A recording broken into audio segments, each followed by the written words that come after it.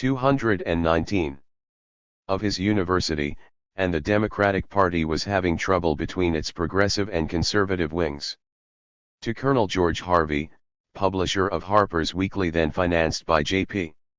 Morgan, and to party bosses in New Jersey, Wilson seemed an excellent counterweight to the wing of the party that leaned toward William Jennings Bryan, considered much too progressive by his peers. The university president by contrast was adjudged conservative to the point of being a near reactionary. He opposed women's suffrage as well as the regulation of utilities by state or federal authorities. He took the side of the mine operators against the mine workers in the 1902 strike, and as late as 1909 was a fierce partisan of the open shop. He blamed the Panic of 1907 on the aggressive attitude of legislation toward the railroads, and denounced efforts to make corporations disclose all their activities as socialistic. His early views on foreign policy, as already noted, were that concessions won by financiers must be defended by ministers of state, even if the sovereignty of unwilling nations be outraged in the process, and that colonies must be obtained or planted. Walter H. Page correctly described Wilson as a right-minded man of a safe and conservative political faith. It was this bias which endeared him to Colonel Harvey and the party leaders. Wilson indeed reassured them by publishing an article lauding professional politicians, and pledging that he would do nothing to undercut their power. Once nominated by the party's state convention at Trenton, however, Wilson began to sing the song of progressivism. He promised to make the Democratic Party an instrument of justice for the state and for the nation, and he promoted such panaceas as regulation of utilities, direct primaries, referendum, and recall, that were high on the agenda of progressives like Robert La Follette. Progressivism was the mood of the country, and Woodrow Wilson, not yet governor, was already running for president. In the next 2 years his liberalism would deepen as he came into contact with two men who profoundly influenced his style and thinking as president, Colonel Edward Mandell House and Louis D. Brandeis. House, son of a rich landowner in Texas, who functioned as the man behind the scenes, or, as he was called, the silent partner for a number of governors in his state, one of whom called him colonel of his staff, met Wilson in November 1911 and became his closest associate. "Mr. House is my second half," Wilson was to say of him. "He is myself independent of me, his thoughts and mine are one." House was to play a major part in winning the presidential nomination for Wilson, and subsequently as the major domo of his administration, especially on matters of foreign affairs. Brandeis, a Louisville boy, 220, who became a professor at Harvard, a prominent judge, and the avowed enemy of trusts, came onto the scene somewhat later than House, to fortify Wilson's domestic insights, in particular his opposition to special interests. By 1912, then, Wilson had a small coterie of friends working to upgrade him and was touring the hustings, making his availability known. Speaking in somewhat ministerial fashion and without notes, Wilson's eloquence gave him the aura of an oracle. Even so, he would never have been nominated except for the bizarre workings of the political system which produced a coalition that included the progressive Bryan, the machine politicians, and the Bourbon supporters of Congressman Oscar W. Underwood of Alabama. When the Democratic Convention opened in June, Wilson was a dark horse, the favorite being Champ Clark of Missouri, the darling of Hearst and Tammany Hall. It took all of 46 ballots, House's Texas votes, Bryan's support, and a whirlwind of maneuvers that captured Underwood on the final ballot to win Wilson the nomination. Bryan was subsequently rewarded with the post of Secretary of State, where he promptly announced that no liquor would be served at official functions, thus initiating what was called the era of grape juice diplomacy. Wilson's early forays into foreign policy, which he considered distinctly subordinate to domestic concerns, indeed had the moral purity of grape juice. A week after his inauguration he renounced dollar diplomacy and reaffirmed his faith in government by consent of the governed, even for Latin America. Henceforth, he said, he would not support any special group of U.S. interests south of the Rio Grande, nor recognize any Latin regime that was not democratically chosen. The United States, he insisted, has nothing to gain in Central or South America except the permanent interests of the people of those two continents.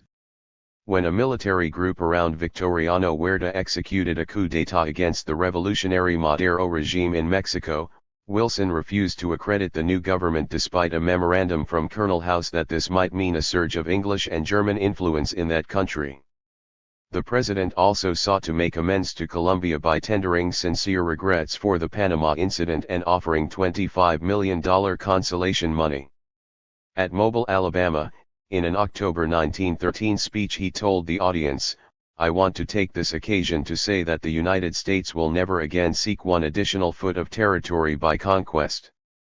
He pledged that morality and not expediency would guide American policy, and observed with characteristic incisive 221-ness that when weak nations grant concessions, foreign interests are apt to dominate their domestic affairs.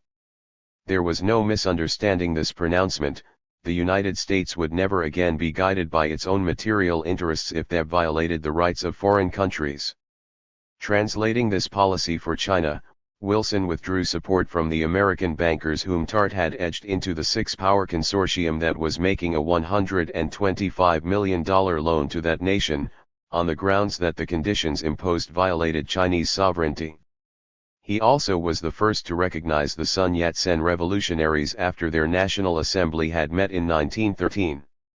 Meanwhile, on a parallel path, Bryan was advancing the doctrine of pacifying the world through permanent conciliation. The President's peace plan, elaborated on B.V. Brevan in April 1914, called for submission of all international disputes that could not be hammered out on the diplomatic anvil to a permanent investigating commission, empowered to make recommendations while the parties kept their swords sheathed. Third nations signed agreements with Bryan embodying this cooling-off doctrine. 3 other states, Italy, Spain, Japan, went further. They signed pacts calling for binding arbitration. It was all a passing fancy, however. Not Arnold Wilson but Bryan joined the world of realpolitik, intervening in Central America and elsewhere with a fervor that made Taft and Roosevelt seem like pacey fists.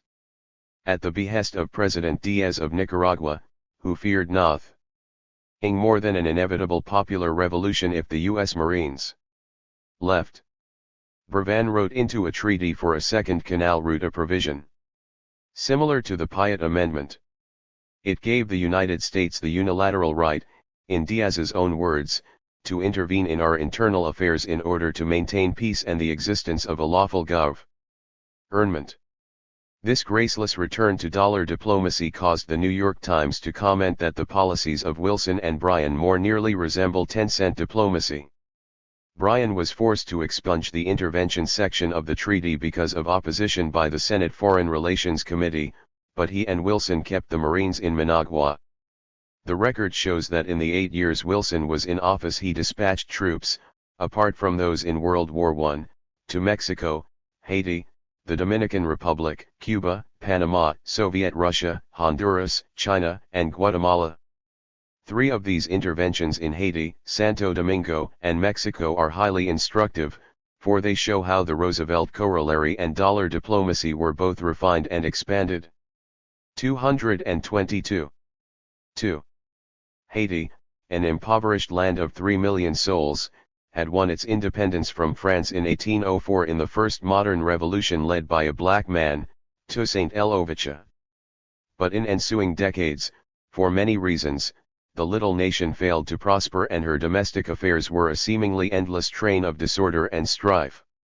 None of this affected the United States, for as 24 prominent lawyers including future Supreme Court Justice Felix Frankfurter pointed out, Haiti has never manifested hostility to the United States and given no occasion for our intervention in her affairs. Nonetheless, Haiti became a target for American imperialists. For one thing, the U.S. Navy had been interested in establishing a base at Mole St. Nicholas, on the northwest coast, ever since 1847, and as late as 1891 had sent a small fleet to Port-au-Prince, capital of the country, to persuade the Haitians to cede the harbor. The natives refused, but the projected base was now more urgently needed than ever. For another, the National City Bank of New York had designs on Haiti's banking system. This was at a time when expansionists were less inhibited about expressing their true sentiments than at present. In 1908, Albert Shaw, editor of Review of Reviews, inquired of Secretary Root whether he could not invent a way to put Haiti under bonds, and the secretary replied with candor that we must wait for the psychological moment. It was some years before the psychological moment arrived. In the meantime, French bankers who in 1881 had founded the National Bank of Haiti, which administered the national treasury, provided the Republic with a new loan and reorganized the institution under their continued control.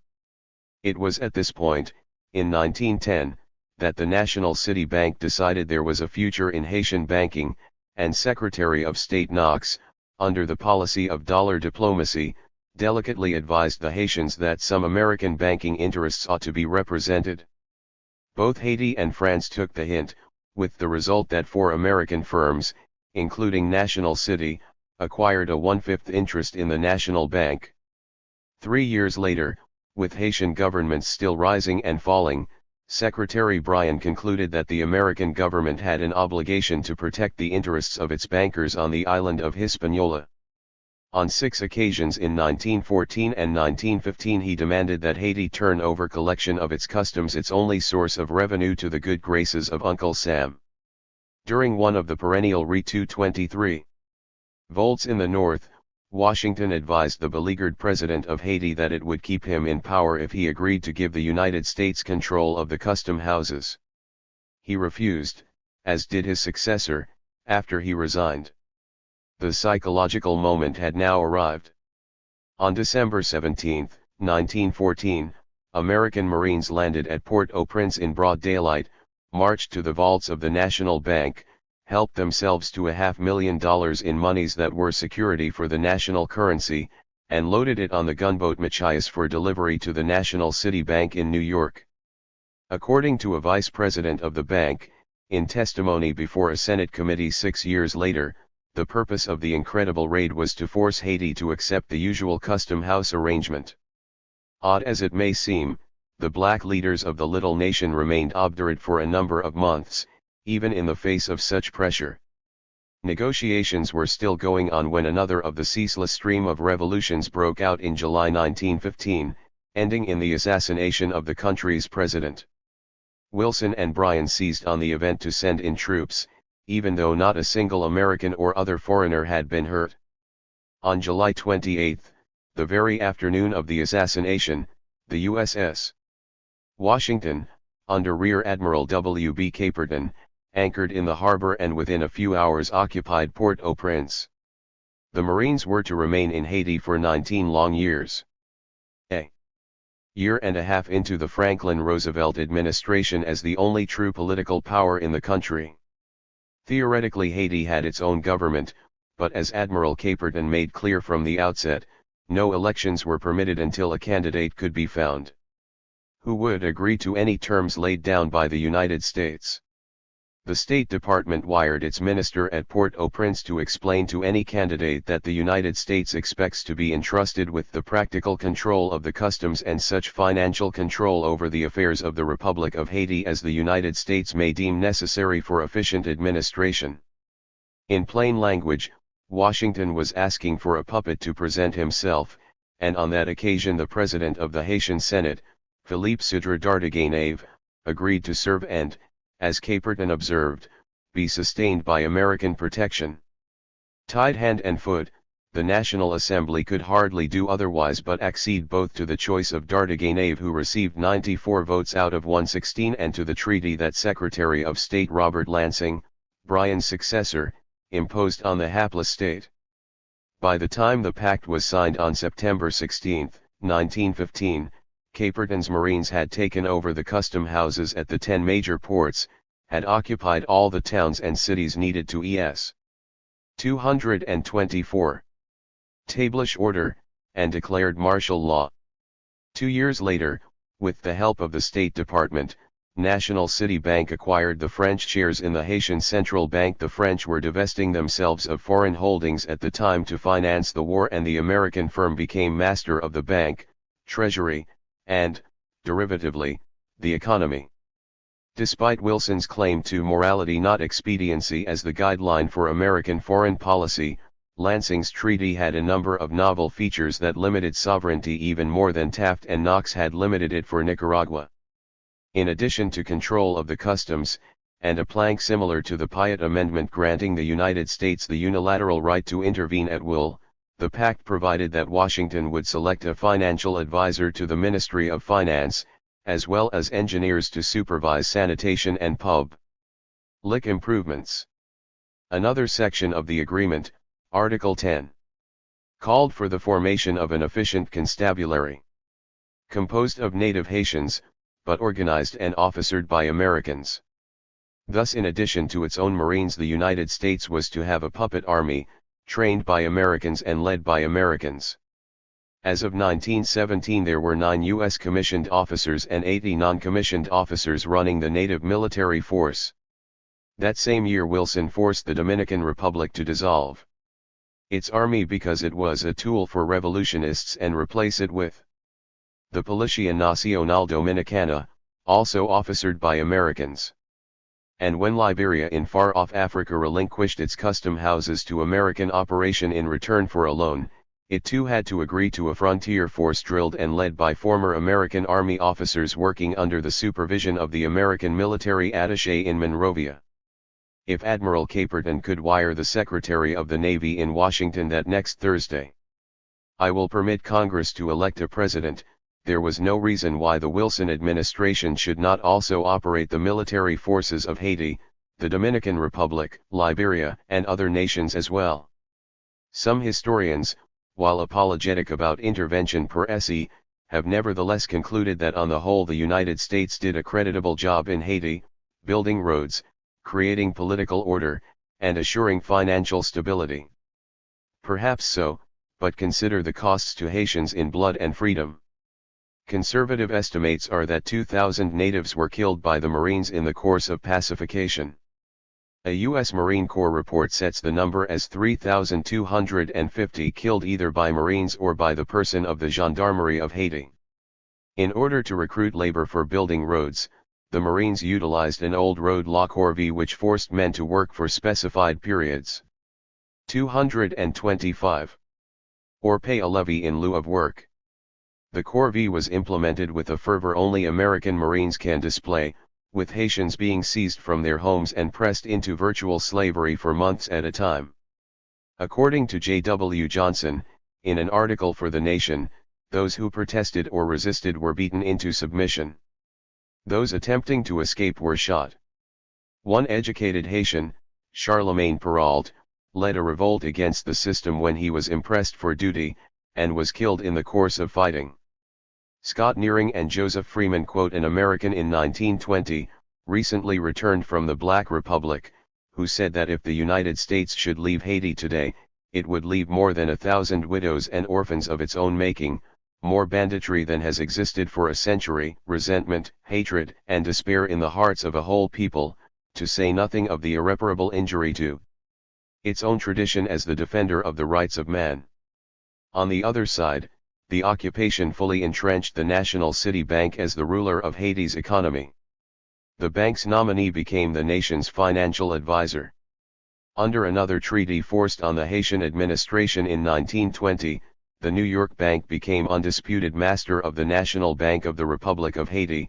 The National Railroad fell into the hands of Roger L. Farnham of National City, the usual loans were floated, and Americans penetrated the sugar and other industries of the island with characteristic vigor. Periodically, when Haitians protested, American military leaders took matters into their own hands, declared martial law and punished those who cast aspersions on American benevolence. In May 1921, for instance, under President Harding, Brigadier General John H. Russell proclaimed an order by which anyone who spoke or wrote anything that reflected adversely upon the United States forces in Haiti or stirred agitation against American officials or their Haitian marionettes will be brought to trial before a military tribunal. 3 newsmen were promptly arrested for declaiming against American occupation. Once the bars were let down, the forms of U.S. intervention became as brazen as necessary to effectuate Washington's economic and strategic objectives. The great powers were then in a bitter and brutal competition for markets and spheres of influence, and the Wilson administration had no intention of falling behind, especially in the area it designated as the Panama Lifeline. Before coming to office in 1912, Wilson had stated that our industries have expanded to such 226 a point that they will burst their jackets if they cannot find a free outlet to the markets of the world. Our domestic markets no longer suffice. We need foreign markets. The Caribbean and Central American area, while not the most lucrative, except for Cuba and Mexico, in terms of trade and investment, was nonetheless decisive as a jumping-off point toward the much larger markets of South America and the Far East. Despite lapses of humanitarian rhetoric, therefore, Wilson meant to make this area secure for American material interests no matter what the means. In the Dominican Republic, which shares the island of Hispaniola with Haiti, the United States showed even less concern for the right of self-determination than in the neighboring republic. Early in the Wilson administration, Secretary Bryan warned Dominican revolutionaries that the United States would not recognize their regime if they won, and would withhold the portion of the customs collections belonging to Santo Domingo. A warship was sent to emphasize the point. 2 years later, in the spring of 1916, an avowed enemy of the United States, Desiderio Arias, initiated a revolt, and this time Washington went much further. Marines were landed under protection by 24 long-range, big-caliber guns, and the usual demands for a treaty put forth, except that this one included U.S. control not only of customs but of the Treasury, police, and army. For a few months there was a stalemate as the legally chosen temporary president, Dr. Enriquez y Carvajal, rallied popular support against the treaty. But Lansing recommended military government, and Wilson, concluding that this was the least of the evils in sight, gave the order. The Dominican Republic, therefore, was under direct American military dictatorship from 1916 to 1924. Its Congress was suspended, a Rear Admiral of the U.S. Navy became governor with all executive and legislative functions, and the cabinet posts were manned by Marine and naval officers of the United States. According to a select committee of the U.S. Congress in 1922, elections were prohibited, thousands of Marines were spread over the country, and with unlimited authority over the natives, public meetings were not permitted. Destructive bombs were dropped from airplanes upon towns and hamlets, every home was searched for arms, weapons, and implements, homes were burned, natives were killed, tortures and cruelties committed, and butcher whalers' horrible concentration camps were established. It is a revealing epilogue to the American rule in the Dominican Republic and a subsequent intervention in Nicaragua, 1926-33, that these small republics later fell under the iron heel of Constable 227. Larry commanders who had been trained by the Marines. The United States insisted it was training the Central American states in the arts of democracy, but Rafael Trujillo in the Dominican Republic and Anastasio Somoza in Nicaragua, both military men considered friends of the United States, established long military dictatorships and despoiled their countries of hundreds of millions. Haiti did not follow the same route only because the first president elected after intervention, Sidney Vincent, had the foresight to exile the commander of the Garde de Haiti, but after the long night of occupation the Black Republic remains even today the poorest and most desolate spot in the Western Hemisphere. 4. If America is not to have free enterprise, Woodrow Wilson once said, then she can have freedom of no sort whatever. Like an almost identical statement by Harry Truman 3 decades later, this had portentous implications. For if freedom in the United States depended on free enterprise, then the acquisition of markets to dispose of its surpluses, and spheres of influence to facilitate the acquisition of markets, were as vital to freedom as the Bill of Rights itself. At the end of the Spanish-American War the United States was producing $11.4 billion in manufactures, A decade later almost twice that amount, $20.7 billion, and in 1919 almost 6 times as much, $62.4 billion. Exports and foreign investment, especially in the natural habitat of the Western Hemisphere, were rising apace. By 1913, with the aid of dollar diplomacy, the United States had gained control of the tin industry in Bolivia, copper in Chile and Peru, and meat packing in Argentina and Paraguay. Its economic role was still distinctly secondary to Britain in that part of the world, but the American star was rising. J. P.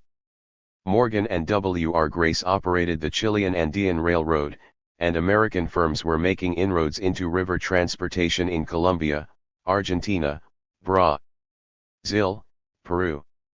John Bull was already outpaced for the trade of Brazil, Colombia, and Venezuela, and being pressed in Peru and Ecuador. National City Bank would soon open its first branch in South America, to be followed by many other great banking firms, as World War I in Europe began to enervate Uncle Sam's competitors. With a manufacturing plant twice that of Britain or Germany, and a navy that had risen from the 6th largest in the world in 1899 to second in 1911, imperial expansion was clearly on the agenda. If it required military force in the Caribbean or Central America, it proceeded in other places simply through economic penetration and the Po. 228. Political power that came in its wake. Military force was not always necessary. As Willard Straight, the J.P. Morgan advance man in China, observed, the great lending nations utilize their investing through financial reorganization and the development of its resources. They create for themselves a financial and political influence which they convert to their commercial advantage. If military intervention was not always needed, however, the threat was ever present, and it could be applied to a greater or lesser degree depending on circumstances.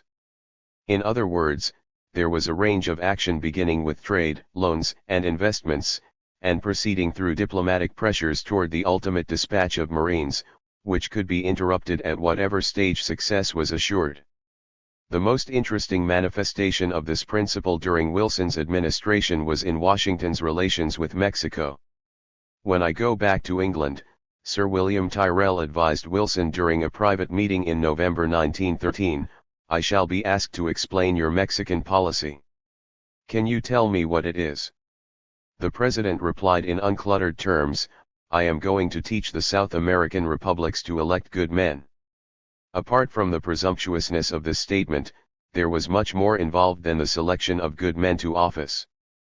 Back in 1867, it will be recalled, the United States forced Napoleon Iles Catspaw, Archduke Maximilian, to relinquish power in Mexico. In 1876 the dictator Porfirio Diaz seized the reins and kept himself in office for 34 long years, until he was overthrown by a group of revolutionaries headed by Francisco Madero, and including the dedicated peasant leader Emiliano Zapata. In this 34-year period American investors had gained one concession after another from Diaz, so that at the end of his reign they owned, according to Marion Letcher, the American consul at Chihuahua, $1,057,770,000 of the nation's capital, as against $321 million for England, and $792 million for native entrepreneurs. They had accumulated silver, gold, and copper mines, oil wells, railroads, ranches. 80% of the railroads were in their hands, 70% of the oil was being produced by their companies. When Americans built a railroad from the Texan border to Mexico City, they were given free land for the right-of-way as well as a subsidy of $14,000 per square mile in normal terrain, and $35,000 per square mile in rough country. In 1899 J.P. Morgan floated a $110 million loan for Mexico, to be followed by others, including one to the private railways which the Mexican government had to guarantee. Of the U.S. investments the most significant were in petroleum, $220 Not because they were the largest but because the competition for the world's oil fields was heating up and Mexico was to be the first great battleground in that struggle. The industry had been born in the United States during the Civil War, to provide kerosene for the lamps of America and lubricants for a host of other purposes. For a number of decades the United States enjoyed a near monopoly of the world trade, and John D. Rockefeller's Standard Oil a near monopoly of the American industry. By the mid-1890s, however, other titans were moving in to challenge Rockefeller. The Nobel family, of Swedish-Russian extraction, brought in some fields in the Caucasus. The Rothschild bankers gave loans to the Tsar and received concessions in Baku. The Royal Dutch Petroleum Company developed oil fields in the Dutch East Indies.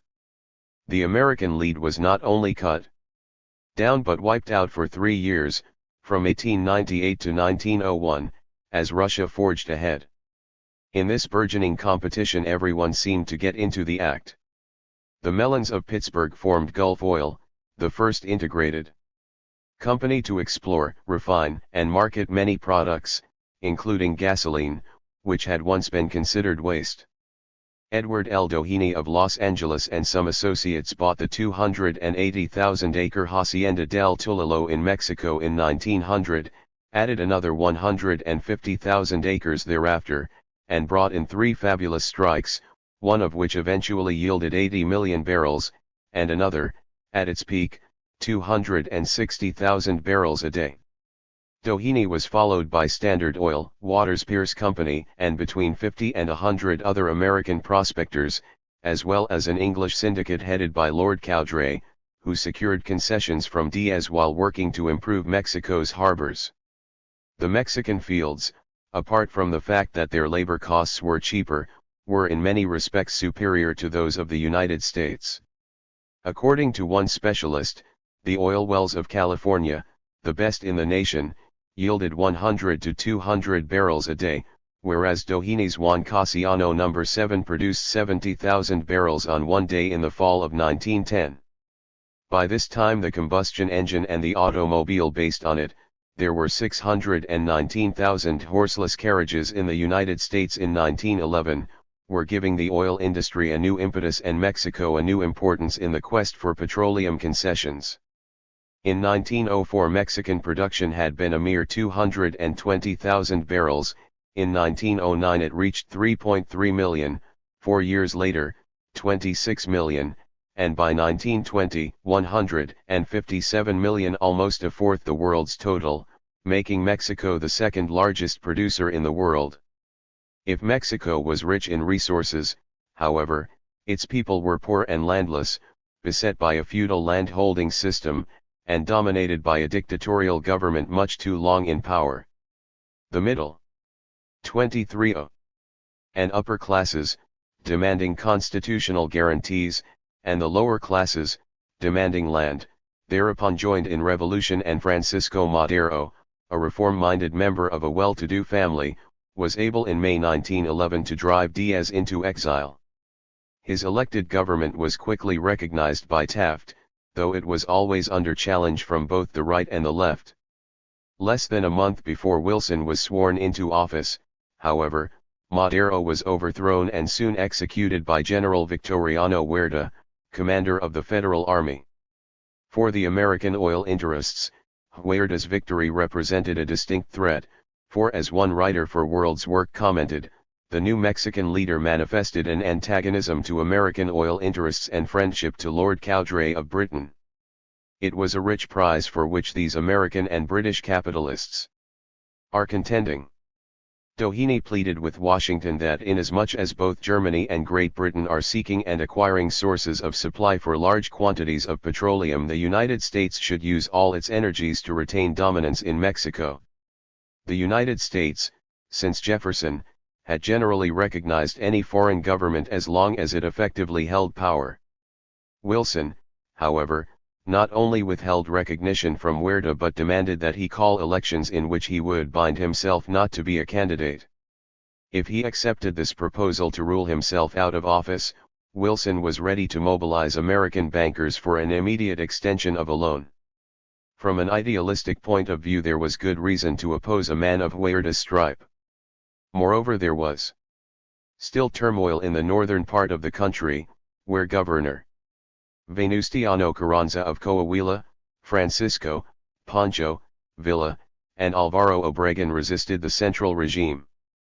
But as a leading American journalist, George Harvey, observed, "What legal or moral right has a President of the United States to say who shall or shall not be President of Mexico?" Equally questionable was the threat conveyed through Washington's diplomats on the scene that any maltreatment of Americans is likely to raise the question of intervention, and the explanation to British officials by the ambassador to London, Walter Hines Page, that if Mexico's internal problems were not resolved, the United States might feel obliged to repeat its dealing with Cuba. Wilson's moral diplomacy might have been more convincing if it were not for the constant gleam of oil in the background. "A large part of our troubles in Mexico," said Wilson's alter ego, Colonel House, "was due to Cowdray and to the British minister in Mexico, Sir Lionel Carden, who naturally were seeking concessions for their own nationals. The British," House charged, "had not only obtained 23.1 concessions from the Huerta government, but expected to obtain others. Presumably this was a cardinal sin, for it quickened American tempers and increased American pressures." Wilson himself adopted a policy of watchful waiting, hoping that Carranza and Villa would topple Huerta with their own resources. Other Americans pointed to the potential loss to American investors of millions of dollars and stridently called for armed intervention. Among them was Senator Albert B. Fall, an investor in Mexico himself and a close friend of Doheny.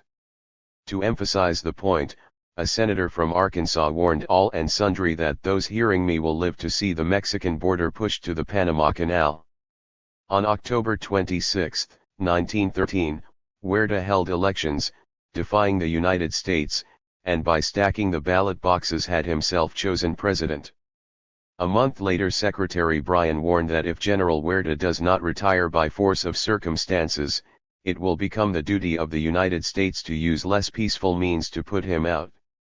The existing embargo of arms was lifted so that guns and ammunition could be sent from the United States to Carranza and Villa, and after an interval, during which Washington tried to choke Huerta with a financial blockade, the inevitable pretexts were found for intervention.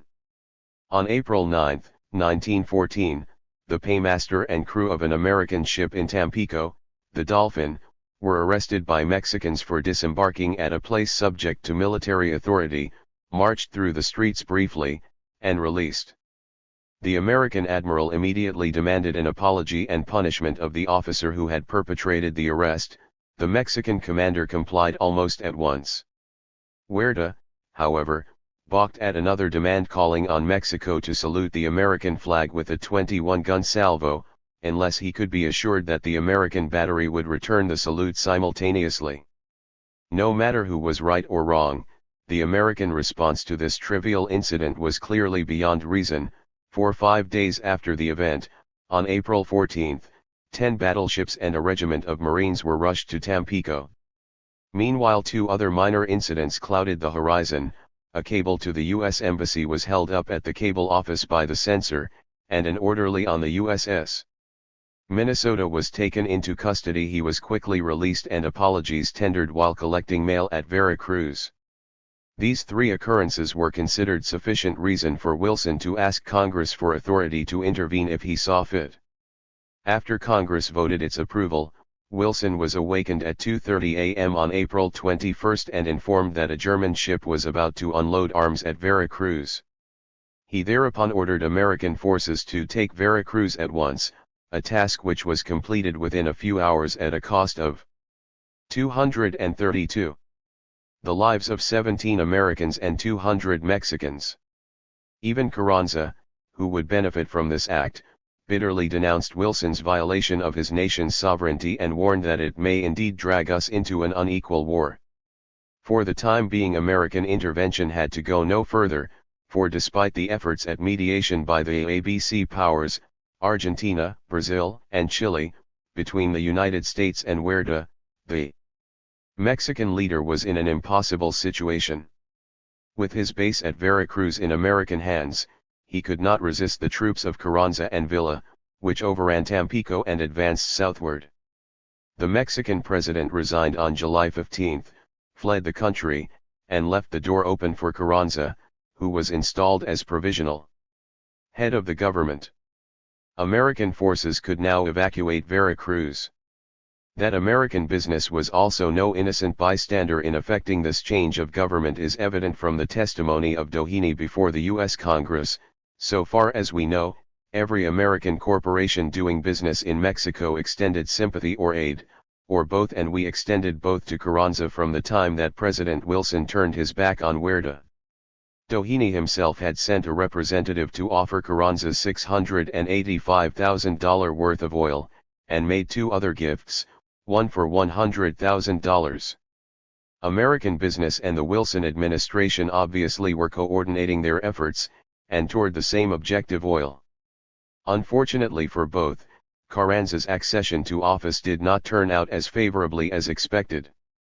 Though Wilson did not like Carranza personally, perhaps, as Samuel Eliot Morison suggests, because he was a man of his own age and similar character, honest, dogmatic, stubborn, he recognized his regime in October 1915 after it pledged to protect foreign property and pay damages wrought during the fighting. The revolution begun by Madero and his constitutionalists to establish certain democratic safeguards was in the meantime moving beyond these bounds, focusing on basic reforms: land for the peasant, curbs on the power of the church, control of foreign imperialism. Carranza, who paid lip service to land reform before coming to power, was not radical enough for the peasants who fought with Zapata in the south and Pancho Villa in the north. Villa, once favored by Washington and embittered by the fact that Carranza's government had now been recognized, took reprisals against the United States. On January 10, 1916, he removed 18 American mining engineers from a train at Santa Isabel and had them executed. 2 months later he invaded the town of Columbus, New Mexico, stole some horses, and killed 17 U.S. citizens. Wilson responded by mobilizing 150,000 militia, and a force of 6,000 under 233. General John J. Blackjack Pershing chased Villa 300 miles into Mexico without success and at an eventual cost of $130 million. Despite the fact that Villa was his enemy, Carranza sharply assailed this second intervention, as he had the first, and demanded that U.S. troops be withdrawn forthwith. Again war seemed imminent, especially after an engagement at Carrizal, where Carranza's forces killed and captured 17 Americans. Fortunately, the captives were released and meetings arranged between the two nations, which ended late in 1916 with an order for withdrawal of Pershing's troops. Nothing, however, had really been settled. Villa was still at large, and when a constitutional convention promulgated a new constitution in 1917, tensions between the United States and Mexico flared again. The Constitution was, by any standard, a highly democratic document, calling for popular education, limitations on the power of the church, establishment of peasant freeholds, and the breaking up of large estates. Article 27, however, was considered a threat to foreign interests, since it vested in the national government direct ownership of all minerals or substances which in veins, masses, or beds constitute deposits whose nature is different from the components of the land. In simple English, this meant that new petroleum fields would now be state-owned, and doled out only under stern restrictions. Any foreigner who might acquire land or waters henceforth could not do so in a zone 100 kilometers from the borders of Mexico or 50 kilometers from its seacoasts, precisely where most of the oil lay. Moreover, if the nation did make concessions to foreigners elsewhere, the Constitution provided that they had to agree in advance to accept the same legal status as Mexican natives and not to call on their home governments for help if they ran into difficulties. Article 27 was to be a bone of contention between Washington and Mexico for many years. The old oil interests were not touched, but when Carranza imposed a petroleum tax in February 1918, under Article 27, Secretary Lansing protested loud and long that this was virtual confiscation. The Mexican reply was that it had the sovereign right to levy any taxes it pleased to meet its fiscal needs, so long as foreigners and natives were treated alike. Thus the dispute over oil continued to smolder on into the 1920s. If the United States did not occupy Mexico, as it had done Haiti, the Dominican Republic, Cuba, and Nicaragua, it was for two special reasons.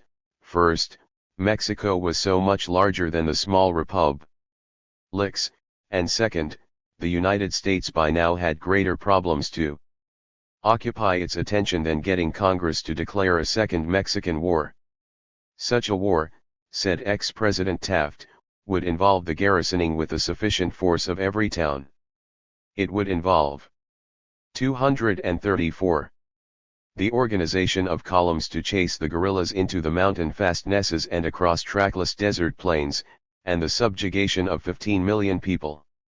It would be a drag upon us, and then when we had got the thing done the future would still be doubtful and still be a charge and a burden upon our government and upon our treasury.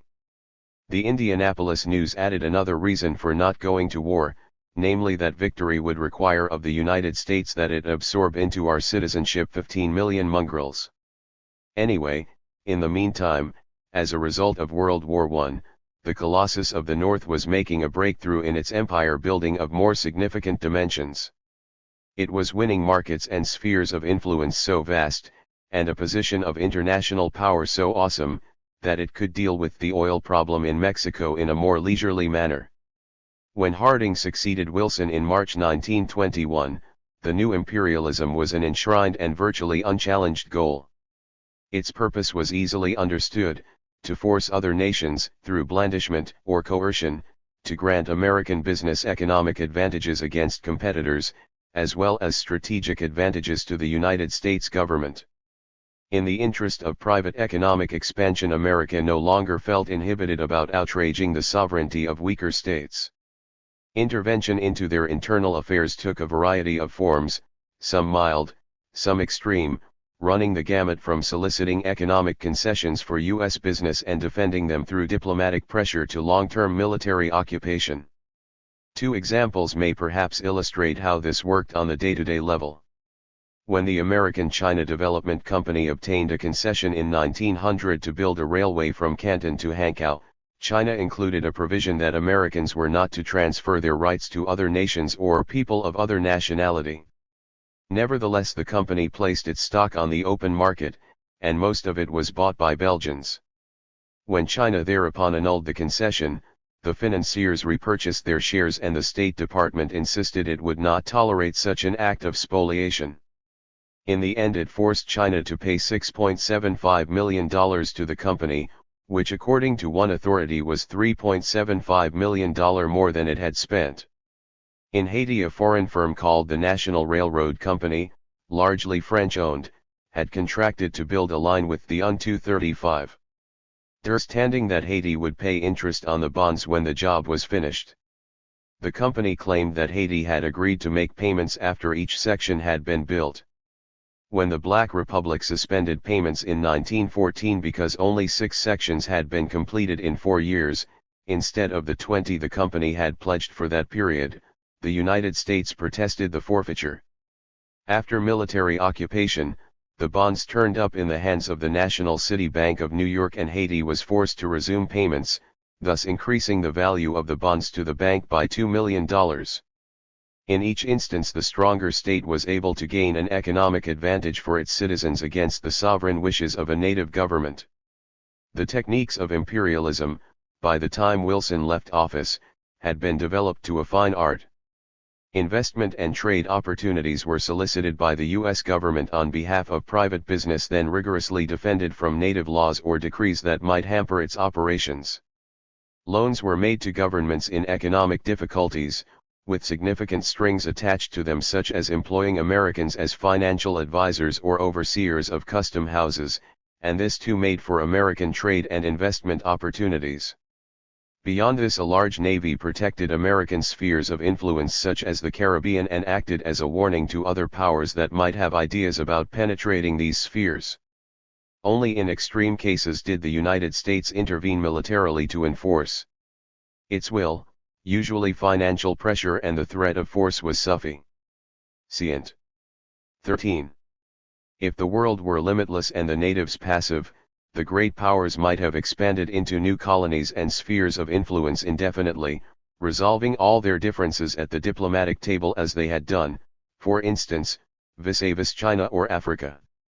But the planet was finite, so that the ever-growing need for world markets caused frictions between the haves and the have-nots that became irrepressible.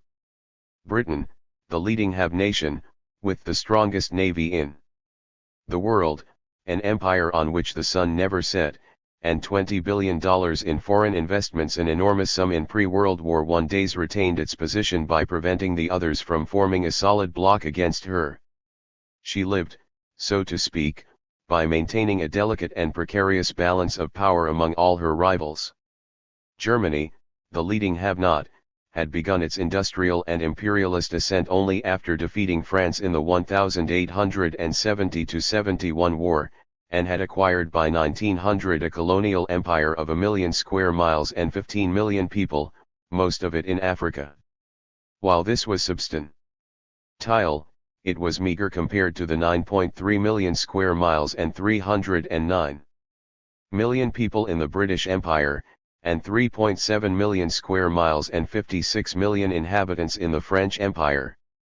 This disparity was particularly onerous, in the opinion of Germany's leaders, because their country had forged ahead by leaps and bounds, transforming itself from an agricultural nation into the world's second largest industrial producer in just a few decades. The population grew from 41 million in 1870 to 65 million before World War I, coal production, from 30 million tons to 191 million, and output of pig iron, from 529,000 tons to 15 million. Rich in coal and iron, and the phosphorus of Alsace-Lorraine, acquired from France in 1871, Germany. 236. 237. Had built an elaborate economic machine, preeminent in chemicals and strong in machine building, precision instruments, and electrical equipment.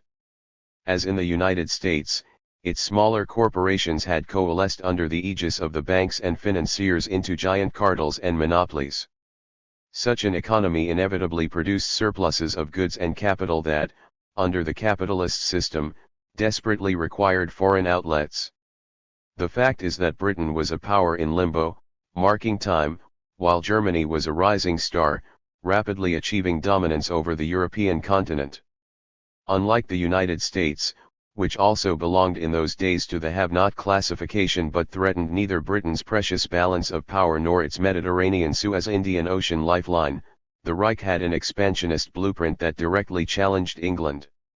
Under that plan she would help her ally, Austria-Hungary, consolidate a base in the Balkans, and on her own seek to penetrate into Turkey and the Near East, to the Persian Gulf and beyond. Pivotal to the scheme was the construction of a railroad linking the Bosporus to Baghdad. The Near East, wrote A. Sprenger, is the only region in the world not yet appropriated by a great power. If Germany does not lose the opportunity, she will have acquired the best share in the partition of the world. Turkey in 1901 had granted the Society of Ottoman Railways in Anatolia, founded by two German banks 12 years earlier, a concession to extend its lines from Konya to Baghdad and the Persian Gulf. By building a tunnel under the Bosporus, the Berlin to Baghdad planners envisioned a rail system that would eventually connect Europe, as far west as Antwerp, with Persia. This would divert large amounts of freight from British shipping companies, make possible development of the thinly populated Mesopotamia, and Asia Minor generally under German tutelage, and, by running a line south, open the door to Africa. Along this route lay the oil riches of the Near East and the prospect of establishing a land empire that would rival the British and be able, under certain circumstances, to deny Britain access to her colonies. Linked to Germany was Austria-Hungary, a conglomerate of uneasy minorities attached to Austria, seriously at odds with Russia over the Balkan Peninsula, and Italy, another have-not state, which would eventually desert the Central Powers. The opposing Entente included Britain, France, and Russia. After the Russian Revolution, when the Bolsheviks published many of the secret treaties among the Entente members, it became clear that the cement which held the Allies together was no great principle of civilization but the promise of territorial reward. 238 The Big Leap. France was expecting the return of Alsace-Lorraine, a sphere of influence in the Saar, and a preferred status in the German Rhine, industrial heartland of the Reich. Russia would have its Constantinople, England the oil fields of Persia. The four allies, after Italy changed sides, were, in addition, to divide Asiatic Turkey among them. Italy was also to receive Trieste, parts of the Tyrol, and a few other tidbits. Most important of all, Britain and France were to hang on to their empires and, as events turned out, to expand them. In this state of tension and expectation the great powers plunged into an arms race, which naturally aggravated the tensions and brought war closer. Germany's navy grew from 85 warships in 1880 to 324 in 1914, Britain's from 248 to 636. The six major powers of Europe, as war impended, had 3,771,000 men under arms and were spending what was then a very substantial sum of money, $1.25 billion, on their armies, and another billion on their navies. It would be wrong to say, of course, that any of the big states wanted war. They would have preferred to achieve their political aspirations without it, and Britain in particular, as the country with the most to lose, tried with might and main to keep the precarious balance of power by a variety of methods. In August 1907 she courted Russia by carving Persia into three zones, the northern one designated as a Russian sphere, the southern one British, and the zone in between neutral. Japan was appeased with an alliance in 1902 that opened the door for her further exploitation of China, and the United States was placated by winking at the Roosevelt corollary and intervention in Haiti, Nicaragua, the Dominican Republic, and Mexico. Britain also compromised with France vis-a-vis North Africa, with Britain supporting dubious claims of its ally to Morocco and France agreeing to British control of Egypt. For a while, it even looked as if an accommodation might be reached with Ger Many. In 1913 Britain and the Reich came to an understanding that the Berlin to Baghdad railway would terminate at Basra, the southern tip of Mesopotamia, Iraq, and that 2 British administrators were to be added to the German company's board of administration. In return, a petroleum company to exploit Mesopotamia was to be established, in which Britain held 75% of the shares and Germany 25%. France joined the mood of compromise by renouncing any part in the Baghdad Rail Company as a quid pro quo for control of Syria and for supremacy in a railroad that was to be built in the Black Sea area. At a minute to midnight, on June 15, 1914, Britain and France tried more magic medicine on Germany, by proposing a secret pact in which all three would gorge themselves on the carcass of it. 239. King Ottoman Empire. Turkey was to be divided so that Britain would receive Lower Mesopotamia and Smyrna, France, southern Syria and northern Anatolia, and Germany, the rest of Anatolia, Syria and Mesopotamia. It was a case, however, of too late and too little. War had been narrowly averted when Austria annexed Bosnia in 1908, and as a result of the Balkan Wars of 1912. By early 1914 many in Germany were preaching, in the words of General Helmuth von Moltke, that if we delay any longer the chances of success will be diminished. The assassination of Austrian Archduke Franz Ferdinand and his wife in Sarajevo, Bosnia, on June 28, 1914, finally tilted the scale. Obviously it was not the cause of the war, only the last straw or pretext. As Wilson commented to Ambassador Walter Hines Page some time later, it was a case of England's having the earth and Germany's wanting it. 2. The war in Europe was to result in a quantum jump in America's imperial fortunes, a vast increase in its foreign investments and trade, a mammoth extension of its sphere of influence, and as Frank A. Vanderlip of the National City Bank predicted, a million new springs of wealth. But its initial effect was a bedlam of confusion, with few people in high places or low aware of its long-term implications. The cataclysm was obviously a surprise to William Jennings Bryan. As late as 1913 he had confidently asserted that there will be no war while I am Secretary of State, and I believe there will be no war as long as I live. Perhaps he felt that his 30 treaties of conciliation were an effective dike against actual hostilities. Americans, as a whole, though divided in their sympathies, were thankful in August 1914 that they were not directly involved. The Literary Digest accurately reflected national sentiment when it wrote, "Our isolated position and freedom from entangling alliances inspire our press with the cheering assurance that we are in no peril of being drawn into the European quarrel." And the Chicago Herald tendered a hearty vote of thanks to Columbus for having discovered America. This did not imply that Americans had no sympathies for the contending sides. There were 92 million people in the country at the time, of whom 13 million were born overseas and 19 million more had one or two parents of foreign stock. Of these 32 million, approximately half were German, Austro-Hungarian, or Irish, mostly ill-disposed to the Allies and favorable to the Central Powers. On the other hand, a considerable majority of the population, native and foreign both, identified with Britain and France, especially after 24 the Big Leap, the invasion of Belgium by German forces. Yet almost no one wanted the United States to join the fray, and whatever their individual sympathies, most people felt that Wilson had struck the right note by urging them to be impartial in thought as well as in action.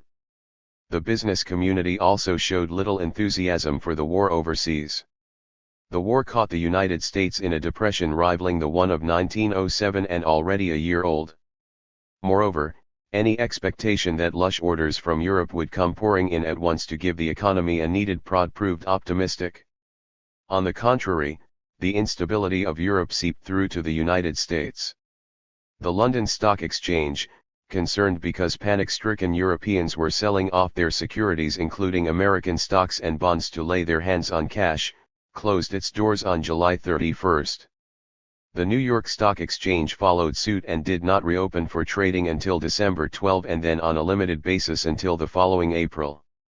U.S. citizens withdrew so much money from the banks to hoard in mattresses and strong boxes that $68 million in new currency had to be printed. Nor were things any better on the industrial front. The New York Evening Post expressed grave doubts at the end of 1914 that American manufacture could continue even the present activity. Steel production was already down to 50% of capacity. As late as May 1915 the New York Chamber of Commerce ruminated dolorously that the hopes early entertained by American steel manufacturers that they would profit by the conflict through an expansion of exports, were ill-founded. The same could be said of the copper, cotton, meat, chemical, and other branches of enterprise. Deadening paralysis has settled over many of the country's industries, wrote the New York Financial Chronicle. To make matters worse, American shipping again was forced to operate against a blockade. On August 20, 1914, the British cabinet decided that it would not respect the Declaration of London of 1909, which formulated rules for neutral trading with belligerents during wartime. Under those rules American ships were entitled to dock both at German ports and at neutral ports such as Rotterdam and Genoa to unload cargoes.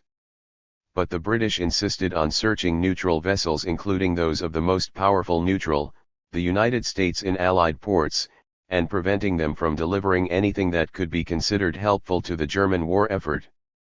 That included foodstuffs, copper, oil, rubber, and various other commodities. The situation deteriorated further when the North Sea was mined by the British in November 1914, and 4 months later new 241 trawls were forbidden by Britain to engage in any kind of maritime commerce with Germany, whether contraband war material or not. To enforce this edict, merchantmen were intercepted on the high seas and brought to Allied ports for minute scrutiny. Thus U.S. foreign trade with the Central Powers, instead of accelerating, slumped from $169 million in 1914, mostly before war was declared, to $12 million the following year and only $1 million in 1916. The State Department protested repeatedly to the Foreign Office in London about the blockade, but was just as repeatedly rebuffed. These were exceptional times, said the British. They had to take drastic measures to deprive the enemy of the materiel of war. Despite tribulations and obstacles, however, the economic slumber of the United States ended in a flurry of new business from Europe. When Turkey entered the war on the German side in October 1914, it completed the ring around Russia, cutting off Central and Western Europe from a regular supply of 150 million bushels of wheat a year. To fill the gap, the Allied powers turned inevitably to the United States, and with demand so much larger than supply, the price of wheat in Chicago jumped from 85 carat a bushel in August 1914 to $1.67 in February 1915. Exports of the golden cereal for the fiscal year ending in June were more than 250 million bushels, as against 92 million in each of the preceding years. If trade with the Central Powers were reduced to insignificance by the British Navy, the booming business with the Allies more than made up for it, and this despite the submarine warfare launched by Germany against enemy ships in February 1915. The United States became the Allied source for food, for raw materials such as copper, iron ore, zinc, cotton, lumber, wool, oil, as well as munitions. From 1914 to 1917 the value of steel exported quadrupled from $0.25 billion to $1.1 billion, the value of chemicals, dyes, and drugs rose from $22 million to $181 million. Exports of munitions increased astronomically from a mere $6 million a year in 1914 to $1.7 billion between January 1916 and March 1917. The firm of E. I. DuPont de Nemours alone supplied the Allies with 2/5 of their ammunition during the war, and the company's stock rose from $20 a share in 1914 to $1,000 in 1918 when the armistice was signed. The Nye Committee of the U.S. Senate reported in 1934 that DuPont had paid regular and extra dividends between 1915 and 1918 of 458% of the par value of its stock. Never in its history had the United States witnessed such an expansion of its industry, trade, and agriculture. The only limit on exports seemed to be the amount of shipping available. This was remedied by a law of 1914 that permitted 175 foreign vessels to register. 242 the Big Leap. Under the American flag, and the Shipping Act of 1916, which authorized a shipping board to buy or build all the vessels needed. For the fiscal year ending June 30, 1914, American exports had exceeded imports by $436 million. 3 years later the figure was 8 times higher, almost $3.6 billion.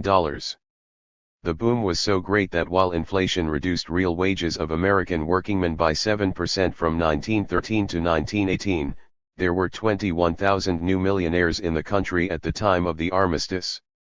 Even more important were 4 corollary developments that permanently altered both the economic and imperial status of the United States. 1. An enormous expansion of domestic industrial facilities. 2. The liquidation of billions of dollars of foreign holdings in the United States and conversion of the nation from a debtor to a creditor. 3. The emergence of New York on a par with London as the world's leading banking center. 4. The takeover of British, German, and other investments in South America, to make the United States finally the unchallenged monarch of the Western Hemisphere. It is impossible to understand this grandiose transformation or the reason why the United States finally entered the war itself in April 1917 without underscoring the role of the banking house of J.P. Morgan & Co. The Morgans, father, son, and partners, were not merely individuals but part of a dynasty, not merely bankers but the epicenter of American capitalism. Great is Mr. Morgan's power, said a British writer, Maurice Lowe, in October 1902, greater in some respects even than that of presidents and kings. The elder Morgan, referred to by Lowe, was certainly wooed by many presidents and kings. When Edward VII received him at Windsor Castle, Court jesters wondered out loud whether the financier would take a fancy to Windsor and buy it. When Kaiser Wilhelm dined aboard the Morgan yacht, Corvair, he awarded its aristocratic owner the Order of the Red Eagle. A cynical archbishop called the banker Pier Pontifex Maximus. As great as was the power of the Morgans, however, the war made it far more imposing. The House of Morgan was outspokenly pro-Allies at a time when Wilson was disguising his bias and talking about being neutral in thought as well as in action. Behind closed doors in September 1914, Wilson told the British ambassador that a German victory would force the United States to give up its present 243 ideals and devote all its energies to defense, which would mean the end of its present system of government. He confided to his secretary, Joseph P. Tumulty, that England is fighting our fight and he would do nothing to embarrass her. Such backdoor circumspection was eschewed by the House of Morgan. It made no effort to hide its unneutrality. To be sure, it did not want the United States to become an active belligerent until its own investments fell into jeopardy in 1916-17, but as the purchasing agent and banker for the Allies it prepared the ground for American entry as surely as if it had fired the first shot. Washington had a choice early in the fray, either of declaring an embargo against trade with Europe, convoying ships through the British blockade with men of war, or actively fostering commerce with the Entente at the risk of war with the Central Powers. The first alternative would have meant reduced profits, the second would have led to a clash with Britain, but since the U.S. Navy was quite formidable, might either have forced John Bull to retreat or might have plummeted Uncle Sam into the maelstrom. The actual course was a bonanza, though it also drew Washington into the war. Years later, in May 1935, Admiral William S. Sims correctly summarized the advantages and disadvantages of each alternative. We cannot, he said, keep out of a war and at the same time enforce the freedom of the seas. If a war arises, we must therefore choose between two courses, between great profits, with grave risks of war, on the one hand, or smaller profits and less risk, on the other. It is a choice of profits or peace. The House of Morgan chose profits at the risk of war and in the end made the risk so great that Wilson, despite certain inner doubts, took the final plunge into the European cataclysm.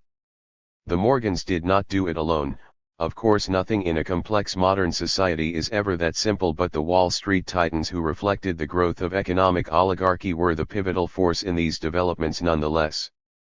The history of the Morgan-Pierpont family is in a sense a microcosm of the nation's own saga. Its roots lay in the same radical conservative dichotomy which was manifested in the philosophical conflict between Jefferson and Hamilton, the one seeking a measure of egalitarianism, the other a society of, by, and for the rich and well-born. On the maternal side, John Pierpont, born in 1785, was a flaming rebel who took his inspiration from Samuel Adams, the leader of the American Revolution. A teacher, tutor, lawyer, and merchant before being ordained a minister in 1819, he was a leader of the Unitarian Church in Boston and a man of many causes. He 244 The Big Leap fought against imprisonment for debt, one of the social crimes which resulted in 75,000 jailings a year in the United States, and espoused temperance, not prohibition, as a means of alleviating the plight of the working man. Most of all, he was an unflinching abolitionist, an associate of the radical William Lloyd Garrison and a contributor to his journal, The Liberator. When the Fugitive Slave Law was passed, Pierpont denounced it as a covenant with Judas, and when someone suggested that the law, despite that, was constitutional, the minister shot back, "What if it is? If the Constitution justifies wrong, I am bound to transgress the Constitution." He helped organize the Liberty Party, which campaigned against slavery, and was its candidate for governor of Massachusetts. At the age of 76 he enlisted as a chaplain in the Union Army during the Civil War, and 4 years later on his 80th birthday was toasted by Garrison as a man distinguished for independence of thought, boldness of speech, fearlessness of investigation, and an untiring interest in the cause of progress and reform on the broadest scale. On the paternal side, the acquisitive strain in the Morgan family was evident from the outset. When Miles Morgan arrived in Boston in 1636, he joined Colonel William Pynchon to create a new settlement at Springfield on land they bought from the Indians for £30. In executing this business stroke, Miles hid the fact that he was still a minor, under 21. Later, Captain Miles Morgan fought in King Philip's War against the Indians and received as a reward a large tract of additional land. The Morgans, clearly, were never poor, nor did they ever identify with the injured and oppressed. The elder J. Pierpont Morgan's great-grandfather was a captain in the Continental Army during the Revolution, who retired to the ancestral farm after hostilities. His son, Joseph Morgan, born in 1780, shifted from farming, which was becoming unprofitable, to innkeeping and operating a stagecoach. It was at Joseph Morgan's Inn at Hartford that a group of businessmen formed the Aetna Fire Insurance Company in the Depression year of 1819, and when its fortunes lapsed, Joseph Morgan bought up a large block of shares at a negligible sum to become a major stockholder in a company that soon was capitalized at $3 million. From here he branched out into stage lines and transport. In a couple of generations, then, the Morgan fortune made the transition from agriculture to business. Joseph's son, Junius Spencer Morgan, born in 1809, took a few steps further, into merchandising and banking. A bank clerk at 16, he used his father's money to form the New York banking house of Ketchum, Morgan & Co. by the time he was 21. When he dissolved this firm because his partner had engaged in shady operations. 245. Junius went into the dry goods business, and like many merchants of the day, engaged in banking and insurance as lucrative sidelines. Having prospered as a merchant, Junius in 1853 became a partner of George Peabody, an American investment banker in London, and when Peabody retired 10 years later, changed the name of the company to J.S. Morgan & Co., the lineal beginning of the House of Morgan. Junius, by all accounts, was a man of high integrity in business relationships, but grim, acquisitive, dignified, pompous, and as conservative as his father-in-law was radical. His aristocratic mien and his contempt for democracy were to become family hallmarks, equally apparent in his son and grandson. The next and most important figure in this genealogical saga was the first John Pierpont Morgan, the eldest of 5 children born to Junius Morgan and the daughter of that fiery clergyman reformer, Julia Pierpont. Long afterward the myth was cultivated that J.P. Morgan was a self-made man, a rags-to-riches success story, but in fact he was one of the few buccaneers after the Civil War whose fortune was rooted in hereditary wealth. He had to be prodded by a domineering father to make his start. Large, heavily built, with an oval face and prominent nose, he suffered from lung trouble as a youngster and had to be attended by a physician for a number of years. Until the age of 12 he lived in Hartford, went to high school in Boston, and, still sickly after graduation, was sent to the Azores for his health. Later he made a tour of Europe and wound up at the University of Göttingen for 2 years. As in high school he was reserved, hostile to others, plodding but not exceptional, except interesting in mathematics. He seemed to have no drive or desire to work, and was a source of constant worry to his father. He must have had a deep romantic reservoir behind his gruff exterior, for at the age of 22 he fell in love in Paris with a consumptive young woman, near death, and literally begged her to marry him after she had turned him down. She finally consented but died 3 months later. This seemed to be J.P.'s last obeisance to romance, for thereafter he straightened out and pursued nothing more fiercely than economic power.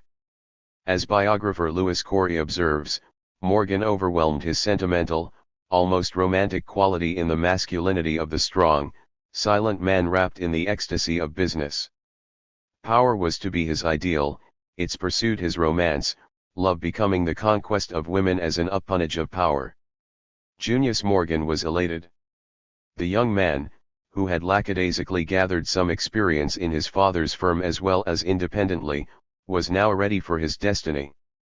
During the Civil War J.P. 246 The Big Leap.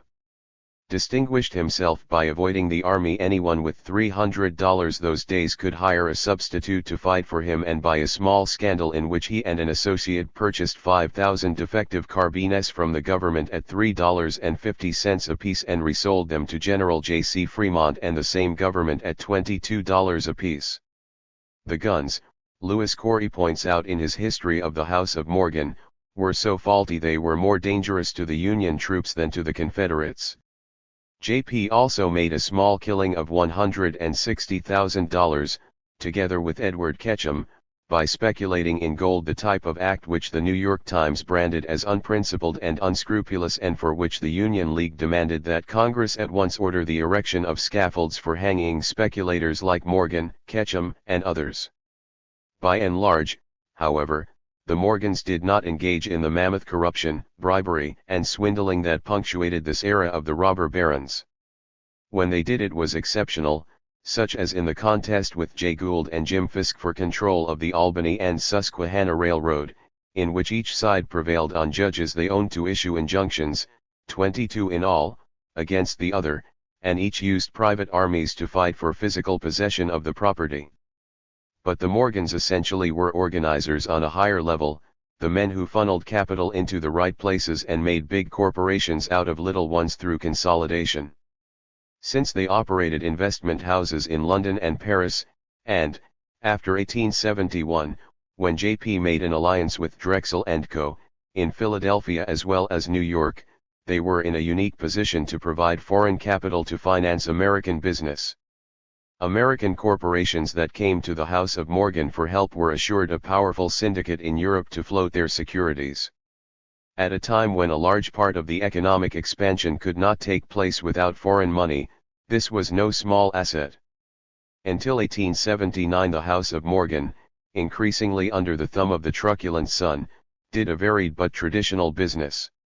It sold corporate stocks and bonds at a commission, handled foreign exchange, and engaged in government financing.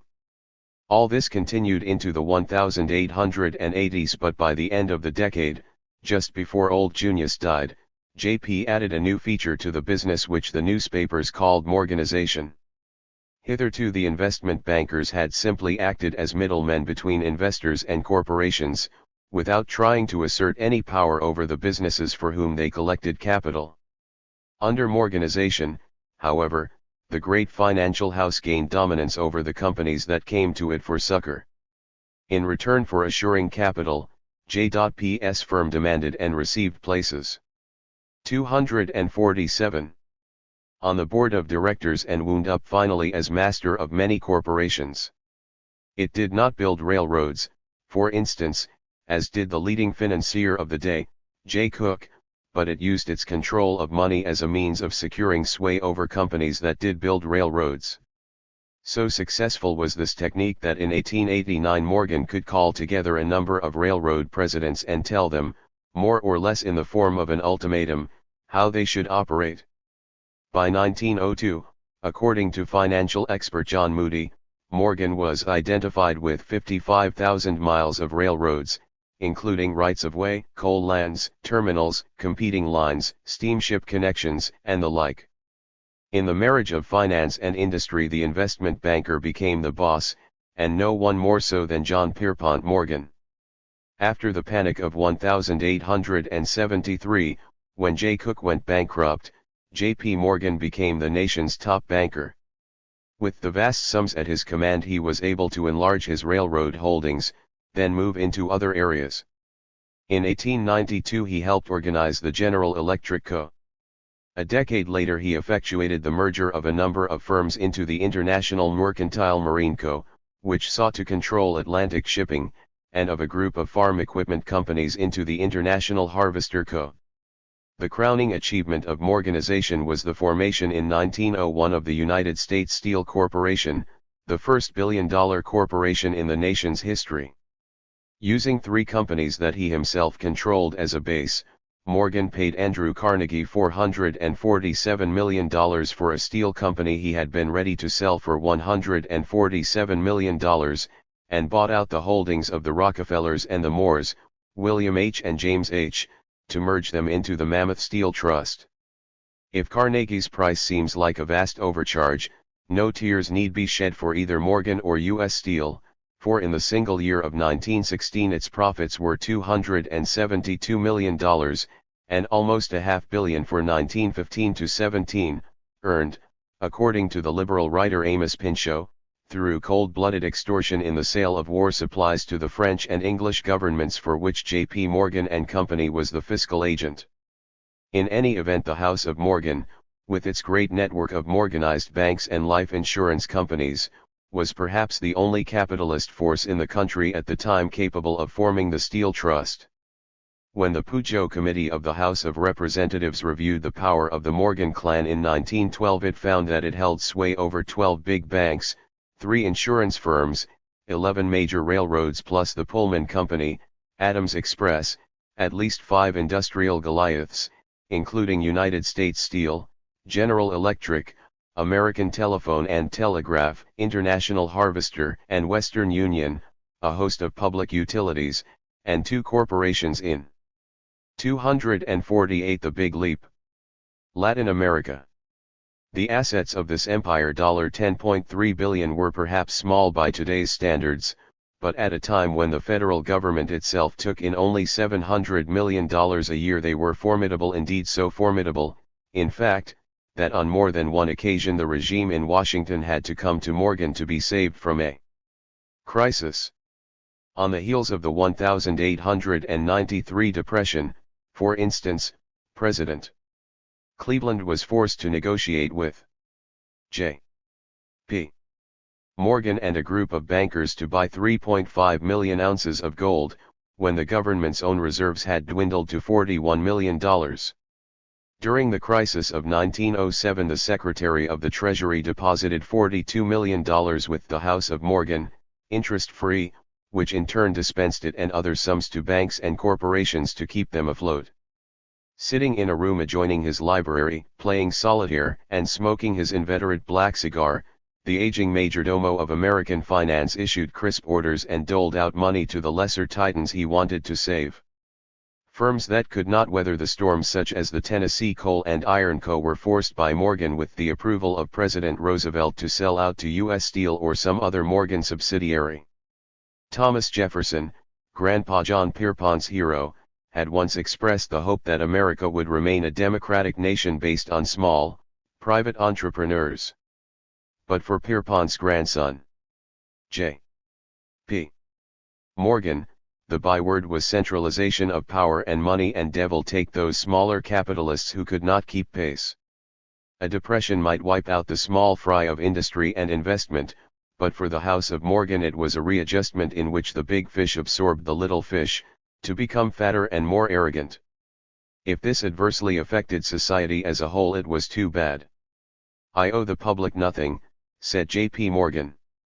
"Men owning property should do what they like with it." This was a counterpart in domestic philosophy to the term used by Woodrow Wilson about outraging the sovereignty of foreign nations, and it was no accident therefore that men who paid little heed to public needs at home should be equally unconcerned with the results of their business ventures on peoples abroad. After the secession of Panama from Colombia, the House of Morgan became the new republic's fiscal agent for the $10 million received from the U.S. government, as well as the fiscal agent for the Panama Canal Co. of France, which was paid $40 million for its assets and rights. The Republic of Panama received $4 million outright, but the rest was invested by Morgan in real estate mortgages in New York. The monies accruing to the French company were shrouded in even greater mystery, causing the New York World and 249. The Indianapolis News to demand, "Who got the money?" President Roosevelt was so angered by these charges that he ordered 2 suits for criminal libel against the newspapers in defense of himself. Morgan, William Nelson Cromwell of Panama Canal fame, and 3 others. The Supreme Court, however, unanimously ruled against the president, and the question of who got the money was left unanswered. Just how much Morgan schemed off from these international transactions is unknown, but step by step the great financial institution began to penetrate outward, using American money to enter foreign markets. The Morgans participated in floating $130 million in loans to Japan during its war with Russia, gained control of the American China Development Co. in 1905, on which it earned, with President Roosevelt's help, a 100% profit within a short time, invested in railroads in Panama and Bolivia, made a $10 million loan to Argentina, another $10 million to Honduras, secured BV control of its customs by a Morgan agent, and loans to Haiti and Nicaragua with similar conditions attached. This massive, integrated financial and industrial empire had reached a peak of sorts when J.P. Morgan, on a trip to Europe, passed a web in Rome on March 31, 1913. "There will be no successor to Morgan," wrote the Wall Street Journal the next day, and the New York Times echoed that he was the last of his line. The day Morgan was buried in his native Hartford, the choir sang "Asleep in Jesus." Businesses shut their doors in memoriam. And the stock exchanges of New York and Chicago closed down as well. Pope Pius X called him a great and good man. But the laudation testified more to the ascendancy of finance capital, which Morgan embodied, than to his personal character. That ascendancy continued and enlarged after his death, for it was not merely Morgan the man but the Morgan system that captured the American economy. Whether J. Pierpont Morgan, Jr., who took his father's place as the head of the House of Morgan, was of equal metal was irrelevant. The Morgan system was bigger than any one man. J. P. Morgan, Jr. looked very much like his father, except that his eyes did not betray the same fierceness and there were no blemishes on his face. Born in Irvington, New York, 2 years after the end of the Civil War. He went to the usual schools, including Harvard, and proceeded in his father's footsteps, including an 8-year stint with the London house of J.S. Morgan and Company. His philosophy, too, paralleled that of his illustrious parent. Asked by the Industrial Relations Commission in 1915, for instance, whether $10 a week was a fair wage for a worker, he replied, "If that's all he can get and takes it, I should say that is enough." He did not know, he 250 the big leap, told the commission, the number of workers in the corporations in which he was a director. "I have not an idea." All he knew was the financial details, such as the fact that Pullman Company investors had received regular and special dividends of $398 million on a $33 million investment. He had no views as to either child labor or the workday for children. Like his father, he was arrogant, unconcerned with public opinion, appropriately domineering, and seldom gave interviews or made speeches. He denied that his loans to the Allies had anything to do with America's entry into the war, attributing it all to German submarine outrages. But his role was not quite so innocent, for it prodded the United States to take one side against the other, and it propelled her on an irreversible course. 4. Early in August 1914, the French government approached Morgan, Harges and Company, the House of Morgan affiliate in Paris, with a request for a $100 million loan. The Morgans were ready to oblige, but they would not do so unless the State Department in Washington approved. Secretary Bryan, in a prophetic letter to President Wilson, pointed out that money is the worst of all contrabands because it commands everything else. If such loans were authorized, he pointed out, the American citizenry would be divided into groups, each group loaning money to the country which it favors, and this money could not be furnished without expressions of sympathy. The newspapers, pressed by powerful financial interests, would become aligned to one side or the other, and neutrality would become a fiction. Wilson accepted Bryan's analysis, and the Secretary advised the House of Morgan that while a private loan to France or any of the belligerents was legal, it was not in accord with the spirit of neutrality. For the time being, the great banking firm accepted the restrictions. Within 2 months, however, under the backdoor pressure of the Rockefeller-controlled National City Bank and J.P. Morgan & Co., one of Bryan's subordinates, Robert Lansing, took the issue to Wilson again and convinced him that the policy should be reversed. By referring to the loans as credits to finance foreign trade, Wilson absolved his conscience of the charge of unneutrality, but as J.P. Morgan himself observed, there was no difference between a loan and a credit. The president requested the bankers not to ask for formal permission from the government, lest this be a source of embarrassment. In fact, until March 1915 the State Department denied that there was any change of policy in regard to loans to belligerents. 2c. The change, however, was already being implemented with the savage vigor typical of the Morgans and their allies. In January 1915, at the suggestion of a Morgan official, Henry P. Davison, Great Britain designated J.P. Morgan 6C Co. as its exclusive purchasing agent in the United States. Members of the House of Commons criticized the arrangement as a boon to Morgan's satellite companies such as DuPont, U.S. Steel, Bethlehem, and an impediment to free competition. But the arrangement stood, as did one with France made subsequently, and b.v. September 1917 the House of Morgan had spent $3 billion of Allied money buying munitions, ships, and other commodities to feed into the British and French war machines. Though the commission for the banking firm was only 1% $30 million, the benefits to the Morgan Empire were so immense they promoted the greatest industrial boom the nation had had until that time. So rich were the pickings that DuPont, the munitions supplier, paid a 100% dividend for 1916. And Bethlehem Steel a 200% dividend in 1917.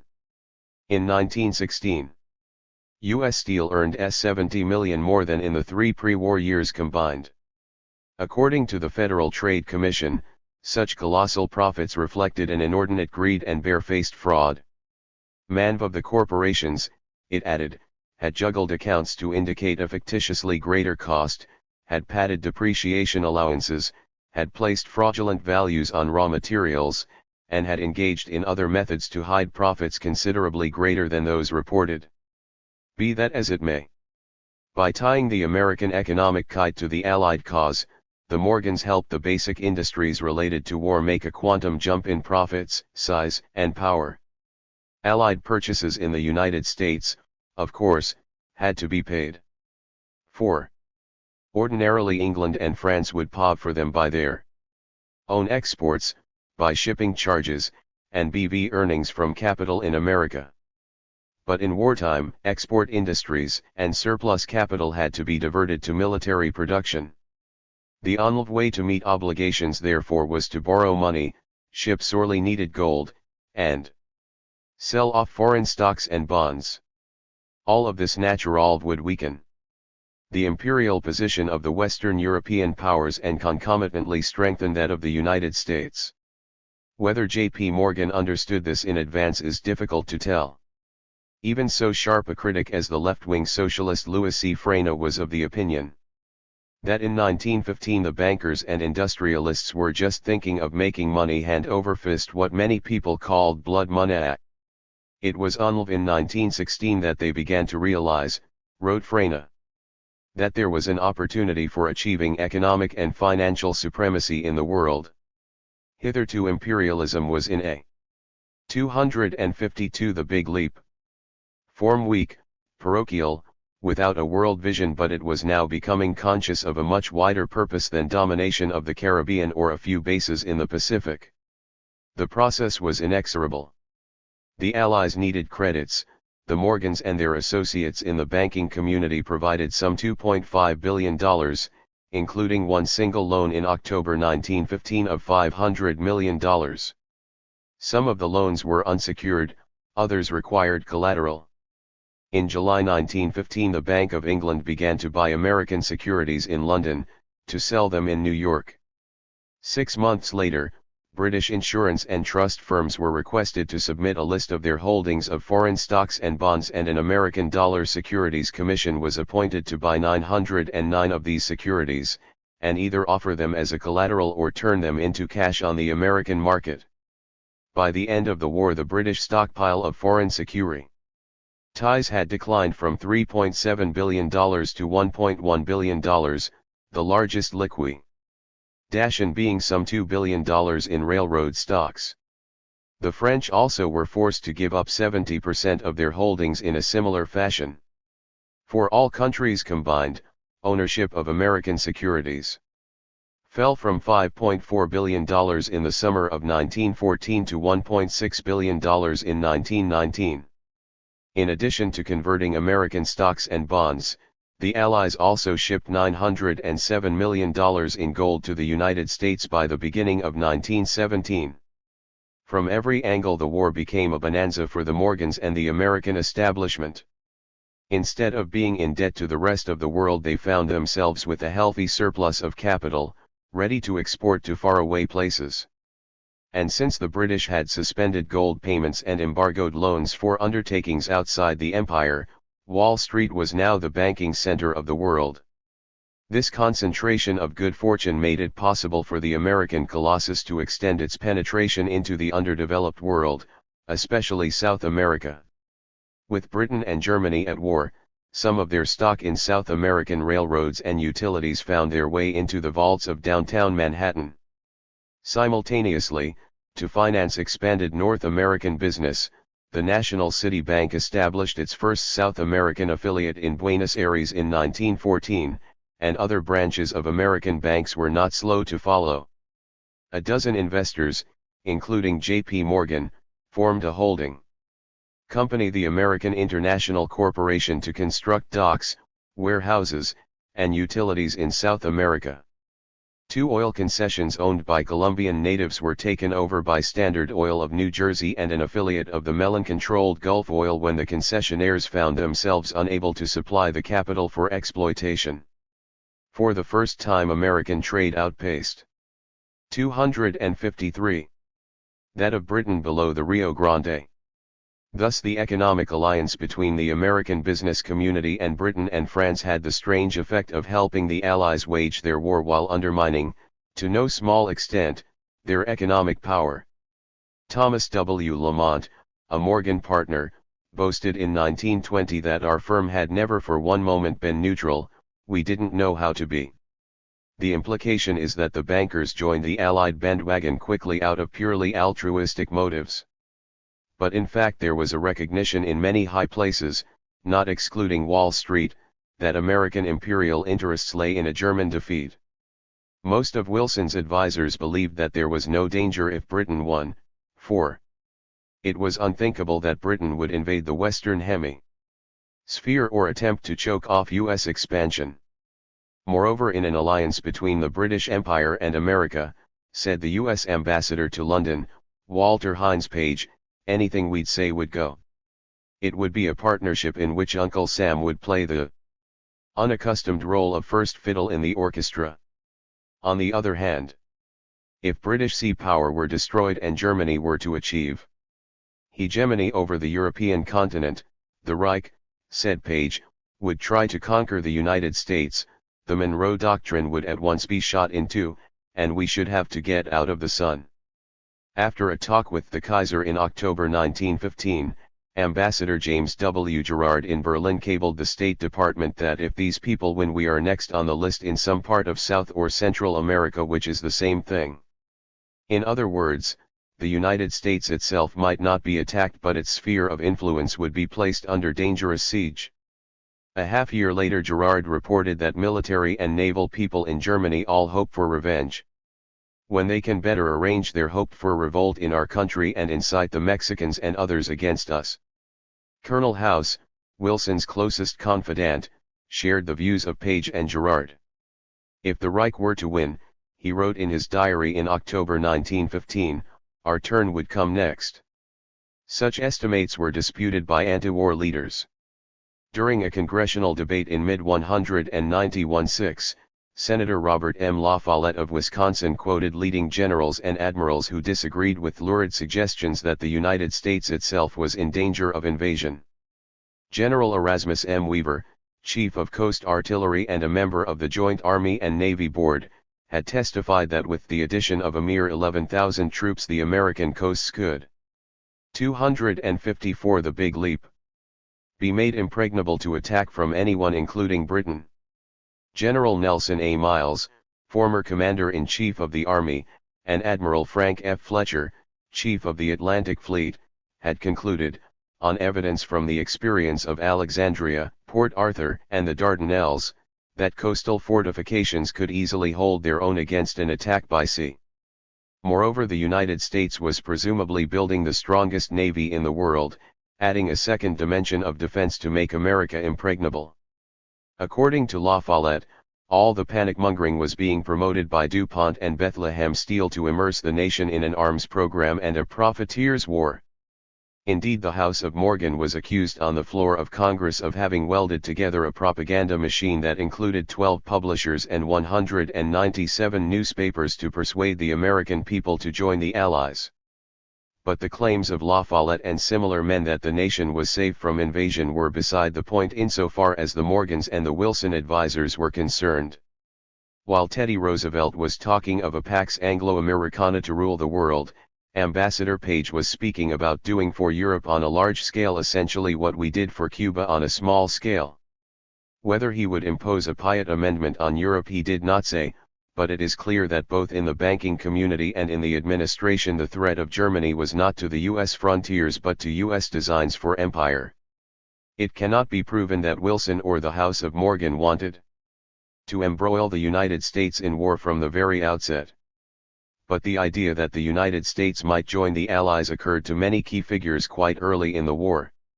Secretary of State Robert Lansing, who replaced Bryan in mid-1915, recorded in his diary that eventually the United States would have to enter on the Allied side, and Colonel House, in October 1915, proposed to Wilson that we should do something decisive now, something that would either end the war in a way to abolish militarism or that would bring us with the Allies to help them do it.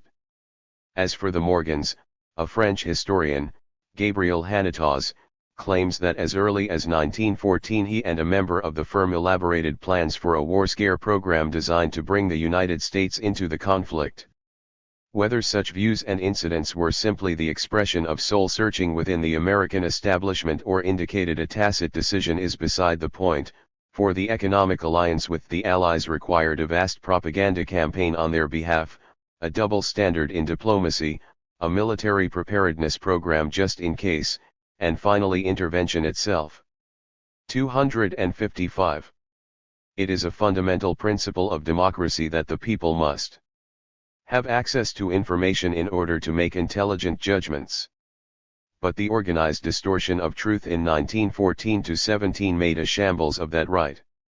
On August 5, 1914, the British cut the international cables linking Germany and the United States, thus eliminating quick communication between those countries and giving censored and colored British news the edge in forming American opinion.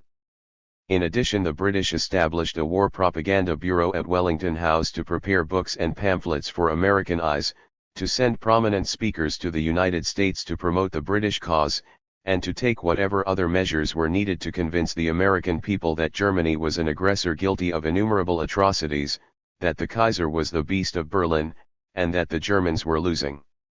Some 260,000 influential citizens, not to mention newspapers, YMCAs, libraries, universities, and clubs, received maps, pictures, diagrams, posters, cartoons, and what have you promoting the Allied side. Scores of prominent lecturers, including Joseph Conrad and Rudyard Kipling, toured the United States for the same purpose. Friendly American correspondents were taken on a trip to the front in order to give the British side of the story. These efforts were supplemented by those of organizations such as the Navy League, whose members included J.P. Morgan, Thomas W. Lamont, a senior Morgan partner, Albert H. Gary of U.S. Steel, and representatives of a host of Morgan and Rockefeller banks and industries. "What a band of patriots," commented Senator La Follette, with their business connections owning every financial and industrial center of the United States. Owning newspapers, periodicals, and magazines, and controlling through business relations the editorial goodwill of many others. There were also the National Security League, the American Defense Society, and many others. A Morgan partner, Robert Bacon, told Gabriel Hannetaz in 1914 that in America, There are 50,000 people who understand the necessity of the United States entering the war immediately on your side. But there are 100 million Americans who have not even thought of it. Our task is to see that the figures are reversed and that the 50,000 become the 100,000,000. To reverse it, it was necessary to float all kinds of fanciful tales, some of them outright falsehoods as later admitted by the propagandists themselves, and most of them grossly exaggerated or perverted. Thus the pro-Allies media, by far the majority, highlighted the invasion of neutral Belgium by the Germans as a dastardly violation of treaties, but underplayed the statement by the King of Greece that Britain and France had occupied a host of similarly neutral 256 the big leap Greek territories. The Allies, said the King, plead military necessities. Citing, it was under constraint of military necessity that Germany invaded Belgium and occupied Luxembourg. The King could not see any difference, but Wellington House and the American press somehow did. The same was true of freedom of the seas, which neither side respected but which Britain was the first to ignore. Britain enforced a blockade against the Central Powers, which included seizure of neutral ships on the high seas that were forced to sail for British ports to be inspected. Germany, unable to challenge the English Navy openly, retaliated in February 1915 with a U-boat campaign in the waters around the British Isles, which she designated a war zone. From 1915 to the time the United States entered the war, only one American ship, a tanker called Gulf Light, suffered any deaths as a result of a German attack, but about 200 Americans lost their lives while traveling on British and Allied ships. In the worst such incident, a British passenger liner, the Lusitania, was sunk without warning on May 7, 1915, 9 miles from the Irish coast. Of the 1,198 persons who lost their lives, 128 were American, and this caused a tempest in the pro-Allies American press which obscured two simple but basic factors. First, the Lusitania was carrying 4,200 cases of rifle cartridges, which were quite clearly contraband of war. Even so, fervid and Anglophile as General Leonard Wood commented caustically that you cannot cover 10,000 tons of ammunition with a petticoat. Secretary of State Bryan, who resigned over Wilson's tough protests to Germany on the Lusitania issue, insisted that by all standards of neutrality Germany has a right to prevent contraband from going to the Allies, and a ship carrying contraband should not rely upon passengers to protect her from attack.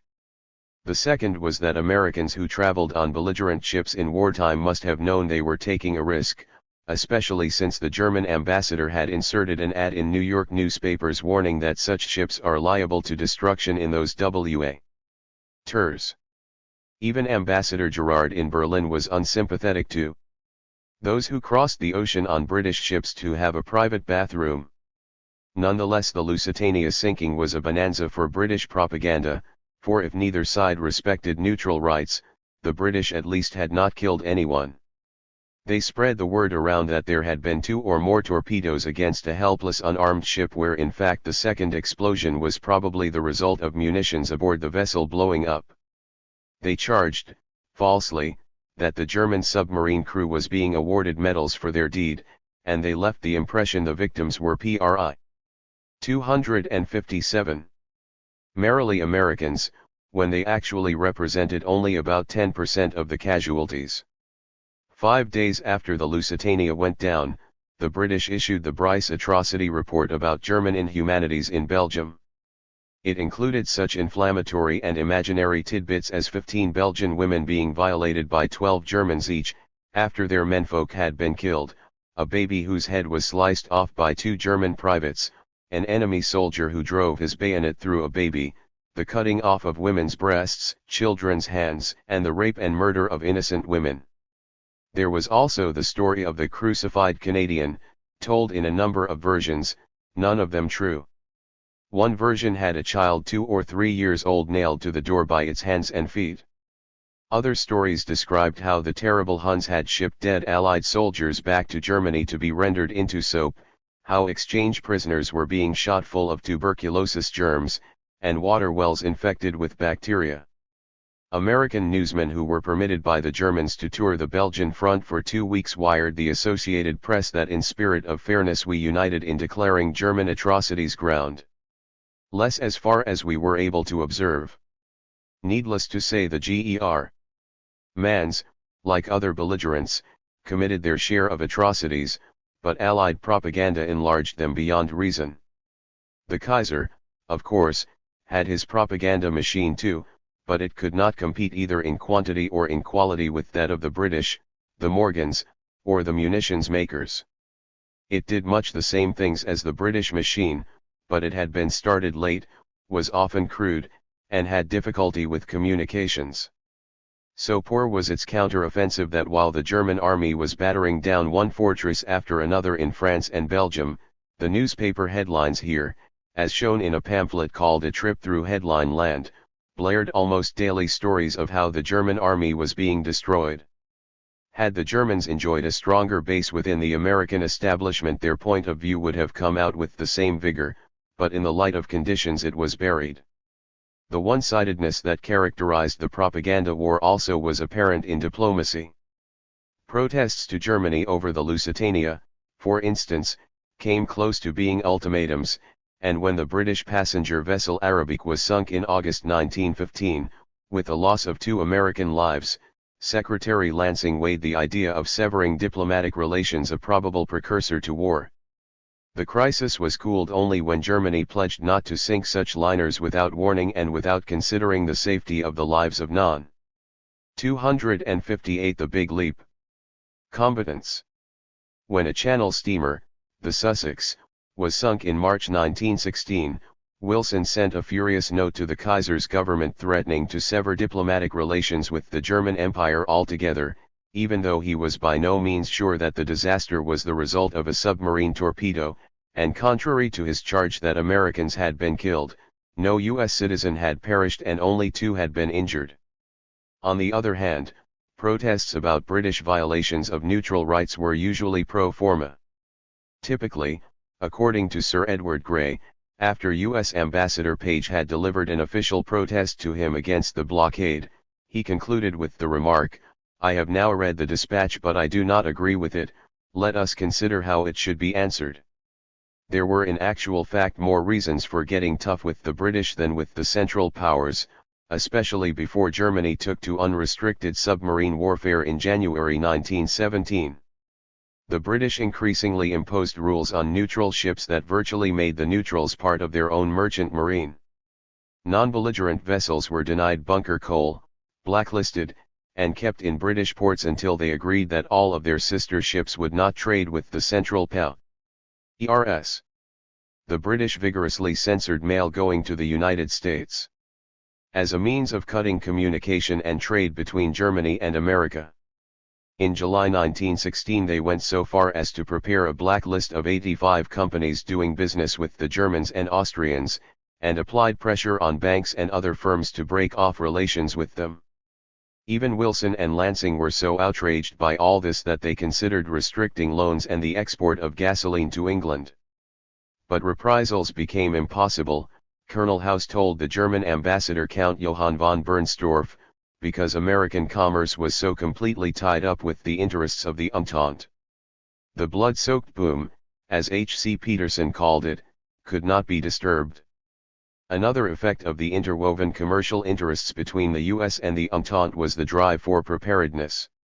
Wilson in December 1914 had rejected the idea of escalating military expenditures as an unneeded concession to the nervous and excited.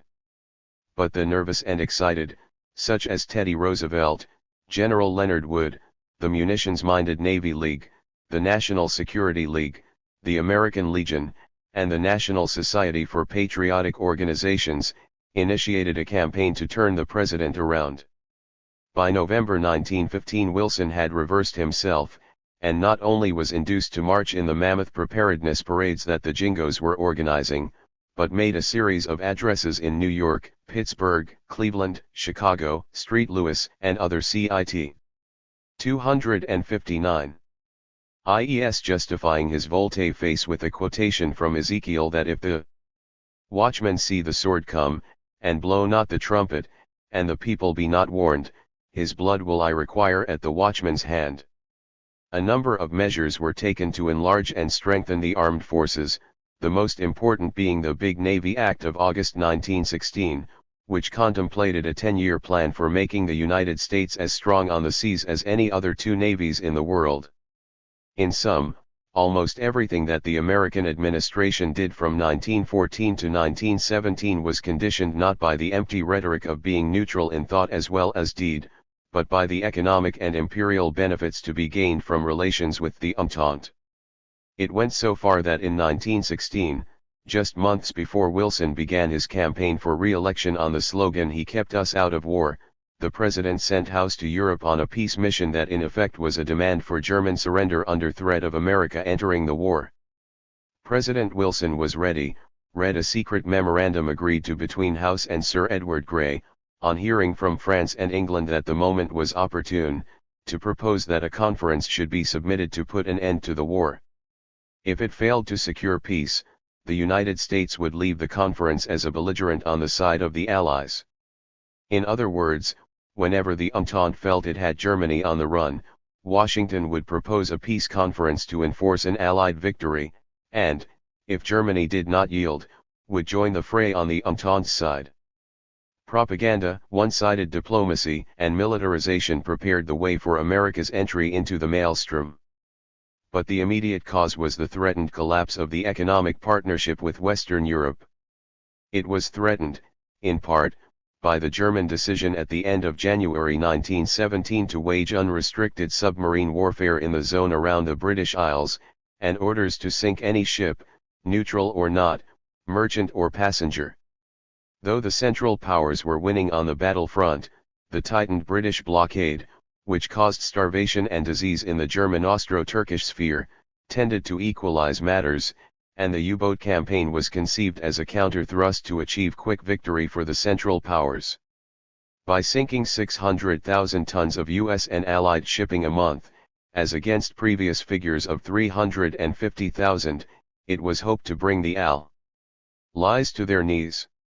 This target was actually reached in March and exceeded 900,000 tons, in April, the month that the United States declared war. Obviously, a shortage of merchant vessels was bound to curtail business across the Atlantic Highway. 260 The big leap.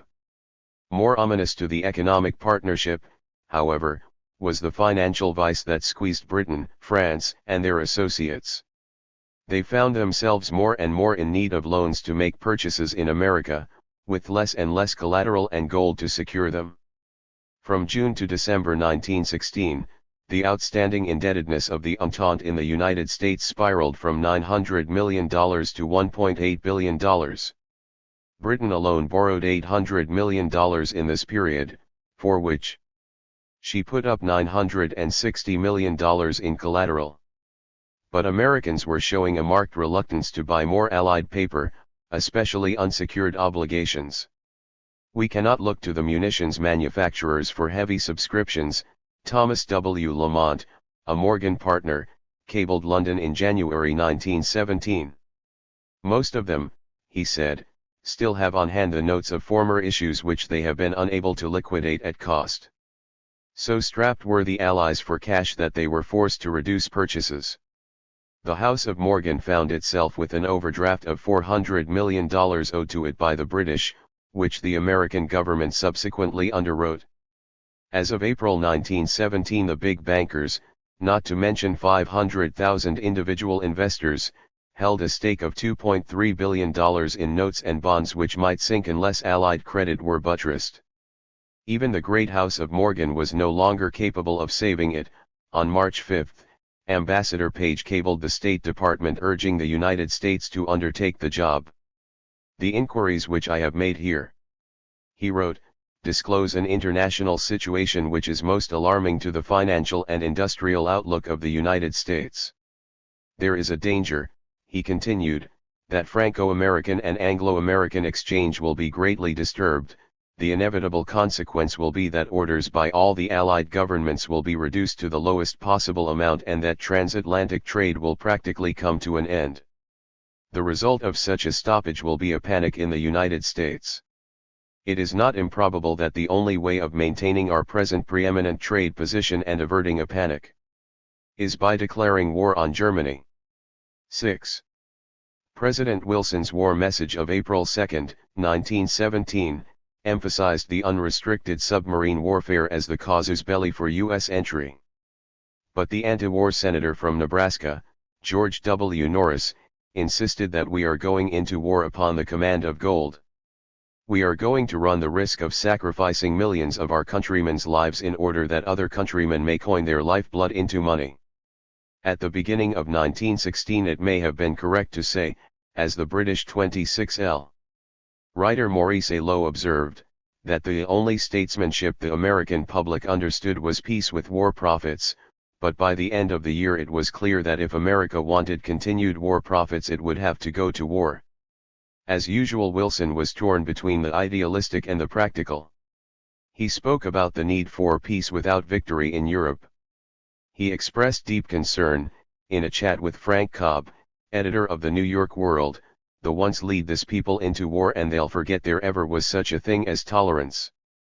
To fight you must be brutal and ruthless, and the spirit of ruthless brutality will enter into the very fiber of our national life, infecting Congress, the courts, the policeman on the beat, the man on the street. The rights of free speech and assembly, he said, would disappear and the Constitution become a dead letter. Yet in the final analysis it was the mundane that outweighed the idealistic. Wilson himself subsequently admitted to the Senate Foreign Relations Committee that the United States would have become directly embroiled even if Germany had committed no act of injustice against our citizens. Anyway, despite the tumult in the press, only 179 Americans had lost their lives through submarine warfare from March 1915 to the time that the United States broke relations with Germany in February 1917, and 128 of these were casualties on the Lusitania. Neutral Norway, Denmark, Sweden, and Holland suffered far more. Norway alone lost 247 lives but were able to avoid direct involvement by being more truly impartial. In the United States, however, tensions had mounted with each incident. Early in March 1917, the first armed U.S. merchant ships went to sea with Navy gunners aboard ready to fire at submarines. But on March 12 an unarmed vessel was sunk without notice, and a week later 3 more were sent to the bottom by U-boats. That same month the British added fuel to the fires by releasing a telegram they had decoded from the German Foreign Secretary, Arthur Zimmermann, to his minister in Mexico, that in case the United States joined the war the minister was to seek an alliance with Mexico and promise it the reannexation of Texas, New Mexico, and Arizona as her share of the booty. The pressure, especially in the industrial East, was now inexorable. Every time there was a rumor of peace the stock market suffered a sharp decline, reviving only when it became clear that the war would continue. On April 2, Wilson asked Congress to declare war. The world, he said, must be made safe for democracy. The vote in the House of Representatives was 373 to 50, in the Senate 82 to 6, but if there was joy unbounded in Wall Street the average citizen remained 262. The big leap. Lukewarm. Fewer than 200,000 volunteered for the army in the first 6 months after the declaration, a considerably smaller figure than responded during the Mexican War, forcing the government to resort to the compulsory draft. Though the administration managed eventually to generate enthusiasm for its efforts through the propaganda of the Committee on Public Information, it also found it necessary to initiate a vast campaign of repression against opponents of the war. On September 5, 1917, the Department of Justice descended on the headquarters of the industrial workers of the world in 15 cities from Boston to Los Angeles, arresting all and sundry, and confiscating literature and records. 162 leading wobblies, as IWW members were called, including Big Bill Haywood, were indicted, and a 4-month trial of 113 members before Judge Kennesaw Mountain Landis ended in the conviction of 93, sentenced to terms from 90 days to 20 years and fined a total of $2.3 million. Additionally, 2,000 Wobblies were rounded up in the first 2 months of 1918, though not all were held. Innumerable foreign-born anarchists and socialists, including Emma Goldman, were arrested and deported. Socialist Kate Richards O'Hare was given 5 years for an anti-war speech in North Dakota, and Rose Pastor Stokes 10 years in prison for writing a letter to the Kansas City Star in which she said that no government which is for the profiteers can also be for the people. 5 members of the Socialist Executive Committee, including Victor Berger, received sentences up to 20 years from Judge Landis, who later indicated his bias by bemoaning the fact that he could not have been harsher. And the leading figure of the party, Eugene Debs, received a 10-year sentence for making a speech against militarism in Canton, Ohio. 7. With America's entry into the war, the economic and military balance was tipped in the Allies' favor, and victory over the Central Powers all but assured.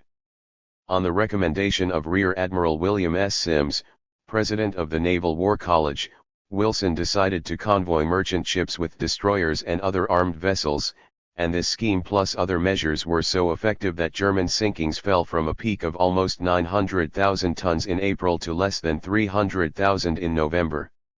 For the land war, the American Army was enlarged as a result of the Selective Service Act of May 1917, which not only brought in conscripted recruits but stimulated volunteers.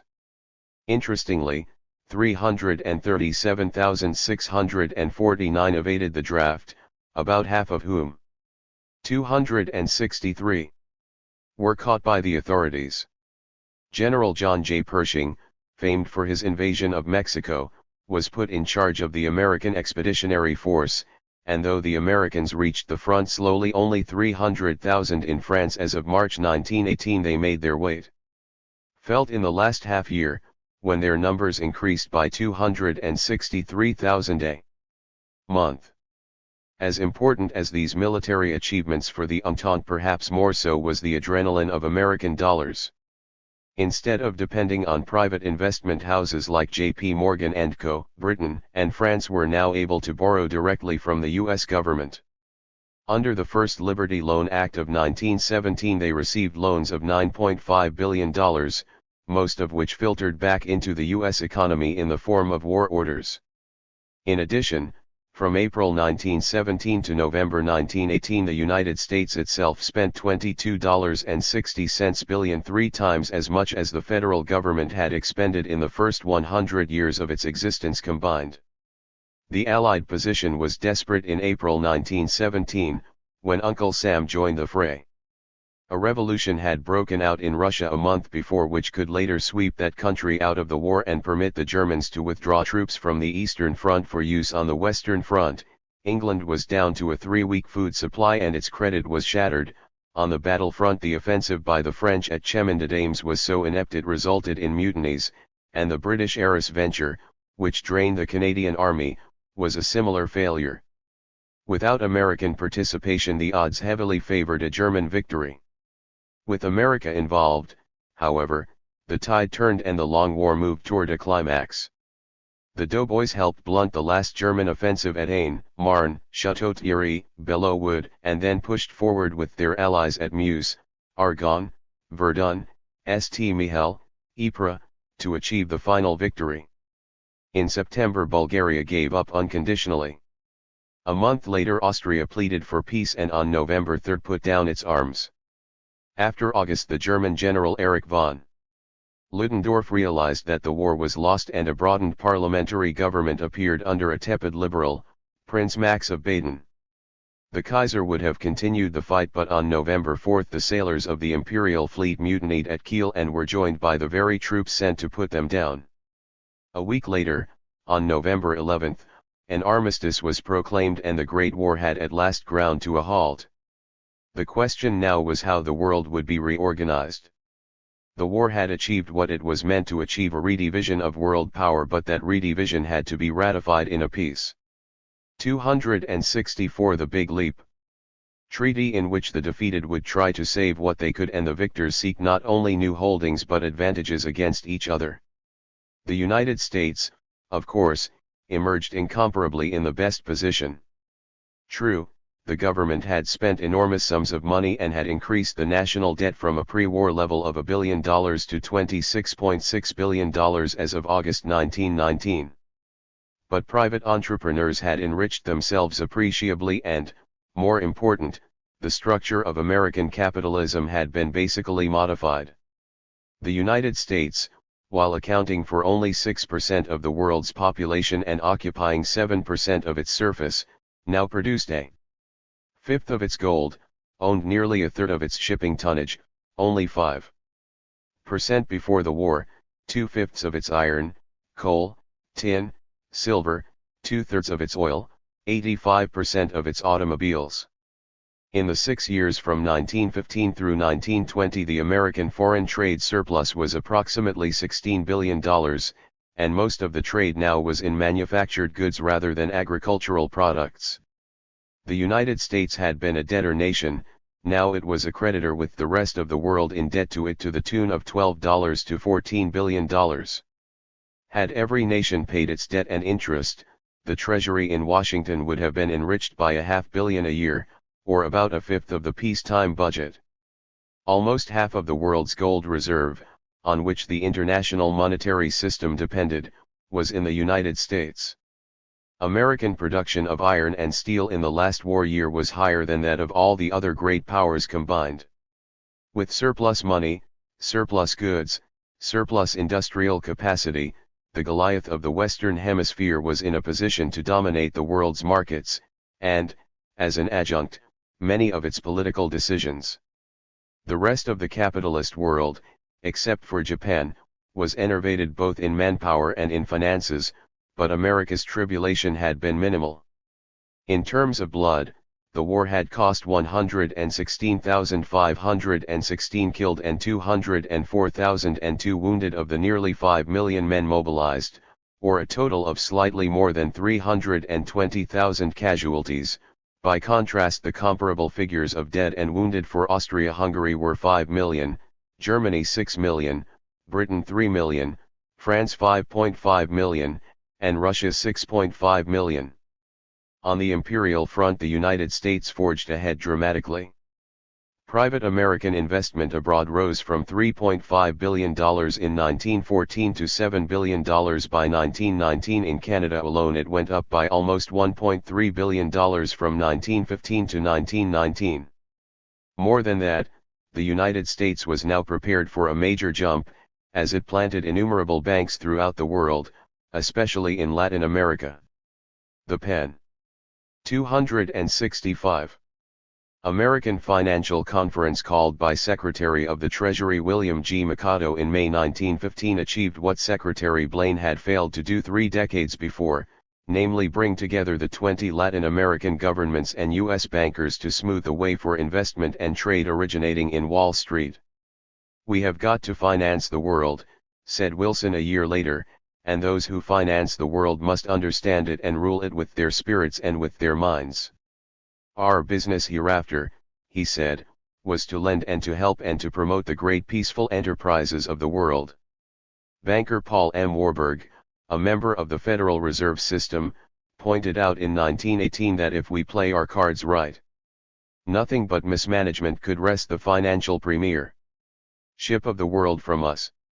To retain financial premiership of the world, the American establishment needed nothing more than a climate of international tranquility and an open door. Unlike the powers that were playing for smaller stakes, it did not need outright colonies. With a shattered Europe before it, the United States could conquer market after market provided there was some machinery for preventing traumatic shocks such as revolutions and wars. It was possible, therefore, to express America's war aims in the rhetoric of idealism, and Wilson did so in a way that captured the imagination of many millions everywhere. The 14 points for a permanent peace he put forth on January 8, 1918, called for an end to secret diplomacy, open covenants of peace, openly arrived at freedom of the seas, limitation of armaments, and the removal of all economic barriers and the establishment of an equality of trade conditions among the nations. Point 5 was a fuzzy provision that could be construed as granting the right of self-determination to colonial peoples, though its promise simultaneously to give equal weight to the equitable claims of the imperial power made it a dead letter. 8 of the points provided for territorial readjustments and protection of national rights: evacuation of Russia, restoration of Belgian independence, return of Alsace-Lorraine taken by Germany in 1871 to France, a readjustment of the frontiers of Italy. Along clearly recognizable lines of nationality, autonomous development for the peoples in the Austro-Hungarian Empire, guarantees for the Balkan states and Turkish minorities, and an independent Poland. Finally, and pivotal to the whole statement of principles, was the call for a general association of nations, for the purpose of affording mutual guarantees of political independence and territorial integrity to great and small states alike. It was this projected League of N.A. 266, the Big Leap, that was Wilson's great hope for the future. It would adjust disputes peacefully and create a stable world order, presumably under American leadership. Many historians credit Wilson with pure altruism in promulgating the 14 points. Others assert that it was necessary to codify Western war aims as a means both to unite the Allied peoples and to hold forth the promise of a just peace so as to induce the enemy to give up. Leftist writers claim that the 14 points were needed to counter the 6-point program proclaimed by Lenin months before for the liberation of all colonies and all oppressed peoples. It was also required, they say, in order to stifle the criticism that arose as a result of publication by the Bolsheviks of the secret war treaties between the Entente powers, which showed them to be unbridled imperialists interested only in aggrandizement. Leon Trotsky, speaking to the Second Congress of the Communist International a couple of years later, expressed prevailing radical opinion, and that of many liberals, when he said, under the League of Nations flag, the United States made an attempt to extend to the other side of the ocean its experience with a federated unification of large, multinational masses, an attempt to chain to its chariot of gold the peoples of Europe and other parts of the world, and bring them under Washington's rule. In essence, the League of Nations was intended to be a world monopoly corporation. Yankee & Co. The United States, he said, was supplanting the program of America for the Americans, the Monroe Doctrine to the program of imperialism, the whole world for the Americans. Whatever Wilson's inner motivations, it is obvious that his blueprint meshed with the imperial needs of the American establishment. Limitations of arms would restrain the power of the British Navy.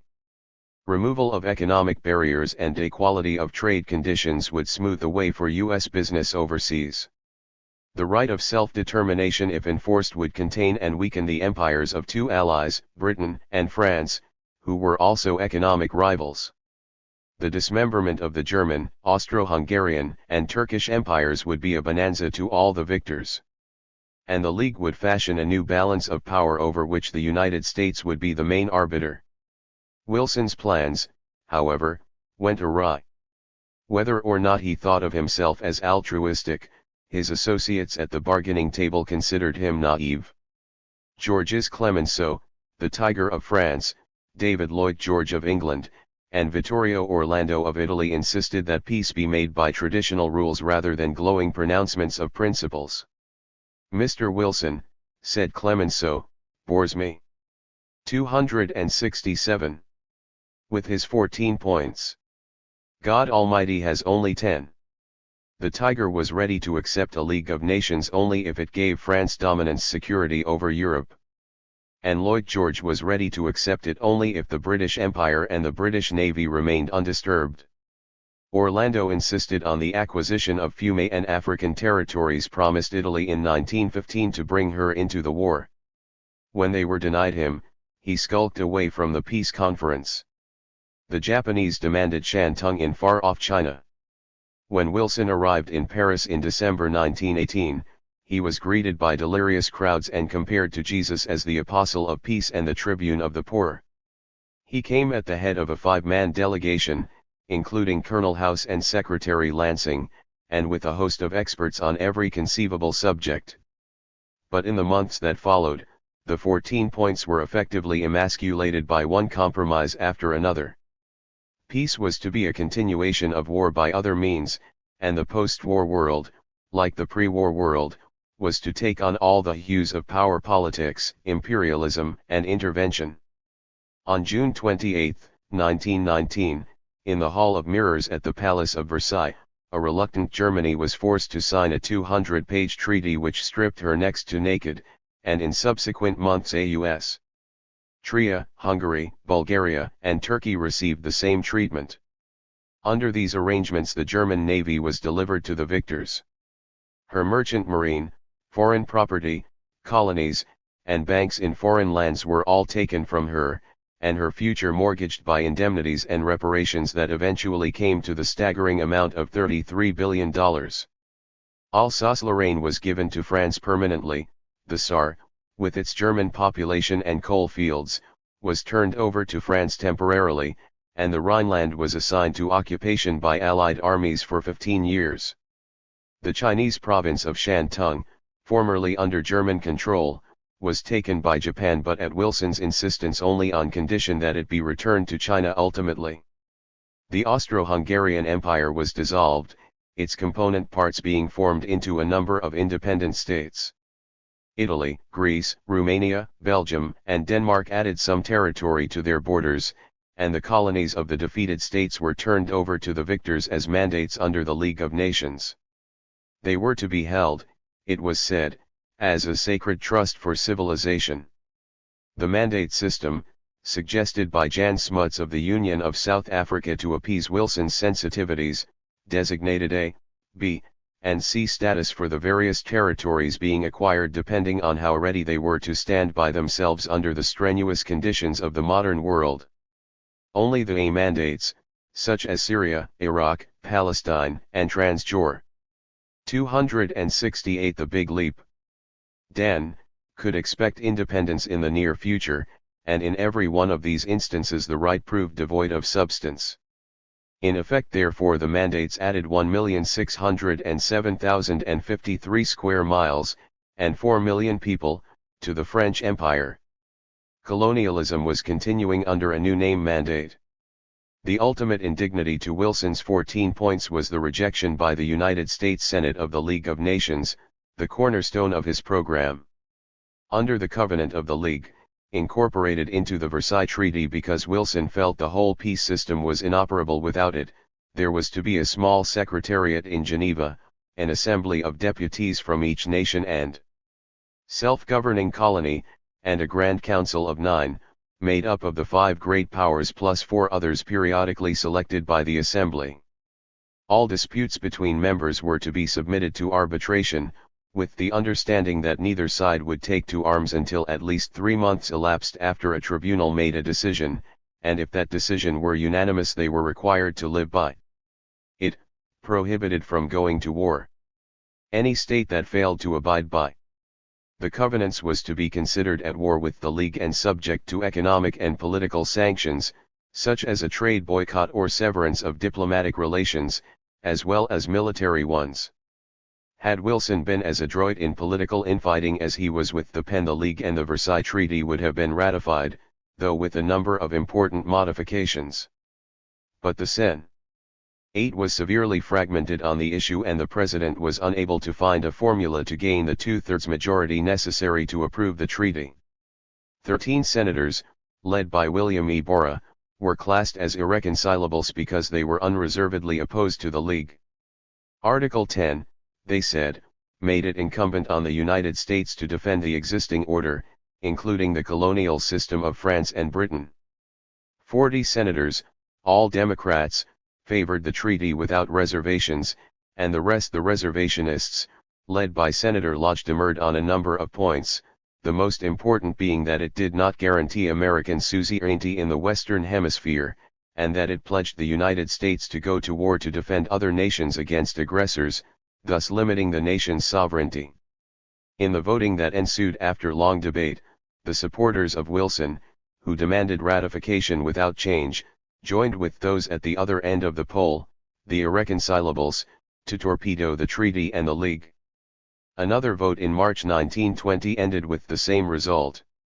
269. 8. But if Wilson's peace plan was eviscerated by foreign and domestic critics, the American juggernaut was only slightly inhibited in its drive for the world's premiership. True, the United States, unlike the other powers, received neither territory nor indemnity from anyone. Far from being a symptom of weakness, however, it was a testament to a new strength. In the next decade it covered the earth with loans, private investments, and trade as never before. An enervated Britain was able to return to the gold standard only in 1925, and France in 1928. Meanwhile American bankers, with the House of Morgan again in the vanguard, floated loans to foreign governments by the hundreds of millions.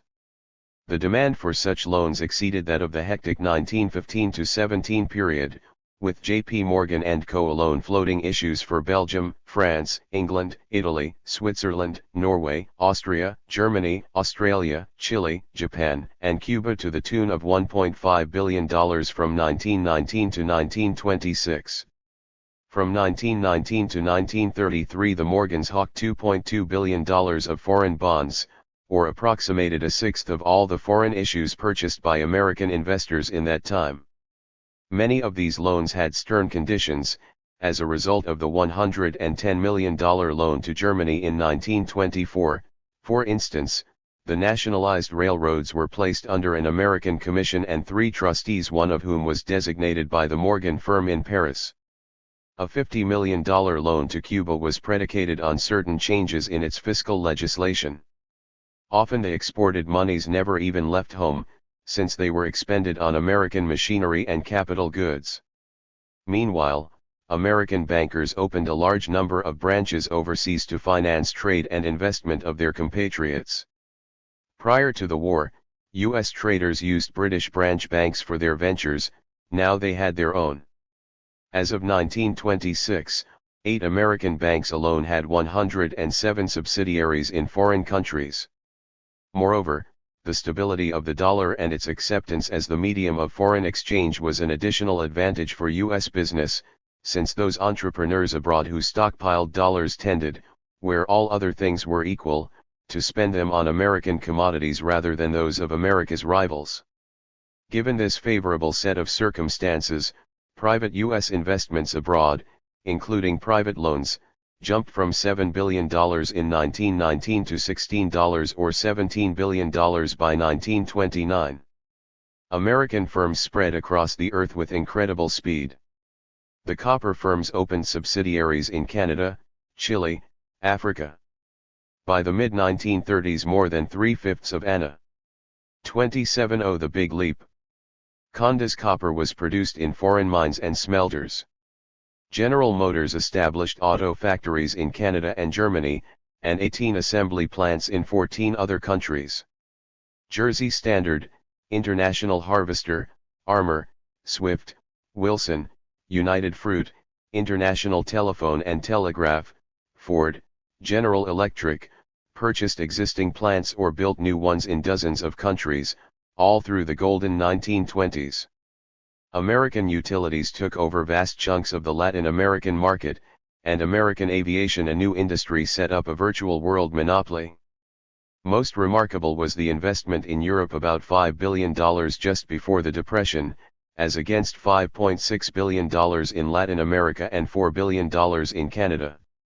The $1.5 billion in Asia, Australia, and New Zealand alone was 3 times as much as American investments throughout the world back in 1900.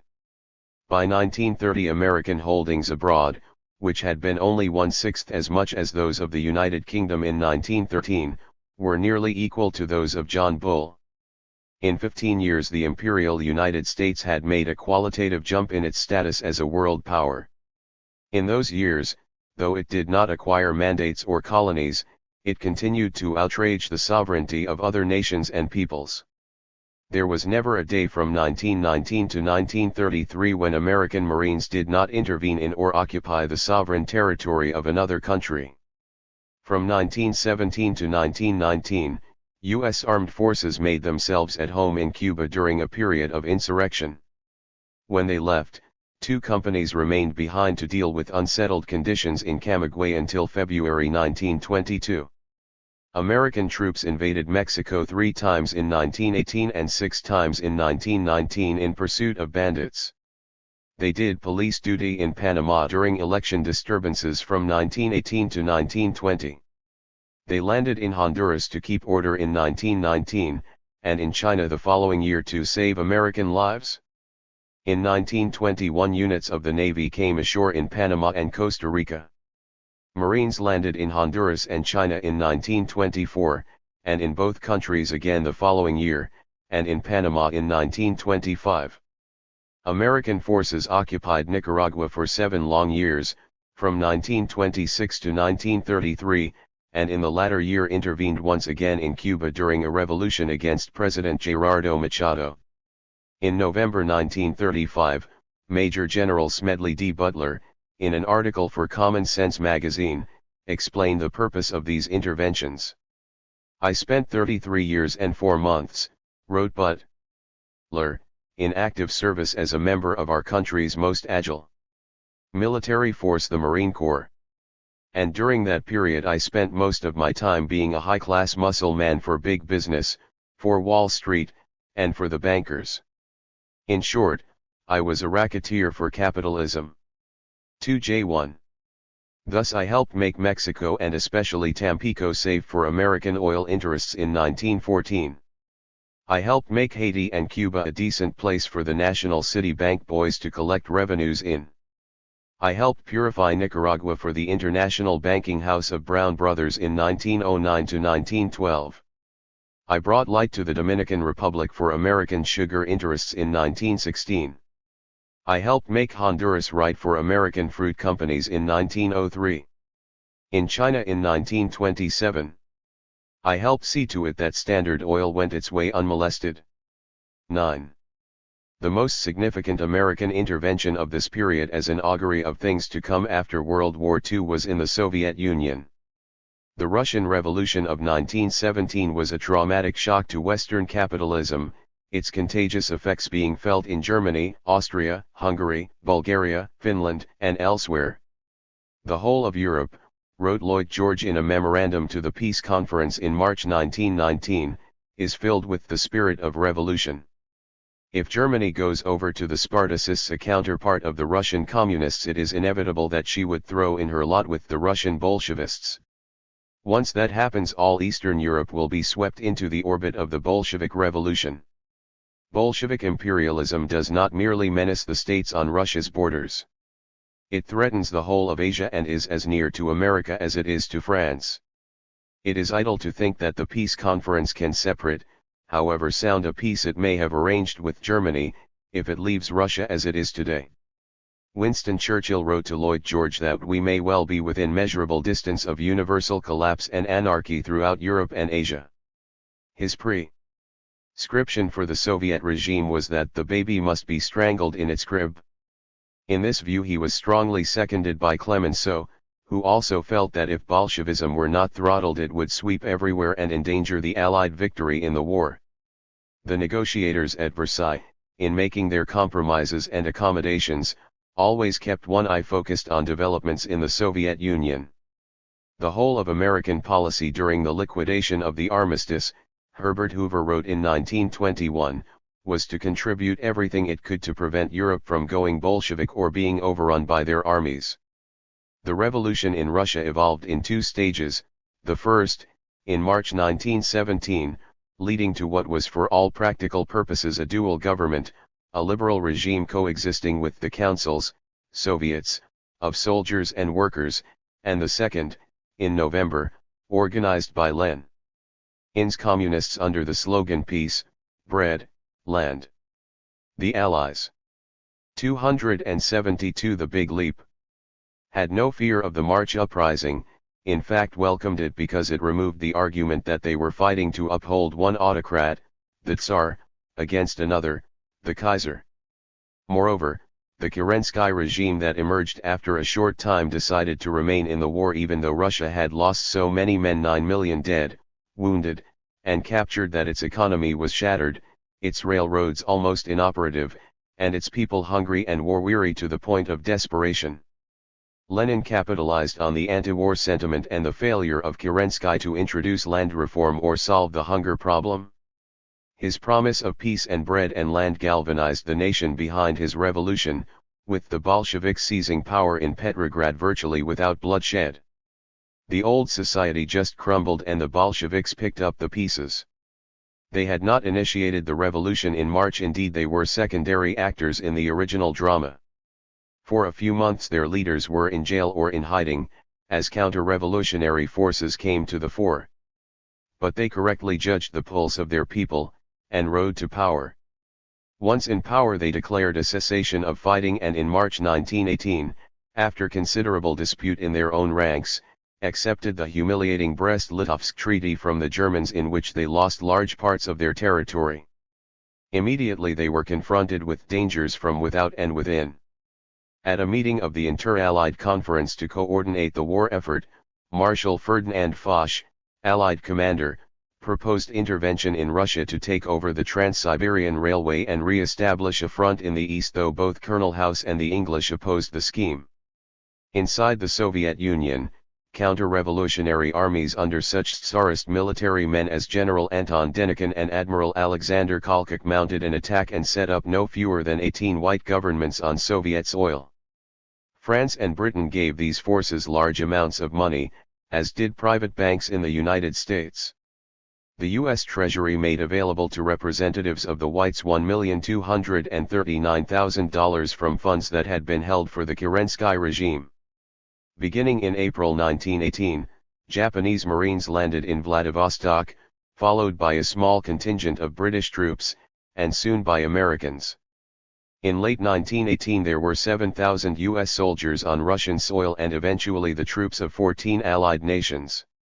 The original pretext for landing these forces was to render protection and help for 45,000 Czech prisoners, who, it was said, were prevented from moving westward across Siberia by armed German and Austrian troops.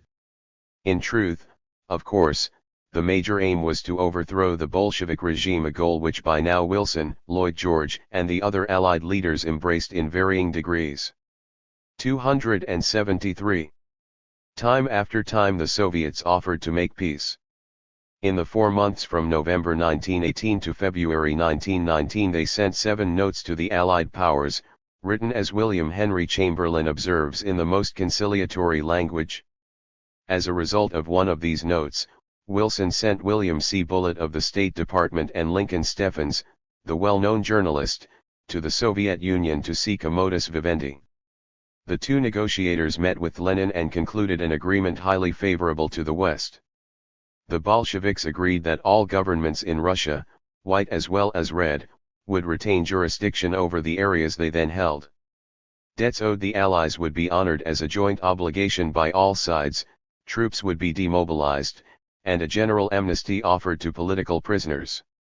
In return the West would lift its blockade, withdraw its troops, and reopen communications.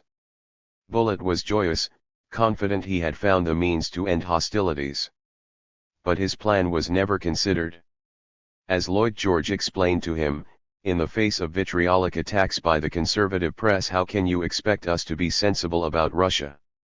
President Wilson for some unexplained reason refused even to see Bullitt or to consider his report, perhaps as the well-known New York Times correspondent Walter Duranty suggested, because by this time the White armies were on the march and threatening to end the Civil War by military victory. The West refused to be conciliated. The Allies, including Wilson, conceived of the struggle in purely military terms. If enough soldiers were placed on Russian territory and enough money and arms donated to the counter-revolutionary forces, the Bolshevik regime would collapse. But if such strategy had worked before in India or Haiti, it did not work in the Soviet Union. The Allies grossly miscalculated the inner vitality of a revolution as deep as that of 1917. Trotsky appealed to the patriotism of 30,000 former Tsarist officers and was able to mold them into the nucleus of a Red Army.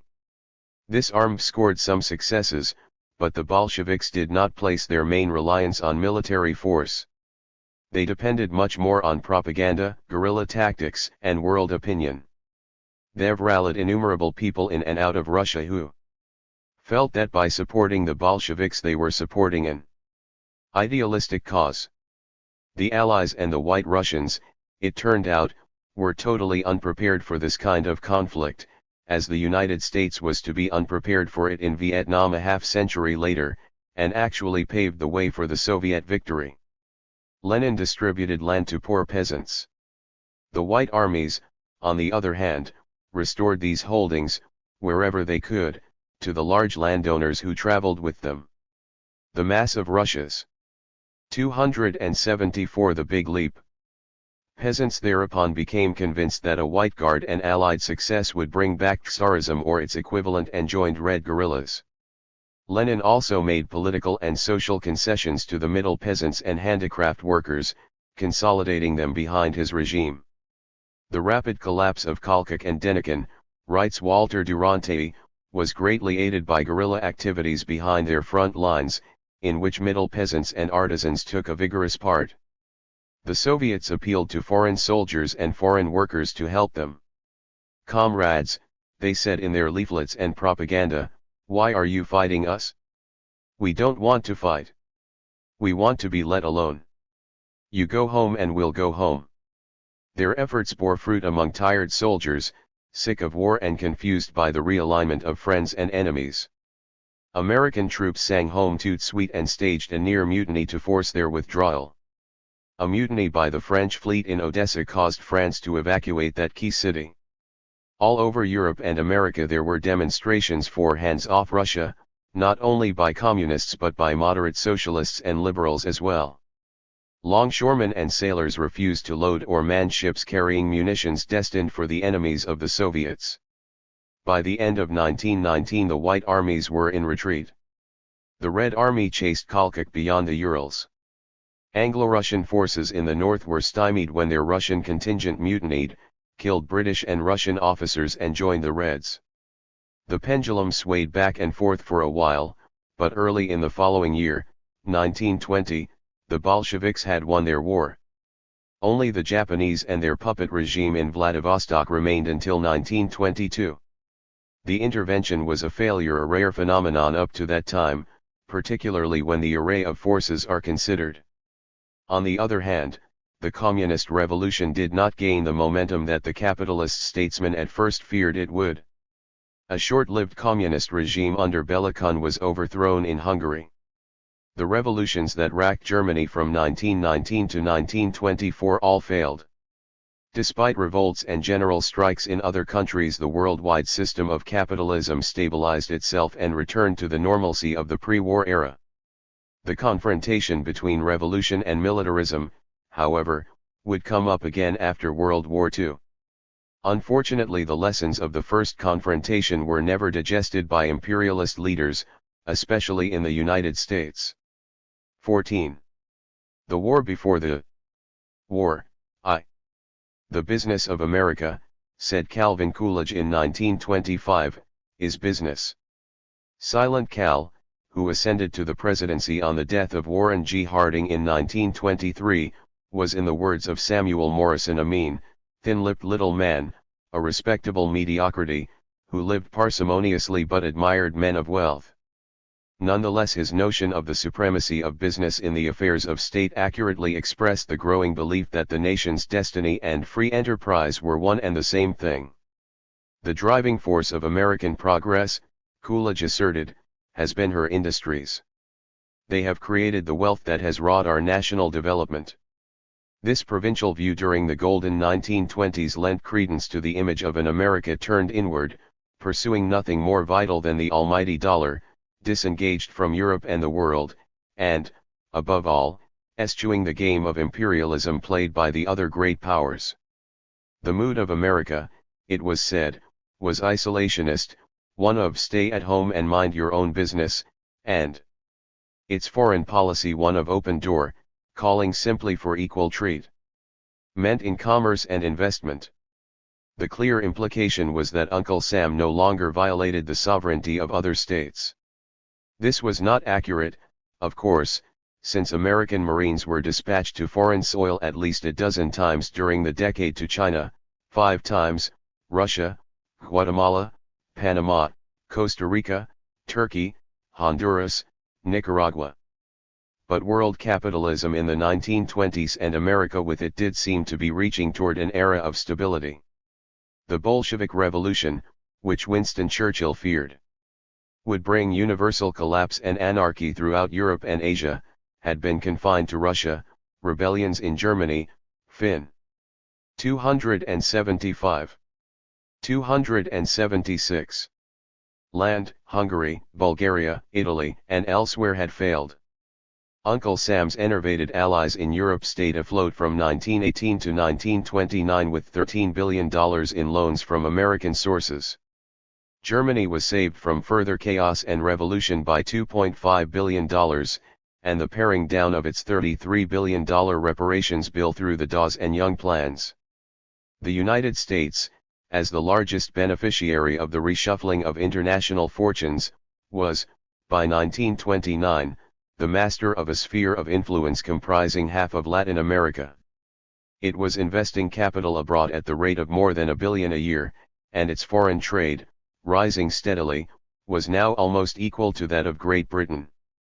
If there were frictions and disputes on the international horizon, they seemed muted, and the prospect of international explosion seemed distant. Modern imperialism, however, is not a single act such as the occupation of Egypt by Britain, or the seizure of $500,000 from the Haitian National Bank by American Marines.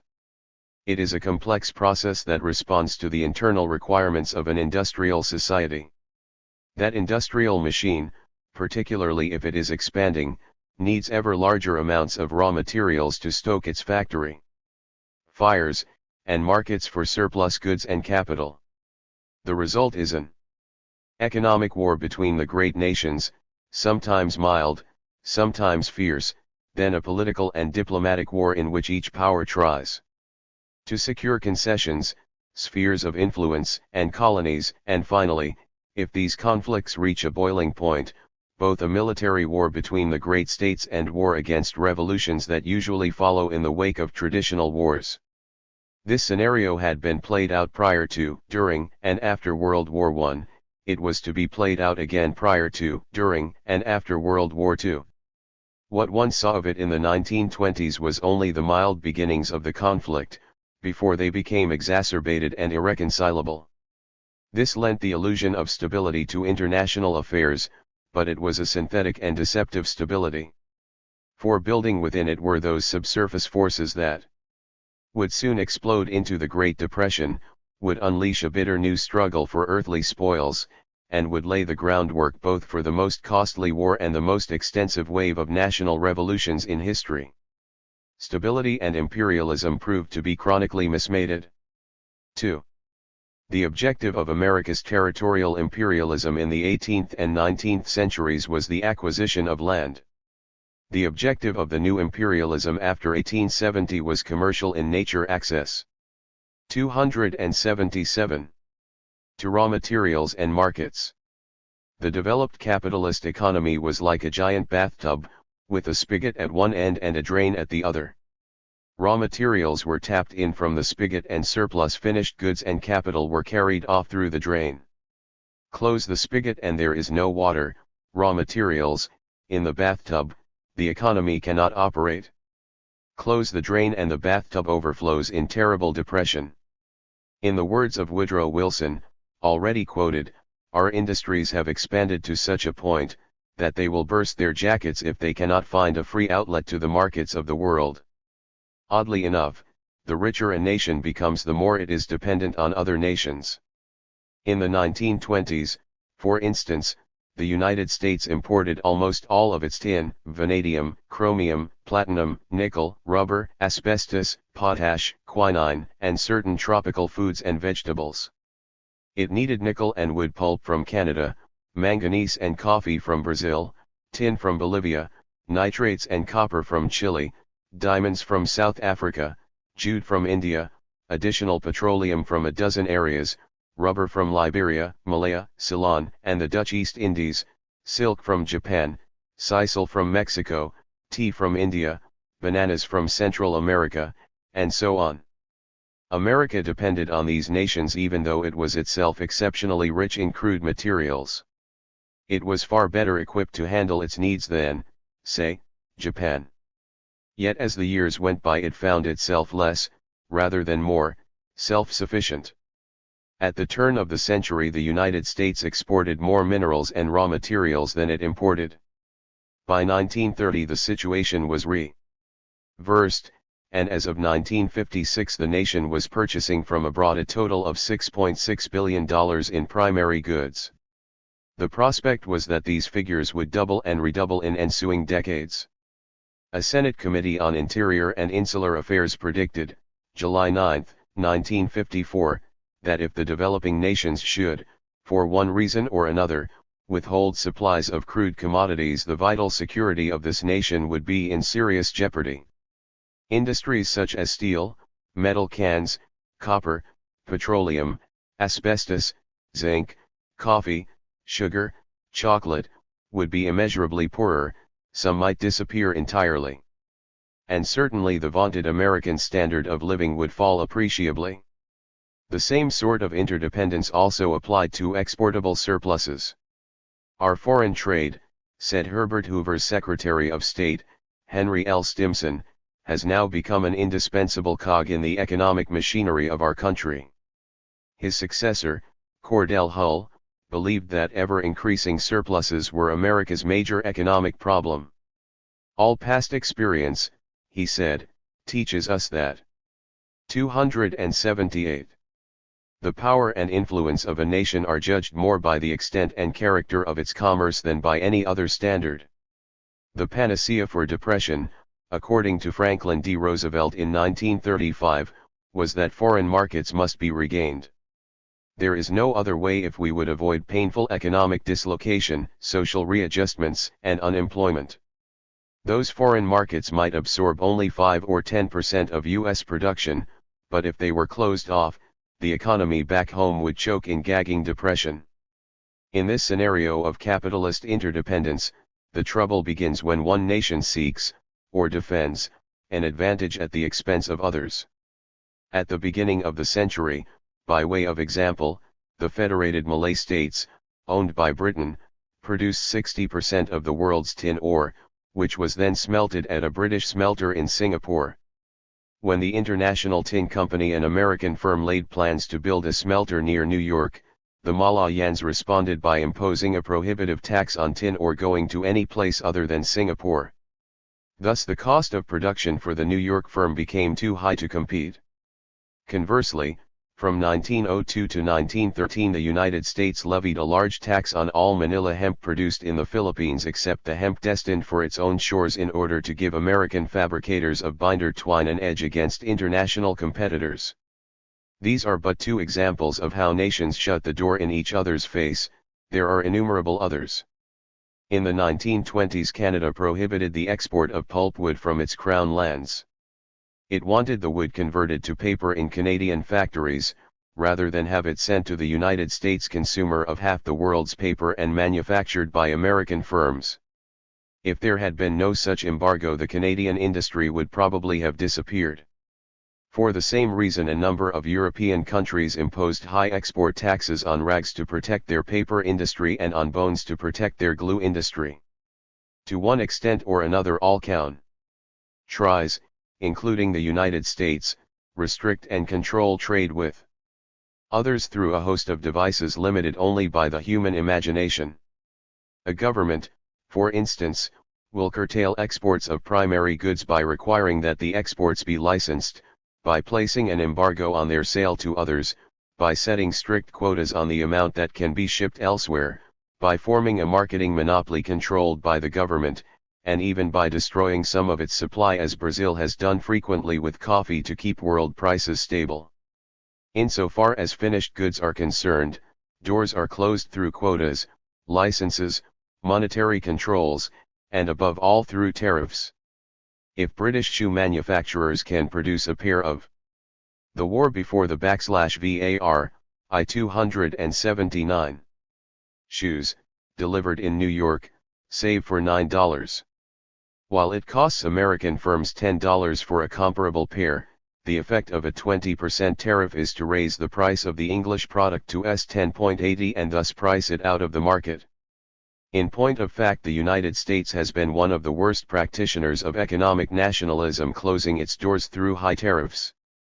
According to Eugene Staleff, commenting on the subject in 1937, the United States has long been one of the outstanding offenders against world trade by reason of high protective duties.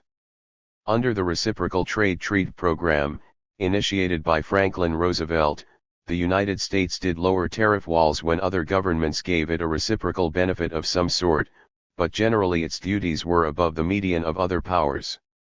Insofar as the export of capital is concerned, some nations restrict them through a licensing system. High taxes on profits, or BV placing limits on the amount of profits foreign corporations can send home, repatriate, as it is called. The business of foreign policy and the time of diplomats is preoccupied to a considerable extent with erecting and breaking down barriers of this sort. The most direct way of assuring a supply of raw materials or a market, of course, is by converting a weak nation into a colonial protectorate, or sphere of influence. BV acquiring India as a colony. Britain assured itself of a supply of jute and an outlet for its textiles. BV making the Caribbean and American Lake, the United States guaranteed its dominance over the banana industry of Panama and Guatemala, the coffee industry of Haiti and El Salvador, the sugar industry of the Dominican Republic. The United States, as a latecomer on the colonialist scene, however, had a choice either of fighting established empires, such as Britain, for their holdings, or pursuing a more subtle strategy. Historians Henry Bamford Parks and Vincent P. Carasso assert that in the 1920s, when the chief competitor of the United States was Great Britain, it was sometimes suggested that the two nations would eventually go to war with each other. Their economic battlefront centered, among other things, on the oil of Venezuela, Colombia won by the Americans, Iran, Iraq, and Mexico. But military war against Britain was not necessary for America's commercial designs. It could accomplish much the same through the euphemistic sounding strategy of open door, originally proclaimed by Secretary of State John Hay. In September 1899, relative to China, open door had the pleasant connotation of anti-colonialism and anti-interventionism. But it was nothing of the sort. The United States did not object to the extraterritorial rights established by England, France, Germany, Russia, and Japan. 280. It only demanded that American businessmen have equality of opportunity with these powers in exploiting China. As Woodrow Wilson frankly conceded, it was not the open door to the rights of China, but the open door to the goods of America. Thomas W. Lamont, senior partner of the House of Morgan, explained that the open door was aimed solely at remedying a situation in which China was divided commercially into almost watertight compartments, and the nations like the United States, which had no compartment, could not do much trading. It is instructive that Hay's unilateral proclamation was in considerable measure inspired by the American Asiatic Association, a group of textile firms with a stake in the cotton goods market of the Orient, which accused Europe of a conscious or an instinctive drive against the United States for the markets of the world, and by the American China Development Company, which held a concession for a small part of the Peking to Canton Railroad and wanted more. Anti-colonialism had nothing to do with the open door. When Hay spoke of sustaining the territorial integrity of the Celestial Empire, it was not because he opposed colonialism per se, but because he feared that the division of China would exclude Uncle Sam, that Russia would become sovereign in Manchuria and the territory up to the Great Wall, that Germany would acquire Shantung, France, the three southern provinces, and that Britain would gain the lion's share around the Yangtze Basin, as well as Honan and Shanxi. Had this happened, America's chances of penetrating the Chinese market would have been even less auspicious than under the extraterritorial system, and it was for this reason that Hay became a proponent of territorial integrity for China. But this did not prevent the United States from joining four other powers in crushing the Boxer Rebellion of 1900, which would have assured China's national independence. The open door, then, was simply a specific means by which America, endowed with a highly efficient industrial machine but few colonies or spheres of influence in Asia or Africa, waged economic war against competitors. As the nation pointed out many years later, under the open door policy, we assume that we are giving all countries, and particularly Japan, an equal opportunity to do business in that market. But so vast are our natural resources and so highly developed is our system that the real advantages are all on our side. The open door, paradoxically enough, stands in the way of Japan's expansion. It was a formula best suited for Uncle Sam's expansion, and highly unsuited for certain other powers. As practiced in the 1920s, the open door was a means of crowning the imperial victory gained by Washington in the First World. 281. War. Using its great economic, diplomatic, and on occasion military power, it pried open many doors closed to American business. Washington protested to Britain in 1920, for instance, that its oil firms were being excluded from any role in the Turkish Petroleum Company, a consortium of British, French, and Dutch interests which held a concession for the Mosul fields in Mesopotamia. After some years of negotiations, American interests, headed by Standard Oil, received a 1/5 share. When Holland refused to consider an American request for participation in an oil venture by a British-Dutch firm in the Dutch East Indies, the United States retaliated by denying the Dutch-controlled Shell Company of California a lease on public land in Utah. After years of diplomatic exchanges, Holland agreed that U.S. firms would be given some rights in the East Indies. Behind the schema of open door, Uncle Sam pursued an aggressive economic and diplomatic war. Herbert Hoover, as Secretary of Commerce in the Coolidge regime, sent commercial attachés or trade commissioners into practically every foreign country searching out opportunities for American business. With the approval of the State Department, mountains of private loans went to foreign countries, usually with specific concessions demanded in return. Loans to Liberia, for instance, were predicated on an exclusive concession for the Firestone rubber interests. On occasion healthy bribes went along with the loans, such as a payment of $415,000 to the son of the president of Peru by J. and W. Seligman and Company, and a payment of $500,000 plus an annual salary of $19,000 to the son-in-law of the Cuban president by the Chase National Bank. Many of the Latin American loans, observe Parks and Carasso, were not spent on productive economic investments, but helped to keep dictatorial regimes in power. They did, however, augment U.S. trade and did result in mining, petroleum, and many other concessions. On the other hand, Hoover tried with might and main to weaken the position of countries that supplied rubber, long staple cotton, iodine, nitrates, potash, mercury, sisal, and other commodities that American manufacturers felt were exorbitantly priced. Representatives of a sisal corporation of Yucatan, Mexico, a Franco-German potash syndicate, a Canadian asbestos firm, and a Dutch quinine company were prosecuted in the United States on charges of combining in restraint of lawful trade or free competition, or of working to increase the market price of these commodities. The State Department refused to sanction loans to the potash syndicate as a reprisal for high prices. Where the shoe was on the other foot, how? 282. Ever, Washington winked an eye at monopolistic practices and price fixing. The Copper Export Association, organized by American firms in 1918, under the Webb-Pomerine Act, withheld a considerable amount of the metal from the world market so as to sustain high prices. After this first association passed on, American producers formed Copper Exporters Incorporated, and with the help of allies in Europe pushed prices upward, to as high as 24 cents a pound.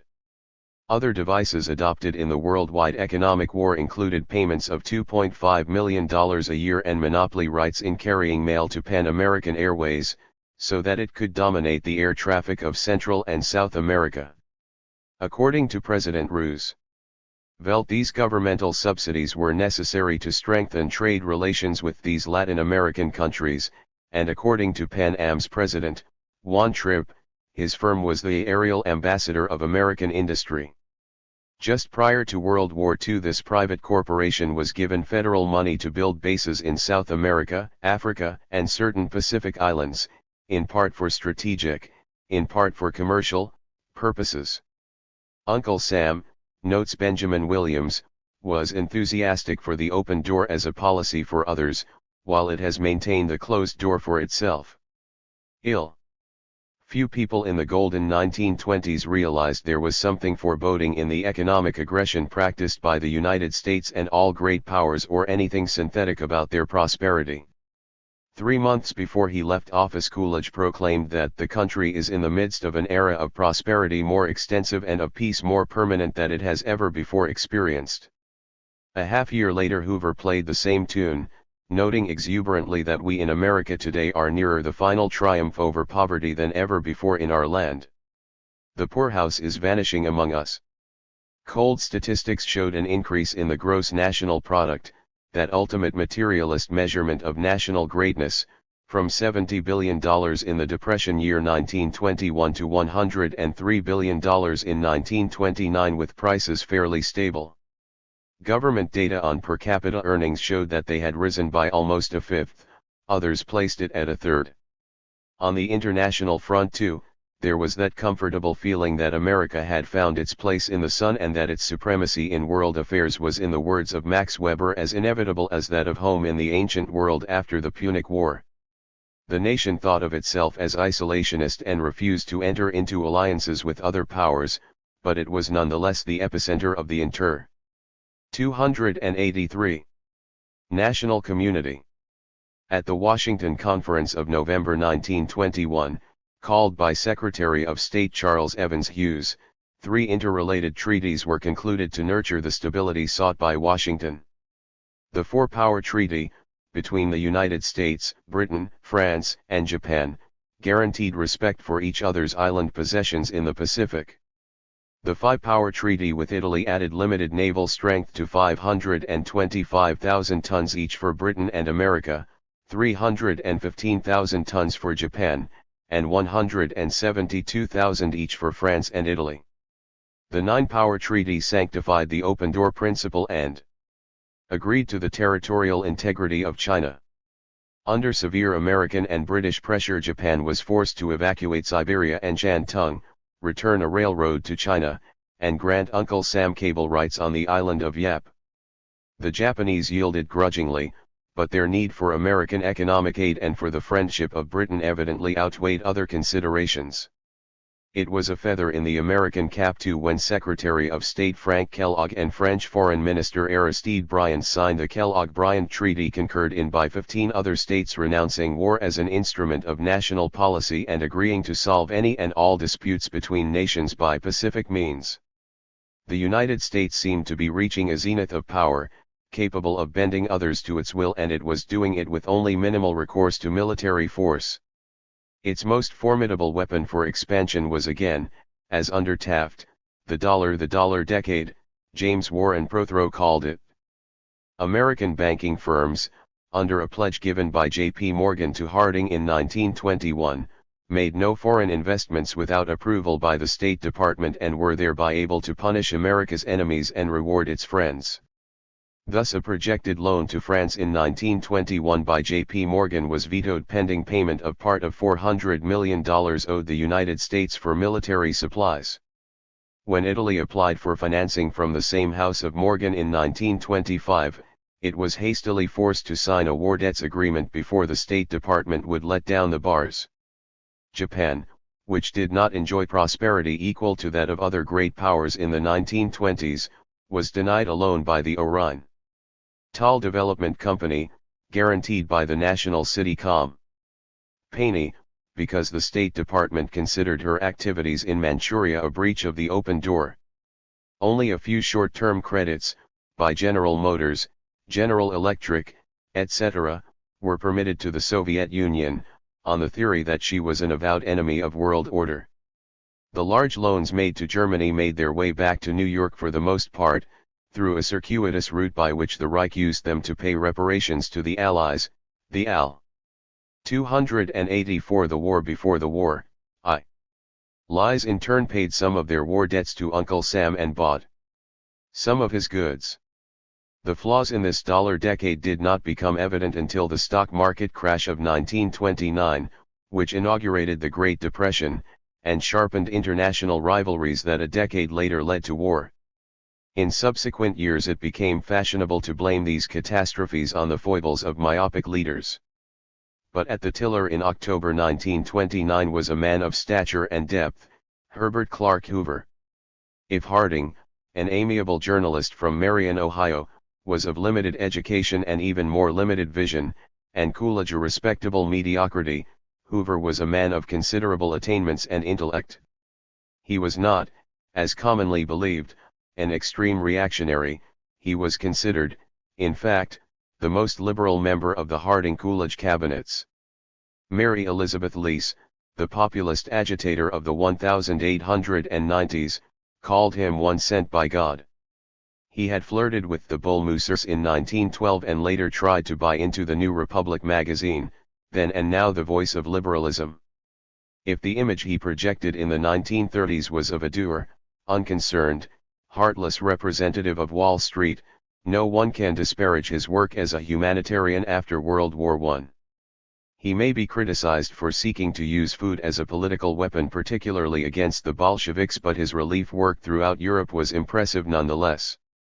John Maynard Keynes, to whose economic views Hoover was titanically opposed, said of Hoover's activities with the American Relief Administration that never was a nobler work of disinterested goodwill carried through with more tenacity and sincerity and skill, and with less thanks either asked or given. Hoover was the self-made man personified. His father, a devout Quaker and village blacksmith in West Branch, Iowa, where Herbert was born, died when he was 6. His mother, a gifted woman, also a Quaker and well known as a preacher, died 3 years later. The 3 orphaned children were divided among relatives. Herbert, the middle one, went to an uncle on his mother's side, a doctor and land speculator who was moderately well-to-do.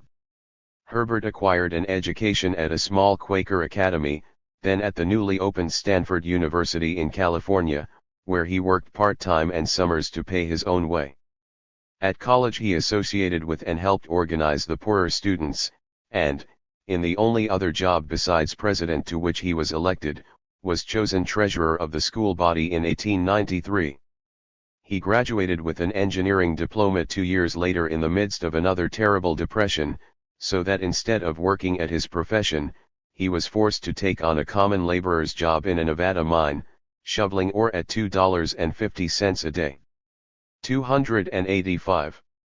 It was not long, however, before he had become assistant to a prominent San Francisco engineer, and from there moved along to his first foreign assignment as an engineer for British gold mines in AUS. Australia. At 24 he was earning $7,500 a year. At 40, after marriage and a host of jobs in China, Italy, Central America, Russia, Burma, and elsewhere, he was linked with a couple of dozen mining companies and was a millionaire. Perhaps it was Hoover's Quaker background or his knack for administration, but when he found himself stranded in Europe at the outbreak of World War I, he organized a private relief agency for tens of thousands of fellow Americans similarly unable to get home. Before he had completed this task he was called on to perform the same kind of duties for 10 million starving Belgians and Frenchmen. With the approval of the American ambassador to London, Walter Hines Page, Hoover formed the Commission for Relief in Belgium and distributed to the needy 5 million tons of food and clothing valued at $1 billion, no mean task considering the blockade that hampered shipments. When the United States entered the fray, President Wilson called on Hoover to act as food administrator back home, and again he acquitted himself well. After the war, duty called him once more to Europe, this time to provide food for relief in 23 countries. Hoover was no innocent dispensing food for its own sake. It was for him, as for Wilson, part of a program for rebuilding the old continent as a liberal capitalist haven, secure from the virus of Bolshevism. My job, he later asserted, was to nurture the frail plants of democracy in Europe against Anarchy or communism. And communism was the pit into which all governments were in danger of falling when frantic peoples were driven by the horsemen of famine and pestilence. The same motivation undoubtedly caused him to assume another relief project in the fall of 1921, when he was Secretary of Commerce, to feed 10 million Russians in the Volga Valley.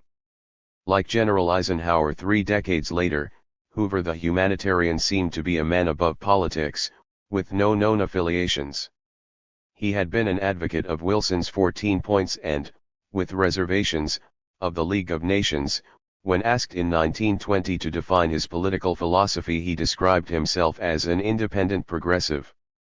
When he announced his availability for the Republican presidential nomination soon thereafter, it was as a forward-looking liberal, a designation that no doubt contributed to the fact that the old guard passed him over, despite his immense national following, for the nondescript Harding. By 1928 he was the party's natural and overwhelming choice, and he ran off with the 286 election with 444 electoral votes against a mere 87 for the colorful Alfred E. Smith of New York. He was, as the campaign showed, a poor orator and something less than dynamic in his public stance, but he was neither incompetent nor base, and though he believed in individualism, it was with certain qualifications to protect the weak from the strong. If the economy came apart at the seams during Hoover's presidency, then, it was not because of his ineptness, though he undoubtedly could have administered first aid quicker and more effectively, but because of inherent weaknesses in the system over which he presided. Franklin D. Roosevelt put his finger on one of the major difficulties during the 1932 election campaign, when he told the story of Alice in Wonderland and the Republican leader, Humpty Dumpty. "What if we produce a surplus?" Alice asked. "Oh, we can sell it to foreign consumers," replied Humpty Dumpty. "How can the foreigners pay for it?" "Why, we will lend them the money." "I see," said Alice, "they will buy our surplus with our money. Of course, they will pay us back by selling us their goods." "Oh, not at all. We set up a high wall called the tariff." "And how will the foreigners pay off these loans?" "That is easy," said Humpty Dumpty. "Did you ever hear of a moratorium?" Be that as it may, the Depression simply overwhelmed Hoover, the nation, and indeed the rest of the world, which suffered under its backlash. Within a few weeks after Black Thursday on the stock market, $30 billion of paper value, a sum larger than the national debt, had vanished into thin air. As the banks began calling in loans to stock speculators, thousands were wiped out, hundreds committed suicide. From October 1, 1929 to August 31, 1932, 4,835 banks failed, costing depositors more than $3.25 billion. The value of all stocks listed on the stock exchange fell from 90 to 16 billion. The consequence was a merry-go-round of economic tragedy, loans called in where falling stocks had been put up as collateral, curtailment of business spending, reduction in manufacture, layoff of workers, further cuts in spending, further loans called in. The full effects were not felt immediately, but by late 1932 and early 1933 industrial production had fallen by 1/2, construction by 6/7, and farm prices, already depressed, by 3/5. A million agricultural families had abandoned their homesteads and 13 million workers were without jobs, with at least an equal number. The war before the war I 8 carat. Working only short hours. This depression, commented Colonel Leonard Avras in Tin Economic *, if bed vary, has been tar more than any of the 20 depressions that we have experienced in Untry SI. 4. If international rivalry is sharp in good times, it is bound to be intensified in bad ones, when world markets contract and exportable surpluses glut the home economy. The Great Depression, which soon engulfed all the major nations, caused each one to severely readjust relations with rivals and led, in the end, to an irreconcilable impasse between them and to war. There were, of course, other factors, rooted in tradition and national peace. But as the Office of Naval Intelligence has observed, all wars have been for economic reasons. The one that began in 1939 was no exception. Again, it was the have-not nations, so-called, which seemed to be on the offensive, but in fact all the powers were involved in the continuing battle, each one taking different measures of defense depending on its needs and inner reserves. Hoover's response to the crisis in the United States, after a few reassuring speeches about having turned the corner and the need for confidence, changed little in either the tone or the structure of Sakhayev. Like Grover Cleveland before the turn of the century, he operated on the thesis that while the people support the government should not support the people. He had used government funds for relief in Europe, and during a drought in Arkansas in December 1930 urged Congress to allocate $45 million to save the animals, but he opposed government relief to human beings at home. Instead, under the directorship of Walter S. Gifford of the American Telephone and Telegraph Company, an attempt was made to raise $75 million from voluntary private sources to feed the 20 million people estimated then to need help. Hoover's primary counterattack against the Depression was the passage in January _AA bill for a Reconstruction Finance Corporation, which provided $3.5 billion for loans to banks, insurance companies, and similar institutions. Critics called it a breadline for big business. The UNLF concession to the indigent was a rider to the RFC bill, making $300 million available to the states after July 1932 to finance relief for the poor. Thus, despite a harrowing slump, the old establishment felt itself sufficiently secure to make little modification in its structure. Laissez-faire continued to dominate economic habits and rugged individualism the minds of social philosophers. 288. In the area of international affairs, Hoover's reactions had that same lackluster and unimaginative quality, centering on old-style economic nationalism. The total foreign trade of all nations was on the downswing from almost $70 billion in 1929 to $25 billion in 1932, that of the United States from $9.6 billion to $2.9 billion. Enormous exportable surpluses piled up everywhere, with no place to export them. The same was true of exportable capital. Foreign issues on the New York Stock Exchange fell from $1 billion in 1928 to $229 million in 1931, and zero in 1932. In the words of two economists, Howard C. Hill and Rexford G. Tugwell, we ceased to be able to lend money to buy our own goods. In this dolorous situation, Hoover had a choice of lowering tariffs so as to permit foreign powers to sell more in the United States to pay for what they might buy from the United States, or raising the barriers to choke off imports, thereby protecting American product. He chose the latter course. In June 1930 the Hawley-Smoot Act increased duties on 890 products while lowering them on only 235.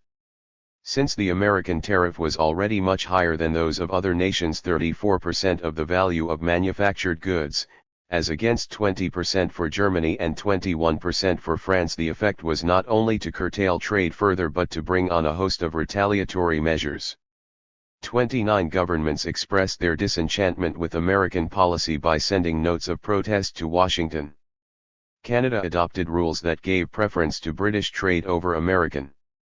Argentina entered into a reciprocal agreement with England, to exchange raw materials and manufactured goods, the effect of which was to enhance British trade and further depress Uncle Sam's business with the Argentines. France, Spain, and some smaller European nations imposed quotas on foreign goods. 10 countries required importers to secure licenses before they could buy from abroad, and 20 nations established controls over currency to stop the flight of money and to limit imports. Late in 1931, 19 nations went off the gold standard, thus reducing purchases from places like the United States, which required a settlement of accounts in gold. Most important, Britain jettisoned its long-standing free trade policy, and levied a 10% duty on many commodities.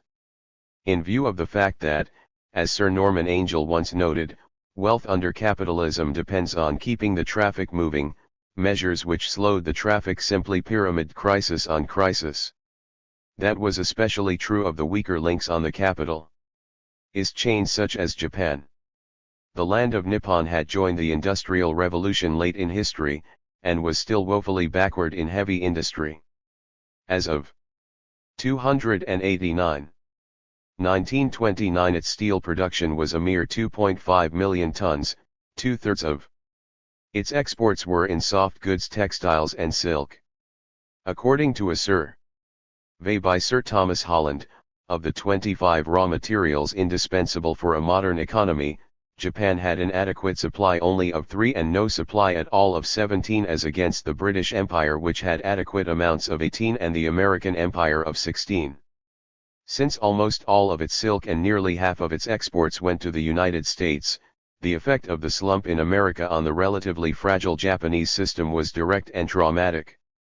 Japanese capitalists moved hastily to develop a rayon industry as a substitute for silk, but this did little to assuage the circumstances of hundreds of thousands of farmers who depended on silk for a living. It was apparent that if Japan wanted to offset the effects of the depression and keep up industrially with the other great powers, she would have to take measures much more drastic than those adopted, say, by Hoover. To leading figures in Japan, the indicated path out of their dilemma was one of colonial expansion abroad and the garrison state at home, long advocated by such military-minded organizations as the Kokuriakai. Formed in 1901, often called the Black Dragon Society, this group proposed to renovate the present system, foster a foreign policy aiming at expansion overseas, and establish a social policy that will settle problems between labor and capital. In America, where the economy was severely stalled but where there were large reserves to fall back on, the Hoover regime was replaced by a government of reform. In Japan, where the reserves were meager, ultranationalist regimes emerged after a series of political assassinations dominated by the military. Their first step toward colonial expansion was the conversion of the Chinese province of Manchuria, 500,000 square miles, or 1/6 the size of continental United States, into a puppet state. On September 18, 1931, using the pretext that vandals had slightly damaged their railroad line near Mukden, the Japanese attacked a nearby group of Chinese soldiers and moved from there to overwhelm the whole province. Some months later, a vassal regime declared its independence of China, and Puyi, last of a line of old Manchu emperors, was installed as the figurehead leader of a new country, Manchukuo, totally under the Nipponese thumb. The United States, in the person of Secretary of State Henry Stimson, refused to recognize this new state, for it had been born in direct violation not only of the Kellogg-Briand Pact, but, even more, of the open door policy.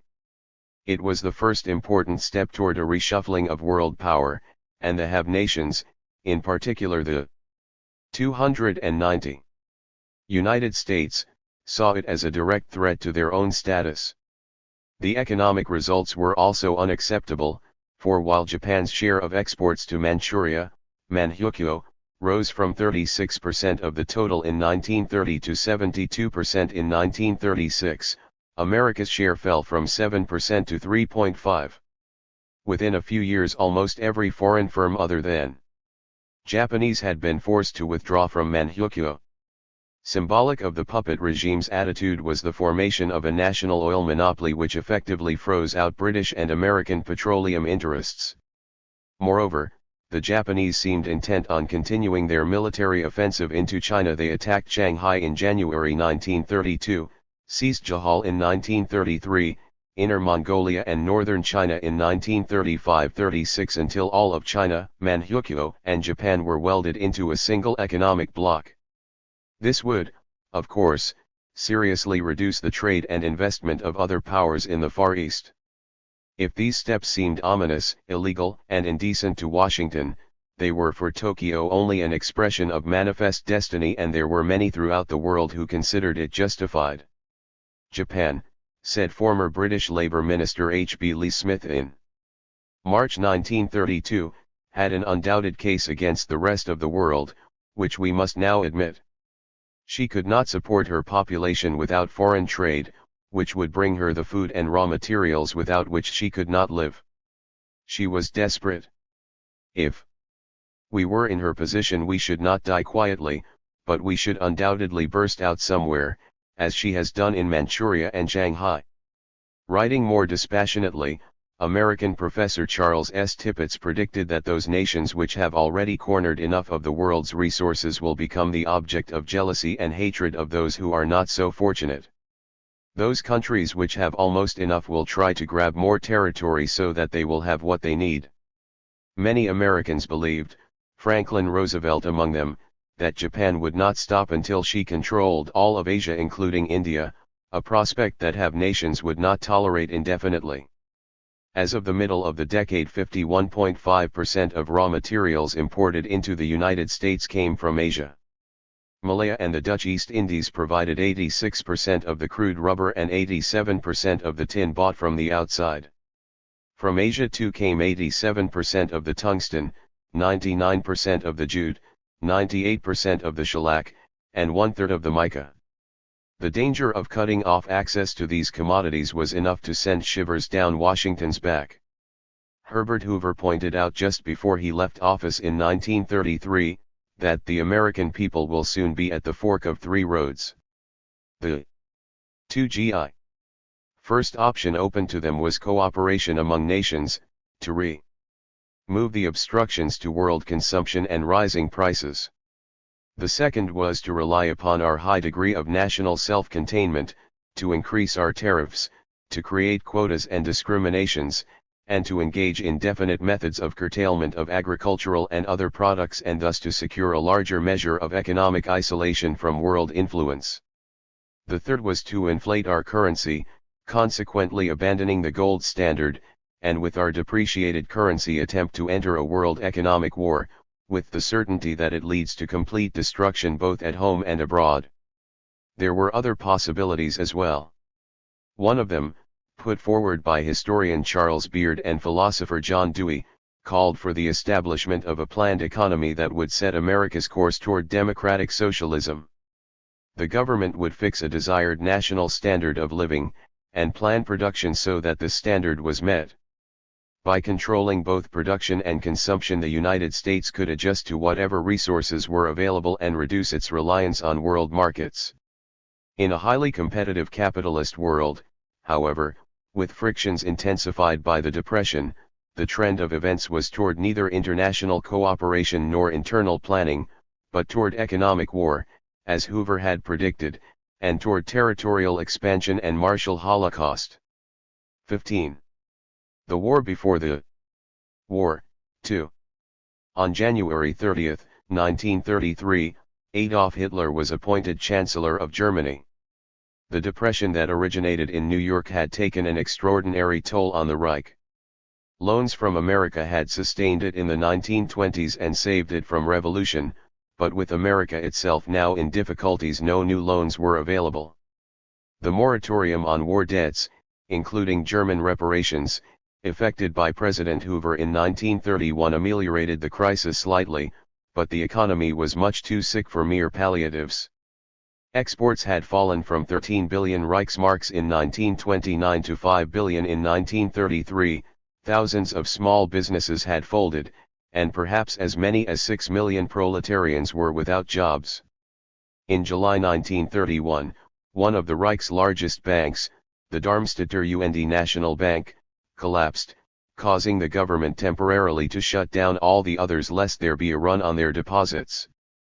Though Germany's economic machine was much more advanced than, say, Japan's, the depression of foreign markets and the shortage of foreign exchange with which to buy raw materials was bound to have a harrowing effect nonetheless. The country was in desperate need of cash or credit to buy silk, rubber, manganese, nickel, tungsten, tin, copper, petroleum, chromium, iron ore. With many people starving and a few skinning cats for food, a drastic political change, either rightist or leftist, was inevitable. When the socialists, communists, and trade union leaders were unable or Willing to form a united front against the tide of National Socialism, Hitler's Nazis rode to power. With them came not only anti-Semitism and a new approach to domestic problems, but a foreign policy, like Japan's, oriented on expansion.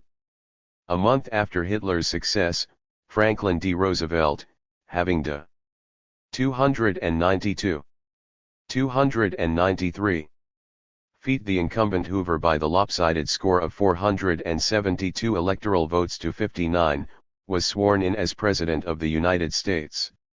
The history of the next decade would pivot around these two self-assured but totally different men, Hitler and Roosevelt. The Squire of Hyde Park, New York, came to office at a time when everything seemed to be falling apart and not a few citizens were beginning to discuss the possibility of revolution. As president, FDR sired a host of alphabetical agencies: AAA, NRA, FARA, CWA, TVA, CCC, WPA, FHA, NLRB, SEC, REA, to name some, which gave his administration a magical luster in the folklore of America, and he showed a facility for experimentation unmatched by any other president of this century. Roosevelt was an empiricist who sought class peace and was willing to discipline his own capitalist class to get it. Given the reserves of vitality still hidden in the system he presided over, and given his own background and disposition, the former New York governor was able to prescribe his NOS. Trums within, rather than outside, the framework of parliamentary democracy. But on second sight these nostrums were closer to the traditionalism of his upbringing than the encompassing panaceas of many of his supporters. Unlike Hoover, the self-made man, Roosevelt was a patrician, born with a gold spoon that never wore thin.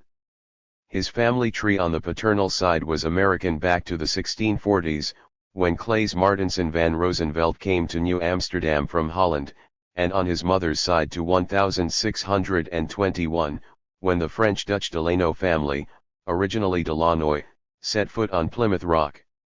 Genealogists claim he was distantly related to 11 American presidents, including Teddy Roosevelt, his fifth cousin.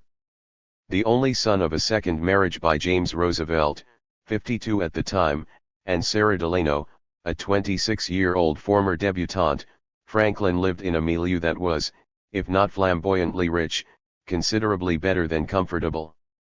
He was educated by governesses and tutors, had his own pony and sailboat, and had been taken on pilgrimages to Europe 8 times before he had learned how to shave properly. School meant Groton, the elite haven run by the Reverend Endicott Peabody, Harvard, the mecca of so many upper-class youngsters, and a stint at Columbia Law School. Though he failed to finish his law studies because of poor grades, he passed a subsequent bar examination and went on to a desultory career with a New York law firm, meanwhile dabbling in sundry public and charitable activities which gave the Roosevelts a reputation for noblesse oblige. The salaries he earned, in this and other jobs, were frosting to a cake already sufficiently sweet. While he was in 294 Washington, as Assistant Secretary of the Navy under Wilson, 10 servants manned his household. When he died he left a fortune of $2 million, plus $500,000 in insurance, twice as much as the legacies left by Coolidge, Wilson, and Taft combined. Franklin Roosevelt's liberalism, then, was a branch grafted to a root of conservative background. It was enriched by his marriage to Eleanor Roosevelt, niece of Teddy, and also a remote cousin, who was more advanced in this respect than FDR. As a New York State Senator from the district around Hyde Park, he made a good but not remarkable record as a progressive. He favored social legislation, women's suffrage, direct election of senators, party primaries. After a visit to Woodrow Wilson in 1911, he campaigned hard for the new Freedom candidate, against his fifth cousin, Teddy, and as a sign of his predilections was rewarded not with a post to challenge his social values but with one in the Navy Department. In 1920 he was chosen vice presidential candidate on the Democratic slate, then lapsed into obscurity after August 1921, when he was caught in a siege of infantile paralysis. Friendly biographers insist that the experience of living in a wheelchair and wearing braces, for the rest of his life, tempered his spirit. Nonetheless, when he returned to politics, under the encouragement of his wife and his close associate, Lewis Howe, to win the state governorship in 1928, he still lacked that zeal for innovation that was to characterize his first 5.5 years at the White House. He was a likable man, warm, with a dazzling smile visible behind the long cigarette holder that he held at a jaunty angle, an excellent mixer, charmingly impulsive. Yet, as Walter Lippmann observed, he was neither a crusader, a tribune of the people, nor an enemy of entrenched privilege. His New Deal, William E. Lukattenberg wrote, never demonstrated that it could achieve prosperity in peacetime. Without World War II and the post-war military expenditures that absorbed the unemployed, the Roosevelt bundle of experiments would today appear much less glossy. What distinguished Roosevelt from another wartime president, Wilson, was a much keener recognition, perhaps intuitive, that in addition to free access to the world's markets, American capitalism needed an international climate of social stability. Revolution was a threat equal to or greater than the closed door, and unless the two were dealt with as interrelated phenomena, America had no future as a great empire. When Roosevelt recognized the Soviet Union on November 16, 1933, after 4 American presidents had refused to deal with it for 16 years, he did it in part because he felt that a modus vivendi with the communists would result in muting their 2Q5 propaganda for class struggle and revolution. He was rewarded handsomely during the next few years. Stalinist agitation for a revolution in Cuba, previously high on the Russian agenda, ceased without notice. Roosevelt himself, charged by the American communists with carrying out more thoroughly, more brutally than Hoover, the capitalist attack against the living standards of the masses, was soon hailed as a middle-of-the-roader who merited support, and the Communist Party, which had been calling the president a reactionary, declared itself fully prepared to continue and develop our united front relations with those who support Roosevelt. Backhanded endorsement of the New Deal by the Soviet-oriented segment of the left was an important factor in stilling the militant storms within the United States in the 1930s, and though Roosevelt did not avow a formal alliance with the communists, he refrained from red-baiting, and he gave jobs to many people who sympathized with the Soviet cause. During World War II he evolved the strategy of coexistence, by which the United States and the Soviet Union would collaborate on a world scale so that the colonial revolution then rising to the surface would be guided to safe and peaceful channels, undisturbing to America's needs for markets and raw materials. Quite naturally, Roosevelt's first preoccupation was in plugging a leaking ship foundering badly at home. On that fateful Saturday when he took the oath of office, Governor Herbert H. Lehman of New York had put an executive padlock on the state's banks in order to avoid a run. 9 other states had already declared a bank holiday, including California and Michigan, and the New York Stock Exchange, as well as the Chicago Board of Trade and a half-dozen commodity markets, shut their doors. Millions of people and innumerable communities found themselves penniless. Added to the unemployment of a quarter of the working class, another fourth was working only part-time, and the mammoth decline in production, this represented the nadir of the Depression. Roosevelt responded with 100 days of the most frenzied legislative and executive activity in American history. Invoking an old Trading with the Enemy Act, he forbade trade in foreign exchange, or the export of gold. He declared a 4-day national bank holiday during which no currency or gold could be paid depositors. Many had expected that FDR would nationalize the credit institutions, but the banking bill, hastily passed at a special session, used more traditional techniques, such as the printing of more money.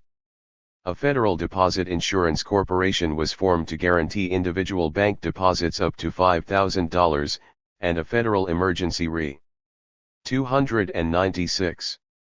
Leaf administration was set up to dole out $500 million to the states for direct relief to the jobless and poor. As an offshoot of FARA, the Civil Works Administration initiated 180,000 made work projects within 4 months, repairing schools, cleaning playgrounds, improving roads, beautifying parks, operating a pest and erosion control program. A public works administration, with a $3.3 billion budget, was mandated to revive the construction industry, and a civilian conservation corps to make jobs for young PLE at $30 a month, plus food, lodging, and uniforms. All of this, and other measures, fitted a new nomenclature called pump priming, and a new economic philosophy designed by the English economist John Maynard Keynes, which held that in a crisis the government itself must take over the task of stimulating demand for goods, even if it meant large budgetary deficits. To set the wheels of agricultural and industrial production turning, Roosevelt took two shaky steps toward national planning. The Agricultural Adjustment Administration paid farmers hundreds of millions of dollars from the federal treasury to kill 6 million pigs, plow under 10 million acres of cotton, as well as other crops. The purpose obviously was to reduce supply, raise prices and profits, and thereby encourage the agricultural community to plow its curtailed acreage. The National Industrial Recovery Act authorized businessmen in each industry to establish associations and draw up codes of fair practices, dealing with prices, wages, hours, exchange of information, etc., subject to presidential approval. NRA. The National Recovery Administration was not empowered to do national planning, as men like Rexford Tugwell urged, but solely to help each segment of industry recover separately. In essence, what it amounted to was a pledge by government that if industry raised wages and reduced hours, thereby increasing the demand for goods, it would be allowed to set prices for its products without antitrust prosecution. A blanket code was proclaimed setting a 35-hour week for blue-collar workers and 40 hours for white-collar employees, with a 40-cent an hour minimum for the former and $12 to $15 a week for the latter. Since the code was not enforceable by law, it was enforced by appeals to the public not to buy the goods of any producer who failed to display the Blue Eagle symbol, showing that he had complied. In all, 576 basic and 189 supplementary codes were drawn up by industrialists. The codes had the basic weakness, as a Rooseveltian review board stated in 1934, that they offered an opportunity for the more powerful and more profitable interests to seize control of an industry or to augment and extend a control already obtained. But the wheels did begin to turn. The 297 gross national product rose from $56 billion in 1933 to $72.5 billion in 1935 and $100.6 billion in 1940, almost as much as in 1929. Unemployment fell from 25% of the labor force in the former year to 15% in the latter. If this was not the grandiose achievement that the New Deal image has evoked in popular minds, it nonetheless was a precondition for coming to grips with external problems. On that score, external problems, the president was of a mind with his predecessors of the previous half-century, that overseas economic expansion was a sine qua non for survival. Foreign markets must be regained, he argued. There is no other way if we would avoid painful economic dislocation, social readjustments, and unemployment. Secretary of Agriculture Henry A. Wallace called foreign economic expansion vital if the United States were not to lapse into fascism or socialism. Leon Trotsky, the exiled leader of the Russian Revolution, assessing New Deal prospects, put the matter more aggressively in an April 1934 article: sooner or later American capitalism must open up ways for itself throughout the length and breadth of our entire planet. By what methods? By all methods. A high coefficient of productivity denotes also a high coefficient of destructive force. Historian Beard insisted that endless expansion abroad, even if only economic, was a surefire formula for imperialism and war, and suggested that America adopt instead a 5-year plan that would organize the corporate economy, control surpluses, and introduce a measure of self-containment. But the New Deal and its brain trust of intellectual advisors, knowingly or unknowingly, were headed in the path that Trotsky outlined and that would eventually blend into global imperialism.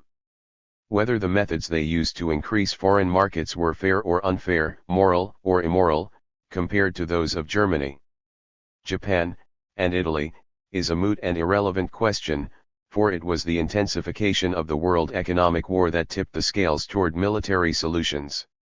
In 100 different ways every government was subsidizing its exporters, so that a clash between private businessmen inevitably became a clash between governments.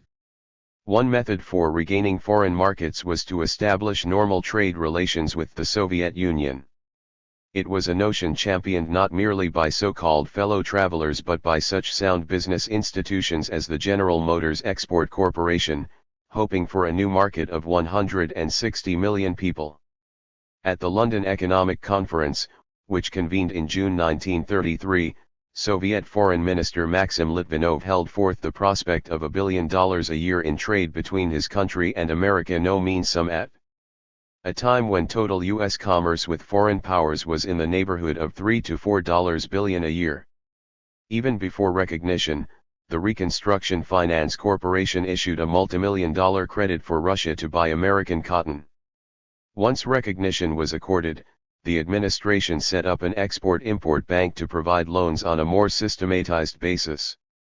Such a government agency was something new in peacetime, but according to the corporation lawyer and future Secretary of State, John Foster Dulles, private loans could no longer sustain international markets.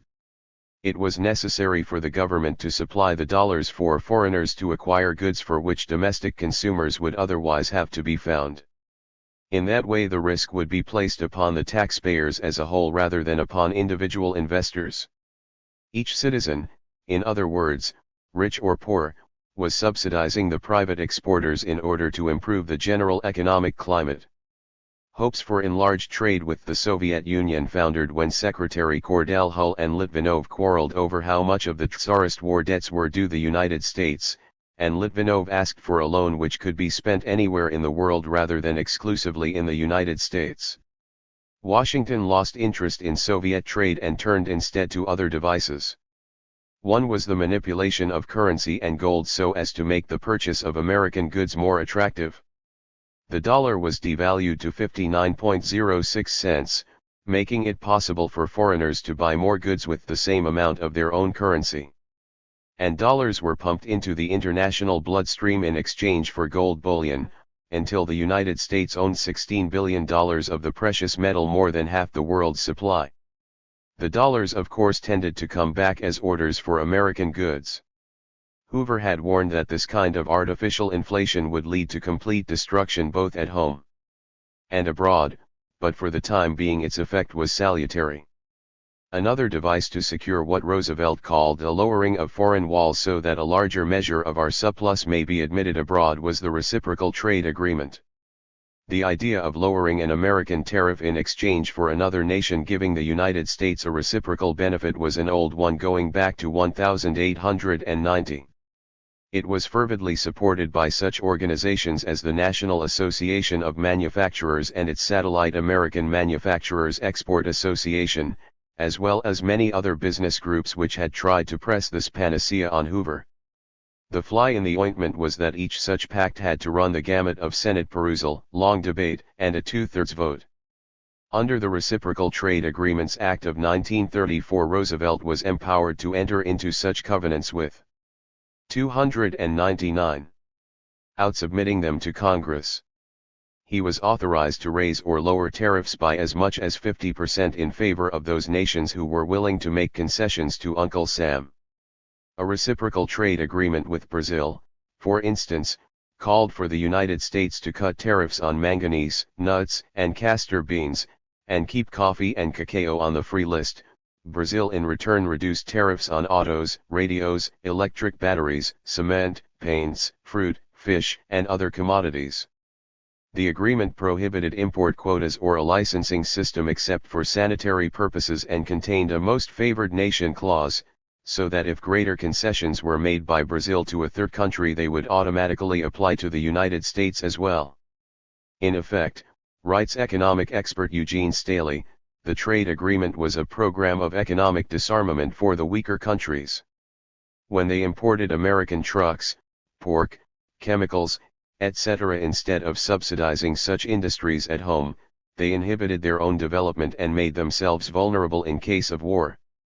Evidently, however, their short-term needs were too pressing to permit concentration on their long-term ones. As of 1939, the Roosevelt administration had concluded reciprocal trade agreements with 21 nations, accounting for 2/3 of America's foreign business. How much all this improved Uncle Sam's position has been a subject of dispute, but statistics show that exports to trade agreement nations rose 63% from 1934 to 35 to 1938 to 39, while those with non-trade agreement states went up only half as fast, 32%. Reciprocity combined with loans were America's primary means of warding off competitors in the 1930s.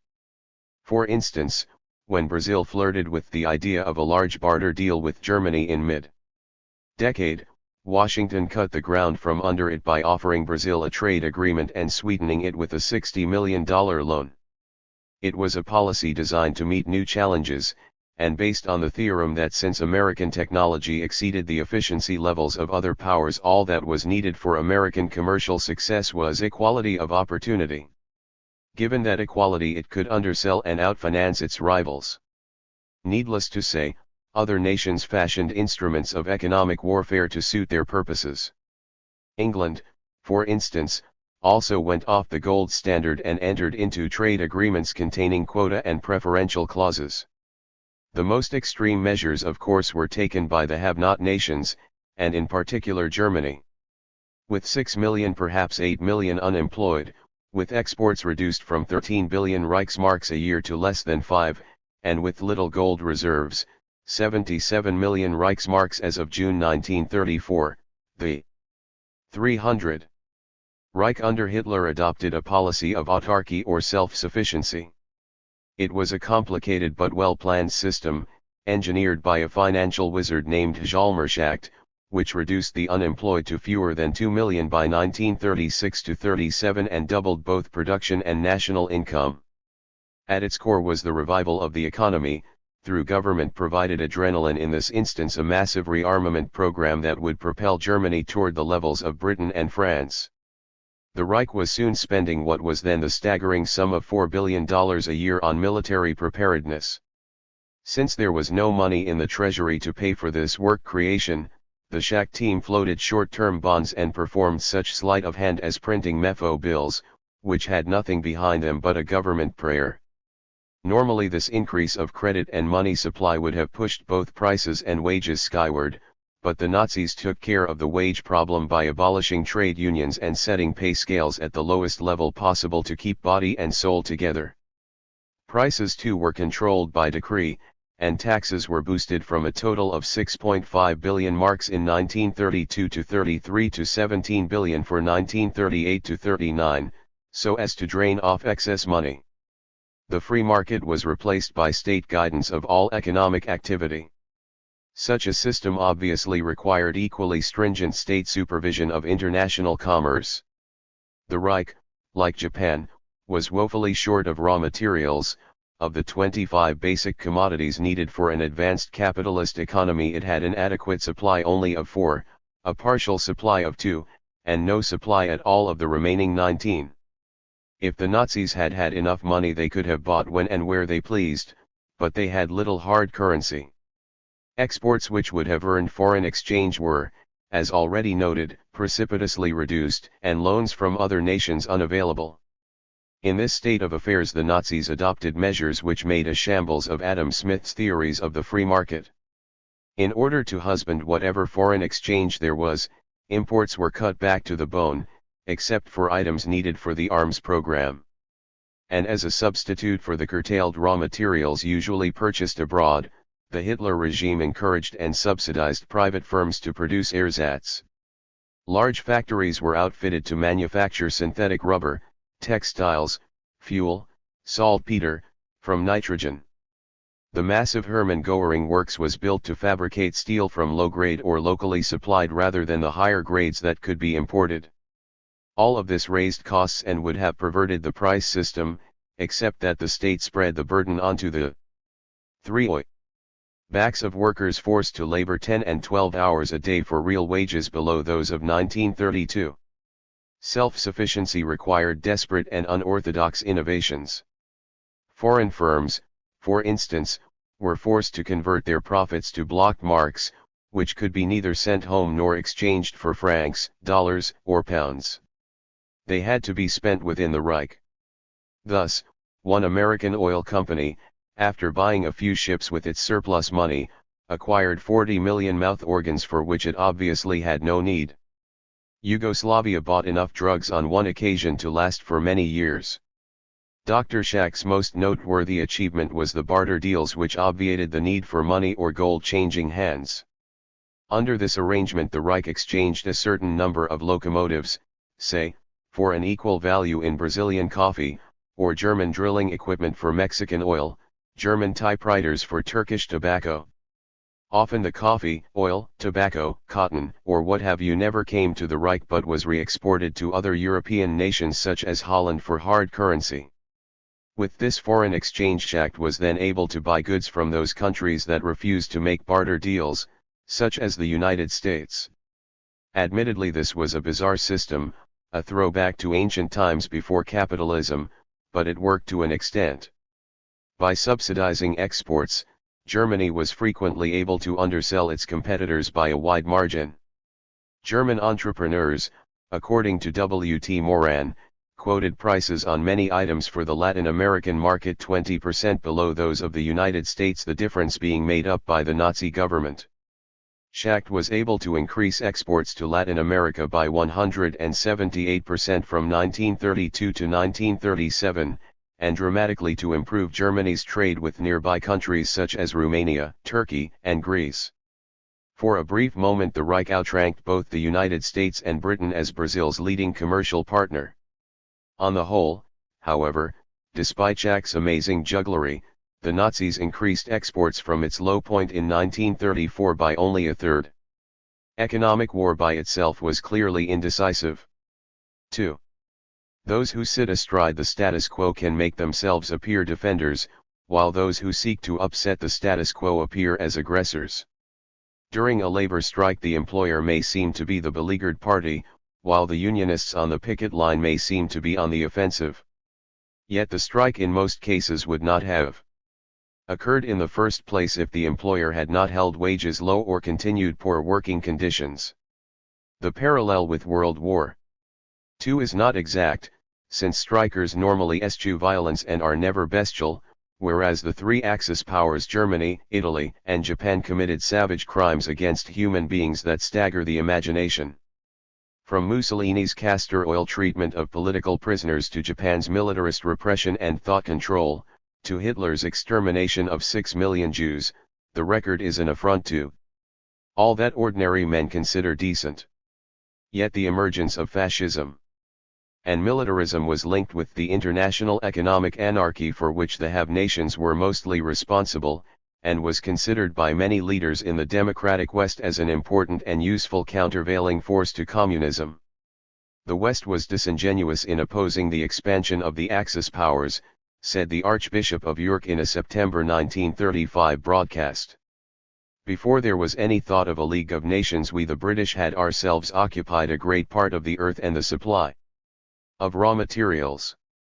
If we now say to those who have need of expansion, in the name of love and brotherhood hands off, we shall be convicted of hypocrisy. If we really believe in the community of nations we must be ready, and obviously ready, to start the work of arranging for the nations which lack outlet the means of satisfying their need. The New York Times, March 26, 1940, ruefully admitted that the underlying cause for Germany's descent to Nazism was its loss of foreign markets, the same kind of phenomenon which had driven the United States to the less drastic experiments of NRA and AAA. Innumerable leaders in the democracies found considerable good in fascism, militarism, and Nazism until they went too far. Do not forget, asserted Alvin Ousley, commander of the American Legion in 1923, that the fascisti are to Italy what the American Legion is to the United States. If ever needed, the American Legion stands ready to protect the country's institutions and ideals as the fascisti dealt with obstructionists who menaced Italy. If I had been an Italian, Winston Churchill said in 1927, I am sure that I should have been wholeheartedly with you Mussolini from the start to finish in your triumphant struggle against the bestial ape. Tights and Passions of Leninism. Churchill, David Lloyd George, and Lord Halifax, among others, advised Hitler in November 1937 that they were fully aware that the Führer had not only achieved a great deal inside Germany herself, but that, by destroying communism in his country, he had barred its road to Western Europe, and that Germany could rightly be regarded as a bulwark of the West. 303. Against Bolshevism. At the Brussels conference called late in 1937 to consider the Far Eastern situation, the Soviet Union offered to fight Japan provided the United States and Britain would guarantee the Soviets from attack in Europe. The suggestion was firmly rebuffed by the American delegation, indicating the ambivalence of the Western democracies. On the one hand, they feared that the Axis powers would upset the delicate balance in economic markets and political spheres of influence. On the other, they feared the Soviet Union as a potential moral and material support to revolution, which would also upset the status quo. Many Western leaders sincerely hoped that Germany would declare war on the Soviet Union so that the two would bleed each other to death. Not a few were pleased with passages in Hitler's book Mein Kampf which demanded Lebensraum, living space for the Reich, that could be obtained by and large only at the expense of Russia. At any rate, whatever the appearances and realities of aggression, the world of the 1930s was divided between those great powers who defended the status quo though willing to make some concessions in order to save it and those who sought to topple it. Superimposed on the economic war was a political military war for colonies and spheres of influence, as well as an arms race, all of which finally coagulated into World War II. The Japanese doctrine of a new order in East Asia, calling for an economic alliance between Japan, China, and Manchukuo, was expanded into the more ambitious goal of a greater East Asia co-prosperity sphere, which included Southeast Asia under Japanese tutelage as well.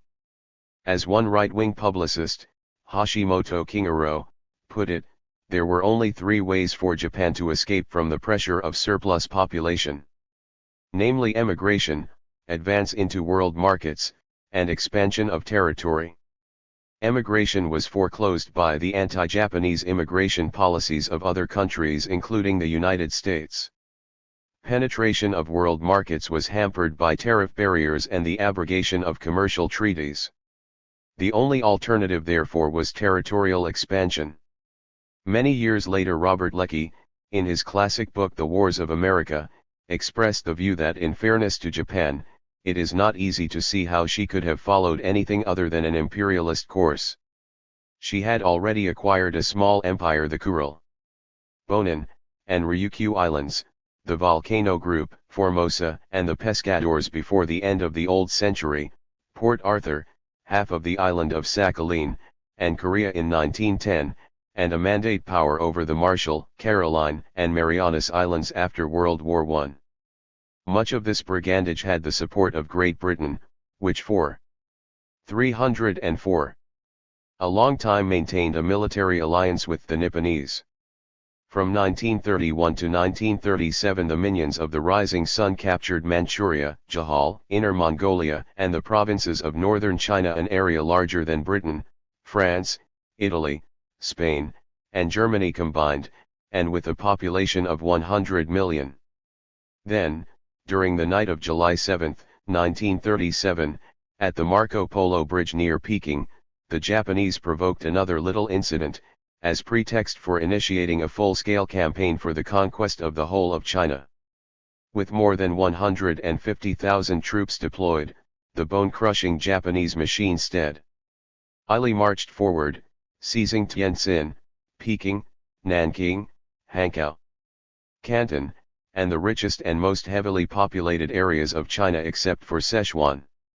It was during this campaign that Roosevelt made his dramatic but for the time being empty quarantine the aggressor speech, and warned that war is a contagion.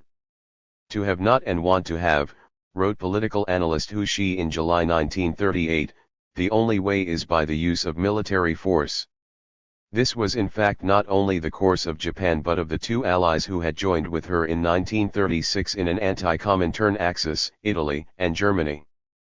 Though the least significant of these allies, Mussolini's Italy had an appetite equal to the others.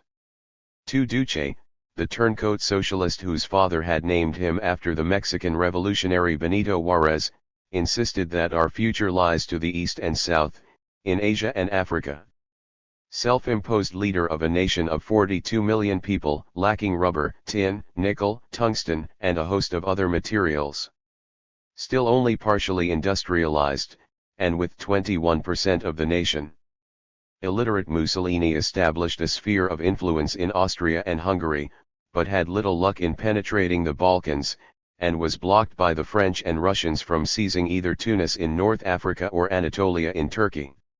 He settled finally on Abyssinia in Africa, the only remaining unconquered territory on that continent, unless one counts Liberia, an American client state. Using almost 500,000 troops, not to speak of poison gas, in 1935–36, Two-Duce subdued Haile Selassie's Ethiopia and made himself ruler of its 10 million people. While the League of Nations debated the issue, eventually imposing mild sanctions which did not include the key commodity, oil, Mussolini told a reporter, "We are on the march. It is too late now to tell us to stop. Look at Portugal, and Belgium, and Holland. They all have fruitful colonies. Surely, Italy must have fruitful colonies, too. As soon as we get such colonies, Italy will become conservative, like all colonial powers." Mussolini's achievements, alas, did not match his lust. Austria, which he considered an Italian bailiwick, went to Nazi Germany in Hitler's lightning Anschluss in 1938, and it was only as war approached that Two-Duce overwhelmed Albania, across the Adriatic Sea. 305. The one plan designed to rupture most quickly the vaunted balance of power that underlay British, French, and to some extent American policy was Hitler's blueprint for expanding in the heartland of the planet Europe. Territorial policy, he wrote in Mein Kampf, cannot be fulfilled in the Cameroons but today almost exclusively in Europe. In his schema of the future, Germany would first have to destroy France in order to give our people the expansion made possible elsewhere to the east at the expense of Rus. SIA. Sitting athrust such a land empire, with hundreds of millions of people and untold resources at its disposal, the Reich would of course write finesse in quick order to the British and French empires just as it had hoped to do a generation before with the Berlin-Baghdad strategy. While Schacht, therefore, was experimenting with barter deals and ASCII marks, which could be spent only in Germany, more exciting activities were taking place at the diplomatic and military front. Under the Versailles Treaty, Germany's army was limited to 100,000 long-term volunteers and was prohibited from acquiring tanks or planes. In addition, parcels of land were returned to their presumed original owners, such as Alsace-Lorraine to France, and other sections to Poland, Denmark, and Belgium, and the Rhineland and the Saar Valley were placed under French occupation for 15 years, with the latter to hold a plebiscite at that time to determine whether it should be reincorporated into Germany. Before he could make a final active reckoning with France and undertake his Drang nach Osten drive into the east, the Soviet Union Hitler first had to destroy this Versailles system. He did it methodically and adroitly, avoiding a general war for more than 6 years, leading one writer to conclude that the Germans do not want a war, all they want are the rewards of victory. Rearmament began secretly with the army instructed to triple its manpower from 100,000 to 300,000 by October 1934 and the Navy to construct U-boats and 2 battle cruisers considerably above the 10,000 ton limit set by Versailles.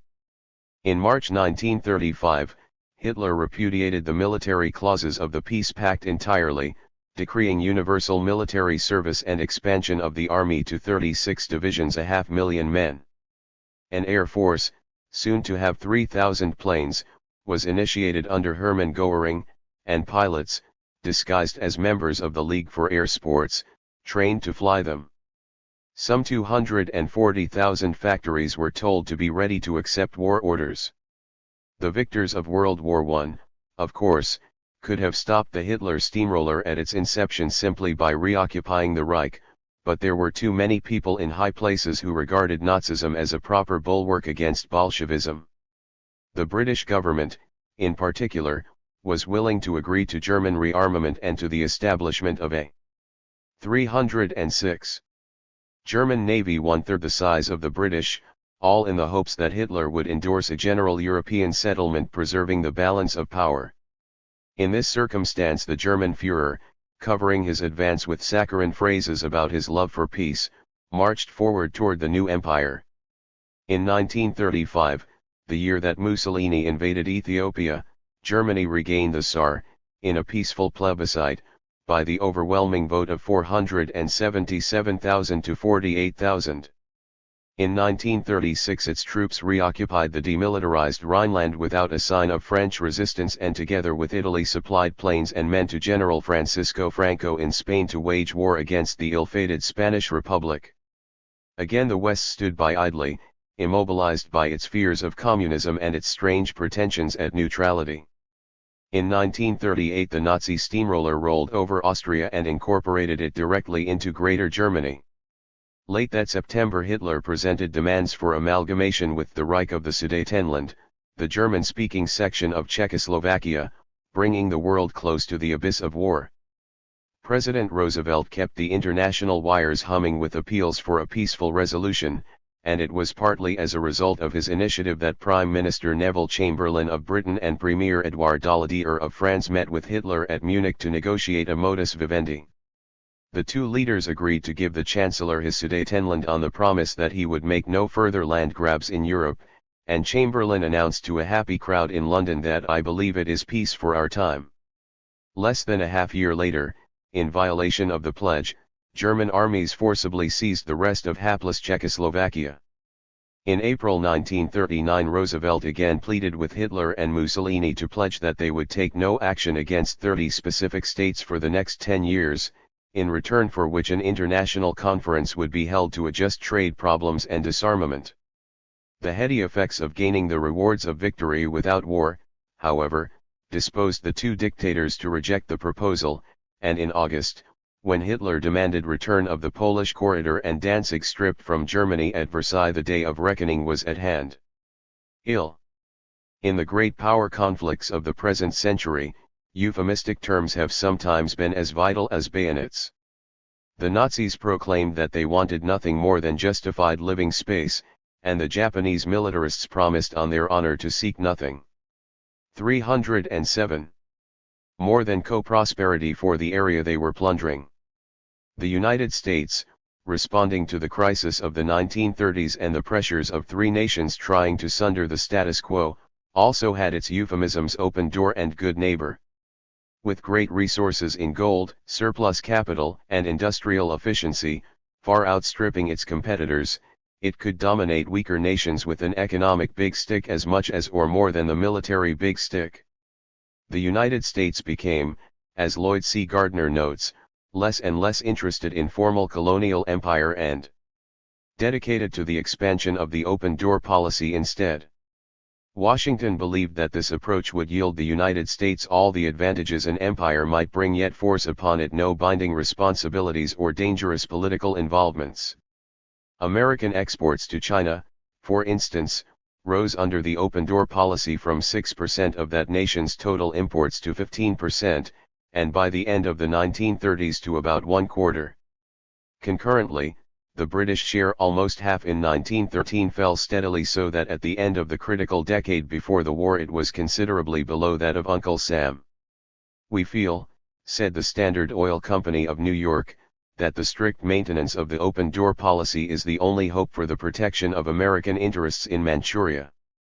And what disturbed the State Department most was not the plight of the people in such places as Manchuria, but that Japanese superiority in the Far East would definitely mean the closing of the open door. The good neighbor policy for Latin America, corollary to the open door, also placed a veneer of compassion around a hard core of self-interest. Early in the decade Hoover and Stimson, as well as many financial leaders, concluded that haphazard military intervention had more drawbacks than benefits. "The theory of collecting debts by gunboats," declaimed Thomas P. Lamont, senior J.P. Morgan partner, is unrighteous, unworkable, and obsolete. If Latin America were to be aligned with the United States in what Stimson and Sumner Welles called a common bloc for the purpose of furthering trade and stimulating recovery, it was necessary to reassure the nations south of the Rio Grande that they were not living under the permanent threat of North American gunboats. To make the idea credible, Hoover and Stimson entered into a treaty with Haiti in 1932 for withdrawing the Marines, and saw to it that the last American forces in Nicaragua boarded ship for home early the following year. Washington found that there were means of guaranteeing American investments in the hemisphere other than by dispatching the Marines. In Haiti and Nicaragua, for instance, the United States trained a puppet militia guardia which defended Ameri. 308. Ken commercial interests as well as or better than the Marines did, and without generating the same hatred for the United States. These were the prototypes of a large number of puppet armies that served American interests after World War II. Franklin Roosevelt, in his first inaugural address, March 4, 1933, reaffirmed support to the policy of the good neighbor. His reasoning was perhaps best expressed by his friend Sumner Welles: if the United States is to maintain itself as one of the greatest forces in the world of the future, it must reach the conviction that in the Western Hemisphere lies its strength and support. A policy which consists in cooperation with the peoples, in removing the motive and the contributing factors of revolution, will be of far greater benefit to the United States, as well as to the republics concerned, than a policy which will permit the culmination of the causes for revolution and anarchy and then attempt to cure them through the exercise of force. An ounce of prevention against revolution, in other words, was worth a pound of cure. Evaluating Welles's good neighborliness in a 1939 article, Blair Balls observed that nothing had changed in basic aims, only the means were different. Actually, the American policy always calls for dominating Latin America from the Rio Grande to the Tierra del Fuego. It remained for Welles to evolve a methodology which would camouflage the United States policy as a hemisphere excursion into higher cooperation. The somber realities of the policy were illustrated by Welles's own role in saving Cuba. With sugar prices dropping drastically as a result of the Depression and popular unrest against the dictatorship of Gerardo Machado rising apace, Cuba was near turmoil when the White House in Washington changed residents. Though his predecessor's Secretary of State, Stimson, concluded that Machado could hold the country safe and suppress revolutions, Roosevelt decided to offer an increase in Cuba's sugar quota as a reward, if the Havana regime would institute reforms. Welles was sent to the scene and reported optimistically that a fair commercial agreement would distract the attention of the Cuban public from politics and simultaneously assure Washington of practical control of a market it has been steadily losing for the past 10 years.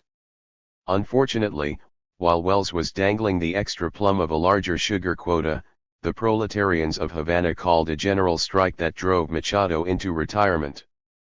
A moderate regime, largely the work of Welles's backstage management, took the reins, but lasted only 2 weeks. It was replaced by a left-of-center regime under Ramon Grau San Martin which Welles considered inimical to.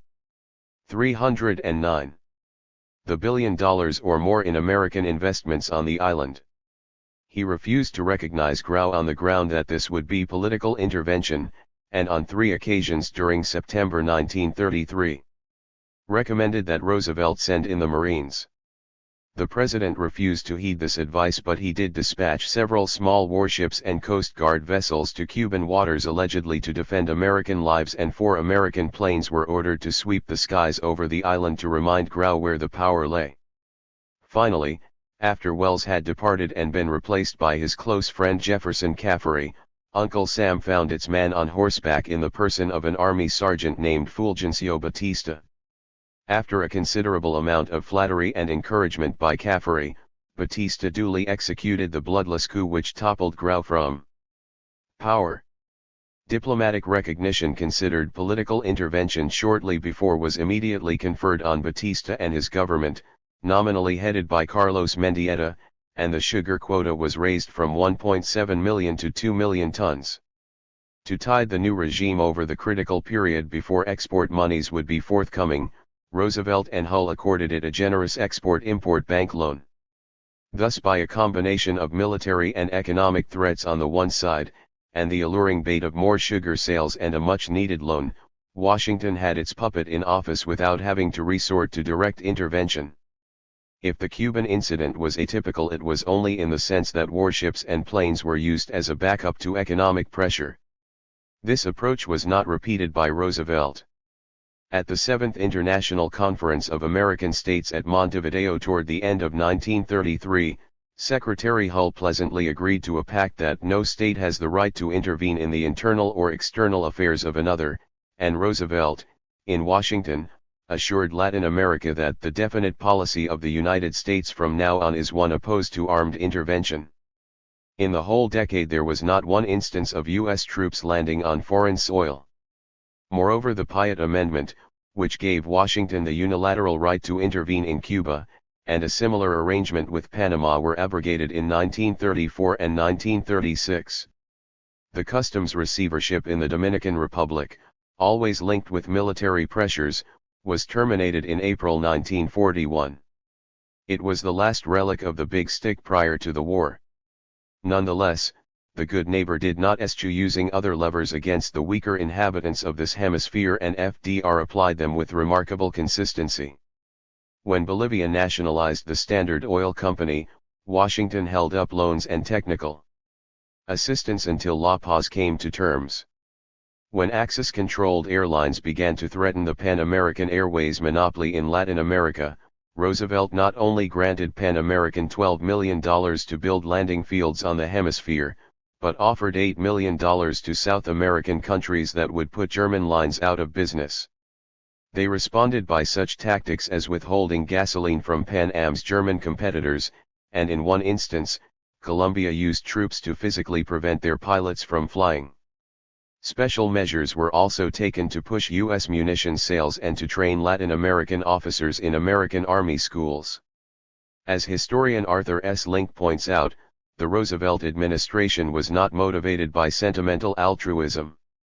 In 1936, when American bondholders were at odds with Mexico over payments, Wells threatened to stop financing a section of the Pan American Highway until an agreement was reached. In 1939, a $120 million authorization to stabilize the currency of Brazil and finance its exports undercut German influence. To help achieve New World solidarity against the Axis, Roosevelt in 1938 established an interdepartmental committee of cooperation with American republics to provide technical aid for the Latin states. He encouraged U.S. firms to invest in neighboring nations in order, as he said, to develop sources of raw materials needed in the United States, and in the fall of 1940 increased the Export-Import Bank's funds from $100 to $700 million so as to finance a host of projects in Latin America. $45 million for the steel industry in Brazil, $40 million for roads in Mexico, $30 million for Colombia's factory program, $25 million for Cuba, $20 million for Chile. A particularly revealing insight into good neighbor techniques was the vain effort to bring Mexico to its knees following the nationalization of foreign oil companies in March 1938. Apart from the fact that $500 million or more in property was at stake, the measure by Mexican President Lázaro Cárdenas might prove to be contagious, not only affecting other foreign property in Mexico, but encouraging Venezuela, Ecuador, Peru, and Colombia to follow the Mexican example. Hull was furious. However, having committed himself not to use the mailed fist, the only recourse was to economic pressure. Mexico then enjoyed a special arrangement for selling silver to the United States above the world market price. That was revoked. With State Department support, a boycott was declared against Mexican oil, and both European and Latin American nations were solicited to adhere to that boycott. The result of the silver and oil policies was a decline in the value of the peso by a staggering 28%. Had Mexico not been able to turn to Germany and Japan 3-2 to sell its oil, Cárdenas might have been forced to yield. As it was, his term in office expired with the 1940 elections, and the new president, Manuel Ávila Camacho, proved more tractable to American blandishments. He did not denationalize the oil or pay the companies what they wanted, but he committed himself to work with Uncle Sam in the defense of the hemisphere. Washington patched up relations by agreeing to a $30 million export-import bank loan, and by pledging to continue buying Mexican minerals. Mexico at least was saved from falling into Axis clutches, or turning neutral. On balance, the good neighbor policy paid dividends at least as substantial as Axis autarky. Though U.S. trade with Latin America in the 1930s did not reach 1929 levels, it did go up by 236% from 1933 to 1937, a higher climb than even Germany enjoyed. Viewed as a way to develop an informal empire, or sphere of influence, Lloyd C. Gardner writes, the good neighbor policy was an advance over anything that had gone before. It not only contained and rolled back the Axis, but it laid the groundwork in the future for capturing the British holdings in the hemisphere as well. Speaking to a press conference in January 1940, Roosevelt contemplated the rosy prospects. As you know, he said, the British need money in this war. They own lots of things all over the world, such as tramways and electric light companies. Well, in carrying on this war, the British may have to part with that control, and we, perhaps, can step in or make the financial arrangements for eventual local ownership. It is a terribly interesting thing, and one of the most important things for our future trade is to study it in that light. 4.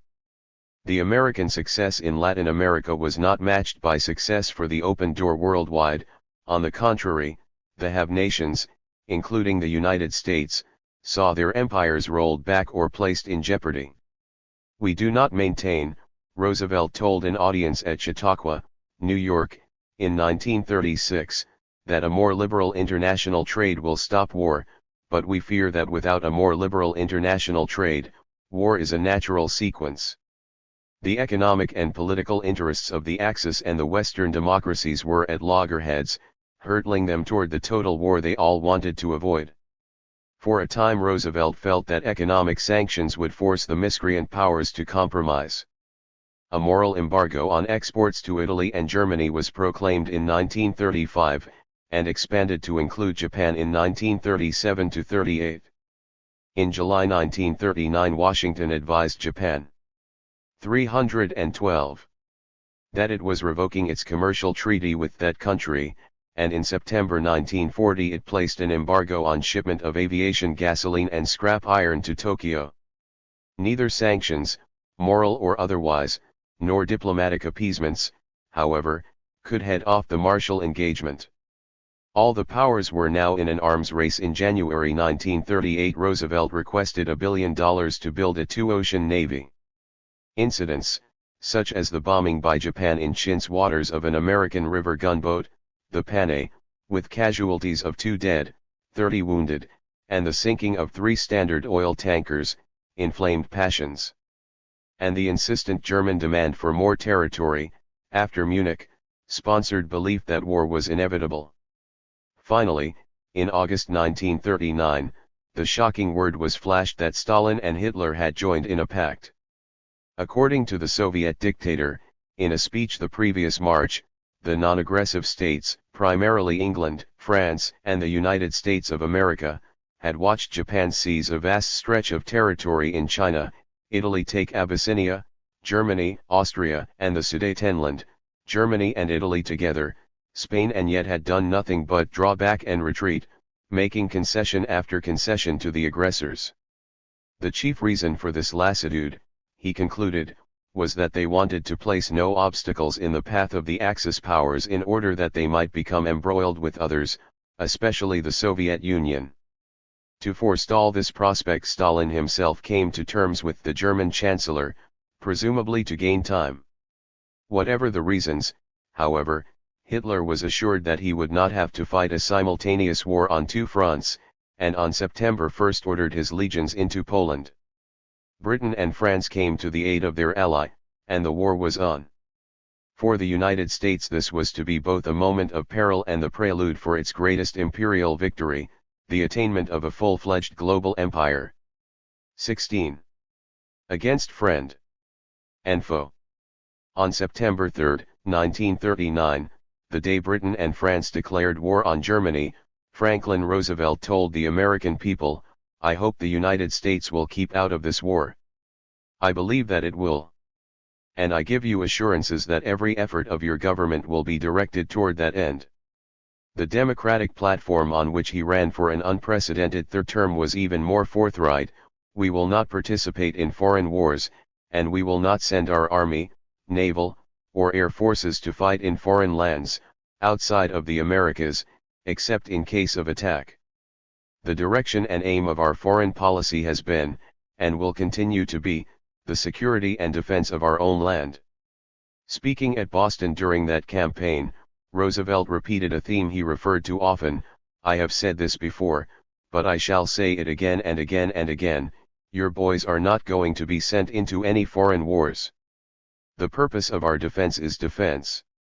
In the light of what happened subsequently, some historians have questioned Roosevelt's sincerity, as they were later to question that of Lyndon Johnson in respect to the Vietnam War. But there was an economic and political logic to events that transcended the wishes of mortals, a logic rooted in industrialism, private profit, and competition, which literally drove the great nations against each other, and all of them against the weaker states. The capitalist system subsists on markets and access to raw materials, and if those should be cut off abroad through political or economic manipulation, the home country is enervated by the social diseases of unemployment and economic stagnation. Subsidized competition in Latin America by Germany and Japan, for instance, caused Secretary of the Treasury 313. 314. Henry Morgan thought to record in his diary of December 16, 1937, the alarming possibility that we're just going to wake up and find inside of a year that Italy, Germany, and Japan have taken over Mexico. Should Germany establish its suzerainty over Europe, it would have both the economic and military wherewithal to whittle the U.S. sphere of influence in Latin America toward oblivion, and should Japan forge an empire that included China, Southeast Asia, Singapore, and the Dutch East Indies, half the world's raw materials would become inaccessible to other powers. Disruption of the status quo would have dire economic consequences as well as dire strategic ones for the have nations. This is not to say that no alternatives to war existed in 1939, that the march toward conflict could not have been slowed down, that a modus vivendi could not have been reached for a few more years. Just prior to Hitler's invasion of Sudetenland, for instance, a group of German generals led by Ludwig Beck and Franz Hader plotted to arrest Hitler and establish a military regime to prevent a general war. Their plot, alas, depended on Britain and France manifesting a will to resist the Führer, and when this failed to eventuate, the generals drew back. There were to be other plots in the coming years, and no one can tell for sure what might have happened had the Allies given them more concrete support. Similarly, the government of Japan under Fumimaro Convoy was slightly more tractable than the one that followed his resignation, headed by General Hideki Tojo. Whether judicious concessions to Convoy's regime might have cut the ground out from under the militarists at least for some years, is one of those historical ifs whose answer can only be guessed. In either case, however, peace might have been preserved for a period. But the war did start in 1939, and Roosevelt cast his lot with the nations that were least inimical to the interests of the American establishment, Britain and France, against those most inimical, the Axis powers. Unlike Wilson, who called on his fellow citizens to be impartial in thought as well as in action, Roosevelt was openly disposed toward the Allies both in spirit and in performance. There were at the time a number of neutrality laws on the books prohibiting sale and transport of munitions to belligerents, or floating loans on their behalf. Within 3 weeks FDR had called Congress into special session to revise these acts so that the combatants could buy what they wanted as long as they paid cash and carried away the ordnance on their own ships. Cash and carry, it was called. In theory, both sides could buy in the United States, but in practice, since Britannia ruled the waves, the benefits of the bill were confined to England and France. So blatantly unneutral was FDR's bill. 315. That, Even though the vast majority of Americans wanted the Allies to win, the debate in Congress lasted 6 acrimonious weeks. Concurrent with the lifting of the arms embargo, the Roosevelt administration prevailed on the Latin American republics to issue the Declaration of Panama, which delineated a safety belt around the Americas 300 to 1,000 miles wide. Combatants were warned not to engage in any naval activity in this zone, and the declaration, though it turned out to be a dead letter, was the first of a number of steps toward regional security that welded the hemisphere behind Big Brother in the north. Once again, because of the benevolence of geography, the United States was able, despite its partiality, to stay out of the shooting for a relatively long period, 2 years and 3 months, and once again it benefited handsomely while the resources of Britain and France were dissipated. During the Depression years, many leading figures had feared that full employment would never again return. Senator Hugo L. Black, a future Supreme Court justice, had thrown a bill into the hopper reducing the work week from 48 to 30 hours, so that the permanent army of jobless could be absorbed by sharing the work. Senator James F. Burns, a future Secretary of State, urged that we accept the inevitable, that we are now in a new normal with millions doomed to unemployment to the end of their days. Harry Hopkins, often referred to as the Assistant President, as late as 1937 argued that it was reasonable to expect a probably minimum of 4 million to 5 million unemployed in future prosperity periods. But as the war orders came in and as Washington itself enlarged its military budget, the 9 to 10 million idle hands, as of 1939, were reincorporated into the productive process. In the first 2 years alone the factories doubled their output, almost 6 million workers were added to the non-agricultural payroll, and exports climbed from $3.2 billion to $5.1 billion. The war put America back to work, where CWA, NRA, PWA, and WPA failed. The Cold War that followed kept it at the workbench thereafter. Had hostilities lapsed into a stalemate, America might have stayed out of the fray even longer. But Germany had perfected a new strategy of warfare, the Blitzkrieg, a war of movement in which tanks and planes were used to overrun or encircle enemy positions quickly that gave Hitler a series of unparalleled victories. In 2 weeks the 800,000 German invaders, in mechanized divisions, with 1,400 planes at their disposal, decimated a Polish army twice as large and captured 150,000 square miles of territory, including Poland's richest mines, most productive plants, about 22 million of the nation's 35 million population. Simultaneously the Soviets, under 3L6, the Hitler-Stalin agreements, took the eastern portion of Poland, completing the obliteration of that nation. After this initial thrust came a lull in hostilities while the French army and the British Expeditionary Force sat snugly behind the concrete and steel fortifications called the Maginot Line, and the Germans bivouacked behind their recently finished Siegfried Line, neither side peppering each other with anything more lethal than propaganda leaflets. The only fighting was in Finland, which the Soviet army invaded at the end of November, but this, like the subsequent seizures of Latvia, Estonia, Lithuania, Bessarabia, and Bukovina by the Kremlin, were sideshows to the main event. 3 months after the onset of war the British had not suffered a single casualty. Senator William Borah called it a phony war, others called it a Sitzkrieg. Hitler seemed willing to wait, on the theory that his enemies would once again accept a fait accompli and come to terms. The Allies, on the other hand, were now convinced that a settlement was impossible, that a combination of the impregnable Maginot Line and the British blockade would bring the Nazis to Brook. Soon, however, the phony war became dramatically real again and American aid began to accelerate in cadence with the Allies' adversity. In April 1940, Hitler's legions occupied Denmark despite a recently signed non-aggression pact and marched into Norway, where their Norwegian agent, Vidkun Quisling, had tried to prepare the way. The British mobilized a small force to defend the small state and sent some ships to challenge the invaders, but the German steamroller could not be stopped. In May it rolled into Belgium, neutral Holland was devastated and conquered in 5 short days. The Maginot Line, behind which the French hoped to wage a war of position similar to the type of fighting that prevailed in the First World War, was neutralized by the simple device of sending panzer divisions around it in the north. In less than 2 weeks the German troops were at the English Channel and the British were forced into the humiliating though successful evacuation of 338,000 men at Dunkirk. Simultaneously Belgium surrendered, and on June 10, Mussolini, sensing a quasi-mathematical certainty of winning, declared his nation at war with France. A few days later, as the French army continued to reel backward, Paris fell. Thus within a month Hitler had achieved what the Kaiser had been unable to do in 4 years.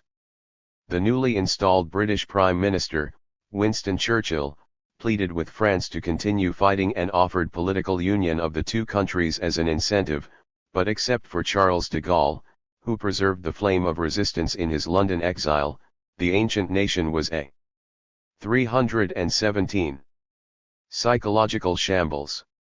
On June 22, 1940, at the forest of Compiègne, and in the same railway carriage in which Germany had surrendered 22 years earlier, Hitler imposed an armistice whereby the Nazis occupied half of France, the other half was left to a puppet regime in Vichy, under Marshal Henri Pétain and Pierre Laval. England was now alone, battered by Goering's Luftwaffe, awaiting an amphibious invasion if Hitler could assemble the necessary landing craft. The winter of illusion, as Churchill had called the Sitzkrieg, had passed into a summer of furious conquest, with the British leader promising his countrymen nothing but blood, toil, tears, and sweat for the immediate future. 2. The American people, according to Sherry Mangum in a November 1943 Fortune article, were eased into the war by a process of discrete gradualism and manufactured inevitability. Pearl Harbor merely legalized the accomplished fact. The manufacture of inevitability was accelerated by Roosevelt when the European house of cards began to topple. On May 16, 1940, as he asked for $1.2 billion more in defense money, he drew a harsh picture of what lay in store for the American people. With air power at its present technological levels, he said, the United States was no longer safe behind its two oceans. New England could be attacked from bases in Greenland, New York from airfields in Bermuda, and Seattle from stations in Alaska if the Japanese were to conquer it.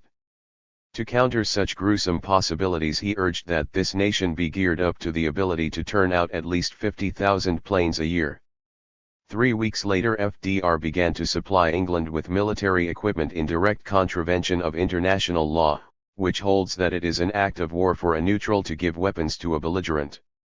Brushing aside old restrictions on the sale of weapons, he shipped rifles, machine guns, and other materiel to the British. In August he exchanged 50 mothballed destroyers with Britain in return for 99-year leases on naval and air bases in Newfoundland, Bermuda, the West Indies, and British Guiana. Theoretically, such an arrangement required, under the U.S. Constitution, a 2/3 vote of the Senate, but the President took action by executive fiat, a precedent which would become commonplace in the turbulent 1960s. Meanwhile, Roosevelt also asked for, and received, authorization to spend $4 billion more for a two-ocean navy, added 2 venerable Republicans to his cabinet, Henry M. Stimson and Frank Knox, to give it the flavor of national unity, set up a joint board of defense. 3L8. With Canada, and concluded an agreement with the Latin American nations at a meeting in Havana, affirming that all of them would stand as one to protect the integrity or political independence of an American state. Most important was the passage of the first Selective Service Act in peacetime history, allowing for the immediate draft of 800,000 men between 21 and 35. It was coupled with assurances that it was only for hemispheric defense, and your boys are not going to be sent into any foreign wars. They are going into training to form a force so strong that, by its very existence, it will keep the threat of war far away from our shores. Roosevelt's own steamroller was slow to start, but it gained momentum, especially after the 1940 elections, which he won with 449 electoral votes, compared to 82 for Wendell Willkie. America clearly was now in a war short of war. When Congress convened in January 1941, the President urged it to support all nations which upheld, in his historic phrase, the four freedoms: freedom of speech, freedom of religion, freedom from want, freedom from fear. And a few days later he proposed a far-reaching and unique method for financing Britain and the various governments in exile, such as de Gaulle's Free French, which was to be 5 times as costly as the loans made by Uncle Sam in World War I. Under the Lend-Lease Act, passed after bitter debate in March 1941, the chief executive was authorized to sell, transfer, exchange, lease, lend any war materiel to any government that the President deems vital to the defense of the United States. This was without question a flagrant violation of international dictum, but it was approved in spite of bitter debate and strong opposition from Republicans, 135 against, 24 for. Never before, declared anti-war critic Senator Burton K. Wheeler, has the Congress of the United States been asked by any president to violate international law. Never before has this nation resorted to duplicity in the conduct of its foreign affairs. Never before has a Congress boldly and flatly been asked to abdicate. The bill, he predicted, will plow under every fourth American boy. NEV. The less it passed, and in the next 4.5 years $49.1 billion in munitions, food, goods, and services were doled out to U.S. allies, about 3/5 to Britain and about 1/5 to the Soviet Union, after it was attacked by Hitler. The recipients paid back in reverse Lend-Lease about $8 billion, that is, they made available airfields, hospitals, depots, barracks, food, and oil, for America's own armies overseas. Churchill called America's effort the most unsorted act in the history of any nation, but it was in truth indispensable for washing 319 tons goals as well. Hundreds of thousands, perhaps millions of additional American boys would have died on the Western Front if the $11 billion in aid, 427,000 trucks, 13,000 combat vehicles, 2,000 locomotives, 11,000 railroad cars, 35,000 motorcycles, 4.5 million tons of food, 4 million pairs of army shoes, tanks, planes, oil, etc. 15 million tons of supplies altogether, had not been delivered to the Soviet Union to help it contain, then roll back, Hitler on the Eastern Front. Though American goods in each category were ordinarily only 5 to 10% of the total used by Stalin's forces, they were a decisive and vital part, without which locomotives, for instance, Soviet armies would have been too poorly supplied to defeat the Germans. Insofar as Britain was concerned, by December 1940, after paying out $4.5 billion for foreign purchases, mostly American, she was starved for dollars and had to suspend all but a few munitions orders. Without Lend-Lease her effort too would have faltered, again forcing U.S. soldiers eventually to fight more of the war. In effect, the Roosevelt administration substituted dollars for casualties. After Lend-Lease there was nothing either discreet or gradual about America's plunge toward the maelstrom.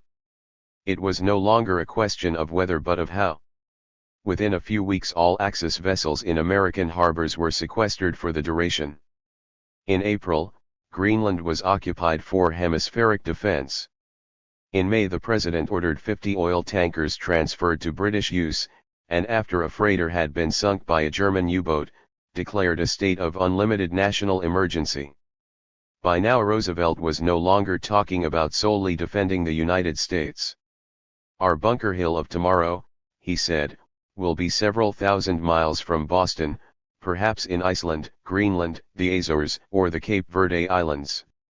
In June, Axis consulates in the United States were padlocked and the assets of the three countries with none of whom America was yet formally at war frozen.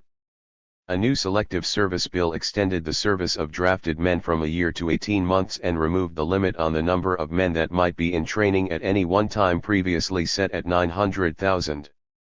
Despite the popular feeling that America was headed for battle, hostility to conscription was still so great that this bill carried the House by only a single vote.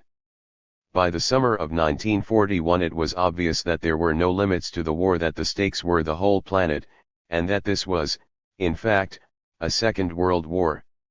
This was clear not only to the Axis nations, which had joined in a formal tripartite pact in September 1940 to help each other in case any of them became engaged with the United States, but to Churchill and Roosevelt as well. Even B.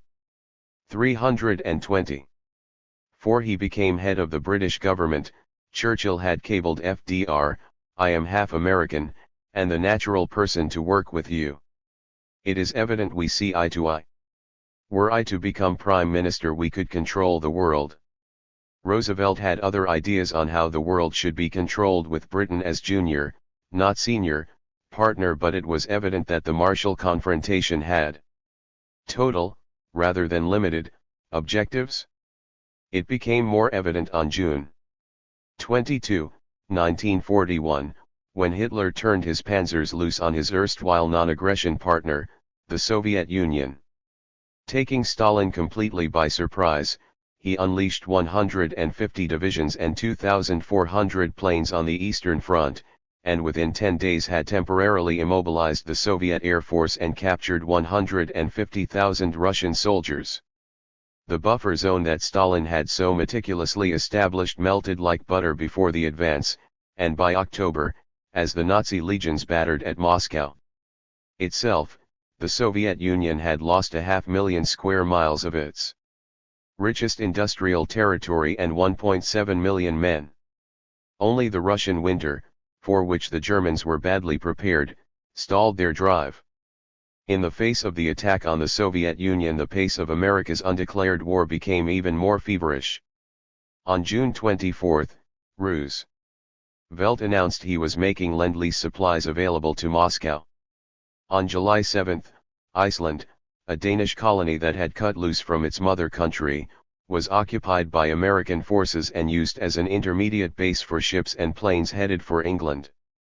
This was a major step toward hostilities because Roosevelt simultaneously ordered American destroyers to escort merchantmen carrying Lend-Lease goods as far as the island where the British would take over, and to drop depth charges when they suspected the presence of German submarines. Until then the president had held off on convoying ships because he feared public opinion was not yet ready for what was so patently a war measure. Caution, however, was out of style. In September, after a German U-boat fired 2 torpedoes at the USS Greer and 2 merchantmen were sunk, the chief executive proclaimed a shoot-on-sight policy against enemy submarines. In a Navy Day address that month, the president proclaimed that America has been attacked by rattlesnakes of the sea. The shooting war has started. He raised hackles on many skins by stating that he possessed a secret map to prove that the Nazis planned to divide South America into 5 vassal states. They were also determined, he said, to abolish all existing religions. International law was now a dead letter. The only relevant law remaining was that of self-defense, in whose interests he asked Congress for 2 major modifica. 32. 1. Tions of the neutrality laws. One called for putting guns on merchant vessels, the other for lifting the restriction on going into combat zones. "I consider the pending Senate decision," said Senator Arthur Vandenberg, a Republican leader, in discussing the FDR proposals, "as substantially settling the question whether America deliberately and consciously shall go all the way into a shooting war, probably upon 2 oceans. The ultimate acknowledgement by Congress of a state of war, I fear, will be a mere formality." Nothing more was needed to trigger the explosion but an incident that would unite the American people. That incident occurred at 7:55 a.m. on Sunday, December 7, not in Europe or the Atlantic but on the other side of the world, in the Pacific. The Japanese attacked Pearl Harbor, Hawaii, with 135 bombers and a flotilla of ships, killing 2,403 Americans, destroying 149 planes on the ground, and shattering 6 battleships and various other vessels in less than 2 hours. Roosevelt described the attack as sudden, and it galvanized the American people behind their government as in no other war. Almost everyone believed that the Japanese had perpetrated a sneak assault without warning, and many were convinced that had it not been for this treachery, war might have been avoided. Pearl Harbor, however, was merely the exclamation point to a very long sentence. In July 1940, Roosevelt cut off the supply of oil, scrap iron, and aviation gasoline to Japan, all vital to its economy.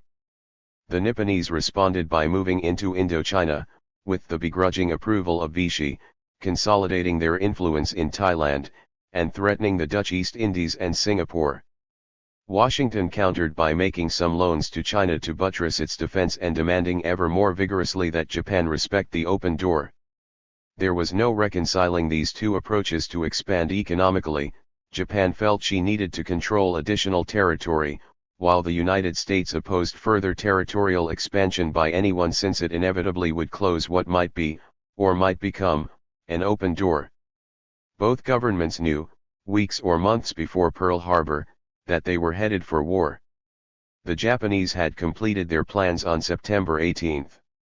Secretary Stimson recorded in his diary for November 25, 1941, that Hull, Frank Knox, General George Marshall, Admiral Harold I. Stark, Roosevelt, and himself met at the White House that day and discussed how we should maneuver the Japanese into the position of firing the first shot without allowing too much danger to ourselves.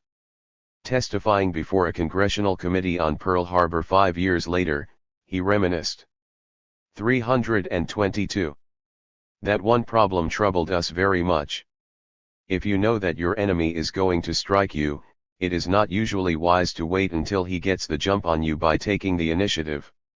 In spite of the risk involved, however, in letting the Japanese fire the first shot, we realized that in order to have the full support of the American people, it was desirable to make sure that the Japanese be the ones to do this, so that there should remain no doubt in anyone's mind as to who were the aggressors.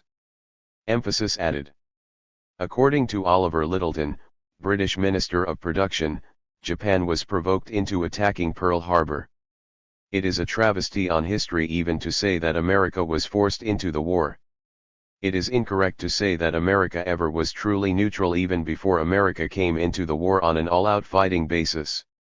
And according to Arthur Sulzberger, publisher of the Prower New York Times, we did not go to war because we were attacked at Pearl Harbor. I hold rather that we were attacked at Pearl Harbor because we had gone to war.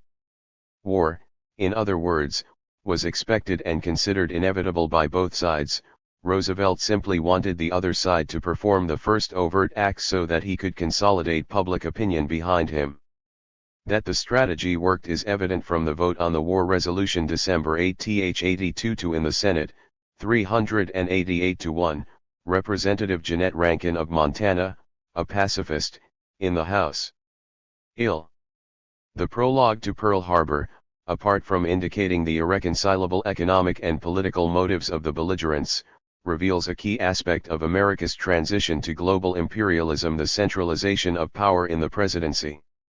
The Second World War generated only meager opposition from a few leftist groups such as the Trotskyists. The Stalin Communists, of course, had become the most fervent supporters of the war after Hitler's invasion of Russia, the die-hard isolationists, and some small numbers in the German-American and Italian-American community. Victory was won, despite a high cost in dollars, $330 billion. Exclusive of subsequent payments for pensions, veterans aid, and interest on loans, with a relatively low cost in blood compared to other nations, 292,000 dead in battle, 671,000 wounded, as against 6 million killed and 14 million injured for the Soviet Union. Despite controls on wages, prices, rents, materials, and job transfers, civilian life was disturbed only minimally, and not a single American city or building was touched by a foreign bomb. Under the circumstances. 323. There has been little disposition to castigate Roosevelt for transforming a government theoretically based on popular and congressional consent to a vassal run by executive fiat.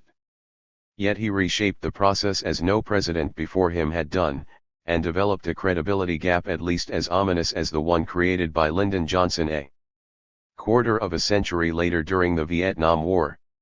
He made innumerable treaties and arrangements, both for execution of the war and for shaping the post-war world, without seeking approval of the Senate as provided in the Constitution or invoking popular discussion, as provided by a higher concept of democracy.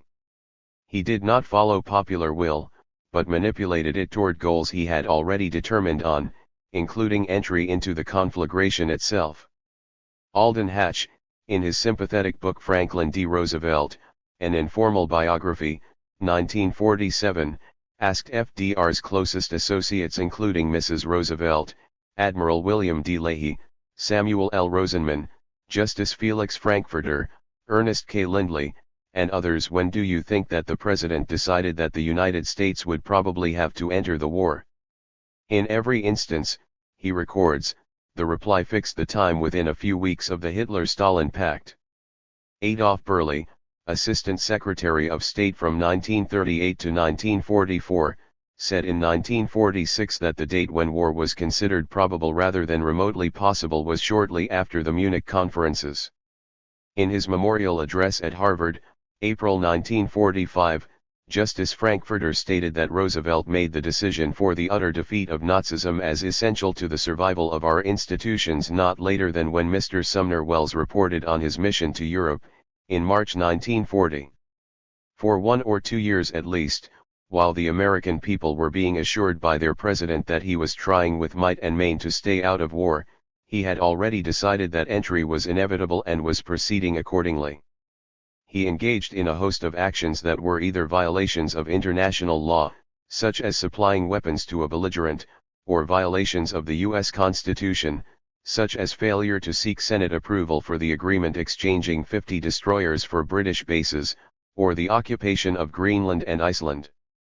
By misrepresenting what he fully expected he would have to do go to war, the president was able to acquire authority far beyond what he was entitled under the basic law of the land. Under the Lend-Lease Act he could designate whether a nation was a friend or a foe, and in effect enter into binding war alliances that should have been the prerogative of Congress, or at least a joint prerogative, not an exclusive one of the presidents. Whether the American people did or did not want an alliance with Britain or the Soviets is beside the point. 324. What is pertinent here is that Roosevelt accrued to himself the right to determine what his people wanted or were entitled to, without their actual consent. Roosevelt, to be sure, was an instrument of the social system he served. He moved in accord with the economic and political necessities of that system. But within prescribed limits he could act decisively or phlegmatically, and in this situation his direction was firmly fixed. Each single step he took may not have been conclusive in itself, but cumulatively they headed the nation as inexorably into war as if a favorable vote had been taken in September 1939 rather than December 1941. The logic of each move led to another, so that in reality the decision on war or peace was predetermined. The only real questions were when, where, and under what conditions. It is significant that the war resolution of December 8, 1941, was not on the question of declaring war, but simply recognizing that a state of war already existed. Having set this precedent, it was to be expected that future presidents would similarly bypass the mechanism for consent of the governed and catapult the nation into all kinds of adventures about which it was uninformed, unprepared, and unconsulted. It soon became commonplace for the president to arrive at secret understandings with the heads of foreign governments that were of the utmost significance for the future, and normally should have been placed before Congress. By way of example, in August 1941, 4 months before the United States formally entered the war, Roosevelt held a historic meeting with Churchill off the coast of Newfoundland, at which the famous Atlantic Charter was drafted. Apart from the fact that it was somewhat unorthodox, as the Chicago Tribune observed, for the head of a nation not at war to be discussing common strategy with the head of a nation at war, there were other, equally disconcerting, features. On his return, Roosevelt told the press that no new commitments had been made, when in fact agreement had been reached on the broad strategy not only for the war in Europe but the impending one in Asia. The two political titans, moreover, had concurred on a number of specific items, ranging from the relatively minor one of occupying the Azores to the grandiose one of setting up, in the future, a machinery for policing the world. In the subsequent meetings with Churchill and Stalin, especially at Yalta, all kinds of agreements were concluded over the disposition of territory and spheres of influence in Europe and Asia, that Greece, for instance, would be a British sphere, Bulgaria a Russian sphere, or that half of Sakhalin Island would go to the Soviet Union in return for her secret pledge to enter the war against Japan, and 325. All of this without Congress or the American people even knowing about it. Thus in rapid order the mechanism for government by consent of the governed was dismantled in favor of a mechanism by which the executive arrogated the broadest power of peace and war, of life and death, to himself. This helped pave the way for a dramatic transformation not only of the style but of the essence of government. 4. Of the war itself the military aspects are the least pertinent, for once the vast resources of Uncle Sam had been thrown on the scales, the result was never in doubt. In the 5 years from July 1, 1940, to July 31, 1945, the United States spent $186 billion on munitions alone. At the time of Pearl Harbor there were barely 1,000 planes and 1,000 tanks ready for combat, but American factories fabricated 297,000 additional planes and 86,338 tanks, 17.4 million rifles, carbines, and sidearms, 64,500 landing vessels, 5,000 cargo ships and transports, 6,000 naval vessels, and 2.5 million machine guns. The federal government built $16 billion in war plants to be used by private entrepreneurs, 5/6 of all the factory construction in this period. The merchant fleet was quadrupled and naval firepower increased by 10 times. By mid-1944 the war production of the Allies United States, Britain, Canada was 4 times as great as that of the Axis, which negated the initial successes of the other side on the battlefield. Within a few months of Pearl Harbor the Japanese flag flew over most of Asia up to the Indian border, including the Philippines, evacuated just after Christmas. In the Atlantic theater England was on the defensive against Nazi bombing raids, and German submarines took a fearful toll of Allied shipping 700,000 tons a month as of mid-1942. Some of the vessels were torpedoed only 30 miles from New York City. In the midst of setbacks, however, the tide began to turn, beginning with the heroic defense of Stalingrad by the Russians late that year. On November 8 an amphibious force of Americans and some British troops under a then unknown Lieutenant General, Dwight D. Eisenhower landed in North Africa. Together with the British Army moving eastward across Tripoli, it inflicted a heavy defeat by May 1943 on the Germans and Italians, taking 250,000 prisoners. In July Sicily was invaded and the Allies moved slowly toward Rome. The trend was also reversed on the sea, where submarine losses were reduced appreciably, and in the air, where 27,000 American and British bombers, 326, rained 2.5 million tons of munitions on German positions, destroying 57,000 of the enemy's planes, devastating cities like Hamburg and Dresden, and killing hundreds of thousands, 250,000 to 400,000 in Dresden alone.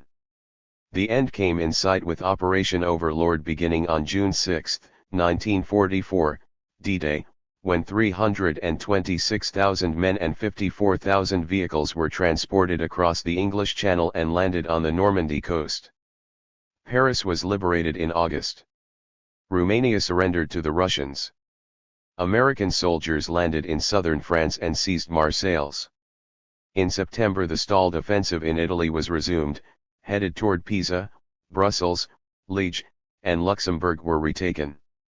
The last sweep began in February 1945 and ended with Hitler's suicide and the German surrender, May 7. In the Pacific the Japanese also crumbled before the enormous superiority of materiel produced in American factories. Toward the end the Japanese Air Force and Navy were virtually destroyed and the country was naked to attack by air or sea. All through 1944 the forces of General Douglas MacArthur continued jumping from one strategic island to another. Toward the end of the year the Philippines were reconquered. In March 1945, one-third of Tokyo was burned to the ground by American dropped incendiary bombs. The seizure of Iwo Jima and Okinawa, before and after this bombardment, for all practical purposes sealed Japan's fate. Her oil supplies were now cut off, her planes driven from the skies, her fleet from the oceans. A few days before she surrendered in August the Soviet Union in accordance with understandings concluded at Yalta entered the war in Asia, making the odds still more adverse. The end came after the atom bomb was dropped on Hiroshima on August 6, and on Nagasaki on August 9. On September 2, aboard the battleship Missouri, representatives of Emperor Hirohito formally signed the documents of capitulation. "Today the guns are silent," exclaimed MacArthur in a broadcast to the American people. "A great tragedy has ended. A great victory has been won. A new era is upon us." Unfortunately, each of the victors had a different vision of the new era. The Allies had been united on seeking military defeat of the Axis, but not on the political and economic purposes for which they fought. For Churchill, the aim was to restore the old order and the old colonial empires, with as little modification as possible. He and his successors reimposed monarchies on Greece, Belgium, and Italy, and helped restore French rule in Indochina and Dutch rule in 327. Duncia.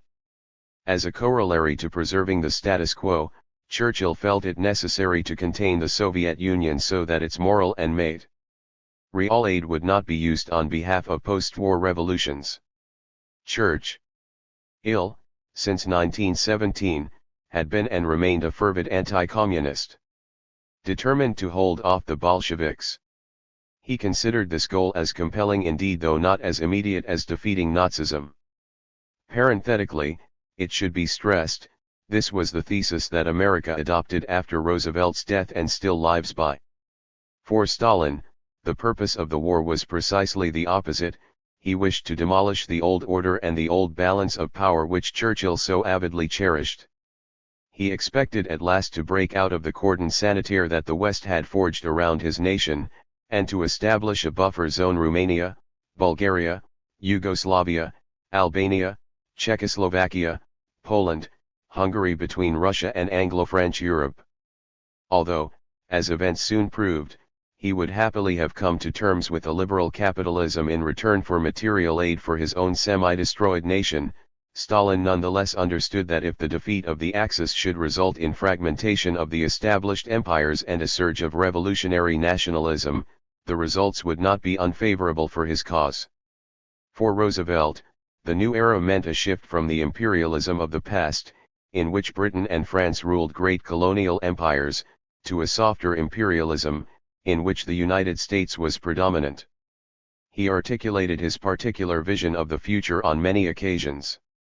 Commenting on the good neighbor policy in 1940, for instance, FDR defined a new approach to underdeveloped countries: give them a share, while simultaneously expressing the opinion that it was a terribly interesting idea that Britain would have to sell much of its holdings in Latin America to finance its war holdings, of course that would end up in the hands of American entrepreneurs. "We've got to make clear to the British from the very outset," Roosevelt remarked to his son Elliot, "that we don't intend to be simple a good time Charlie who can be used to help the British Empire out of a tight spot, and then be forgotten forever." His bias against the old colonialism was so evident that during an informal dinner at the Atlantic Conference in August 1941, Churchill pointed a stubby finger at the American chief executive and exclaimed, "Mr. President, I believe you are trying to do away with the British Empire. Every idea you entertain about the structure of the post-war world demonstrates it." Yet, Roosevelt's opposition to the old imperial system was not predicated on idealism but on the practical and materialistic desire to enhance American trade and investment.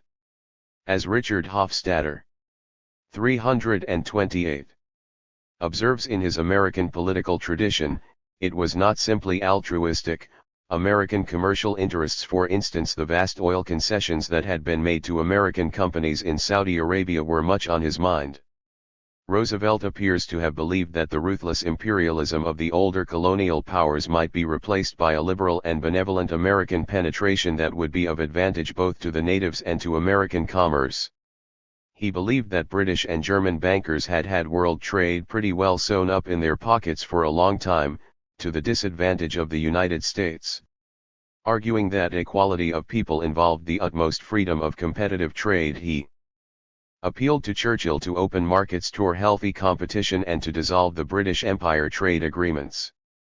Here again was the old open door, but with one distinguishable difference, both from the policy of Roosevelt's predecessors and those who followed him.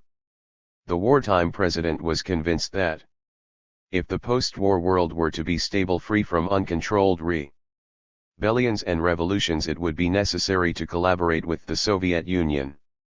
He disliked Stalin's communism, of course, but he had no pathological fear of it. He recognized its pliability. The American communists, for instance, had once called him a reactionary, but after his recognition of the Soviet Union in 1933 they looked upon him as a progressive, meriting support. After Hitler invaded the Soviet Union in June 1941, American communists became the most fervent advocates of labor's no-strike pledge, of national unity, and class peace. The chances were good that if Russia were offered a measure of security and material aid, it would evolve a soft communist line directing discontent around the world into reformist rather than revolutionary channels. This was not as far-fetched as it sounds today, after a quarter of a century of Cold War, for the socialists of the Second International had frequently defended the empires of their bourgeois governments, and the communist parties around the world had throughout the 1930s muted their criticism of capitalist regimes when the foreign policies of those regimes meshed with that of the Soviet Union. It was not inconceivable, then, that the communists could be transformed into good social democrats and live as a left opposition within the established system. "We really believed in our hearts," said Harry Hopkins, FDR's closest advisor, "that this was the dawn of the new day we had all been praying for and talking about for so many years." The Russians had proved that they could be reasonable and far-seeing, and there wasn't any doubt in the minds of the president or any of us that we 329 could live with them and get along with them peacefully for as far into the future as any of us could imagine. The divergences in the Allied camp over the shape of tomorrow's world were kept in rein during the fighting, but were hinted at on many occasions. 4 months before Pearl Harbor, as already noted, Churchill and FDR met secretly somewhere in the Atlantic, and proclaimed a statement of their post-war goals. Point 3, by far the most important of the 8 points in the Atlantic Charter, stated that the two leaders, speaking for their countries, respect the right of all peoples to choose the form of government under which they will live, and they wish to see sovereign rights and self-government restored to those who have been forcibly deprived of them. Seemingly, this was an unequivocal promise to all people, as Roosevelt later explained to the Sultan of Morocco, that the colonial nations could have their independence after the war, if they wanted it. On Churchill's part, however, as Robert Sherwood noted, the document was not much more than a publicity handout. All through Africa and Asia young men joined the Allied colors, believing they were fighting not merely against Nazism, which they knew only slightly and indifferently, but for the final liberation of their own countries from imperialism. Churchill dashed cold water on their aspirations. In a speech to the House of Commons clarifying the Atlantic Charter, he explained that the promise of self-government was limited solely to the states and nations of Europe now under Nazi yoke. That is quite a separate problem from the progressive evolution of self-governing institutions in the regions, and people, which owe allegiance to the British Crown. Austria and Greece, in other words, would regain their independence, but India and Kenya would have to be content with a few reforms, the progressive evolution of self-governing institutions. Under this interpretation, the Atlantic Charter, a document of high resolve, saturated with nobile ity, and promising a beautiful tomorrow dramatically different from the grim present, was rendered meaningless even though Britain was eventually forced to give up her empire by other circumstances. The divergent political strategies were reflected occasionally in differences over military strategy. The Soviets, who were doing by far the major share of the fighting and suffering the most casualties, wanted Britain and the United States to mount a second front across the English Channel as early as 1942. General George C. Marshall also favored making such a thrust as soon as possible. But Churchill was able to postpone it for 2 years, arguing that the main campaign should proceed up through Sicily and Italy into Central EU. 33 degrees. Rope, the Balkans, and finally Germany. The political advantages of this course for those who wanted to contain the Kremlin were obvious. If the British and American armies could be placed flat against Soviet borders or near them, the Russians would be held in check and confined primarily to their old domain. On the other hand, an assault from the west, across the Channel, made it easier for the Red Army to overrun Eastern and Central Europe. Though Churchill was later forced to yield to Marshall's strategy, it was only out of recognition that he was the junior partner in the alliance. Still another source of discord was what to do about such countries as Italy, Belgium, and Greece, where British troops had been assigned the major responsibility for maintaining order. After the collapse of Mussolini in June 1943, Churchill insisted that King Victor Emmanuel be returned to his throne. Later, under severe pressure, the king was replaced by a regency under Crown Prince Umberto. But reforms were held in abeyance, and resistance fighters in the north were disarmed without any concessions to their political demands. It seemed, writes Robert Sherwood, that Britain was backing the most conservative elements, as opposed to the liberals or leftists who had been the most aggressive in resistance to the Germans and fascists. The English government argued that its actions were predicated on military necessity, but American liberal opinion was becoming increasingly suspicious of Churchill's apparent determination to restore the unsavory status quo ante in Europe. Sometime later Britain vetoed Count Sforza, a leading liberal who had lived in exile during Mussolini's tenure, for membership in the Italian cabinet.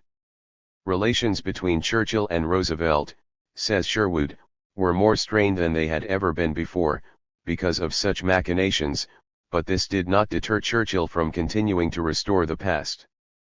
In Belgium and in Greece, he resuscitated discredited monarchs and conservative politicians.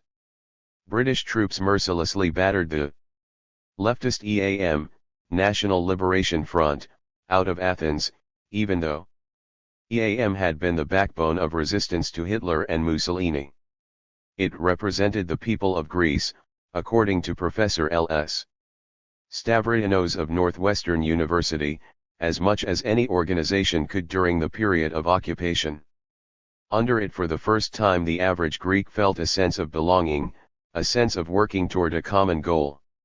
For 4 years EAM and its military arm, Elis, had fought with vigor against the Nazis and fascists, only to be greeted by Churchill's soldiers with 63 days of machine gun terror. Elliot Roosevelt reports that his father was appalled by this development. How the British can dare such a thing. The 331 lengths to which they will go to hang on to the past. But Churchill was single-minded. In the process, thousands of Greeks were killed, $250 million of property destroyed. Another sign of the times, as portentous as Churchill's acts in Europe, was the suppression of nationalism in Madagascar, an island in the Indian Ocean that belonged to France. Britain had occupied Madagascar at the outset of the war to prevent it from falling into the hands of the Nazis, or the Nazi-controlled government at Vichy. But in 1943, by agreement with de Gaulle, Free French troops replaced the British. The Malagasy nationalists demanded independence. De Gaulle merely offered to continue colonialism in a more moderate form. Madagascar was to become part of a French union, with the 4 million Malagasy represented by 3 elected members in the French Parliament, and the 50,000 French colonists also allotted 3 members.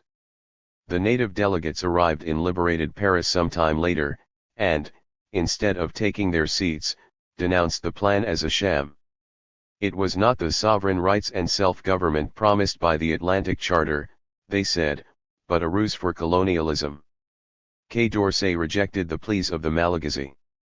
Tempers flared, incidents occurred. The Malagasy attacked a military camp at Moramanja, the French re-established order. When the smoke had lifted, the 3 native members of parliament and thousands of others were in jail, and by official figures 80,000 Malagasy and 200 French had been killed in bitter fighting.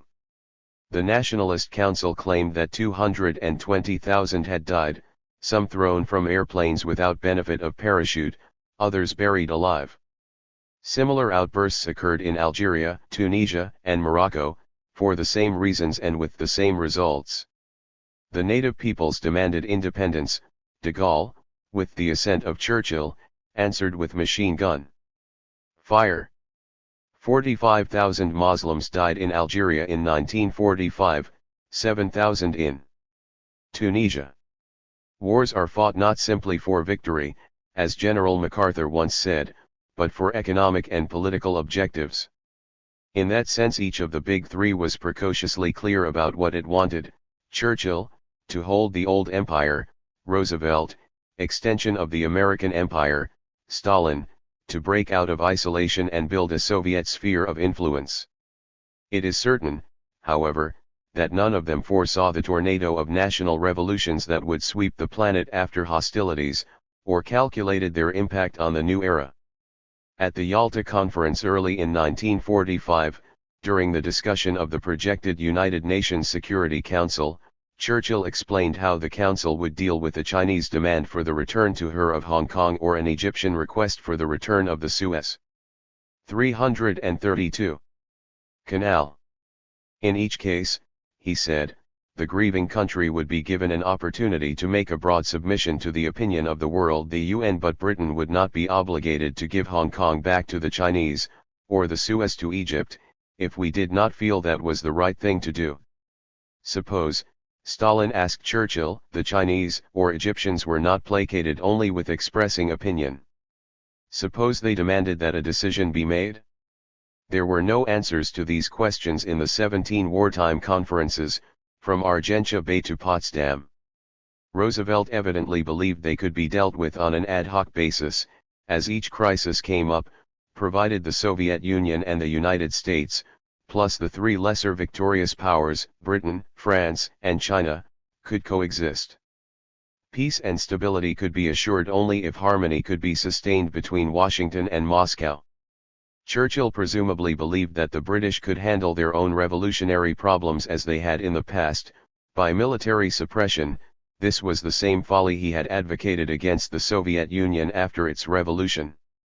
The United States was able to organize most of the non-communist world into a relatively stable Pax Americana, with an open-door economic policy, held together by enormous U.S. loans, and sheltered under an American military umbrella. But the schism between the United States and the Soviet Union after Roosevelt's death, and the turbulence of national revolutions that swept 6 countries, racked that stability and fathered a Cold War more ominous to the future of humanity than Hitler's offensive in World War II. 17. Global imperialism. While sitting for a portrait in Warm Springs, Georgia, where he had gone to rest a few months after being inaugurated for a 4th term, Franklin Roosevelt collapsed and was dead within 2 hours. The massive cerebral hemorrhage which took his life on April 12, 1945, was a traumatic shock to the nation, for though he had been stricken with polio in the 1920s and had carried himself clumsily on metal braces, he seemed to be an enduring fixture in a tumultuous era. Now at 63, after 12 years of leading the nation through depression, recovery, and war, he was gone, his mantle falling to a little man, little known and little tested, from Independence, Missouri, Harry S. Truman. Whether Roosevelt's sophisticated imperialism, based on coexistence with the Soviet Union, would have survived the political torrents of the post-war world is a debatable question. The inherent expansiveness of a swelling capitalist economy would have pushed Roosevelt to seek additional spheres of influence, as it pushed Truman. The dozens of revolutions that shook the status quo would have forced Roosevelt to some kind of drastic response, as it forced Truman. It may be that with FDR's policy the Soviets, under the bomb of coexistence, would have guided the revolutions along more moderate channels. It may also be, on the other hand, that if they tried to do so they would have lost their influence in the Third World and perhaps among communists in other countries. It can only be said that Roosevelt and Henry A. Wallace, who was his vice president from 1941 until just before his death, would have tried harder to avoid a rupture with Moscow. But short of making the structural changes toward a planned economy that Charles Beard and John 333. 334. Dewey advocated in the 1930s or more radical ones, it is unlikely that either Roosevelt or Wallace would have forestalled a Cold War of some kind. The question, however, is moot, since Roosevelt was dead, and Wallace had been bypassed by the big city bosses in the nominations of 1944 because they didn't want a man so consistently liberal, they wanted someone closer to their own background and philosophy. Truman. Roosevelt had yielded to them, thus opening the door for Truman to become president 3 months after he himself was sworn in for the 4th time. Already 61, lean, gray-haired, with thick spectacles, the best that could be said for Harry S. Truman was that he was a simple man, with laconic and simple answers to complex problems. Shortly after the Nazi armies invaded the Soviet Union, he offered the strategical suggestion that if we see that Germany is winning the war we ought to help Russia, and if Russia is winning we ought to help Germany, and in that way let them kill as many as possible. The first time he met Molotov, 11 days after becoming president, Truman dressed him down in what columnist Drew Pearson called Missouri mule driver's language, and when the Soviet foreign minister complained, he snapped back, "Carry out your agreements and you won't get talked to like that." Such rudeness could be explained only as the provincialism of a man who saw things as either black or white. "I'm tired of babying the Soviets," he wrote to Secretary of State James F. Burns some months later. The only language the Russians understood, Truman said, was "How many divisions have you?" A nation was either all good or all bad, to be babied or terrorized. The shading of gray was outside the purview of the haberdasher from independence. Until he became president, Truman could have melted into any crowd without being visible. Born in Lamar, Missouri, on May 8, 1884, he spent his first 6 years on a farmstead in commonplace fashion, much like his none too prosperous ancestors. At 6 the family moved to Independence, where Harry's father worked as a law borer, and Harry finished grade school and high school. Afterward he tried to enter both West Point and Annapolis, but was turned down because of defective eyesight. Dispirited by the rejection, he worked at mundane jobs until 1906, when the family returned to the land, operating a 600-acre farm as a partnership among his father, his brother, and himself. Here, too, the results were not pleasing, for the farm was always in debt and eventually the brother moved off on his own and the father died. Harry was at 6s and 7s until World War I gave him the opportunity to find himself. He had already served in the National Guard while in Independence. 335. He now accepted active duty, rose to first lieutenant, in charge of a field artillery battery in France. Mustered out after 2 years in military service, he joined with an old army buddy in a haberdashery business that turned out disastrously and saddled him with debts he would be paying for many years. At 38, married only 3 years before to a one-time schoolmate, Bess Wallace, Truman was at the nadir of his fortunes, with no visible means of filling the family larder. Luckily, however, some army friends recommended him to the political boss of Missouri, Tom Pendergast, an unsavory figure who was later to go to jail for his transgressions, and Pendergast helped Truman to a county administrative post, which for some vague reason was designated a judgeship. Judge Truman served his constituency well, was trustworthy and honest, but neither then nor later did he forget or cross his sponsor. In 1926 and again in 1930 he was elected presiding judge of Jackson County, and 4 years later to the United States Senate, where he served in effect as boss Pendergast's delegate. Though he was moderately well read in American history, the panaceas of the New Deal bewildered Truman. It was an enormous jump from Jackson County to Washington. Yet he was a good party regular.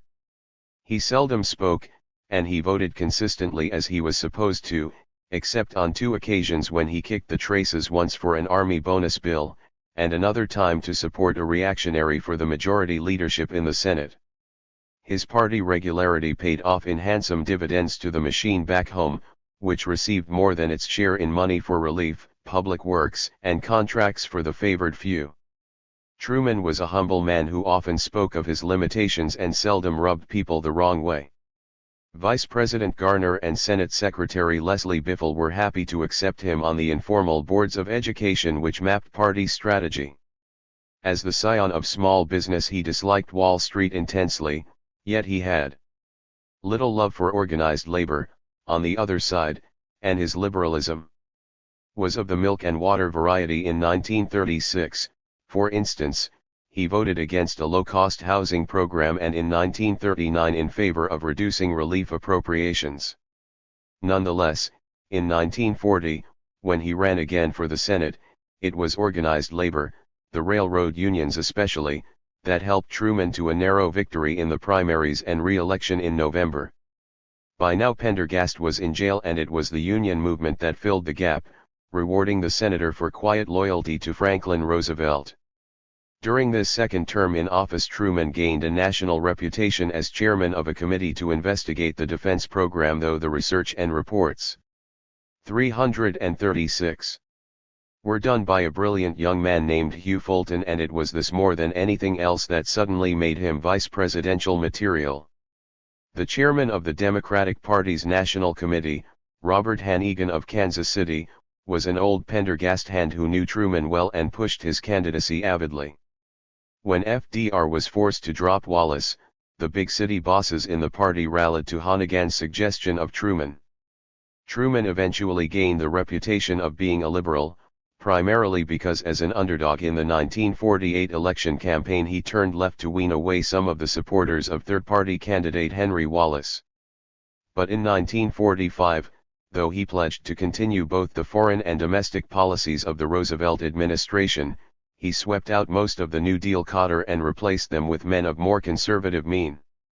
Of the 125 major appointments he made in his first 2 years, 49 were bankers or industrialists, 31 military men, and 17 lawyers, for the most part related to big business. It was under this leadership that the post-war global imperialism was carried forth. 2. Apart from the influence of these men and of Winston Churchill, 3 decisive developments shaped Truman's policy. One was the engineering of a new type of explosive, based on nuclear fission, the atom bomb. The second was the consolidation of what Dwight Eisenhower would later call the military-industrial complex.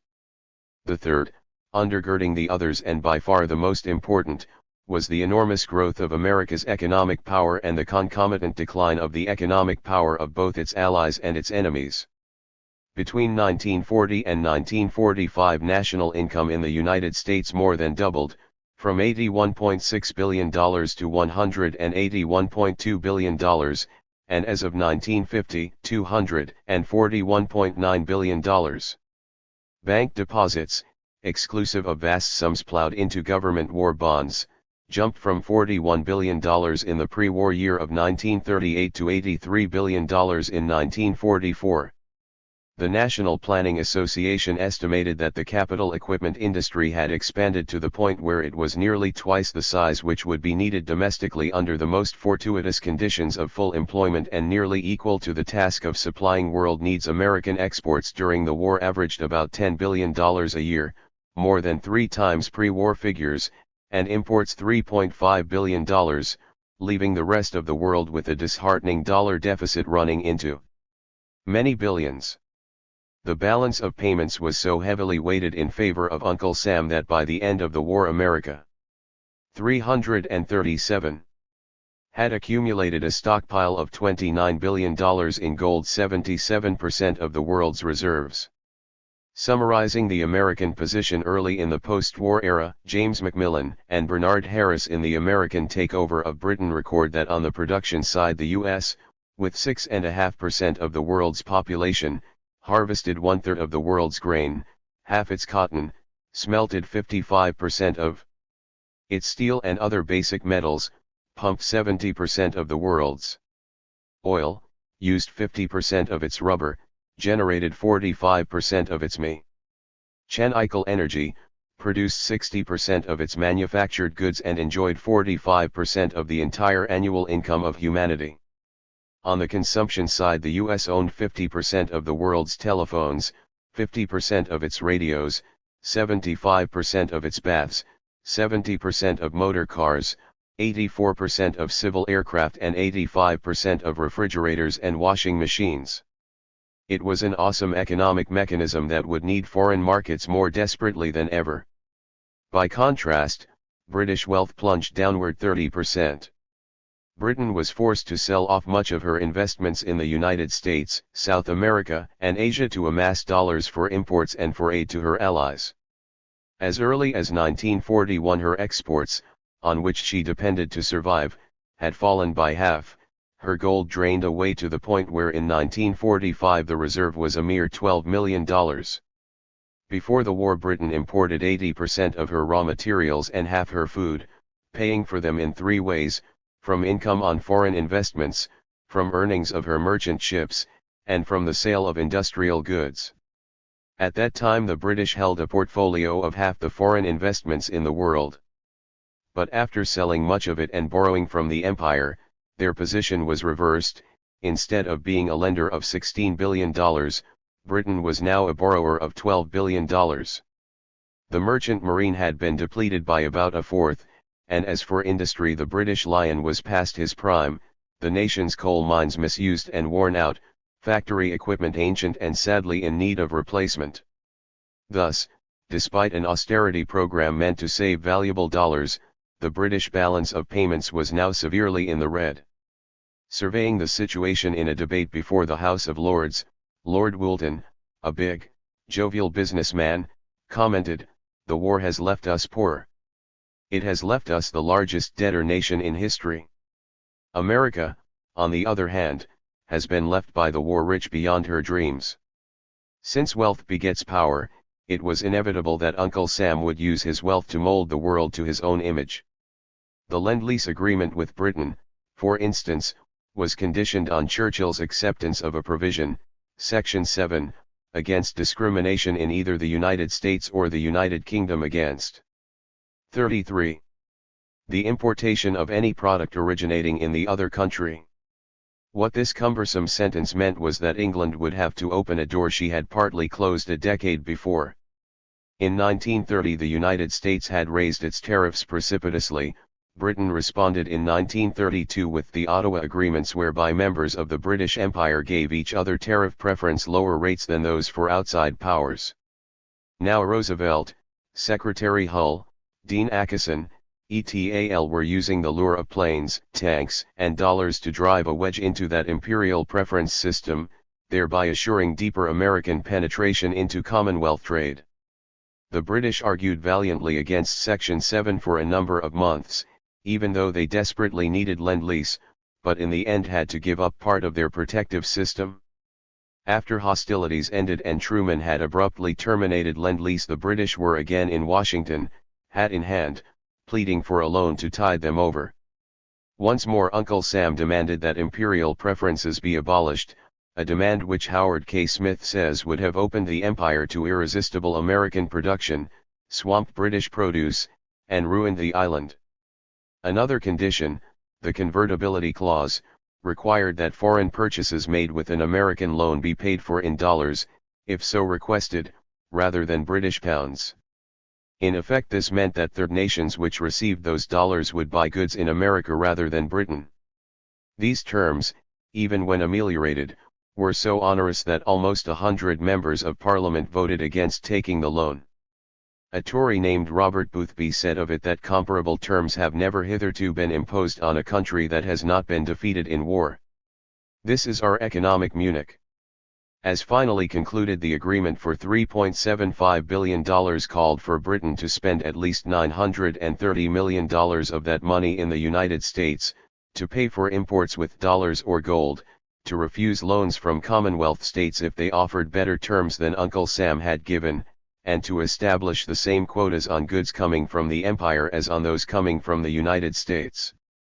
Throughout the war and the post-war period, the dollar was wielded like a club to make nations, big and small, conform to the Pax Americana. When Lend-Lease aid was given to Ethiopia, it carried the proviso that the African regime would not grant England exclusive air bases, but would hold the door open for the United States.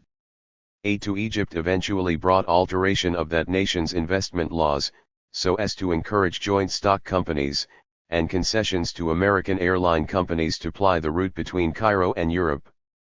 On the other hand, planned credits for Poland in 1945–46 were suspended because the Bolesław-Bierut regime refused to revive free trade, hold free elections, or join in the American system for the expansion of world trade and employment. A $50 million credit for Czechoslovakia to buy surplus property was unceremoniously cut off by Secretary of State James F. Burns because, as he told Jan Masaryk, Czech officials had applauded a denunciation of the United States as a government seeking to dominate the world by handouts. The same attitude prevailed toward the Soviet Union. Secretary Hull decided back in 1943 that he would make it clear to the Russians that their chances of obtaining post-war loans depended on accepting his foreign trade program. Later there were specific plans to grant the Soviets a post-war credit of $10 billion at 2% a year interest, provided that the Kremlin committed itself to supply strategic raw materials to the United States and to normalize economic relations. All this, however, was in the planning stage, before Roosevelt died and while the Soviet Union was still receiving Lend-Lease. On May 8, 1945, Truman abruptly ended Lend-Lease shipments, but while the British were fortified with other monies, no credits or loans were offered the Soviet Union to replace the wartime grants. The president decided that before the Russians would receive American help they would have to show by good deeds that they deserved them, such as agreeing to free elections in Poland or honoring property rights of American corporations in Eastern Europe and the Soviet zone of Germany. The Kremlin paid a heavy price for refusing to align itself with the American system. Denied aid from the only country that could provide it, the Soviet Union tried to make up for it by exacting all the reparations it could from Germany and by exploiting the countries it occupied in Eastern Europe. Subsequently, when Washington went further and punished the Soviets by withholding strategic materials, the Russians were forced to introduce innumerable innovations and tighten their belts to make their economy work. From Lend-Lease to the Marshall Plan to the Alliance for Progress and beyond, recipients of American dollars had to accept political and economic conditions dictated by Washington before the money was forthcoming. Sometimes those conditions involved general principle or broad objectives. For instance, under the Economic Cooperation Act, every nation that received Marshall Plan aid had to certify each month that it had not exported to the Soviet Union and other communist countries any arms, strategic material, or other goods on which the United States had placed an embargo. Sometimes the terms were specific. One of the conditions for an ECA loan to 340 Britain in 1948, according to Senator Arthur Vandenberg, was that the United States be given a bigger share in the uranium development in the Congo. In line with this understanding, a group of American companies, associated with the Rockefeller interests, were permitted to buy 600,000 shares of Tanganyika Concessions, the largest financial holding company in sub-Sahara Africa. Tanks, as it was called, held a controlling interest in Union Minière du Haut Katanga, from which the United States was then receiving 90% of its uranium. Another ECA loan of $24 million to improve railways in northern and southern Rhodesia was predicated on repayment in strategic raw materials such as copper, cobalt, tungsten, and chrome. Understandably, then, when Britain contemplated uniting the two Rhodesias and Nyasaland into a federation more easily controlled by the white settlers, it sought and received American approval for its action. America, wrote Howard K. Smith in The State of Europe, truly possesses the whip hand over the world. For America, becoming imperialist is as easy as rolling off a log. With this preponderance of power, and most of the rest of the world in a crisis of scarcity, there need be no crude conquests, they can be carried out gently, invisibly, by the almost surreptitious means of wealth, by investments that bring silent control, and by aid grants accompanied by polite hints regarding the direction of the receiving nation's policy. When Russia extends her security zone, Smith observed, it requires an overthrow of the status quo, for the status quo of the world is capitalist, which means a lot of noise and ugly scenes. When America does it, however, it involves only supporting the status quo, no scenes, no noise. It can be done under the aegis of fair-sounding arrangements like equality of trade. One of the first crises in which no-noise imperialism showed its effectiveness was the post-war struggle for Iranian oil. The ancient kingdom of Persia had been taken over by Britain and the Soviets in 1941, when it appeared that its ruler, Reza Shah, was prepared to join the Axis. Since this would cut off an important supply route into the Soviet Union, the Russians occupied the northern part of the country while the British took over the central and southern sections, in which their oil fields lay. According to the Tripartite Treaty of Alliance, the foreign forces, including Americans, who came in later, were to be withdrawn no later than 6 months after the war. But when the time came, March 2, 1946, and after Britain and America had evacuated Persia, the Soviets balked.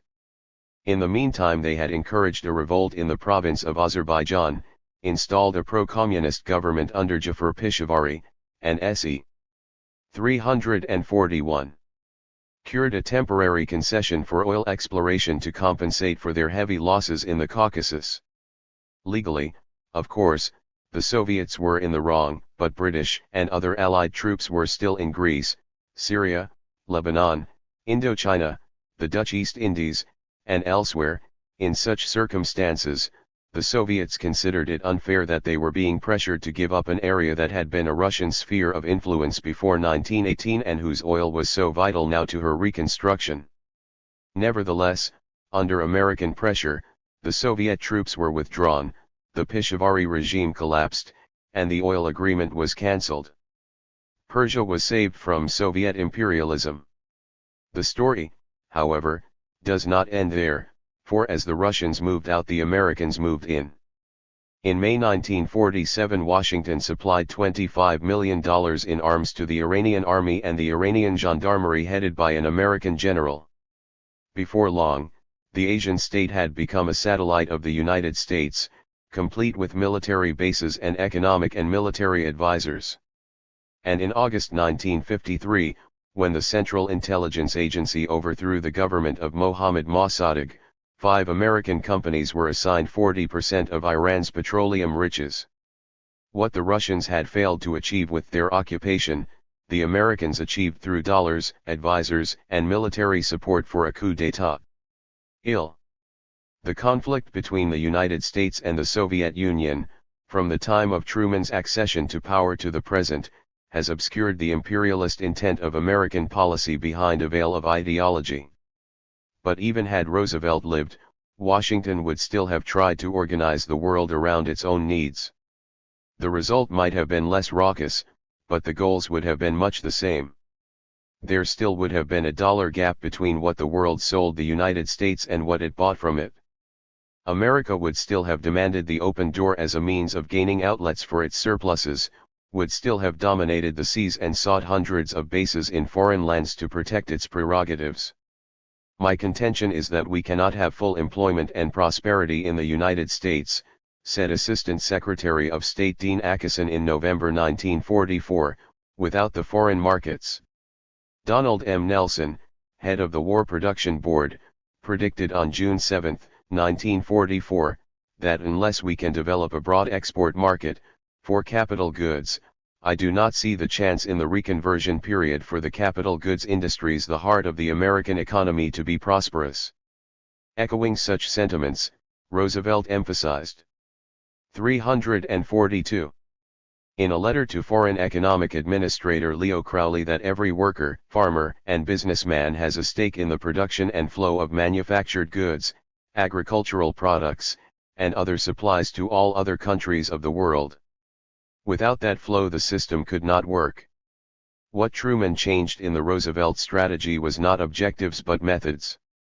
In that sense, the conflict with the Kremlin was not the cause of American behavior in the Cold War period, but an effect of it. To get what it wanted, a Pax Americana, the American establishment decided it had to curb, contain, and isolate the Soviet Union. For the neo-imperialists, writes Howard K. Smith, containment of Marxist Russia was an excellent excuse for extending American control everywhere by establishing military bases, financing, and thereby dominating threatened governments, and tying down other nations' power by standardized arms agreements. Truman had been at his White House desk only 11 days when he told Charles E. Bolin that if the Russians did not wish to join us they could go to hell. That day he met with Molotov to discuss the Polish question and dressed him down, as already noted, in Missouri mule driver's language. Bolin, who was present and acted as interpreter, later commented that he had never heard a top official get such a scolding. 2 weeks later Truman signed an order ending Lend-Lease even though the Russians were secretly committed to enter the war against Japan and needed that aid not only for reconstruction but for their pending military effort. Why the new president decided to take the tough line, and take it so quickly after Roosevelt's death, is a subject of considerable speculation. Harry Truman, Time magazine wrote, has never pretended to a great grasp of foreign affairs. Unlike his predecessors, he depended heavily on his advisors. Among those advisors was Fleet Admiral William D. Leahy, chairman of the Joint Chiefs of Staff and Chief of Staff to the President, who briefed Truman every morning and who was perhaps the principal architect of the tough policy. It was Leahy, according to a Collier's article, watchdog in the White House, who tutored Truman on what happened at all of the Big Four conferences and coached Roosevelt's inexperienced successor on the significance of Russia's emergence as a major power at the end of World War II.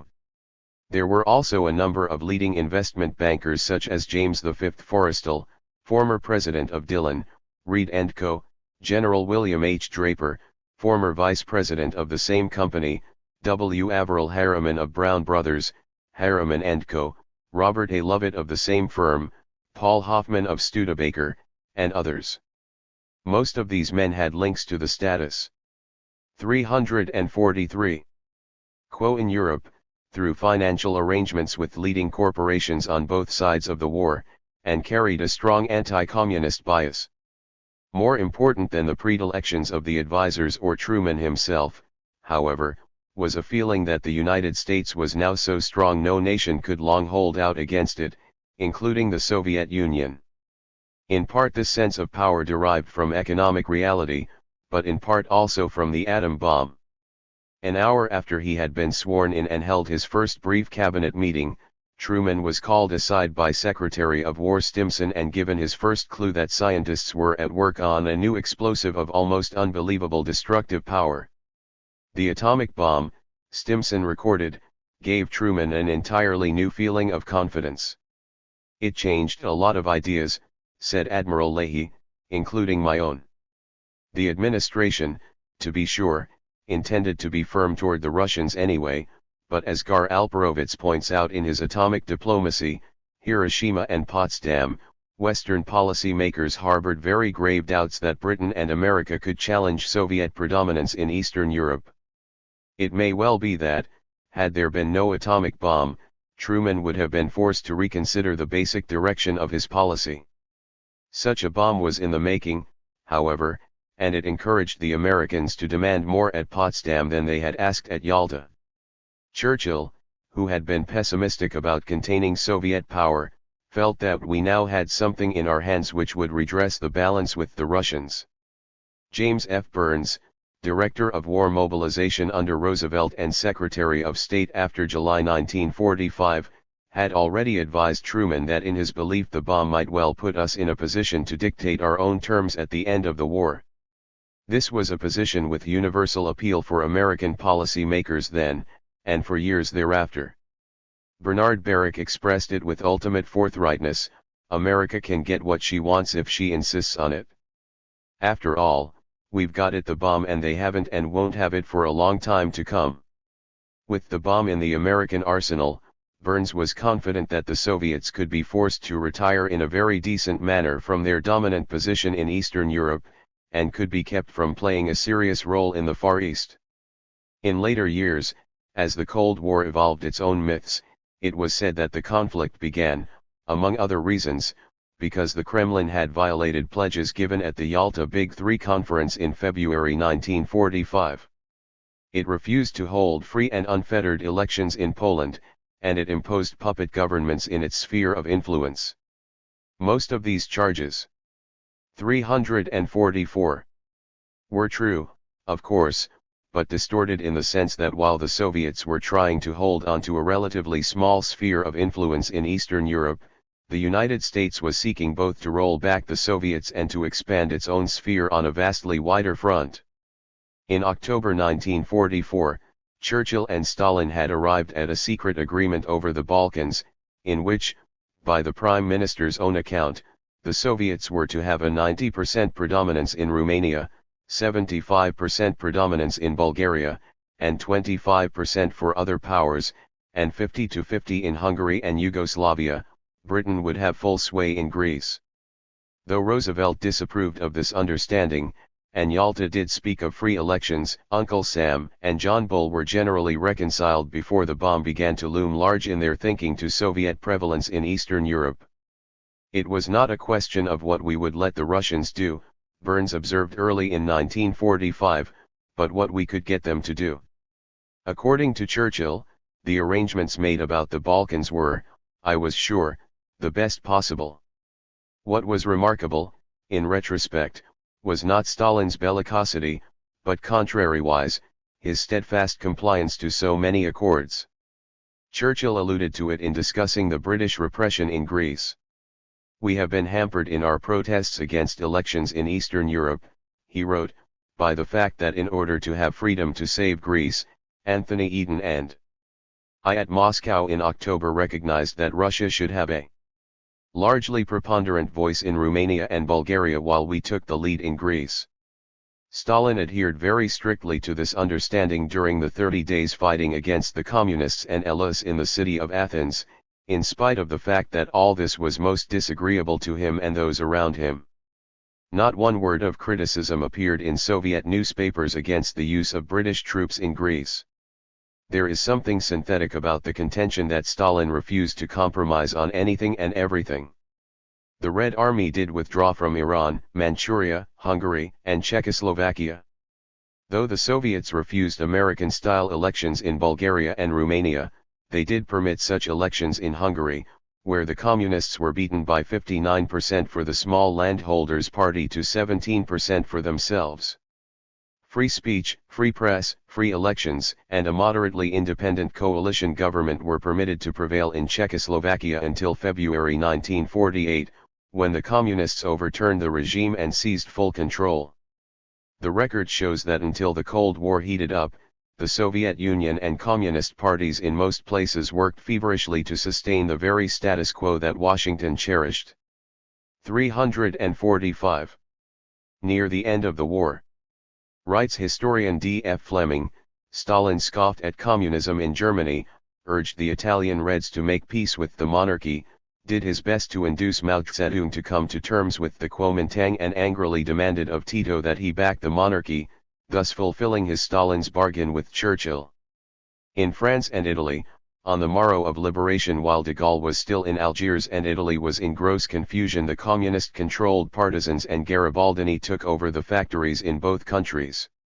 With their stockpile of armaments and their mass followings, that might have gone further to revolution. But General de Gaulle took a plane to Moscow, talked with Stalin, and French communists evacuated the factories and disarmed the partisans. Another word from Moscow and revolutionary danger in Italy abated. So moderate was communist policy that French communists refused to endorse nationalist movements in the colonies. The events in Madagascar, Tunisia, Algeria, and Morocco occurred despite them, not because of them. Communists also entered bourgeois governments throughout Europe willingly, even enthusiastically. For almost 2 years. Maurice Thérèse, veteran communist leader, was vice premier of France, and Palmiro Togliatti held similar status in Italy. As late as 1947 Europe was distressingly vulnerable to internal revolt, yet the followers of the Kremlin seized no factories, armed no guerrilla detachments, engineered no revolutions. As a matter of fact, they worked avidly to revive capitalism. Joseph Alsop, writing in the New York Herald Tribune in July 1946, was struck boulevard the cooperation Jean Monnet was getting from the communists in reconstructing France. The key to the success of the plan to date, which has been considerable, is the enthusiastic collaboration of the French Communist Party. The communists control the most important unions. Communist leadership has been responsible for such surprising steps as acceptance bv the KEV unions of a kind of modified piecework system. Reconstruction come first, is the party line. Not only was there no social threat from the Stalinists, but, if the word of leading American figures is to be credited, no military one either. James Forrestal was convinced in June 1946 that the Russians would not move this summer, in fact, at any time, and General Walter Bedell Smith, ambassador to Moscow, reported in August 1948 to the War Council that the Russians do not want war. I do not know any responsible official, military or civilian, in this government or any government, declared John Foster Dulles in March 1949, who believes that the Soviet government now plans 346. Conquest by open military aggression. George Kennan, author of The Containment Policy and at one time an ambassador to the Soviet Union, recorded in a 1965 lecture, "It was perfectly clear to anyone with even a rudimentary knowledge of the Russia of that day that the Soviet leaders had no intention of attempting to advance their cause by launching military attacks with their own armed forces across frontiers. No, it was not the Kremlin that was on the offensive in 1945-47, trying to uproot the old world, but an American leadership, goaded by its new economic power and by the bomb, that tried to force the Soviets and their satellites into the Pax Americana. The Americans and the British," said de Gaulle in summarizing the results of the 1945 Potsdam Conference, "hoped to recover by application what they had conceded in principle. The rapid Sovietization of Eastern Europe," de Gaulle pointed out, was only the inevitable result of what had been agreed upon at the Crimea-Yalta Conference. The regrets the British and Americans now expressed at Potsdam were quite uncalled for. Secretary of State Burns was convinced, however, that the atom bomb successfully tested at the time of Potsdam gave Uncle Sam the necessary leverage to dilute Soviet power. It was certainly incongruous, to say the least, for Burns and Truman, while condoning the British intervention in Greece and the fake elections there, to demand that Russia agree to a three-power reorganization of Bulgaria and Romania to permit participation of all democratic groups there, or a similar policy for Poland. Through such reorganizations the Americans hoped to keep their foot in the East European door, whereas the Russians saw it as a vital threat to their sphere of influence. Burns went further: if the Kremlin did not toe the line, he was ready to mount a preventative war against it.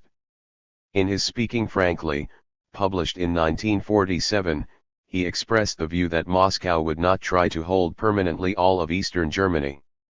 However, if I misjudge them, and they do go to the point of holding Eastern Germany and vetoing a Security Council directive to withdraw occupation forces, we must make it clear to all that we are willing to adopt those measures of last resort, i.e., an atomic war if, for the peace of the world, we are forced to do so."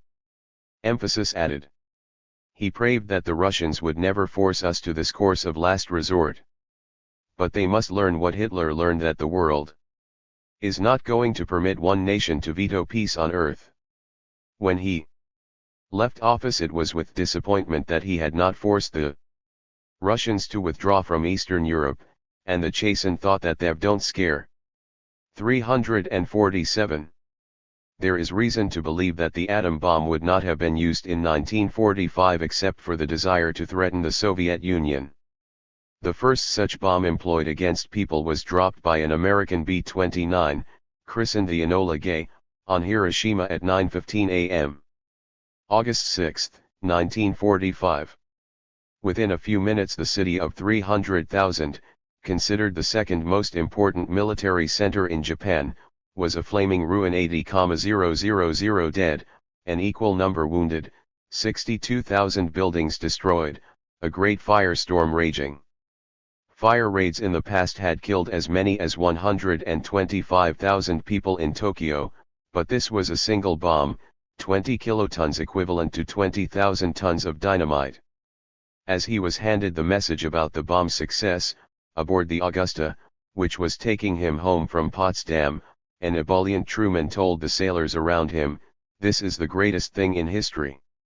To this day there is a vehement dispute even among establishment figures as to whether the bomb should have been dropped. Did it really save millions of lives, as Truman first stated, or even the lives of 200,000 American soldiers, in his revised estimate of 1949? Or was it delivered on two hapless cities simply as an illustration of American power, and as a warning, above all, to the Soviet Union?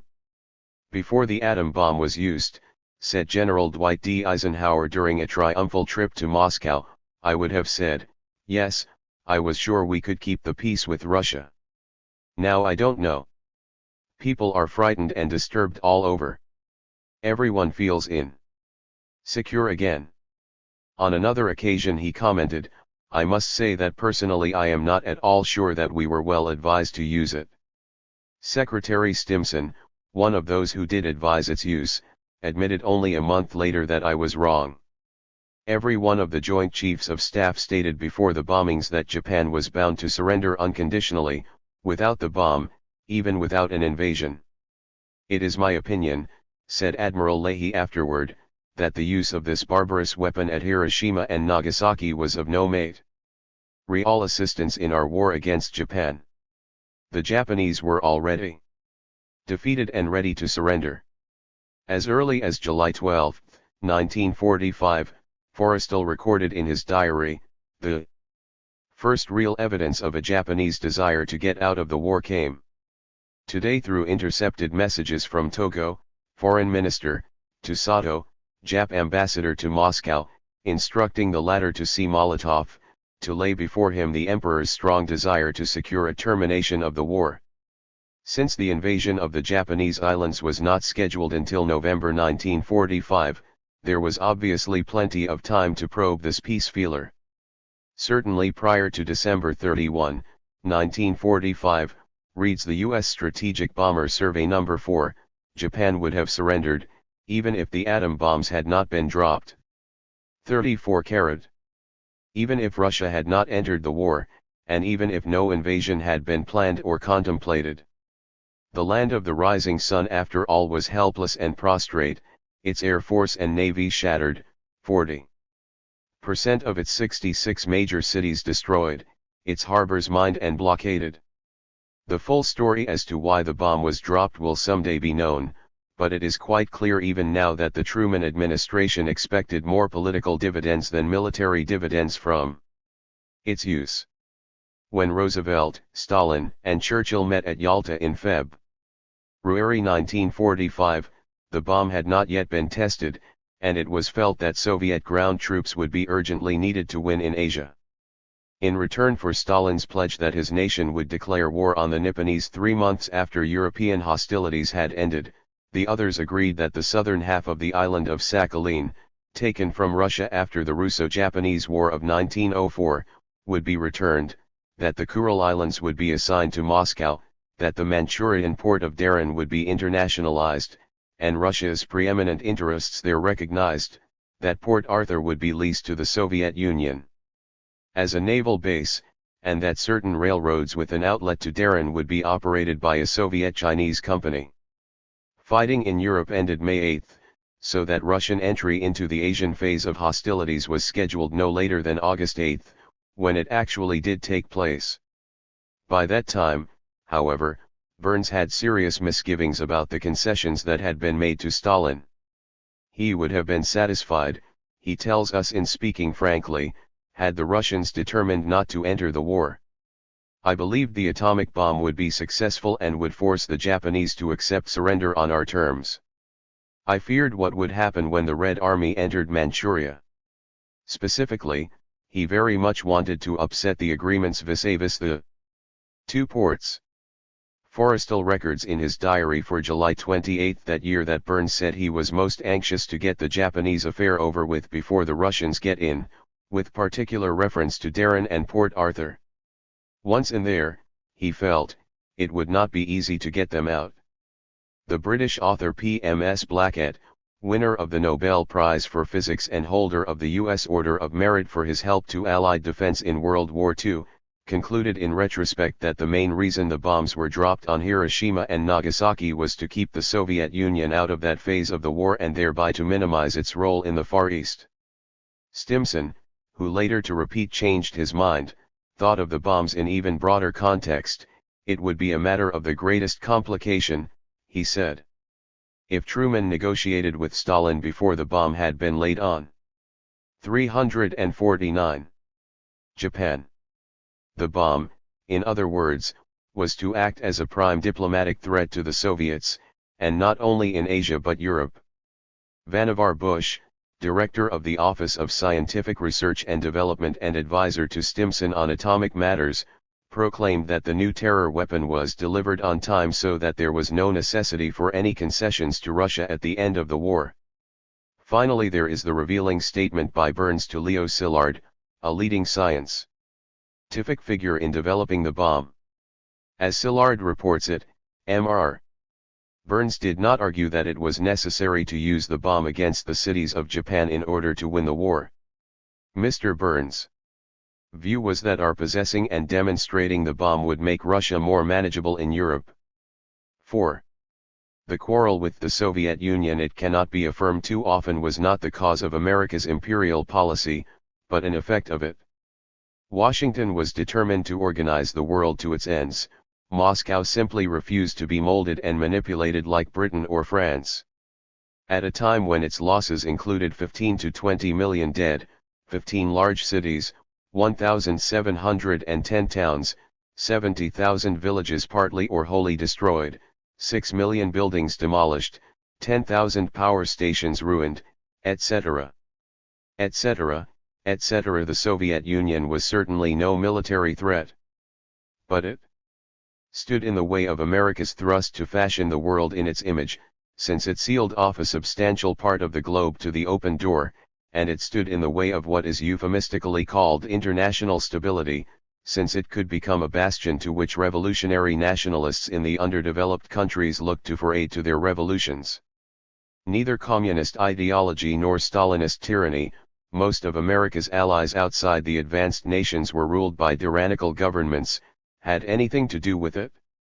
What was at stake was the imposition of a Pax Americana, and those who opposed it, whether communists or neutralists, leftists or rightists, dictators or saints, would be the butts of American ire if they continued opposition. Pax Americana, more properly, global imperialism, unfolded from the inner logic of America's new status. There were no a priori plans or blueprints, simply an impulse that guided the policy makers. As it evolved, it manifested a number of similarities to, and some features quite different from, the Pax Britannica that England had fashioned for the 19th century world. Under Pax Britannica, John Bull and his navy guaranteed the colonies and spheres of influence of the great powers, and kept the capitalist states from clawing 35 at each other.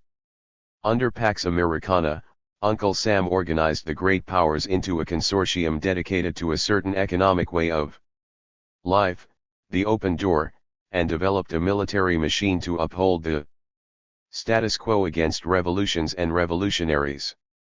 The older imperialism feasted on the carcasses of dying empires: the Ottomans, the Mughals, the Manchus, the Spaniards. So too the global imperialism of Uncle Sam watched with unabated satisfaction the decimation of the British, French, Dutch, and other empires, except in those instances where the communists or other radical forces threatened to replace them. In both cases, a new status quo emerged which Britain in the 19th century and America in the 20th century defended avidly.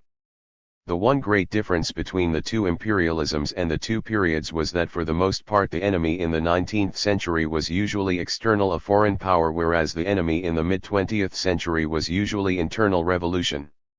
It was assumed by America's leadership at first that a Pax Americana could be arranged with a modest effort, involving only monetary measures, international relief, a mechanism for resolving disputes, the United Nations, and judiciously placed loans.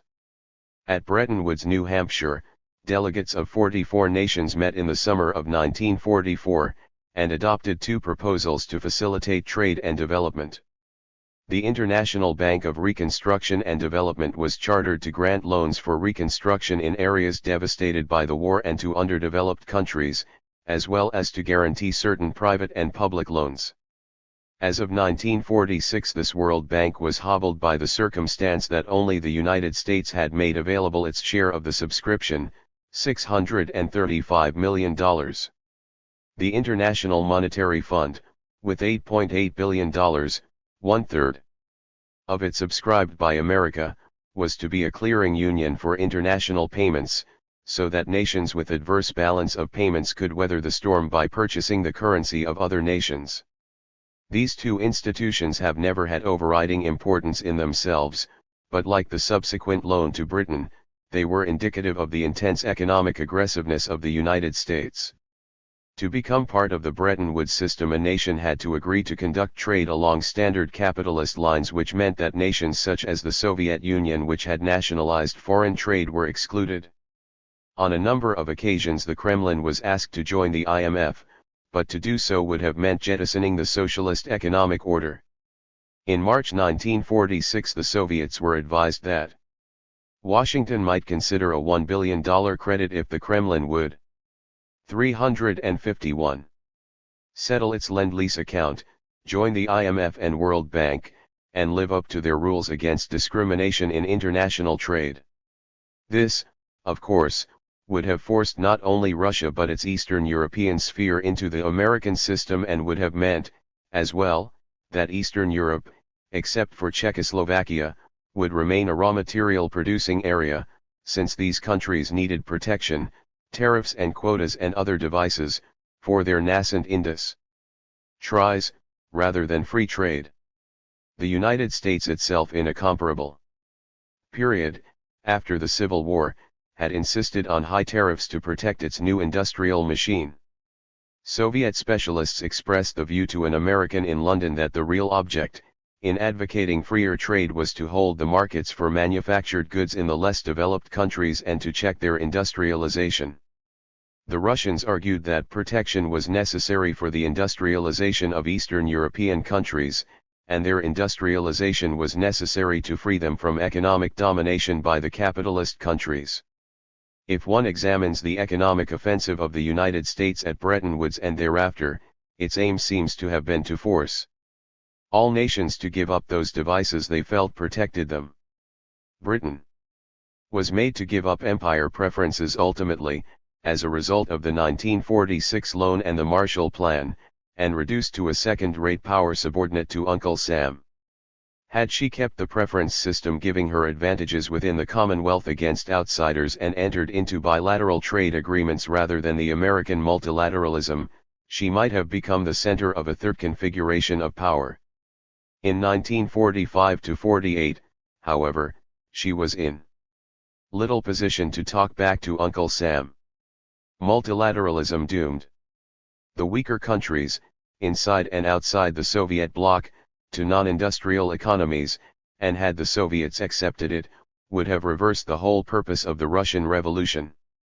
But Bretton Woods and later the Marshall Plan, Point 4, mutual security, alliance for progress, and all other aid were fashioned to incorporate other countries into the American system, whether it was good for their long-term interests or not.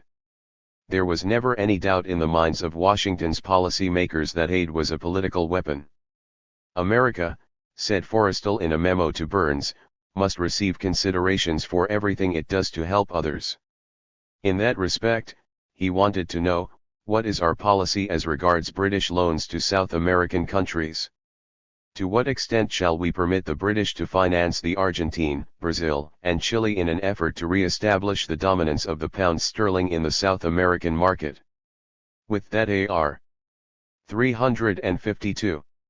Ragon, so typical of power, he assumed that Washington had the right to permit or not permit another nation to do certain things. When the Marshall Plan was being discussed, William L. Clayton, Under-Secretary of State for Economic Affairs, pointed out that we will hold in our hands the powerful weapon of discontinuance of aid. If contrary to our expectations any country fails to live up to our expectations. Emphasis added. The only exception to this purposive policy was war relief, and then only for a short time. To alleviate hunger and resettle refugees, in Europe alone there were 10 million people who had been driven from their homes. The Allies in 1943 established what was later known as the United Nations Relief and Rehabilitation Administration, UNRWA. Headed first by Herbert H. Lehman, then by the peppery mayor of New York, Fiorello LaGuardia, it dispensed about $1 billion a year, more than 2/3 of which was donated by the United States. There were many who hoped that UNRWA would be the model for future economic aid, since it was a collective project of many nations and thus exercised few political controls over recipients. Moreover, it gave help to all that needed it, whether in or out of the Soviet orbit. But the planet was in the process of being polarized, and the men in Washington decided that multilateral aid did not give them the leverage they wanted to make other nations do their bidding. UNRWA, in spite of LaGuardia's objections, went out of business early in the post-war period. American aid in the future would be primarily bilateral, with precise conditions to the receiving nation, and outside the frame of the United Nations. What stiffened American policy and officially inaugurated the Cold War was not that the Russians were making any further penetrations beyond Eastern Europe, but that the sector of the world under American overlordship began to founder. The new status quo was in jeopardy. As of war's end, the United States was suddenly master of a vast empire. To be sure, it added only small pieces of territory to its suzerainty, Micronesia, Okinawa, etc., but its control of the free world was exercised in 3 other ways. Japan was now directly occupied by General MacArthur's troops, and the general was busy recasting its political structure to conform to the American pattern. One zone of Western Germany plus a sector of Berlin was under a U.S. military government, and on critical matters the British and 353 French zones were also subordinate to Washington's wishes. Beyond that, many countries were tied hand and foot to Uncle Sam through grants and loans. Through such grants and loans, writes Howard K. Smith, the economic veins of a large part of the world have been connected to America's pumping industrial and agricultural heart. Many of them depend on America not merely for aid, without which they would be worse off, they depend on the heart's regular pumping for naked survival. By a decision on whatever grounds to reduce or cut off the flow, America could stop factories, cause riots and upheaval, break governments. The United States had replaced Britain as master of the seas, including even the eastern Mediterranean, which had been a decisive part of John Bull's lifeline, and it was ensconced in 400 naval and air bases throughout the world, so that existing empires and existing trade depended on American sufferance. Symptomatic of how the United States was reorganizing the world to its own ends, even before the crisis of 1947, was the reinvestment of the old power elite in Germany. The Allies had pledged to eliminate or control all German industry that could be used for German military production. In the opinion of Great Britain, this meant that the Ruhr factories, heart of the German military economy, should be nationalized. Labour's Foreign Minister, Ernest Bevin, argued in October 1946 that Germany's heavy industries were previously in the hands of magnates who were closely allied to the German military machine, who financed Hitler, and who in 2 wars were part and parcel of Germany's aggressive policy. We have no desire to see those gentlemen or their like return to a position which they have abused with such tragic results. The London Economist, authoritative conservative weekly, counseled that conditions in the Ruhr make far-reaching socialist experiments a necessity.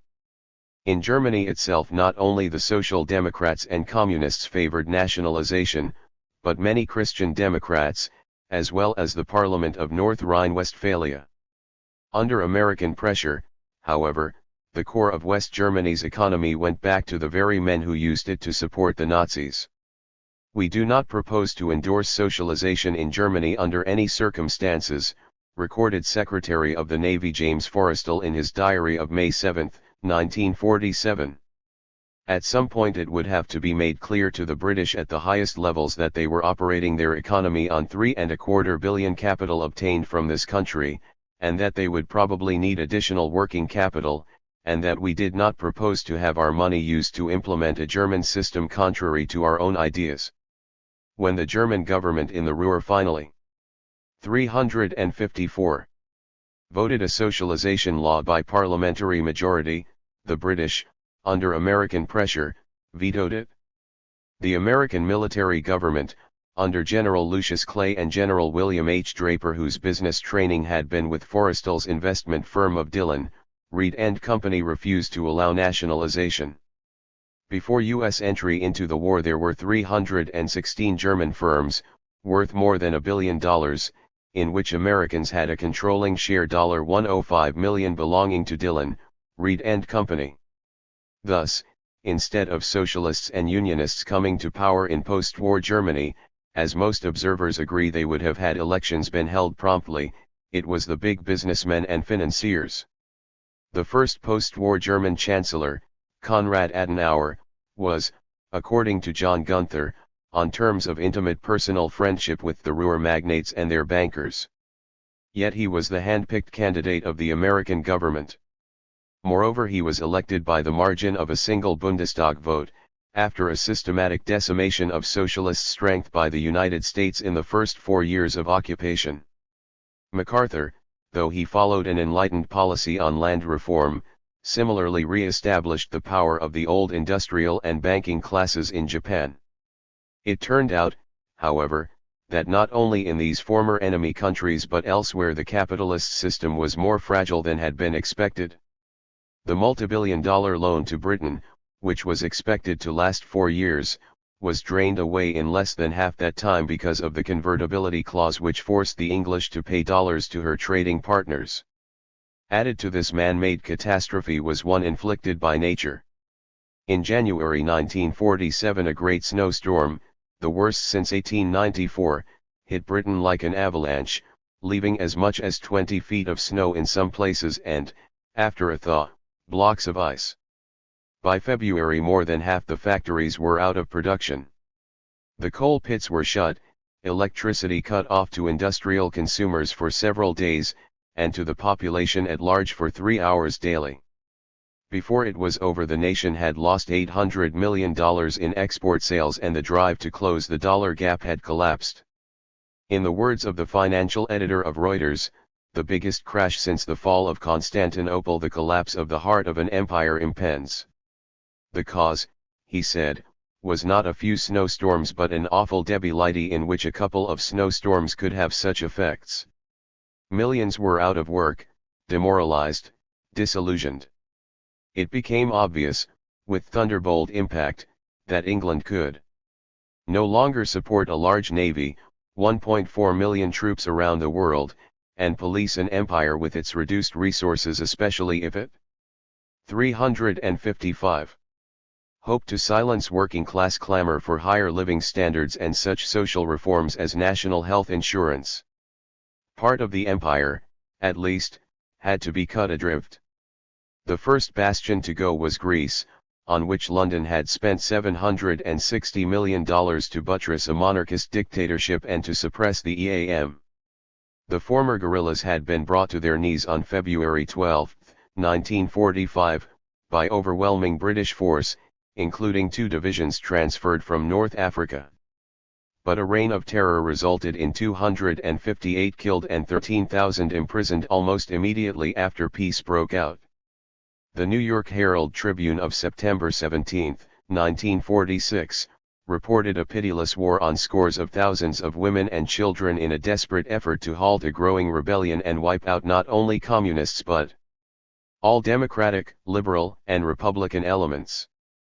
The trade union movement, which had swept in a leftist leadership on elections held under the eyes of British Labourites, was reorganised by the Royalist government and placed under a Quisling who had served the Axis during the war, Fotis Macris.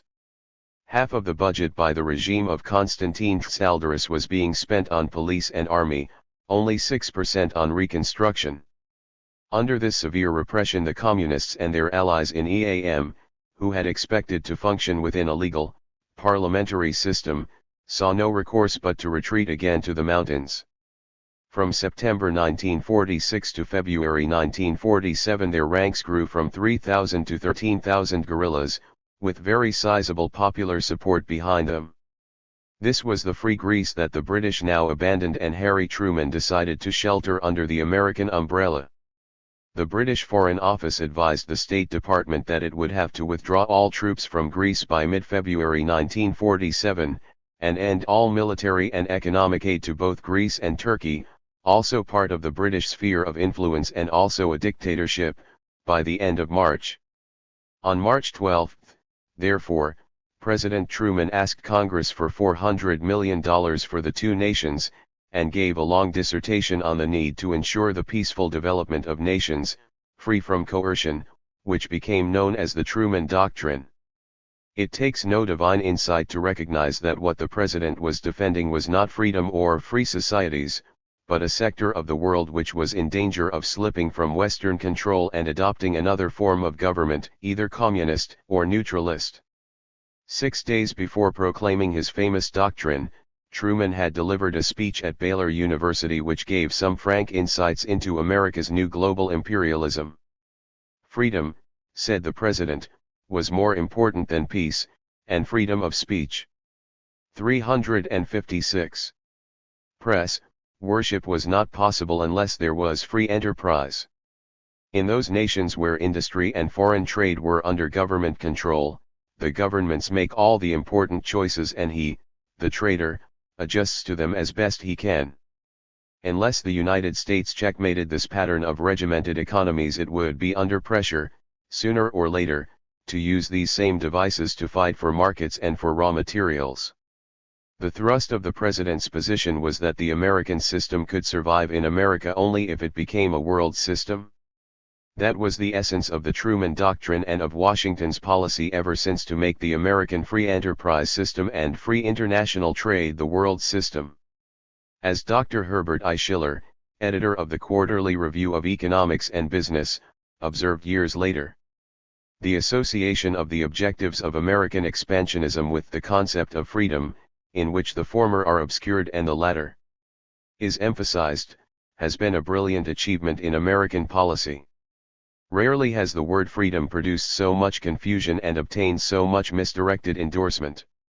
6. The sickness of Europe in 1947 was not confined to Greece and Turkey. In addition to the blizzard, there was the painful reality that, if British citizens were to enjoy 1939 living standards, the country's exports would have to rise by 75%. In fact, they had fallen by 2/3. Each day Britain was losing precious dollars to the United States, and the dollar gap again threatened her with bankruptcy. Conditions elsewhere were even worse. France was producing only half as much iron and steel as before the war. Germany lay in rubble, its major cities Cologne, Essen, Berlin, Frankfurt, Hamburg, Munich, Mannheim immobilized. Food was scarce, money almost worthless. There were no apartments to be had and few jobs. As Dean Acheson, Under-Secretary of State, summarized the economic facts of life, the world needed and should receive in 1947 exports from the United States, the only source of $16 billion, 4 times our pre-war exports, and could find imports to the United States with which to pay for them of only half that sum. A balance of payments deficit of $5 billion faced Britain, France, Italy, and the U.S. British zones of Germany. It is now obvious, said William Clayton, Under-Secretary of State for Economic Affairs, that we have grossly underestimated the destruction to the European economy by the war. Unless something was done and done quickly, disaster was imminent. The very communists from 357, whom America was protecting the world, would absorb a disoriented Europe, and with it Asia and Africa as well. It would not be a matter of Soviet expansionism, but an unavoidable coefficient of social decay. To save Europe for the American system, Secretary of State George Marshall formulated a plan for massive economic aid, originally $17 billion over a 4-year period. In the self-serving rhetoric of the Cold War, the Marshall Plan was later extolled as a simple exercise in philanthropy, but American policymakers were under no such illusions. Clayton told a New York audience in December 1947 that if Washington did not provide such aid, the Iron Curtain would then move westward, at least to the English Channel. Europe, in other words, would fall to communism or some other leftist leadership, and this in turn would mean a blackout of the European market that could compel radical readjustments in our entire economic structure. Changes which could hardly be made under our democratic free enterprise system. The real argument for the Marshall Plan, said Chester Bowles, chief of the Economic Stabilization Bureau, is a bolstering of the American system for future years. A Brookings Institution paper set the goal for foreign aid as the creation of political stability and the acceptance of international financial integrity that would be conducive to foreign investment. Political stability, financial integrity, foreign investment, these are the related facets of the American system that Truman wanted to establish worldwide. Molotov, in criticizing Marshall's proposal, called it an extension of Truman's plan for political pressures with dollars and a program for interference in the internal affairs of other states. Western Europe was forced to make innumerable adjustments it would not otherwise have made, and to live under a system it might otherwise have changed. In March 1948, Secretary of State Marshall warned categorically that aid will come to an abrupt end in any country that votes communism into power. Under the Marshall Plan, participating nations were asked to submit a common plan for recovery and were promised $17 billion in grants. $12.3 billion was actually spent, over a 4-year period. Unlike UNRWA, this was not a joint project by the world community. It was totally controlled by Washington. The United States, said Clayton, must run this show, and it did. A central command, called the Economic Cooperation Administration, ECA, operated from Washington and from the Hotel Talleyrand in Paris. Sizable missions of Americans also functioned in every one of the 17 nations which comprised the Organization of European Economic Cooperation. 35 OEEC. These missions, made up of finance, trade, agriculture, labor, and public relations specialists, kept a wary eye on every penny spent. A program review division studied all requests and made recommendations for approval or rejection of projects. In addition, Americans held veto power over the counterpart funds, monies put aside in native currency to partly match the dollar grant. Uncle Sam had the last word on how these counterpart monies could be spent, so that there was no paucity of levers to force OEEC states into the required directions or at least prevent them from going in other directions. For its $12.30 billion, of which $5.25 billion was for food, $5.5 billion for industrial products, almost $1 billion for shipping, and $360 million for the European Payments Union, the United States exacted a variety of concessions and imposed a host of conditions. Both the European states and their colonies were open to American investors on an equal basis with their own nationals, a prize of no mean importance, allowing for mammoth financial penetration by U.S. business. At almost every session of OEEC, the representatives of Washington prodded member nations to abolish quota restrictions on trade, until fully 3/4 were dropped. Trade generally was liberalized, and raw materials were made available to the United States through a provision which required that 5% of counterpart funds be exchanged for prime commodities to go to the United States. Stabilization loans to increase the supply of gold and dollars were predicated on European pledges to balance their budgets. In addition, there were innumerable specific understandings by which American firms bought their way into European and other firms such as the one already mentioned, according to which the Rockefeller interests were allowed to purchase 600,000 shares of Tanganyika Concessions. Finally, there was the section of the Act, incorporated through an amendment in 1949, which threatened to cut off aid to any OEEC country that traded in arms, military materiel, or other strategic commodities to the Soviet Union or its satellites. Not only was Europe remade to American free enterprise specifications, but its political mold was also recast. As in Germany, American aid became a mechanism for pushing the political center of gravity to the right. Just before the Marshall Plan was outlined, Stuart Gelder, New York correspondent of the London News Chronicle, wrote, "I am informed on high authority that the State Department is that it is in the interests of America to see the establishment of an independent democratic moderate government in France. It was expected that very substantial aid would have to be 359 given during the next 2 years. That very month, May 1947, the Ramadier government suddenly dismissed the communists who had been part of a coalition since the end of the war from the cabinet." Joseph and Stuart Alsop, writing in the Saturday Evening Post 9 months later, related that Italian Prime Minister Alcide de Gasperi pleaded with the American ambassador in Rome that without your help we have only a few weeks to last. The United States responded to this appeal, but officials warned they would find it hard to do so as long as the Italian government included Togliatti and his communists. There was no outright deal, said the Alsops, but there was at least a shadow of a hint of an outline of a tacit understanding. De Gasperi went home, another government crisis ensued, and a new cabinet emerged with the Communists, SEC, and largest party in Italy, expelled.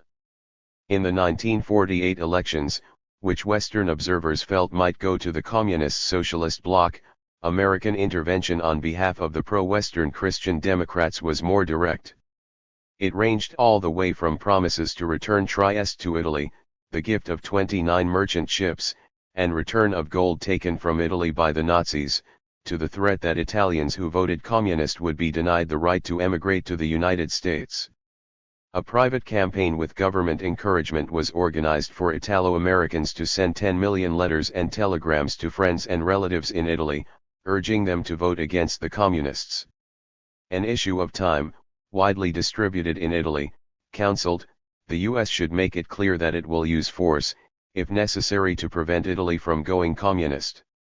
It should use such force, said Time, even if the people of Italy freely chose communism in elections. In the 1953 elections, Ambassador Claire Booth Luce publicly called for a de Gasperi victory, almost as if she were a citizen of Italy. That same year, Secretary of State John Foster Dulles warned Germans, on the eve of their elections, that a defeat for America's friend Adenauer would upset hopes for German unity. 7.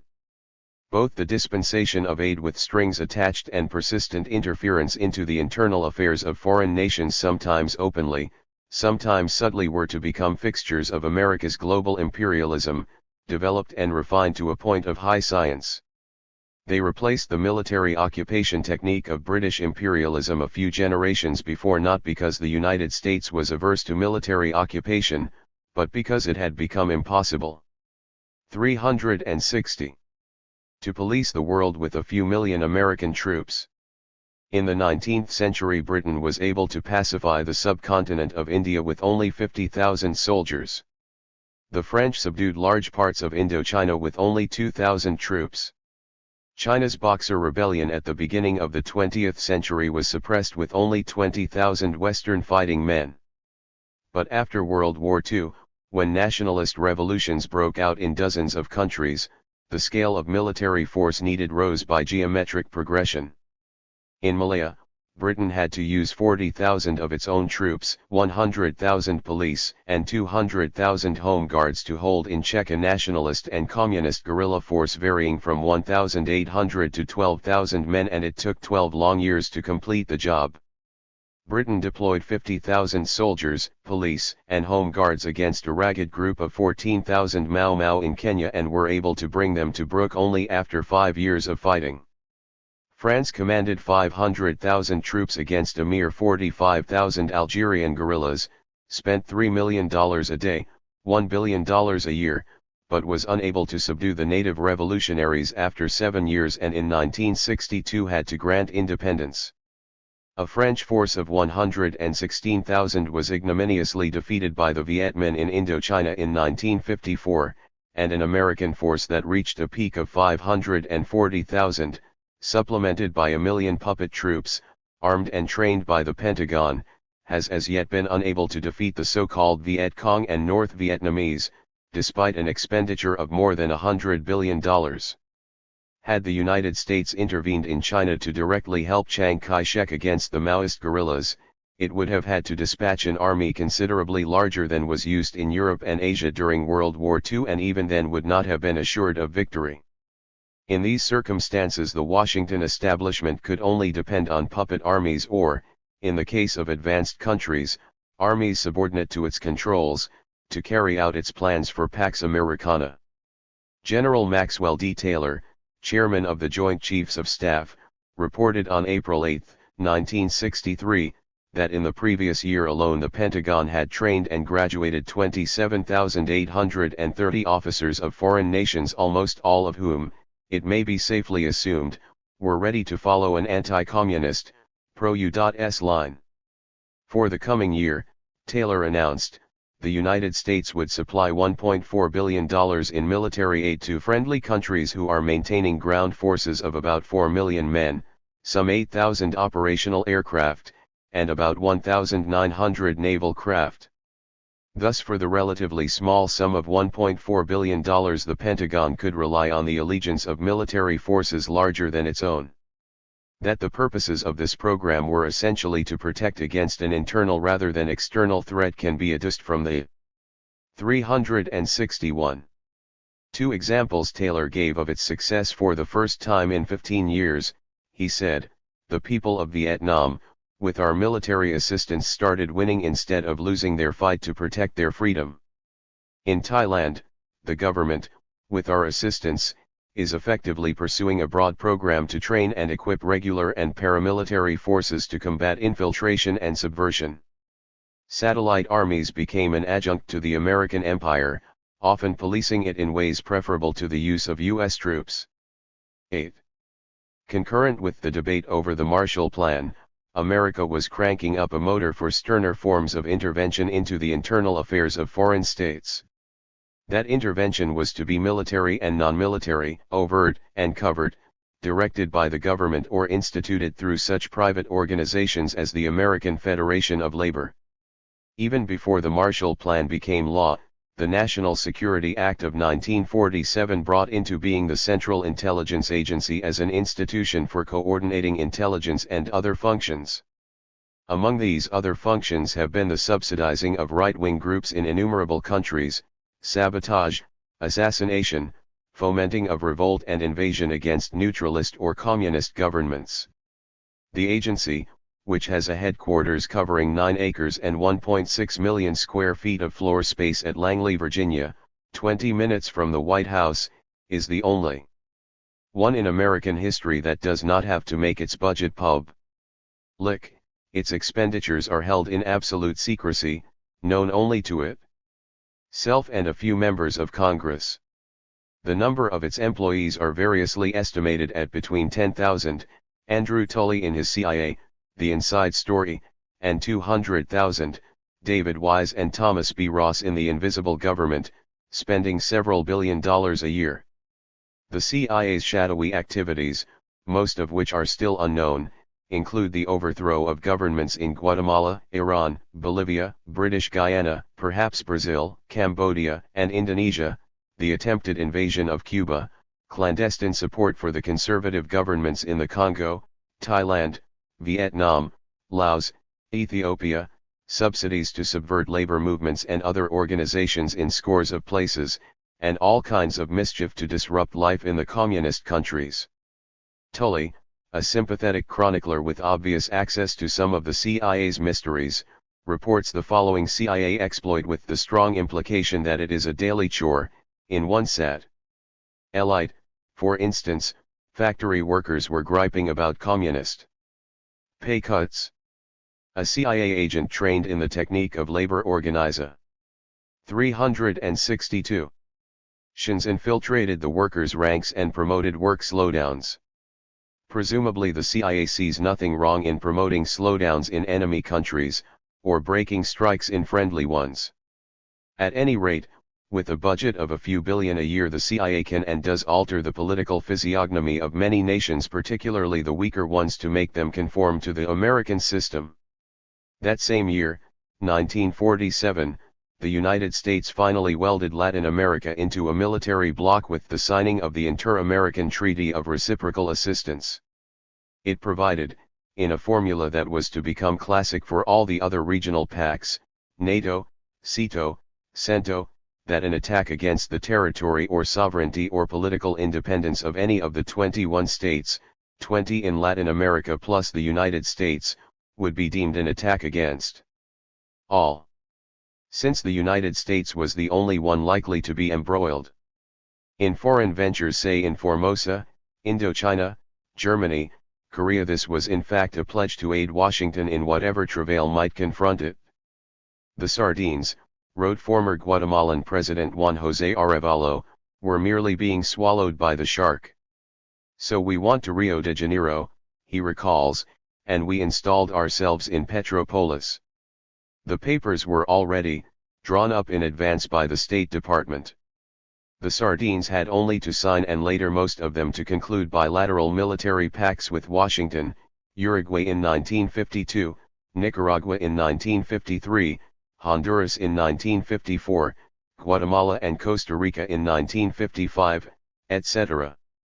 These pacts, in addition to expected provisions on gifts of American military hardware and advice by American personnel, also carried promises to cooperate with Uncle Sam in measures designed to control trade with nations which threaten the security of the Western Hemisphere, and to facilitate the production and transfer to the government of the United States, of raw and semi-processed materials required by the United States of America.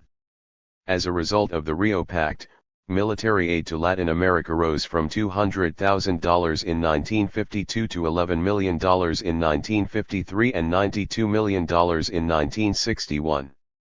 From 1953 to 1966 the total was $1,136 billion, 10 or 15% for training of native personnel, most of the rest for arms acquisition. It is conceded, wrote James Reston of the New York Times, that little of this can be used for hemispheric defense.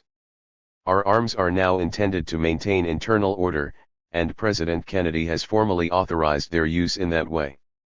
Miguel Ydigoras, former president of Guatemala, who was himself jettisoned by a military coup in 1963, says of American military aid that generally speaking modern weapons are not used by the military to defend the territorial integrity of their respective countries, but to repress popular aspirations. 363. And undermine democratic institutions.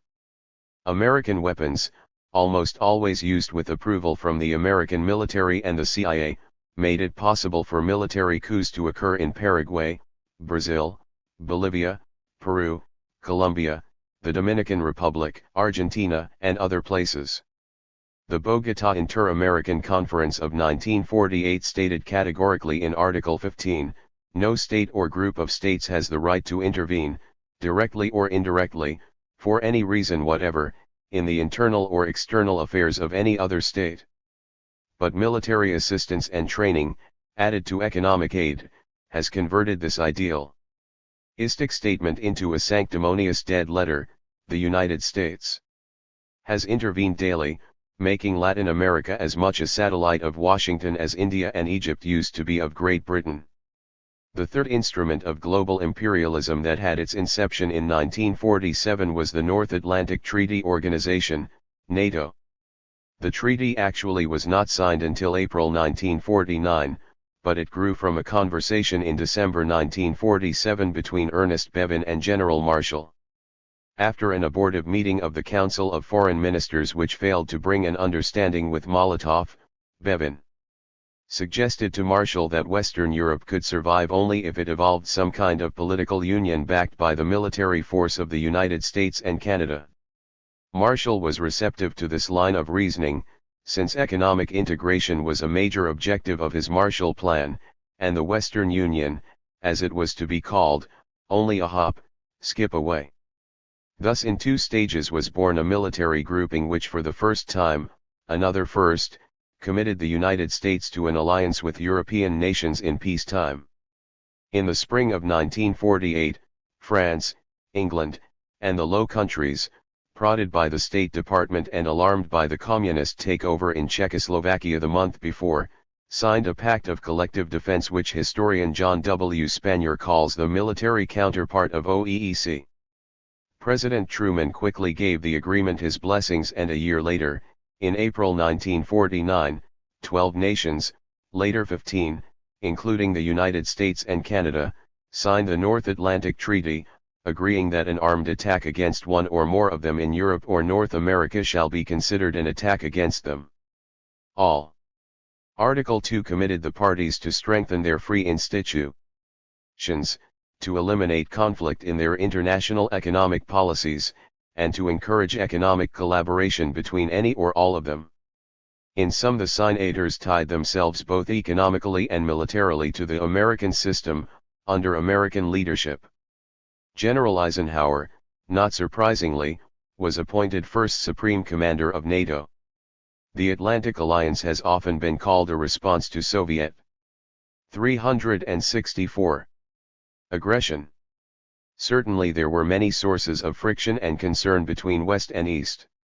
While the United States was joining Greece to its expanding sphere of influence, the Kremlin tightened its hold on Hungary. In late February 1948, Czech communists executed a revolt against President Eduard Beneš and Jan Masaryk. The Americans and British introduced currency reform in West Germany. The Russians responded with harassment of transportation in the corridor between West Germany and Berlin, causing the United States to mount a great airlift to bring in supplies to the beleaguered city. But NATO was much more than a response to these episodic events. It was, as Truman himself writes, one more step in the evolution of our foreign policy. It was indissolubly linked to the Marshall Plan as part of a continuing process to bring Western Europe under Pax Americana, the first post-war step toward a union of the North Atlantic. Said Thomas K. Finletter, an official in the Truman regime, was economic. NATO came soon afterwards. NATO might never have been born if the Marshall Plan had not come first. Finletter adds that foreign policy and military policy cannot be thought of separately. To organize the world for American imperialism, it was necessary to preserve the social status quo. To preserve that status quo, it was necessary to contain revolution. To contain revolution, it was necessary first of all to stabilize Europe through economic aid and to exert pressure on the Soviet Union, which might give aid and comfort to revolution. And to exert pressure on the Soviet Union, it was deemed indispensable to have a large military force at home, more troops in Europe. The atom bomb and the hydrogen bomb, decided on in 1949. Under NATO, America's allies were required to increase their military production, in return for which Uncle Sam would transfer to them some essential items of military equipment, and send some of our experts abroad to help train and equip their military forces. From the spring of 1949 to January 1953, the United States shipped 4 million tons of war materiel to its NATO allies, including 503 planes and 82 warships. From 1945 to 1965, Europe was to receive the respectable sum of $16 billion in military gifts, and the world as a whole twice that much. He who pays the piper calls the tune, and the United States sometimes called it with unsubtle savor. Ity. A few months after the Korean War began, Washington advised Marshall Plan recipients that henceforth they would receive aid to the extent that they contributed to the Western defense effort. By 1952, most American aid to Europe had become military. Similarly, in December 1953, Dulles warned that unless the Allies accepted an 365 American version of the European defense community, the American government would have to make an agonizing reappraisal of its aid program. Through NATO, then, the United States stationed a permanent force of hundreds of thousands of its own men flush against the Soviet Empire, and acquired control over another force made up of Europeans and Canadians. By 1949 it had 400 military bases around the Soviet perimeter, to contain a Russian bear who, as Dulles pointed out that same year, had no intentions of expanding through military advance, only through revolution. The anti-revolutionary character of military assistance to Europe is not as evident as that to Latin America. In large measure that was due to the impact of the Marshall Plan, which began operations in June 1948. Despite the fact that living standards failed to reach pre-war levels in France and elsewhere, by 1950 production in Western Europe exceeded pre-1939 totals by as much as 25%. This was enough to put a damper on revolution in France, Italy, or Germany. Yet, as the Interdepartmental Foreign Military Assistance Coordinating Committee of the U.S. government stated it, the Atlantic Pact had a twofold objective. First, to protect the North Atlantic Pact countries against internal aggression inspired from abroad, and secondly to deter aggression. Emphasis added. Moreover, American guns were undoubtedly all that stood between the conservative Greek governments and perdition, and played no small part in the military coup of Colonel George Papadopoulos in April 1967. The American subsidized rearmament helped France combat the Indochinese Revolution, and Britain to fight the people of Malaya. In any case, NATO was part of a grand design to contain and roll back through aid and military force inimical elements that threatened the American status quo. 18. The ecstasy and the agony. The stabilization of Western Europe was the bedrock on which the American establishment built a new form of imperialism. Uncle Sam became big brother to advanced nations, including Japan, with 350 million people, and in the process vastly enlarged its pockets of economic penetration. From 1950, the year that stability was assured, to 1965, American exports to Europe grew from less than $3 billion to $9.5 billion. The direct private investment of American entrepreneurs in Europe rose from almost $2 billion to almost $14 billion. In Britain the figure in 1950 was less than $1 billion, in 1965 more than $5 billion, in France a mere $217 million, and 15 years later more than $1.5 billion, in Germany $204 million in 1950, almost $2.5 billion in 1965.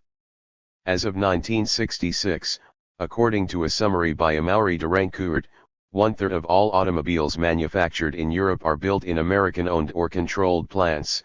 American firms control between 1/4 and 1/3 of the oil industry's market in Britain and the common market. In tires, earth-moving equipment, razor blades, sewing machines, and countless other industries, their share is even larger. By 1967, American firms had a stake of almost $6 bil. Lion in Britain alone produced 10% of its manufacturing output, 17% of its exports, employed already 1 out of 16 British workers, controlled about 7% of the country's total industrial assets, and at the present rate of growth, would control 1/4 of Britain's entire economy by 1980. Direct private investments in Japan zoomed as a result of the occupation from a negligible $19 million in 1950 to $676 million a decade and a half later. In Australia it grew from $201 million to $1.7 billion. 366. 367. These statistics confirm the remarkable success of the new imperialism. A serious and explicit purpose of our foreign policy, Dwight Eisenhower was to say in his 1953 State of the Union message, is the encouragement of a hospitable climate for investment in foreign countries. That goal certainly was achieved in Europe as a result of the Marshall Plan aid and the North Atlantic Treaty. Foreign aid, John F. Kennedy noted still later, is a method by which the United States maintains a position of influence and control around the world. It cannot be said that Western Europe is controlled by Washington in the same way that England used to control India when it was a colony, but the influence and control was overwhelming at the time of the Marshall Plan and has been substantial enough ever since to place these nations firmly within Pax Americana. Duplicating the European experience outside Europe, however, was impossible. The nations of Asia, for instance, simply could not be welded into an economic union or a military alliance similar to OEEC or NATO.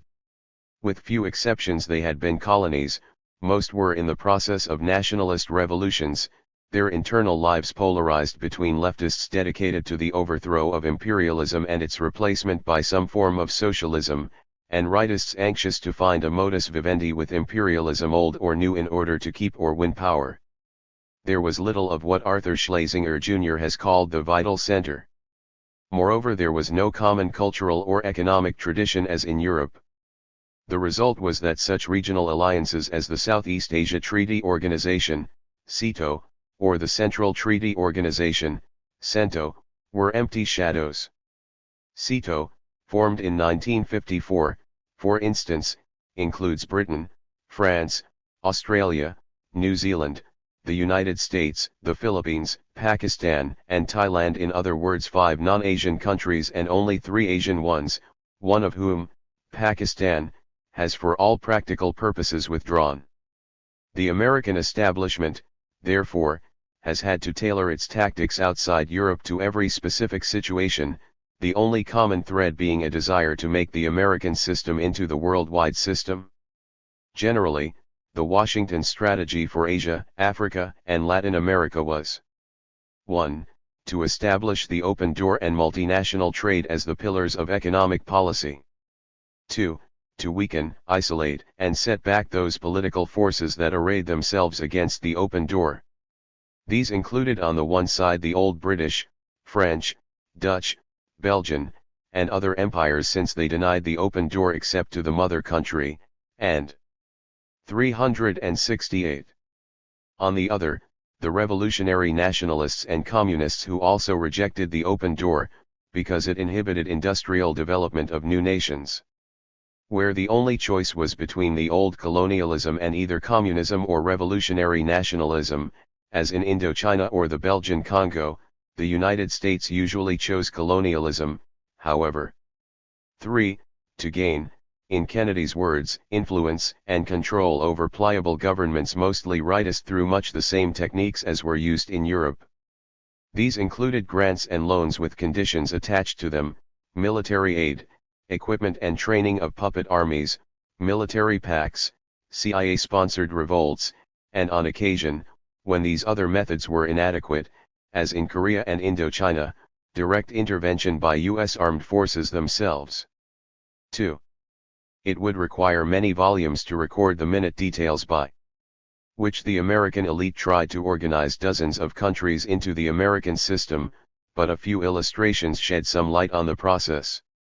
Consider the Philippines. In line with its anti-colonialist protestations, the United States granted independence to the islands on July 4, 1946, amid much pomp and ceremony, and with an assurance of $380 million to rebuild the new nation's war-torn economy. Both independence and aid were conditional, however, on acceptance of the Philippine Trade Act passed by the U.S. Congress. Under Section 341 of the Act, the Filipinos were required to grant American businessmen the same rights as native entrepreneurs. Moreover, the Philippine constitutional stricture against foreigners owning more than 40% of any local company was changed so that it did not apply to capitalists from the states. The Trade Act also tied Philippine currency to the dollar until 1974, and allotted export quotas to American, and native, firms that had been in foreign trade before the war. In practice, all this meant that American corporations would continue to dominate the economy. Under-Secretary of State William L. Clayton conceded that the Trade Act deprived the Philippine government of a sovereign prerogative. The Manila Daily Standard compared it to the harsh 21 demands imposed on China by Japan. Business Week referred to independence as nominal. Endorsement of the Philippine Trade Act, it said, gives American business a preferential position to exploit Philippine resources.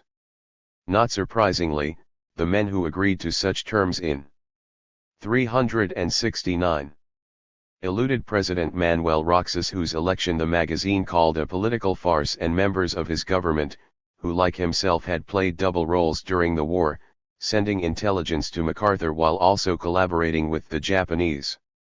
Roxas granted the United States 99-year leases on various naval and military bases, increasing its influence and control.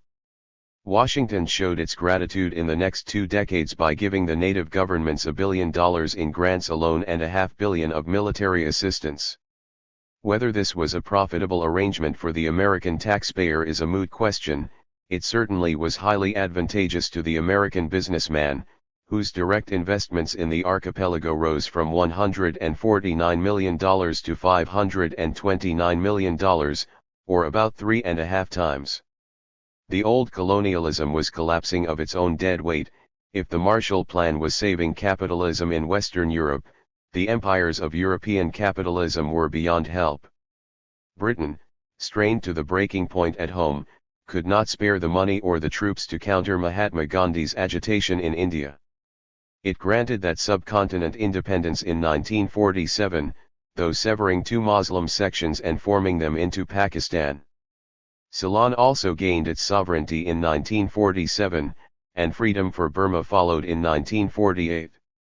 The Netherlands tried strenuously to hang on to the Dutch East Indies, one of the richest areas of the world, and fought the nationalists under Sukarno and Hatta so vigorously that 100,000 people died and tens of millions of dollars in property were destroyed. But the prospect of keeping 125,000 troops tied down indefinitely, as well as the threat by the United States to cut off aid to the mother country, forced the Dutch to yield independence to Indonesia in August 1950. The momentum of revolt accelerated throughout the 1950s, as 6 former colonies or spheres of influence broke the shackles. In some instances the imperial power withdrew before being enveloped by chaos, in others, especially in the French domain, it had to be pushed out by force and violence. But in each instance the United States was Johnny on the spot with point for technical aid, grants, loans, offers of military help, and other means that prepared the way for eventual prevalence. If there was any distinction between American policy in the developing world from that in Europe, it was that intervention into the internal affairs of the former was, if anything, more brazen. As of June 25, 1950, the day that the Korean War broke out, the American colossus was embroiled in 4 civil wars simultaneously in the Philippines, Indochina, China, and Korea, and except for the Philippines all had been outside its sphere of influence prior to World 37 degrees. War 2. In every one Washington was the handmaiden of rightists and reactionaries, seemingly the only safe allies for global imperialism. Indeed, the American system as applied to the Third World became synonymous with counter-revolution. While President Roxas of the Philippines was serving the Japanese during the war, the Hukbalahap, National Anti-Japanese Army, dominated by the Communists, was one of the major guerrilla movements resisting Nipponese rule and, as such, a recipient of American aid. In that respect it was like the EAM in Greece and the Viet Minh in Indochina, and it suffered a similar fate. After MacArthur returned to Manila, the Hooks dispersed and disarmed, contenting themselves with legal political activity through the Democratic Alliance. In the elections of 1946 the alliance won 6 congressional seats in central Luzon by large margins and, though only a minority party nationally, it held the balance of power. Conceivably, it might have blocked pro-American legislation, as well as acceptance of the Philippine Trade Act. Roxas, therefore, used the army still commanded by American officers to suppress the movement, remove the 6 congressmen from office, and outlaw Hook-controlled peasant and labor organizations. Confronted by the iron fist, the leftists returned to guerrilla activity, and at the peak of their successes, according to Lieutenant Colonel Tomasz C. Tyrna of the Philippine Air Force, commanded 15,000 armed men, plus 80,000 active HMB's National Army of Liberation, with a mass support of 500,000. Against them were arrayed 54,000 government troops, including the Navy and Air Force trained, equipped, and advised by the Joint U.S. Military Advisory Group, JUSMAG. Approximately the same number of men were organized into civilian guards who also took to the field. Despite this superior firepower, innumerable hook mistakes, and the expenditure of $1 billion of American money, there were still 300 hooks underground during 1962, 16 years after the fighting began. In March 1964 the government was forced to undertake division-sized operations, still under the guidance of JUSMAG, against the hooks in Pampanga and other sections of central Luzon, and as late as 1971 there was still a residual force of unconquered rebels. The American system could not have prevailed in the Philippines without this help in defeating the hooks. Nor could its Congress have remained largely in the hands of big landlords and industrialists, as Alex Campbell points out in a New Republic article, or unemployment at the staggering figure of almost 2 million, in a labor force of just over 10 million. Intervention in Indochina was even more high-handed, for while 37. 1. The hooks represented only a minority in the Philippines, the Viet Minh of Indochina undoubtedly articulated aspirations of the vast majority. When Japan seized Indochina toward the end of World War II she was met by a guerrilla band of 10,000 men determined, in their words, to smash both French imperialism and Japanese fascism. The most forceful of two guerrilla groups was the Viet Minh National Front, composed of the Democratic Party, a creation of the non-political student movement at Hanoi University, the Socialist Party, with a philosophy akin to that of the Social Democrats in the Second International, the Communists, and various other groups. Directed by Ho Chi Minh, a communist who had led an abortive nationalist revolt in 1930, the Viet Minh liberated 6 northern provinces and established a national government which received support even from Chiang Kai-shek in China. On September 2, 1945, Ho's National Congress issued a Declaration of Independence modeled on the American prototype of 1776. According to Ellen J. Hammer, in the struggle for Indochina, the Viet Minh coalition had become a broad national movement uniting large numbers of Vietnamese regardless of their politics, and reaching down into the masses. A view confirmed by Edwin O'Reischar, Asian expert, and U.S. ambassador to Japan under President Kennedy. On March 6, 1946, France itself recognized the regime as a free state with its own government, parliament, army, and finances, forming part of the Indochinese Federation of the French Union. The honeymoon, however, was doomed from the start.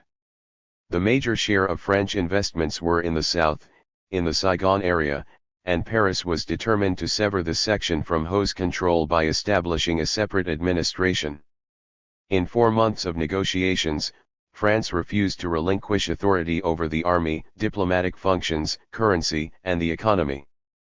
The formula for a free state within the French Union turned out to be a euphemism for continued domination. The usual incidents occurred as popular wrath mounted. At Haiphong on November 23, 1946, the French cruiser Suffren fired on the Vietnamese section of town, killing 6,000 people. This was the signal for French seizure of all of Indochina and the installation of a discredited former emperor, Bao Dai, who had also been the puppet for Japan, as the head of government. Before long guerrilla warfare again erupted in full fury, as the Viet Minh General Vion Nguyen mobilized 70,000 irregulars to fight 166,000 French troops. There was no question as to who had the people on their side. In 1951 Senator John F. Kennedy made a tour of the Far East and on his return wrote, "In Indochina we have allied ourselves to the desperate effort of a French regime to hang on to the remnants of empire." 372. There is no broad, general support of the native Vietnam government of Bao Dai among the people of that area. Yet so fearful was Washington that Indochina would be divorced from the American system that as of 1952 it had shipped 100,000 tons of supplies to the French forces, and as of 1954 was paying 78% of French military costs. Without U.S. intervention the war would have ended much sooner, and the second phase of the war, after 1954, would never have been started. But, as in the Philippines, the United States was involved in another nation's internal affairs up to its neck bone, and refused to withdraw even after the French were defeated. Its war by proxy was a prelude to the direct war it would wage under Kennedy, who apparently had forgotten what he said as senator in 1951, and under Lyndon B. Johnson and Richard Nixon. A third war by proxy, and the worst defeat inflicted on the American system in the post-war period, was conducted in China. As of VJ Day the United States was within an eyelash of what was potentially the greatest of all imperial prizes. With the defeat of Japan and the enervation of Britain, the United States had an open field. But there was a civil war in China that had been held in abeyance during the Common Defense against Japan and was now aflame once again. The Chiang Kai-shek regime was obviously corrupt and tyrannical. According to General Joseph Stilwell, it was a one-party government supported by a Gestapo. Roosevelt had demanded that Chiang introduce reforms, but in vain. General Marshall, as Truman's emissary, tried for 13 months to edge Chiang's Kuomintang and the Communists into a coalition that would assure change and stability, again in vain. The landlords and businessmen who supported Chiang felt they did not have to make any concessions either to Mao's Communists or to the common man of China. Chiang understood clearly that the Truman government could not seek to organize the world in the American image and yet permit China to fall to the communist guerrillas. Despite the fact that the Kuomintang, according to a subsequent admission by Secretary of State Dean Acheson, suffered from a total lack of support both in the armies and in the country, Washington gave the Chiang government $3 billion in aid, plus weapons from 1 million disarmed Japanese soldiers. In addition, the United States garrisoned troops in a number of cities to hold them for the Kuomintang, flew Kuomintang troops into battle zones with American Air Force planes, and sent large military missions to advise Chiang and his military leaders. The Soviets did none of this. Their aid to Mao was minuscule, consisting only of a small number of weapons captured in Manchuria. Indeed, Stalin opposed Mao's final 373 drive to power. During the war he sent all his military aid to Chiang, none to Mao. And after the war, as he told a delegation of Yugoslav communists in 1948, he advised the Chinese comrades to join the Chiang Kai-shek government and dissolve their army. But Mao decided to continue the civil war and won a sensational victory against both Chiang and the United States.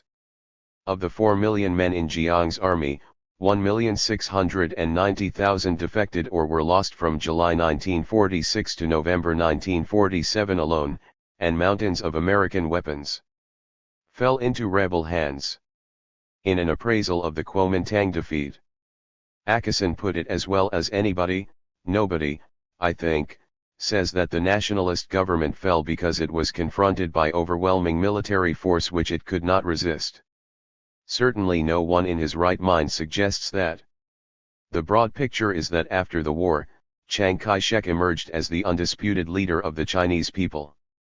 Only one faction, the Communists, up in the hills, ill-equipped, ragged, a very small military force, was determinedly opposed to his position.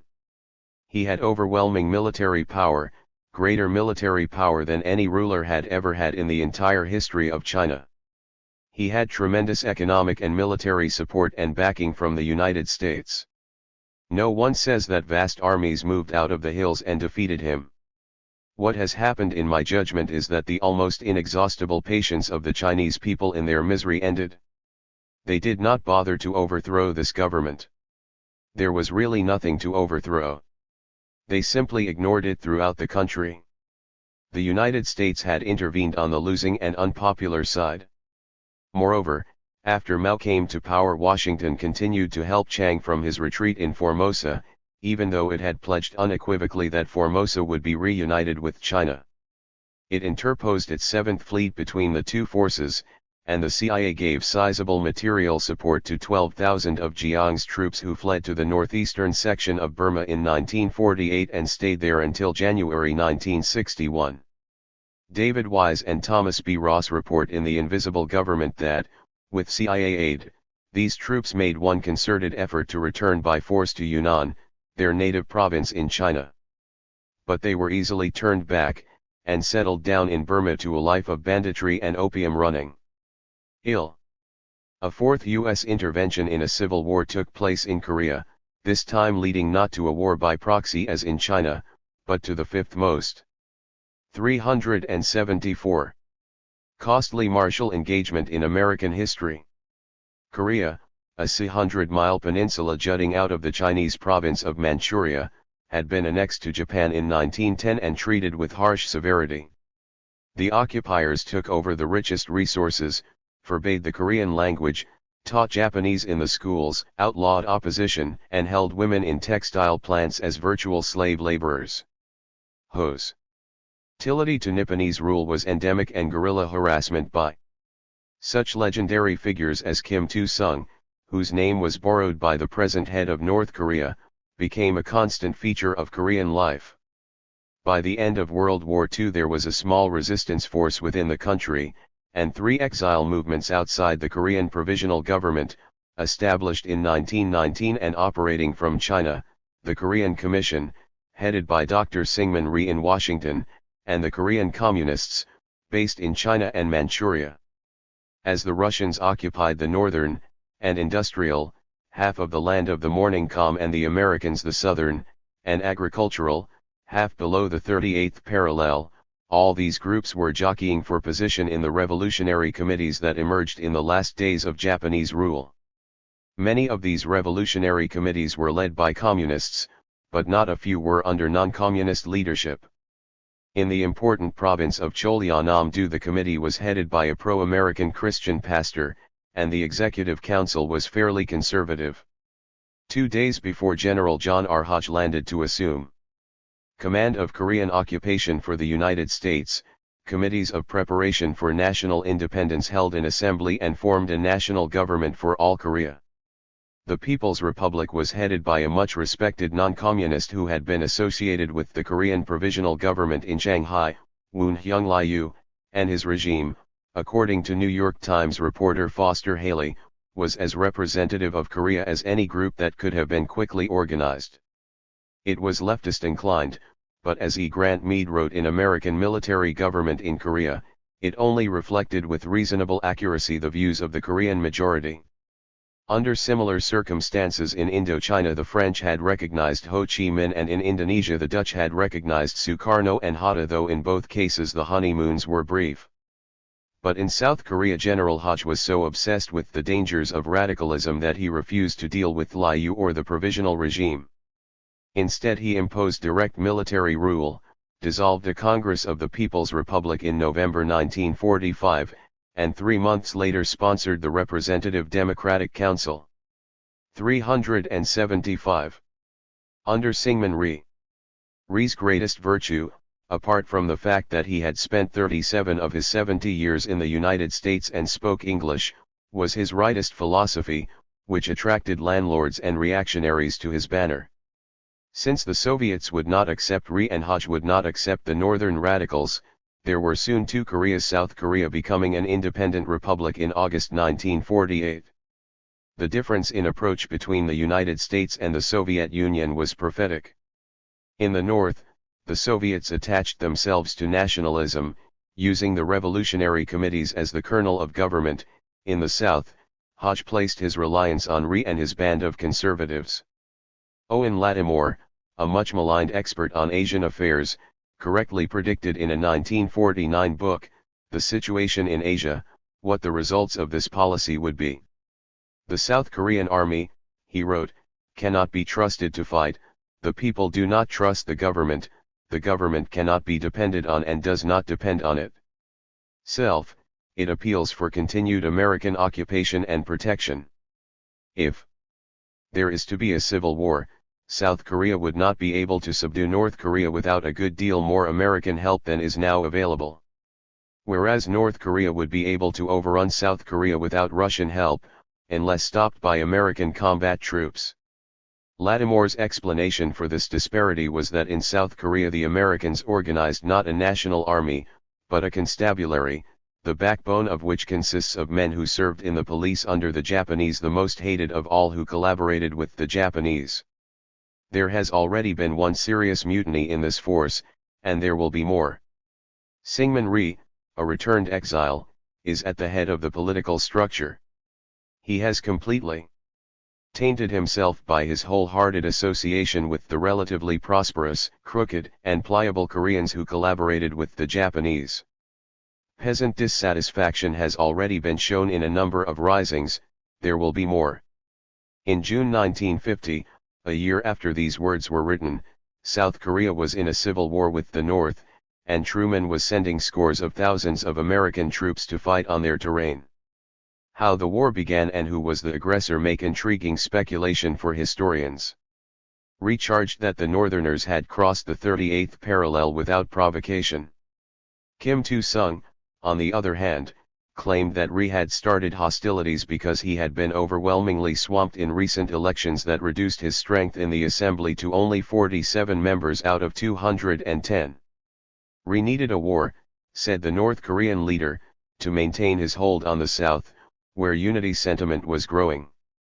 He had rejected all proposals for unification, therefore, had arrested, and probably executed, 3 emissaries from Pyongyang sent to negotiate at Seoul, and had drowned his iniquity by launching an invasion from across the parallel. Whatever the truth of these claims, the salient point is that the United States intervened in a purely internal conflict to defend its imperial prerogatives. Korea was not considered strategically important. In fact, American troops had already been withdrawn, as were Soviet troops from the north.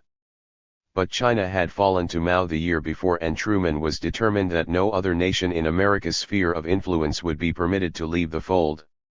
It is significant that on June 27, 1950, the day Truman ordered American air and naval support for the Rhee regime, he also instructed the 7th Fleet to place itself between Formosa and China in support of Chiang Kai-shek's rump regime on the island, and greatly increased aid to the French in their war in Indochina. The United States was drawing taut a line of containment against those who would upset the American system. General MacArthur had been most explicit in an earlier speech at Seoul, in which he expressed hope that this barrier between South and North must and will be torn down, so as to promote not only the unity and well-being of your own people but also the future stability of the continent of Asia. Emphasis added. The Korean War illustrated with remarkable poignancy the major problem Uncle Sam would have shielding the empire outside of Western Europe. North Korea had only 9 million people, South Korea 21 million, yet the latter's army was defeated within weeks, and the Northerners without any foreign troops or air support of any kind would undoubtedly have taken all the country in short order if American forces had not intervened. A frequent explanation for the debacle suffered by Rhee's army was that the North Koreans had executed a surprise attack with 70,000 troops and 70 tanks. It was certainly a surprise in the sense that the public in the West was not prepared for it. But Rhee had been boasting for a couple of years about the strength of his army, saying it would be easy for his troops to seize the north. In Tokyo on October 31, 1949, his Minister of Defense declared that we are strong enough to march up and take Pyongyang, the northern capital, within a few days. Washington evidently was not swayed by this braggadocio, for on the first day of the Civil War Truman, vacationing in Independence, decided to take military action. He wanted, he said, to move with United Nations support, but he was seemingly determined to move regardless.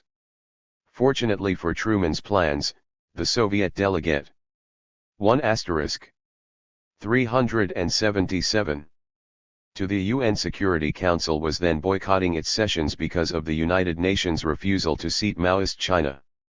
The delegate was not present to veto the American resolution hastily passed without hearing the North Korean side on the very day hostilities began. The resolution demanded that the invaders withdraw to the 38th parallel and urged UN members to give South Korea their blessings and help. 2 days later Truman ordered the Air Force and Navy to provide Rhee's troops with cover and support, and 3 days later instructed MacArthur to land combat soldiers as soon as possible. What followed was a game of seesaw. The Communists first seized most of the South, even isolating a UN contingent at Pusan, the major seaport at the tip of the peninsula. Alfred Crofts, a member of the American military government, in an article for The Nation 10 years later, explained the causes of this debacle. After only a few weeks of fighting, he noted, 3/4 of South Korea was overrun. The invaders' Russian tanks could easily have been stopped in the hills by a resolute defense.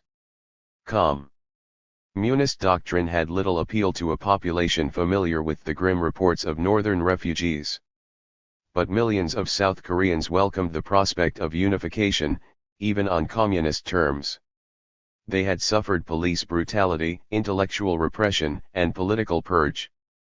Few felt much incentive to fight for profiteers or to die for Syngman Rhee. By contrast, in the words of General MacArthur himself, the North Korean army was as smart, as efficient, and as able a force as I have ever seen in the field. It was only when American troops were deployed on a large scale that the tide began to turn. On September 15, MacArthur, in a daring foray, put ashore an army at the west coast port of Incheon outside Seoul, far behind North Korean lines. By September 25, Seoul, the Republic of Korea's capital, had been recaptured, cutting the lines of supply between the Communist Army and its bases in the north, and by the 30th the enemy was hastily fleeing north.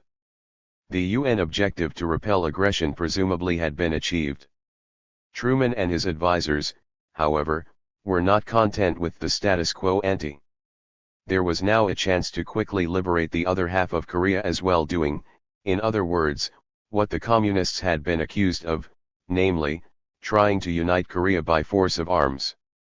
In the brash overconfidence that almost all American generals have had in dealing with people in the underdeveloped areas, MacArthur assured Truman that the coup could be brought off before Thanksgiving late November. He brushed aside the danger of Chinese intervention as an impotent bluff, even though Premier 378 Zhou Enlai had warned that Peking would not supinely tolerate seeing their neighbors being savagely invaded by imperialists. At best, MacArthur said, the Chinese could send only 50,000 to 60,000 men across the Yalu River, the border between China and Korea, and if they tried to get down to Pyongyang there would be the greatest slaughter. Heartened by the quick victory in the first phase of hostilities, Washington secured a mandate from the American-controlled UN on October 7 to invade North Korea and set up a unified, independent and democratic government in the sovereign state of Korea. At first it seemed that the subjugation of North Korea would be as easy as the campaign in the south. By mid-October the Republic of Korea Army was 100 miles across the 38th parallel, and General Walton Walker's 8th Army was confidently advancing. On October 19 the first segments of the 8th Army entered Pyongyang to find that it had been abandoned by Kim Tu-sung and his government, who had left behind huge amounts of supplies. The Chinese threat, however, proved more substantive than MacArthur had anticipated and more formidable. Chinese leaders were convinced that the seizure of the Korean Democratic People's Republic was but a prelude to attack on China itself and part of a plan to dominate Asia and conquer the whole world. The Americans were copying the old trick of the Japanese bandits, first invading Korea and then China. Therefore, early in November Peking began to filter into Korea the first of 320,000 volunteers. Within 2 weeks there were 200,000 Chinese across the Yalu, not 50,000 or 60,000, and MacArthur's divided forces were in serious jeopardy. By the end of the month they were in bitter retreat through mountain passes and valleys, in deep snow. The 8th Army was forced back 300 miles in 3 weeks. X-Corps, with 105,000 men fighting on the east coast, had to be evacuated by the U.S. Navy all the way back to Pusan. As of December 15 the American troops were again below the 38th parallel. The Korean War unveiled the ambivalency with which America has waged its global imperialism. Truman, though he refused to rule out use of the atom bomb, nonetheless wanted the war limited to Korea. A war with China, and perhaps Russia as well, was much more than he had bargained for, especially since the situation in Europe remained precarious and the Russians now also had the bomb. The dozen other nations that had token forces in the UN contingent were even more edgy about the prospects of an expanded war, and Britain in particular made this known to Washington in the most urgent terms. To enlarge the war might make it a world war, and no.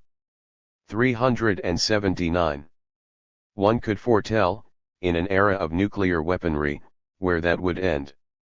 MacArthur, the supremely capable and supremely egotistic man on the scene, however, felt the attack could be widened without risk.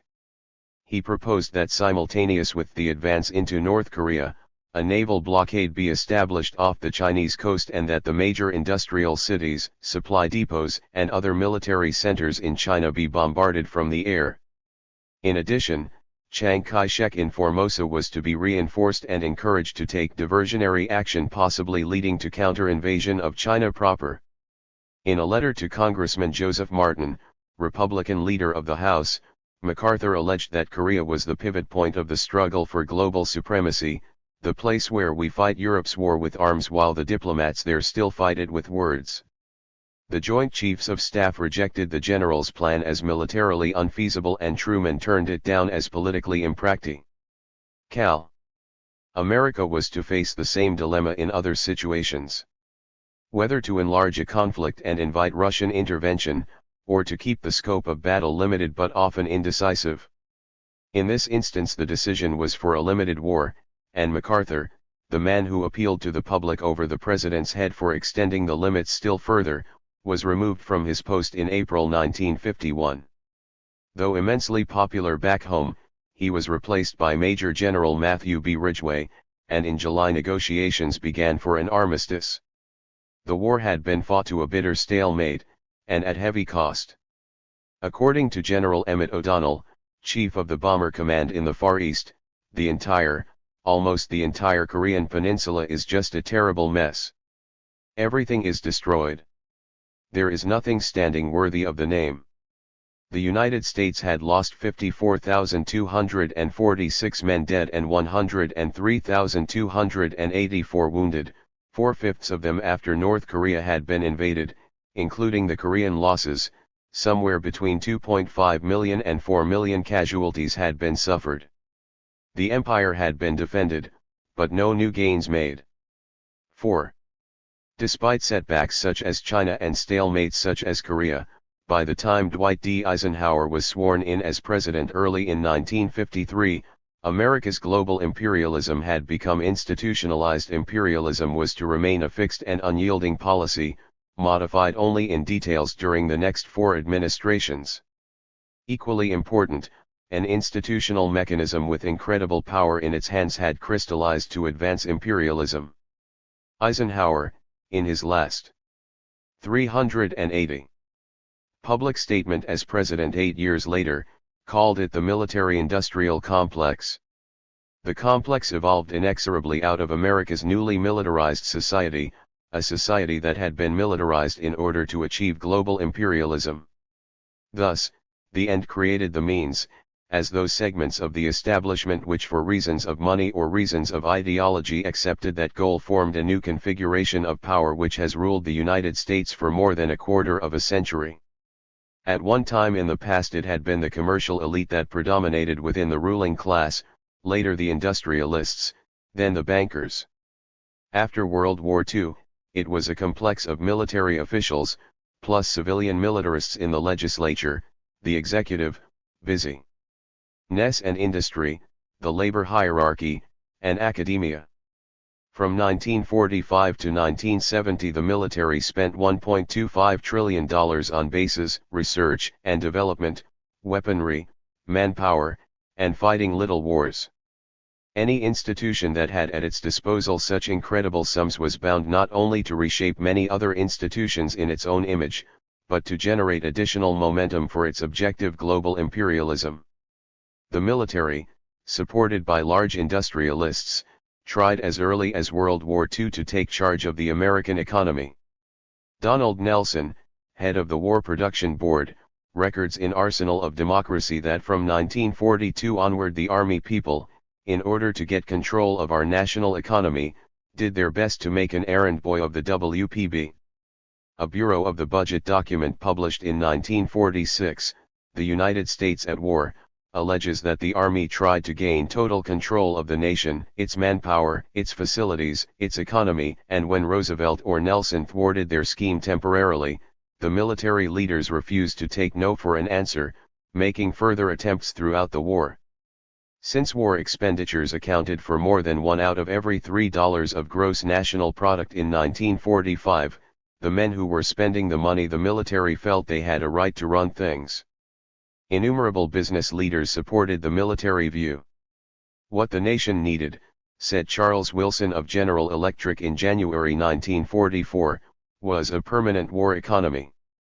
If this was to be, as Henry Luce, publisher of Time and Life, called it, the American century, and if the United States deemed it its duty to exert upon the world the full impact of our influence, for such purposes as we see fit and by such means as we see fit, then the military machine was bound to become the central feature of American life.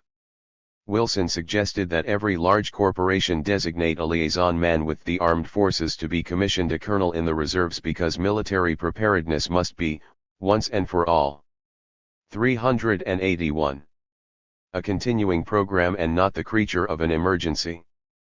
Congress, under this scheme, would be limited to voting the needed funds while the armed services and big business decided how they would be spent.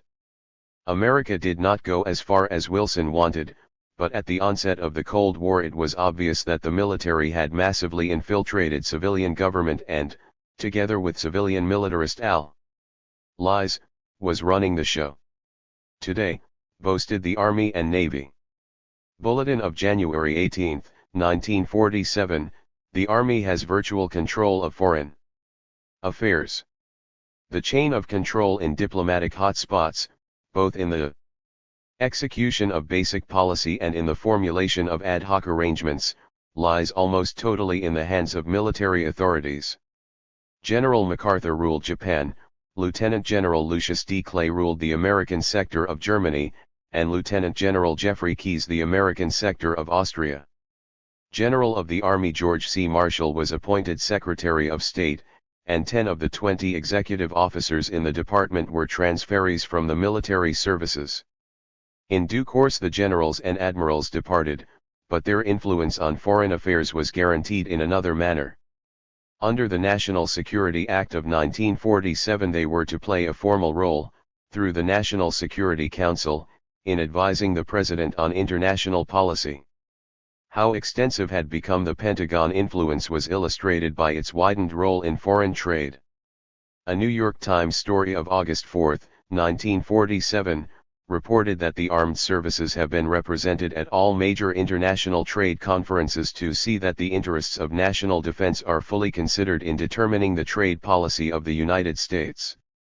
As a footnote to the military's incursion into politics, it is worth noting that as of 1953, 9 Army generals and 58 colonels, on leave or retired, were working for civilian agencies of government, and as of 1957, 200 generals and admirals, plus 1,300 colonels or Navy officers of similar rank and 6,000 of lower grade.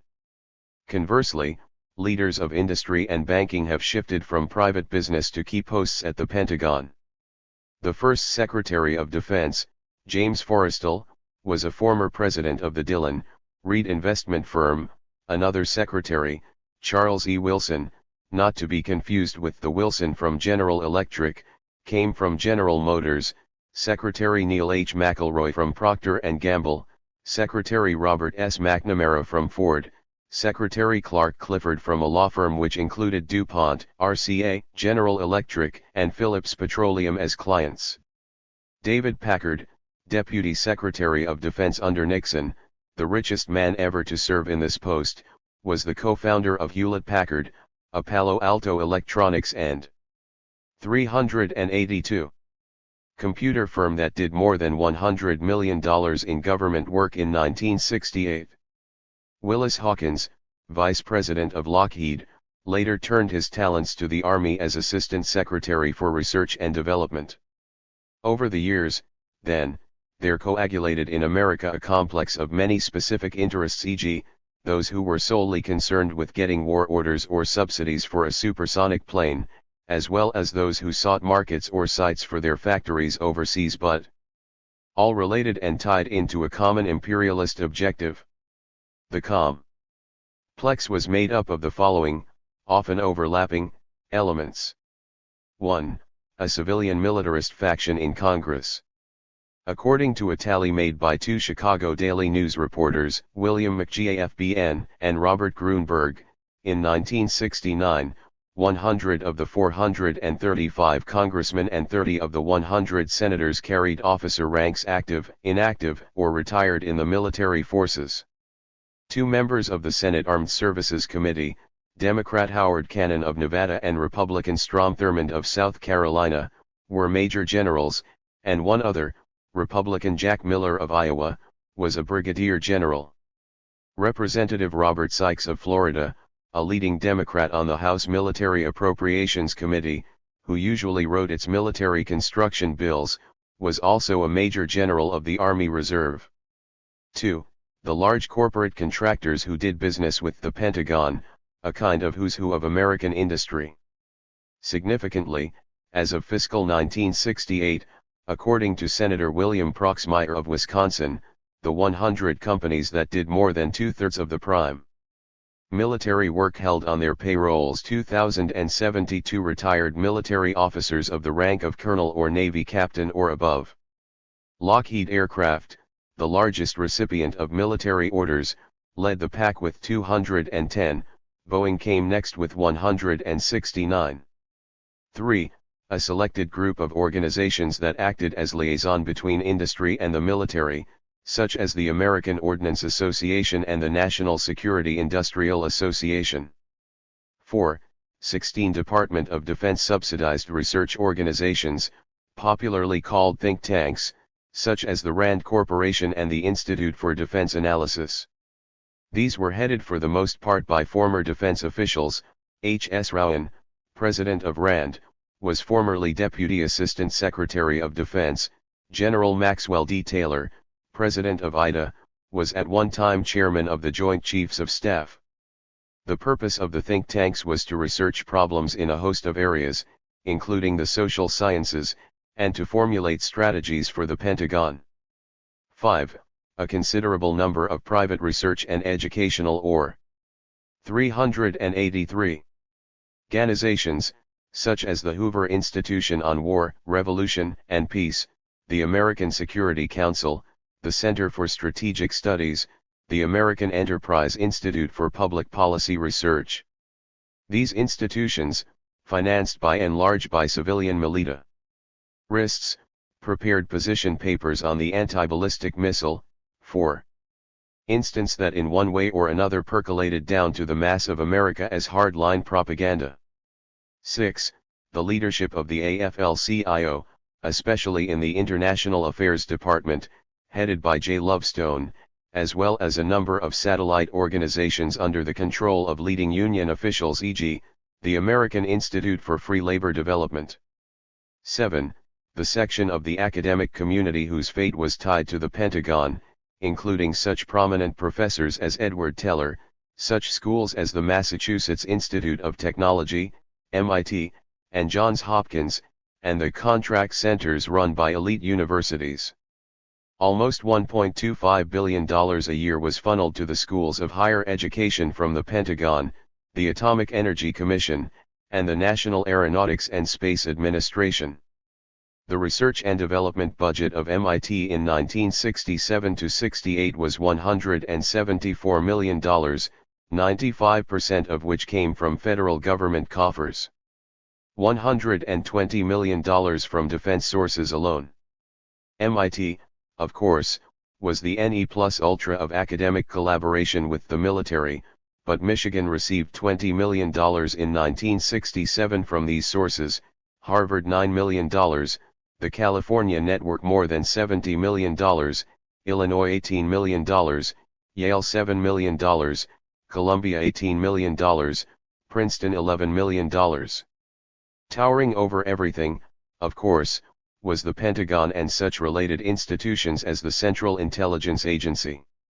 By the end of the 1960s, the Department of Defense estimated its assets as $202.5 billion. This was more than the value of the 25 largest private corporations combined, but even this figure was on the low side because, as a Senate subcommittee researcher, Richard F. Kaufman, points out, it greatly underestimated the value of land and other items kept on the books at acquisition costs of years before when prices were much lower. The Pentagon owned 29 million acres of land, almost the size of New York State, plus another 9.7 million acres under control of the Army Civil Works Division, valued, all told, at $47.7 billion. It was custodian of $100 billion worth of weaponry and $55.6 billion in supplies and plant equipment. It was spending $70 to $80 billion a year, as against $1.3 billion in 1939 on the eve of World War II and $10 billion in 1950 on the eve of Korea.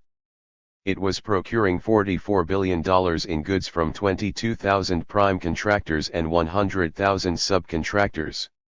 It had 3.5 million troops under its command, and operated 470 major domestic bases, camps, and installations, together with 5,000 lesser ones, as well as 429 major foreign bases and 2,972 minor ones.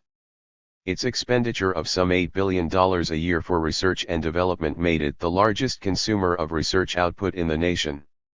Thus, argued Senator J. William Fulbright, chairman of the Senate Foreign Relations Committee, millions of Americans whose only interest is in making a decent living have acquired a vested interest in an economy geared to war.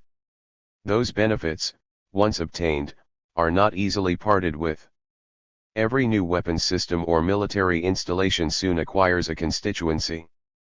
The internal effects of this vast machine were, of course, also mammoth, undermining the civilian role in government.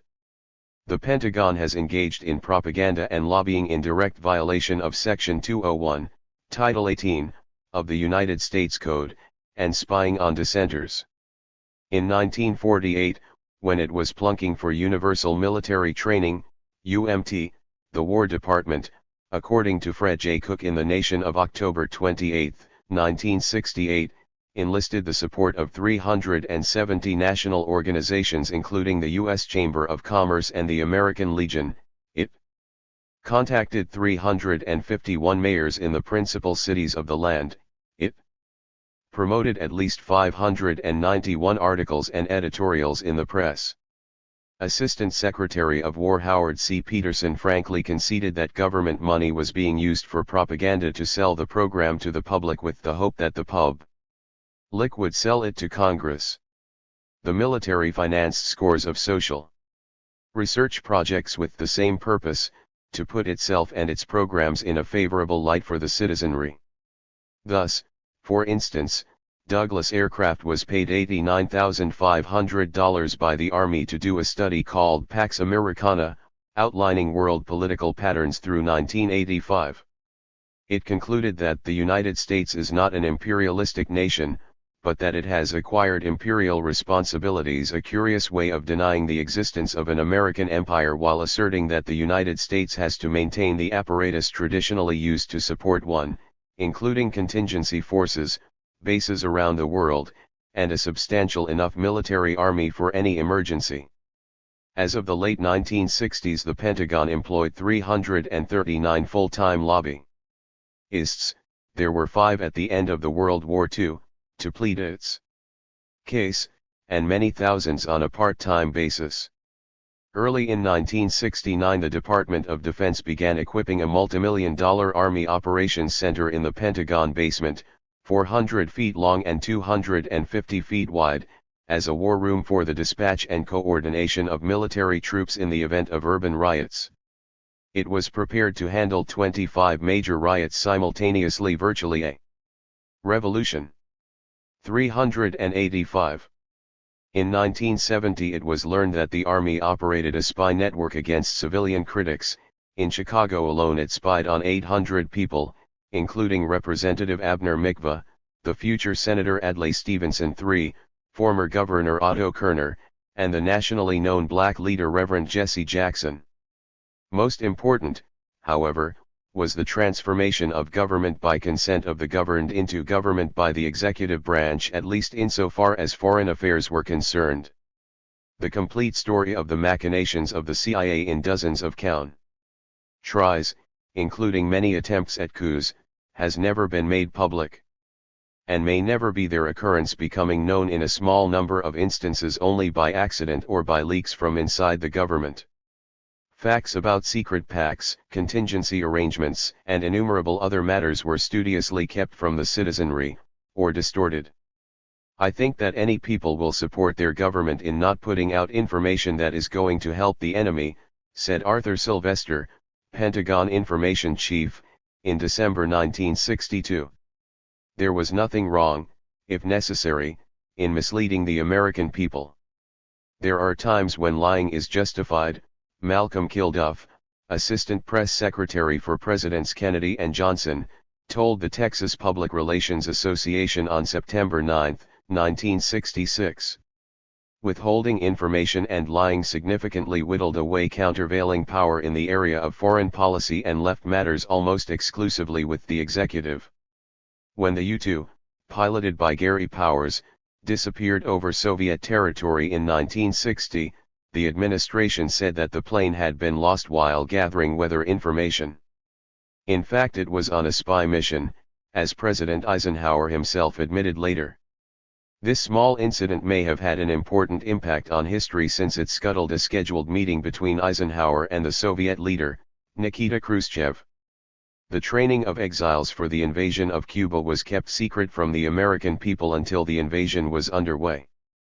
President Kennedy himself later admitted to Turner Catledge, executive editor of the New York Times, that if you had printed more about the planned invasion you would have saved us from a mistake.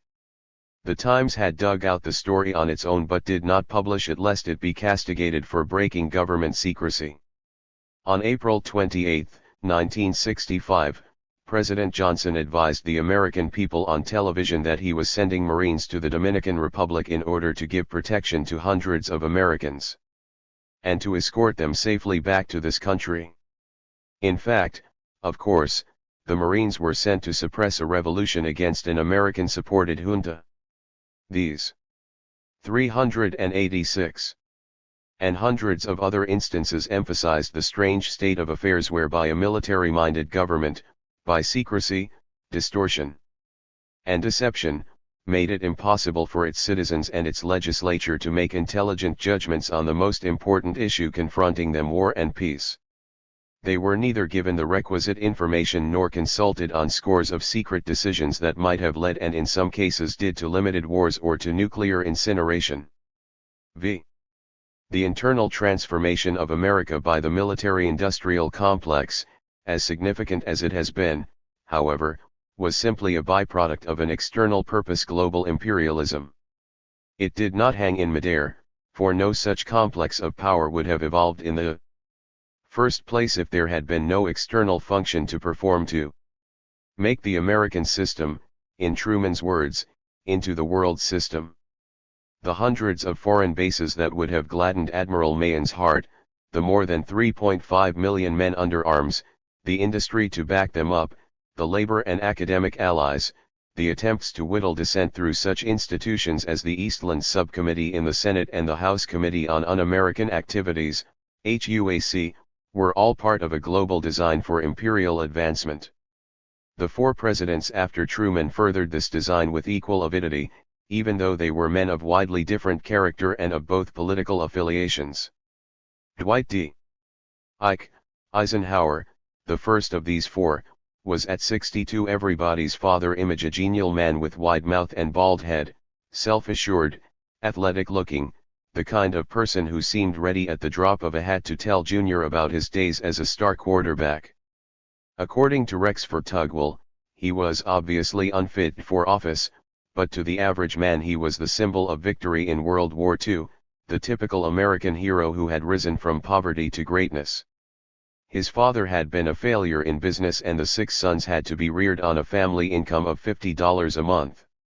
Dwight had gone off to West Point after graduation from high school in Abilene, Kansas, after a few years at odd jobs, no doubt to the dismay of his pacifist mother.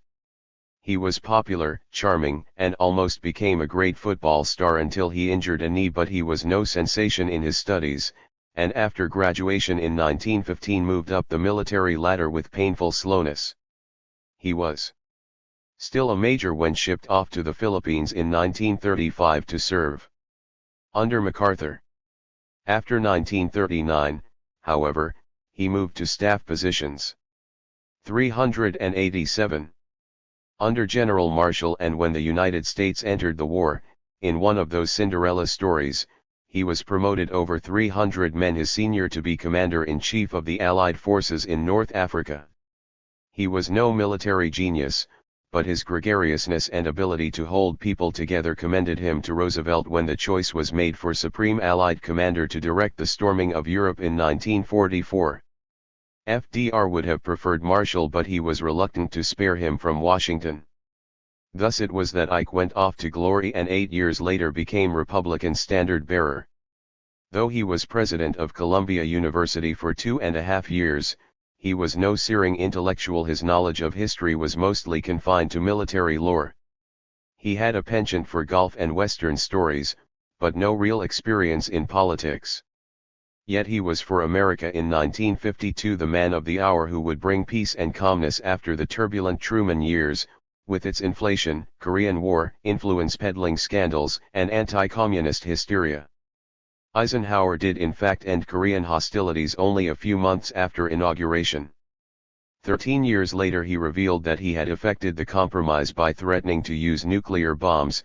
"I let it be known," he said, "that if there was not going to be an armistice, we were not going to be bound by the kind of weapons that we would use. I don't mean to say that we'd have used those great big things and destroyed cities, but we would use them enough to win, and we, of course, would have tried to keep them on military targets, not civil targets." The public naturally was not informed of this threat, but it was happy to disentangle itself from what everyone conceded was a mess. A host of generals concluded that it would be folly for America ever again to involve itself in a land war in Asia. Despite the quick settlement in Korea, however, Ike's tenure was punctuated by continuing intervention of the military and the CIA into one country after another. The ink was hardly dry on the Korean Pact when the Eisenhower regime decided to topple the government of Mohammad Mossadegh in oil-rich Iran. John Foster Dulles, a senior partner in the prestigious Wall Street firm of Sullivan and Cromwell, and a long associate of the big bankers, was now Secretary of State, and his brother Allen W. Dulles, who had served as a super sleuth with the Office of Strategic Services during the war, had just been promoted to director of the CIA. Between them they decided that Mossadegh represented a threat to Pax Americana. The Iranian leader's transgression, it seems, was that he had nationalized the British-owned Anglo-Iranian Oil Company, as well as 388. The large refinery in Abadan.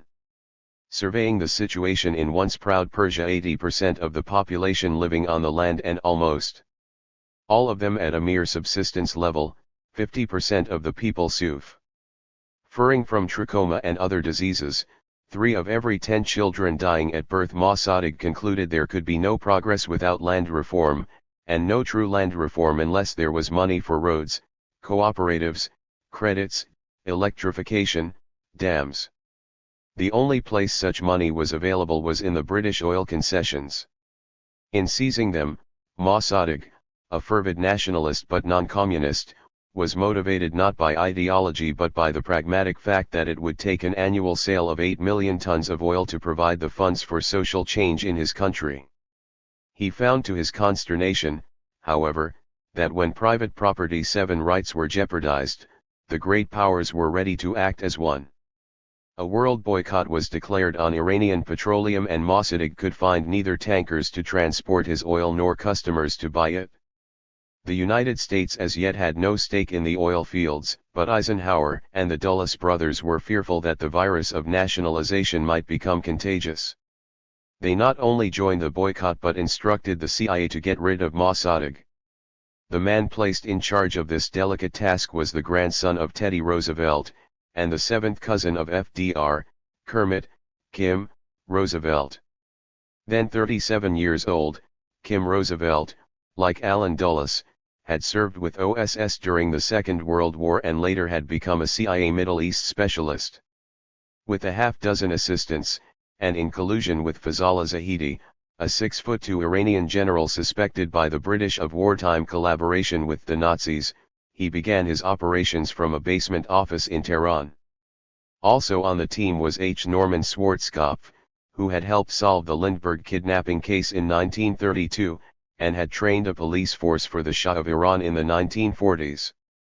He, too, was close to Zahidi, and according to Andrew Tully, a semi-official chronicler of CIA history, supervised the careful spending of more than 10 million of CIA dollars, as a result of which Mossadegh suddenly lost a great many supporters. The plans went poorly at first. On August 13, 1953, the Shah issued a decree replacing Mossadegh with Zahidi, but the aging prime minister arrested the colonel who brought him notice of the decree and refused to budge. Masses of people, friendly to Mossadegh and to the communist-dominated today, took to the streets. The 33-year-old Shah and his queen, Soraya, fled to the safe confines of Baghdad, then to Rome. A few days later, however, Roosevelt's CIA money began to work its magic. Counter-mobs took 389. The streets, beat up demonstrators, and paved the way for Zahidi to seize the reins. Summarizing events later, the director of the U.S. Military Assistance Mission, Major General George C. Stewart, noted that the coup was about to collapse when Uncle Sam began supplying the Iranian army, on an emergency basis, blankets, boots, uniforms, electric generators, and medical supplies that permitted and created an atmosphere in which they could support the Shah. The guns that they had in their hands, the trucks that they rode in, the armored cars that they drove through the streets, and the radio communications that permitted their control, were all furnished through the Military Defense Assistance Program. He concluded that had it not been for this program, a government unfriendly to the United States probably would now be in power. Mossadegh was defeated and jailed, the oil properties were denationalized, and 5 years later American corporations reaped the bonanza. The British oil monopoly was superseded by a consortium in which Anglo-Iranian received 40%, 5 U.S. corporations, Gulf Oil, Standard of New Jersey, Standard of California, Texas, and Saucony Mobile another 40%, the rest going to Royal Dutch Shell and a French firm. A second subversion of an unfriendly government engineered by the Dulles brothers, with Eisenhower's approval, took place in Guatemala the following year. Here too there was a regime that menaced the American empire, in this instance closer to home. The menace traced back to a revolution in 1944 against General Jorge Ubico, who boasted of political kinship to Adolf Hitler and claimed that I execute first and give trial afterward. After the overthrow, a former schoolteacher named Juan José Arevalo was elected president by a large margin and proceeded to legalize unions, raise minimum pay to 26 cents a day, and reclaim his country's economy from the United Fruit Company and other foreign firms. When he introduced Social Security reforms that cost United Fruit $200,000 a year, bananas constituted about 2/5 of the nation's exports, the company reduced its production by 80%, and W.R. Grace and Pan American actively discouraged the vital tourist trade. Arevalo was succeeded, after 6 years, by Jacobo Arbenz, who if anything was considered by Washington to be worse. He too was no communist, but as American pressures tightened he leaned on the communists more and more until they became a decisive force in his regime. Arbenz's most significant act was the introduction of an extensive Land Reform Act. 2% of the population owned 70% of the land, which distributed tracts to 85,000 peasant families. In the 39 degrees process, however, the Guatemalan regime took over 234,000 uncultivated acres from United Fruit. The company demanded $16 million for its lands, the government offered $600,000 in 25-year bonds. This was the setting when, in the words of a conservative Guatemalan, Miguel Ydígoras Fuentes, as quoted in Richard J. Barnett's Intervention and Revolution, a former executive of the United Fruit Company, now retired, Mr. Walter Turnbull, came to see me with two gentlemen whom he introduced as agents of the CIA. They said that I was a popular figure in Guatemala and that they wanted to lend their assistance to overthrow Arbenz. When I asked their conditions for the assistance, I found them unacceptable. Among other things, I was to promise to favor the United Fruit Company and the International Railways of Central America, to destroy the Railroad Workers' Labor Union, to establish a strong arm government, on the style of Ubico. Further, I was to pay back every cent that was involved in the undertaking. Rebuffed by Ydígoras, the CIA fastened its hopes on Colonel Carlos Castillo Armas, who had been trained in a military school at Fort Leavenworth. Late in 1953, then, John A. Smilin Jack, Purifoy, an old diplomatic hand with experience in the Greek insurgency, was dispatched as ambassador to Guatemala City for the purpose of coordinating a revolt against the government to which he was accredited. A few months later, Operation El Diablo was launched. The CIA established a headquarters for Castillo at Tegucigalpa, Honduras, and not long thereafter a training camp at Momodo Baito, a volcanic island belonging to Nicaragua. Meanwhile, Arbenz discovered the plot through intercepted correspondence between Castillo and Ydígoras, and applied to the Soviet Union to buy $10 million of small arms. A shipment of Czech weapons aboard a Swedish ship, Alfem, in mid-May brought charges from Secretary Dulles that Arbenz might be planning to attack the Panama Canal 1,000 miles away, and served as a pretext for more or less open support to Castillo's invaders. On June 18, the American-inspired colonel led a band of 150 exile mercenaries over the border from Honduras, while 4 P-47 Thunderbolts, flown by U.S. pilots, bombed the Guatemalan capital. The mercenaries settled 6 miles across the border, waiting for the planes to wreak enough havoc for Arbenz to collapse. Unfortunately, one bomber was shot full of holes and another crashed, thus hobbling the operation. But while the ambassador to the United Nations, Henry Cabot Lodge, was denying that any American planes or flyers were involved, Eisenhower made the decision to send in more. These were enough to tip the scales. Though Castillo did not get as far as the capital, he didn't have to. 391. Arbenz, fearful of provoking a bloodbath and deserted by old friends in the army, refused to distribute arms to the unions and peasant organizations clamoring for them. To this day, Arbenz is accused in radical Guatemalan circles of having lost his nerve. While he pondered, the bombing continued, and on June 27 he simply gave up. The epilogue to this story is as interesting as the main act. United Fruit lands were promptly restored to the company and a tax on interest and dividends for foreigners abrogated, saving the company a healthy $11 million. All unions were disbanded temporarily on the grounds that they were political, and then, after being permitted to reorganize, were harried to the point where their membership fell to 16,000, it had been 107,000. The right to strike was abolished, and wage increases in a nation where 2/3 of those employed earned less than $30 a month held up. The 85,000 parcels of land distributed to peasants were returned to the finca owners, some of whom went on a rampage, burning the crops of their serfs. In the next 7 years, the Guatemalan dictators distributed land to only 4,078 peasants in a country where 70% of the rural population was landless. Upwards of 5,000 people were arrested by Castillo, and the election law was modified so that illiterate 70% of the population were denied the vote. In a one-candidate election that followed, Castillo was confirmed by what Eisenhower called a thundering majority. If there was any improvement in the situation, it was that the annual rate of foreign, i.e., North American investments went up dramatically, and economic aid from Washington skyrocketed as well. 6. From the CIA coup in Guatemala to the invasion of Cambodia under President Nixon in 1970 and beyond, the United States intervened on scores of fronts to defend and build its empire. It intervened through exaction of concessions for economic aid, for instance, through Point 4, the Alliance for Progress, or the PL 480 Food Assistance Program. It intervened by supplying and training satellite armies in dozens of countries. It intervened through the CIA. It intervened through the Lovestone apparatus in the American Federation of Labor, and AFL-CIO in British Guyana, for instance.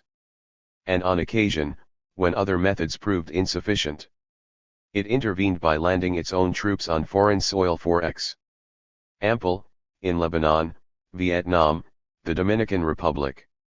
The imperial drive was never checked. Americans, wrote Harvard's Political 39-2. Scientist Samuel P. Huntington devoted much attention to the expansion of communism, which, in fact, expanded very little after 1949, and in the process they tended to ignore the expansion of the United States' influence and presence throughout much of the world. Each breakdown in the old empires found the American establishment trying to wedge its way into a new area. The great wave of national uprisings that began in Asia in the late 1940s moved on into Africa in 1952, beginning with a revolt by Mohammed Nahib and Gamal Abdel Nasser against the British and their vassal in Egypt, King Farouk. The two rebel leaders, seeking to break the British shackles once and for all, demanded that Britain relinquish the enormous military base on the west bank of the Suez Canal, 65 miles long, 3 miles wide, which was the core of its might in the Middle East. With American diplomatic help, they succeeded. A couple of years later, in 1956, Nasser went one step further, nationalizing the Suez Canal, long owned and operated by Anglo-French interests. This was the cause célèbre which led the two European powers to invade the ancient land on the Nile in conjunction with and parallel to an invasion by Israel. Militarily, of course, this force was unassailable.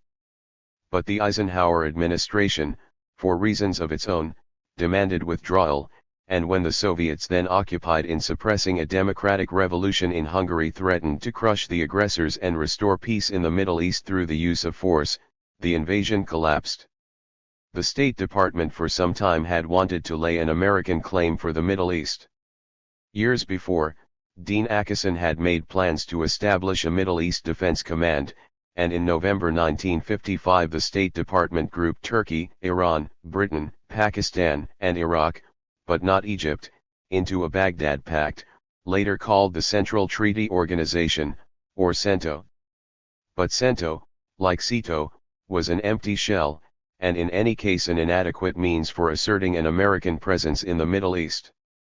With Britain's eclipse after the Suez debacle, the opportunity was at hand for Washington to fill the breach. Thus it was that on January 5, 1957, in an address to Congress, Eisenhower proclaimed protection for 14 countries in the Middle East, covering 5 million square miles of territory and embracing a population of 125 million. Without consulting any of them, he offered military assistance, economic grants, and the use of America's own armed forces, if so requested, against overt armed aggression from any nation controlled by international communism. With this Eisenhower doctrine, as with the Truman Doctrine, Washington 393 sought to take from the faltering hands of British and French imperialism a sphere of influence for itself. Henceforth, it hoped, the Middle East would become an American bailiwick, the Mediterranean an American lake. In point of fact, the doctrine failed of its purpose. Despite Eisenhower's offer of help to ward off the international enemy, Egypt, Syria, Iraq, Libya, and others drew away from the Western orbit and entered into closer ties with the Soviet Union. In the case of Egypt, John Foster Dulles in July 1956 withdrew an offer of aid to build the high dam at Aswan, because the Egyptians were purchasing arms from the communist bloc and had just recognized China. The Soviets jumped into the breach, and with their aid the dam was completed in 1970. Presumably Dulles felt that a little more pressure on Nasser would make the Egyptian president more pliant, but it was a prize miscalculation, which the Eisenhower doctrine in subsequent years could not modify. Without the support of Egypt, the most populous country in the area, the doctrine was an empty gesture insofar as assuring American control of the whole Middle East was concerned. It did, however, result in one threatened intervention and one actual one. A couple of months after it was promulgated, King Hussein of Jordan charged that international communism was trying to overthrow his government.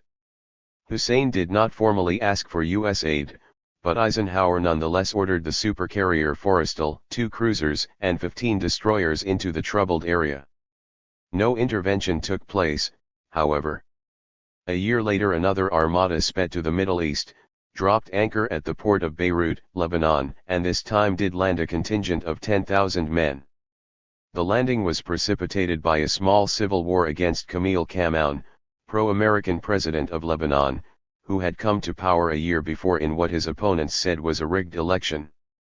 Before long a big oil pipeline was cut, the United States Information Library burned, and the rebels were in possession of half of the country. If this were not enough, the crisis in Lebanon was soon coupled with something more serious, a revolution in Iraq, the cornerstone of the Baghdad Pact. Neutralist Colonel Karim Qasem overthrew the regime of a man who had served the British for many years, Nouri es said. The revolt and the subsequent murder of King Faisal and Nouri jeopardized not only the Western strategic position but its oil holdings. Both in Lebanon, where Uncle Sam's troops landed, and in Jordan, where a British force was waiting, the word went forth that there would be an invasion of Iraq if it failed to respect Western oil interests. The Ameri. 394.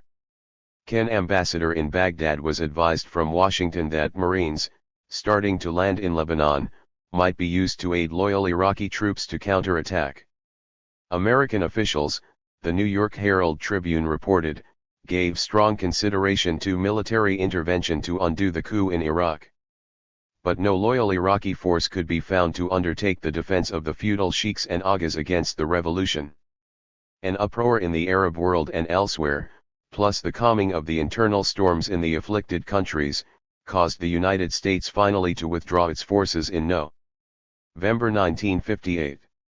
An agreement with Qasem saved Iraqi and Middle Eastern oil for the West. 4.5 years later, after Qasem announced formation of a national company to exploit the oil fields, he was overthrown by another putsch.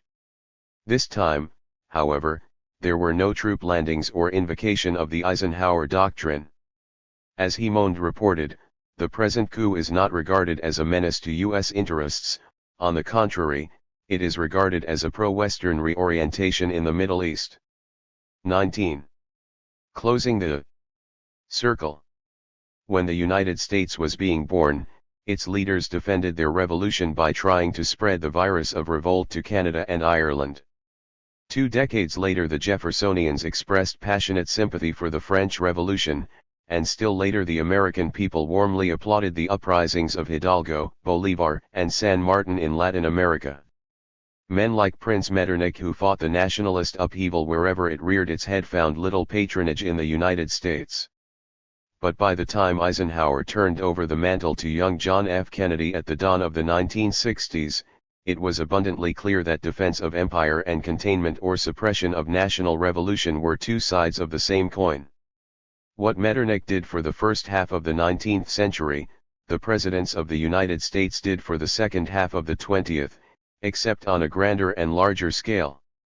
To be sure, the Pentagon was geared to two kinds of defense.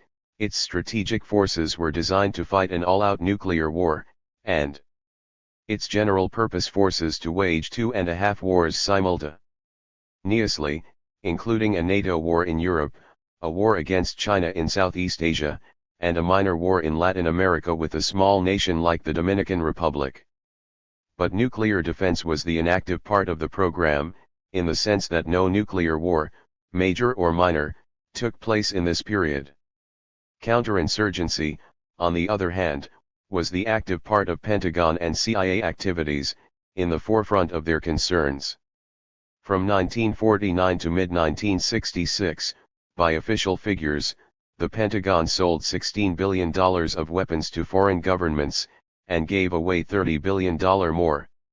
The true figures were doubtless much higher. According to Senator Fulbright, they could have been as much as $175 billion from 1945 to 1970. Deputy Assistant Secretary of Defense Armistead I. Selden Jr. conceded in a congressional hearing that military assistance to foreign nations in fiscal 1970 was $4.9 billion rather than the $545 million estimate in the federal budget, or 8 times more than admitted. The General Accounting Office disclosed that even the Food for Peace law known as Public Law 480 was used as a device for buying arms. The countries that received the food deposited local currency with the United States, which in turn often permitted them to buy weapons for that money. At one time the Pentagon was supplying military hardware to 69 nations, almost half the sovereign states in the world. The chief advantage of these grants and sales, as Amaury de Rancourt has observed, lay in binding to the Pentagon satellite military establishments in Latin America, the Far East, and Europe. All in all, he wrote, the United States had assumed a protectorate over more than 40 nations covering some 15 million square miles with populations amounting to over 600 million human beings. Not infrequently, the Pentagon and CIA were able to induce satellite military establishments to overthrow leftist governments hostile to the American system. So extensive had this operation become that both the civilian and military arms of government took intervention into the affairs of other nations as a natural right. A Pentagon lecturer at one of its national security seminars, according to testimony before the Senate Foreign Relations Committee, February 1969, listed 4 U.S. options in insurgency situations. 1. Military advice and assistance to the country's military establishment. 2. Training by American officers and enlisted men. 3. Adequate and suitable materiel for this kind of war. 4. If necessary, direct support by U.S. forces of combat missions launched by government troops, and unilateral U.S. operations against the insurgents, emphasis added. From 1953 to 1966, official reports show $1.1 billion in military aid was supplied to Latin America, even though, as former Defense Secretary Robert McNamara admitted, there was no threat of significant overt external aggression. Edegaraz, the Guatemalan who was approached by the CIA in 1953 and later became president of his country only to fall in a 1963 military coup, ruefully pointed out that this sort of aid was not used to defend the territorial integrity of their respective countries, but to repress popular aspirations and undermine democratic institutions. Thousands of Latin Americans were trained in counterinsurgency at such places as Fort Golic in 397, Panama or Fort McNair in Washington. Facilities for thousands of Asians and Africans were provided elsewhere. These officers were taught, according to General Robert W. Porter Jr., head of the Southern Command at Balboa in the Canal Zone, to control disorders and riots, and discourage those elements which are tempted to resort to violence to overthrow the government. And the Pentagon was evidently prepared to go further.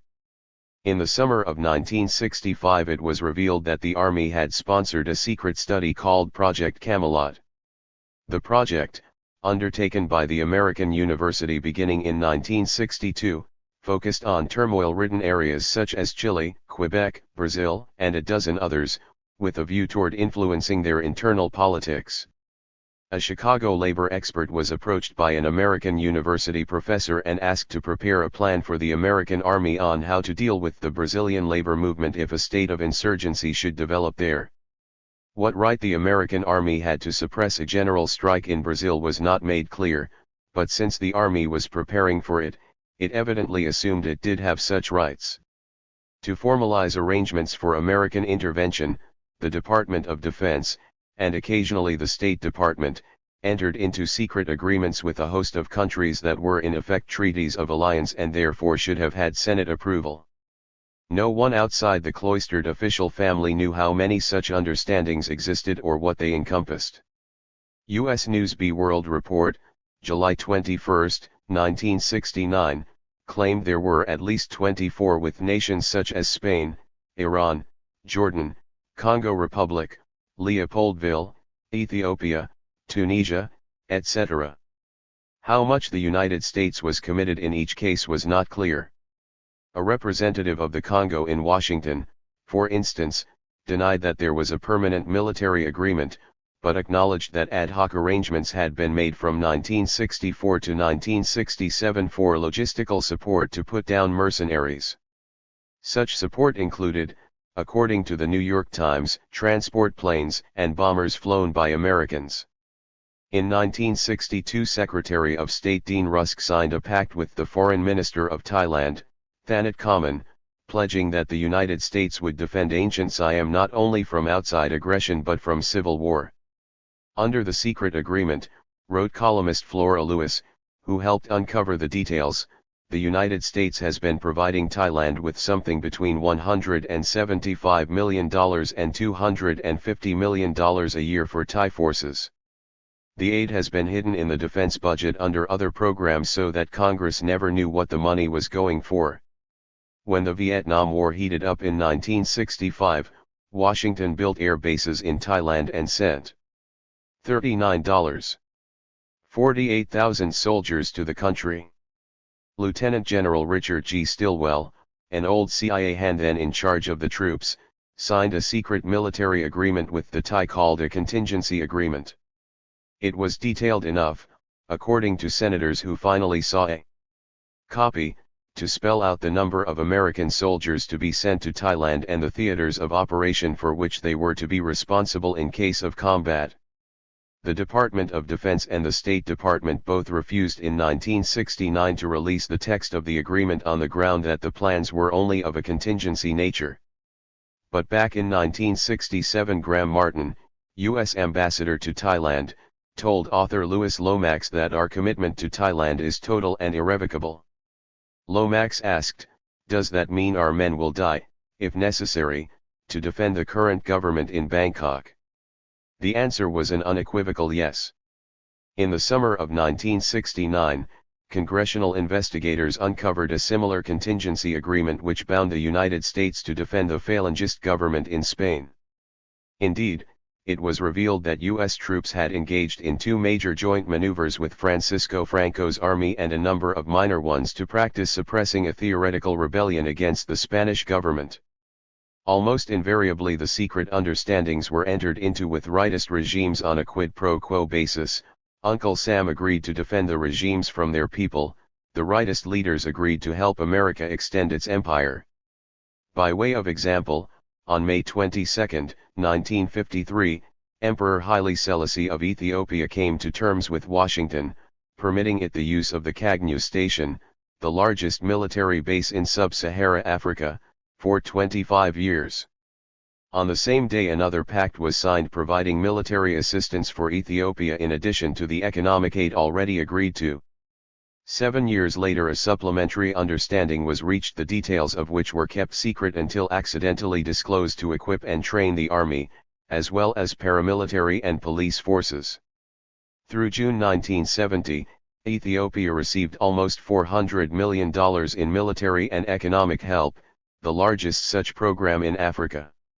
Additionally, 2,800 Ethiopian officers were trained in the United States. Our program, said George W. Bader, director of the Africa region of the Defense Department, is authorized for and keyed to their internal security problems. Emphasis added. 2. Since it had no occupation troops to man the dozens of countries that constituted its empire, the American establishment, as already 399 noted, had to resort to other means to assure that the right men were in power and the wrong ones kept out. It achieved this in large measure through economic aid, the creation of satellite military establishments, and the CIA. But in addition it utilized the talents of the American labor leadership to guarantee a pro-American and anti-communist trade union movement in many places.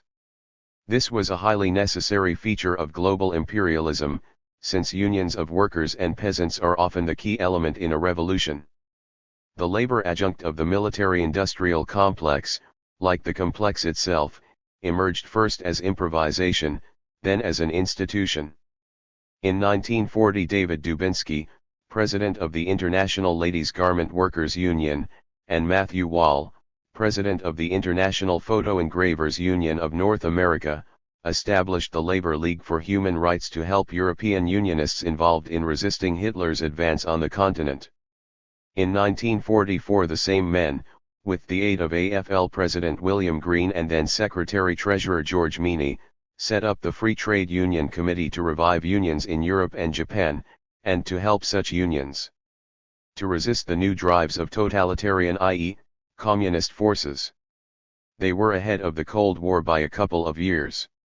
As their executive secretary they chose, ironically, a former head of the Communist Party, J. Lovestone.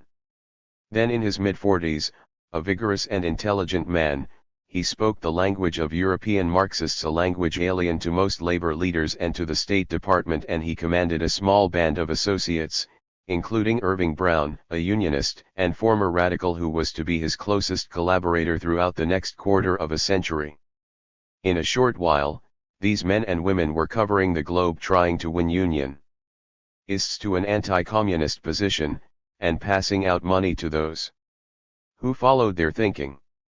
Apart from strident anti-communism, money was their magic weapon, money that came from the AFL in small part, later the AFL-CIO, but mostly from government sources including the CIA and the Agency for International Development.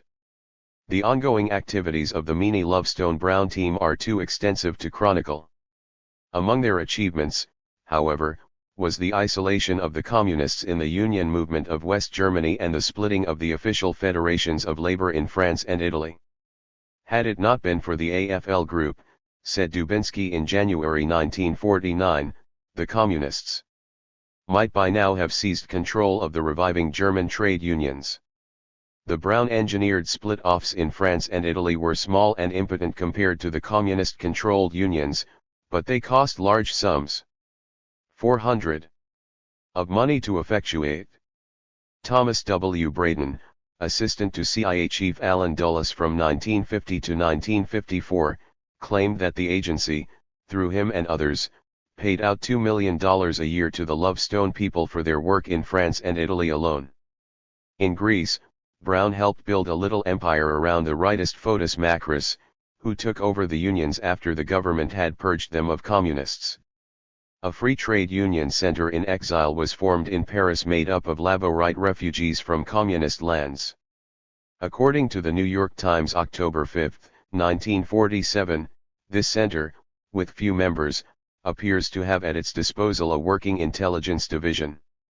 Gathering intelligence and setting up an undercover organization in East Germany also seems to have been an occupation of the leader of the German Railroad Union, who admitted to Donald Robinson, according to a Reader's Digest article, that Irving Brown helped us.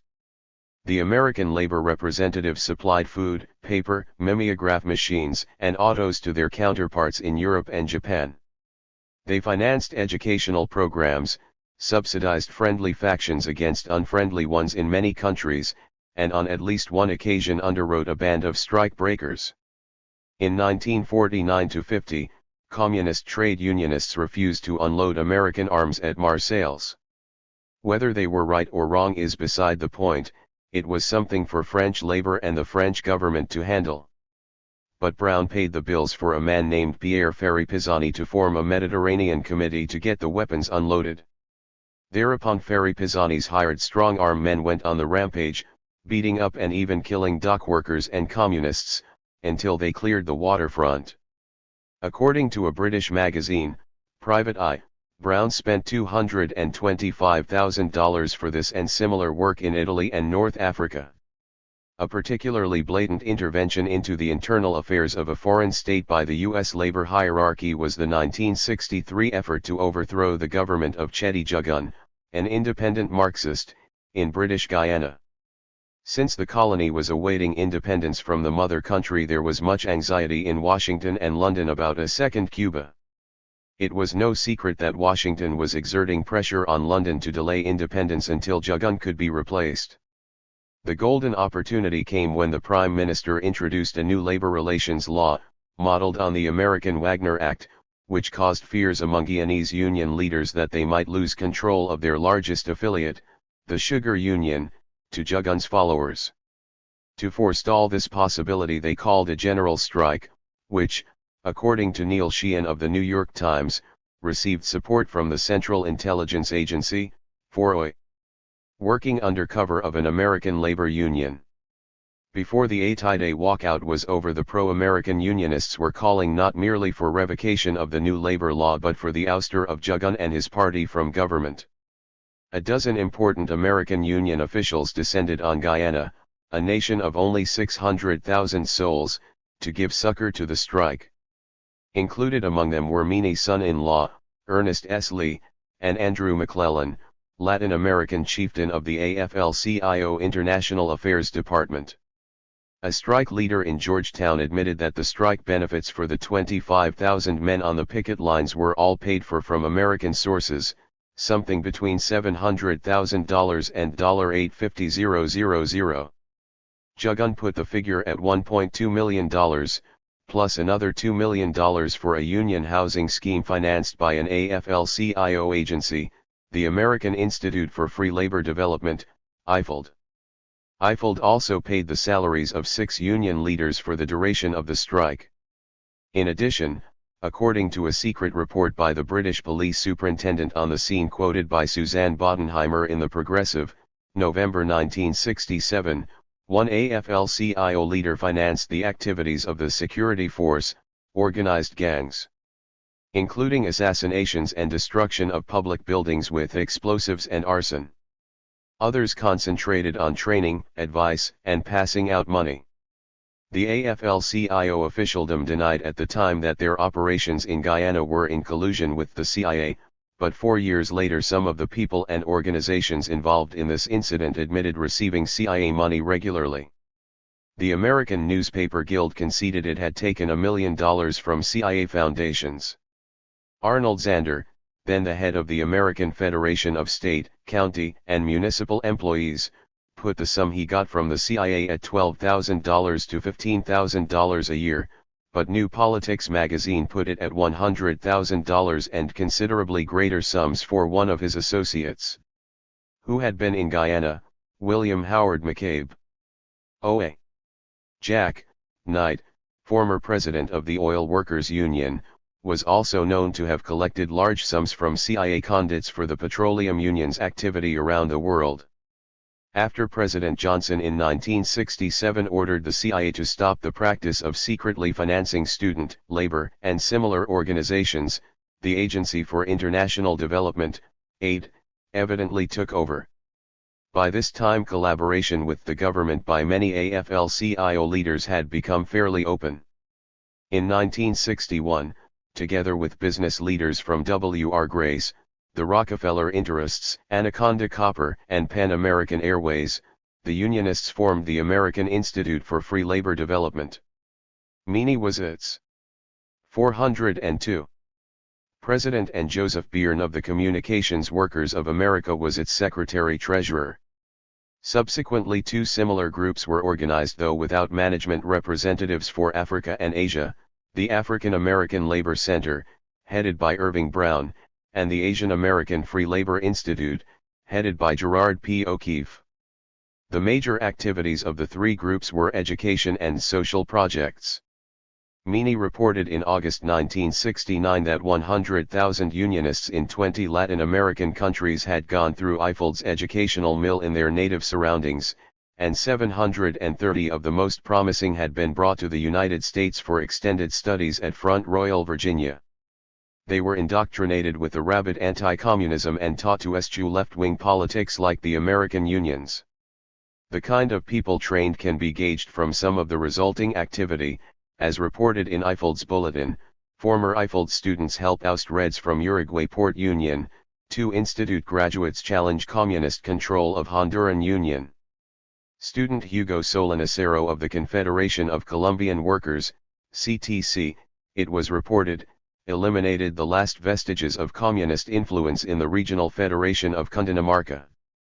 IFLD trainees were so active in the 1964 military coup in Brazil, that according to William C. Doherty Jr., IFLD's director, they became intimately involved in some of the clandestine operations that preceded the coup. Hundreds of former Eiffel students were assigned by General Umberto Castello Branco to reorganize militant unions whose leaders were ousted by the dictatorship. The Social Projects Division built housing programs, formed credit unions, gave legal assistance and other services to unions that were pro-American. The objective of the latter-day Love Stone program remained the same as before, to build pockets of support within the laboring classes for anti-communism and on behalf of the American position in the Cold War. The only significant difference was that the financing was now provided openly from the U.S. budget, rather than disguised. 90% of the monies of the three institutes was contributed by aid. The AFL-CIO leadership was no puppet manipulated by the government. But with infrequent exceptions its policy meshed with that of the White House and the Pentagon, and its collaboration became a day-to-day affair. George P. Phil Delaney was designated a special assistant in the State Department to act as the AFL-CIO liaison man, and in that capacity sat in on high-level departmental and interdepartmental meetings. Appointments for labor attachés in overseas embassies, it was generally conceded, had to be approved. 403. By Lovestone. A labor advisory committee on foreign assistance, including high officials of aid, the Departments of State and Labor, and AFL-CIO representatives, met in Washington every 2 months. The minutes of these meetings revealed the close rapport between labor's hierarchy and the government. The March 11, 1968, record showed that as a result of the request from Secretary Rusk the AFL-CIO had made a contribution to the Vietnamese Confederation of Labor, the union movement closest to the American-supported Thieu regime, of $35,000. At the November 12, 1968, meeting, a report was given that Irving Brown had arranged to train drivers for the Nigerian Army at an aid-supported drivers' school.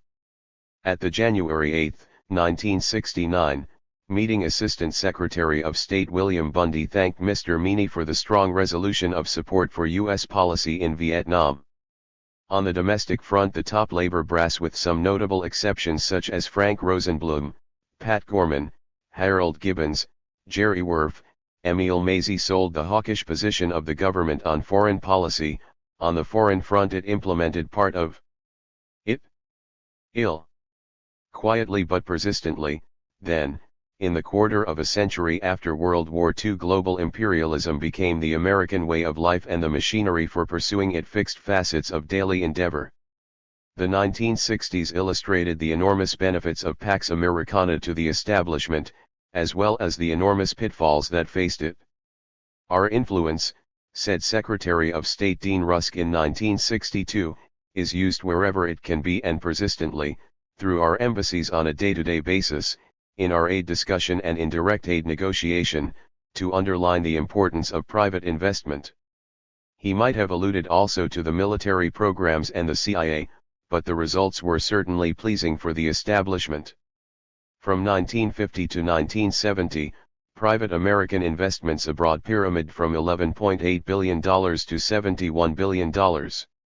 In Latin America, corporate investments rose from $4.5 billion in 1950 to $10.3 billion in 1965, and just to indicate how lucrative they were, in that same period profits transferred home were larger than the total investment, $11.3 billion. Following a similar pattern, U.S. exports climbed from $4 billion in 1940 to $10.5 billion in 1945 and $33 billion in 1968. Much of this rise was due to the provisions in the aid programs that foreign countries must buy all or a substantial part of the goods purchased with aid money in the United States. As of 1965, almost a quarter of the iron, 404, and steel exports, 30% of the fertilizer, 30% of the railroad equipment, and about the same percentage of agricultural products, were generated through foreign aid. Even more sensational were the production figures of American companies abroad.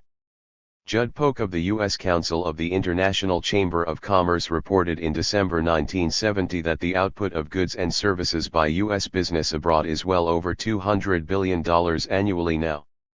That was more than the whole gross national product of any other country in the world except the Soviet Union. Yet despite this impressive success, perhaps because of it, the empire was harried constantly during the 1960s. One of the first points on the agenda of John F. Kennedy, after he defeated Richard Nixon in 1960, was what to do about the Fidelista revolution in Cuba.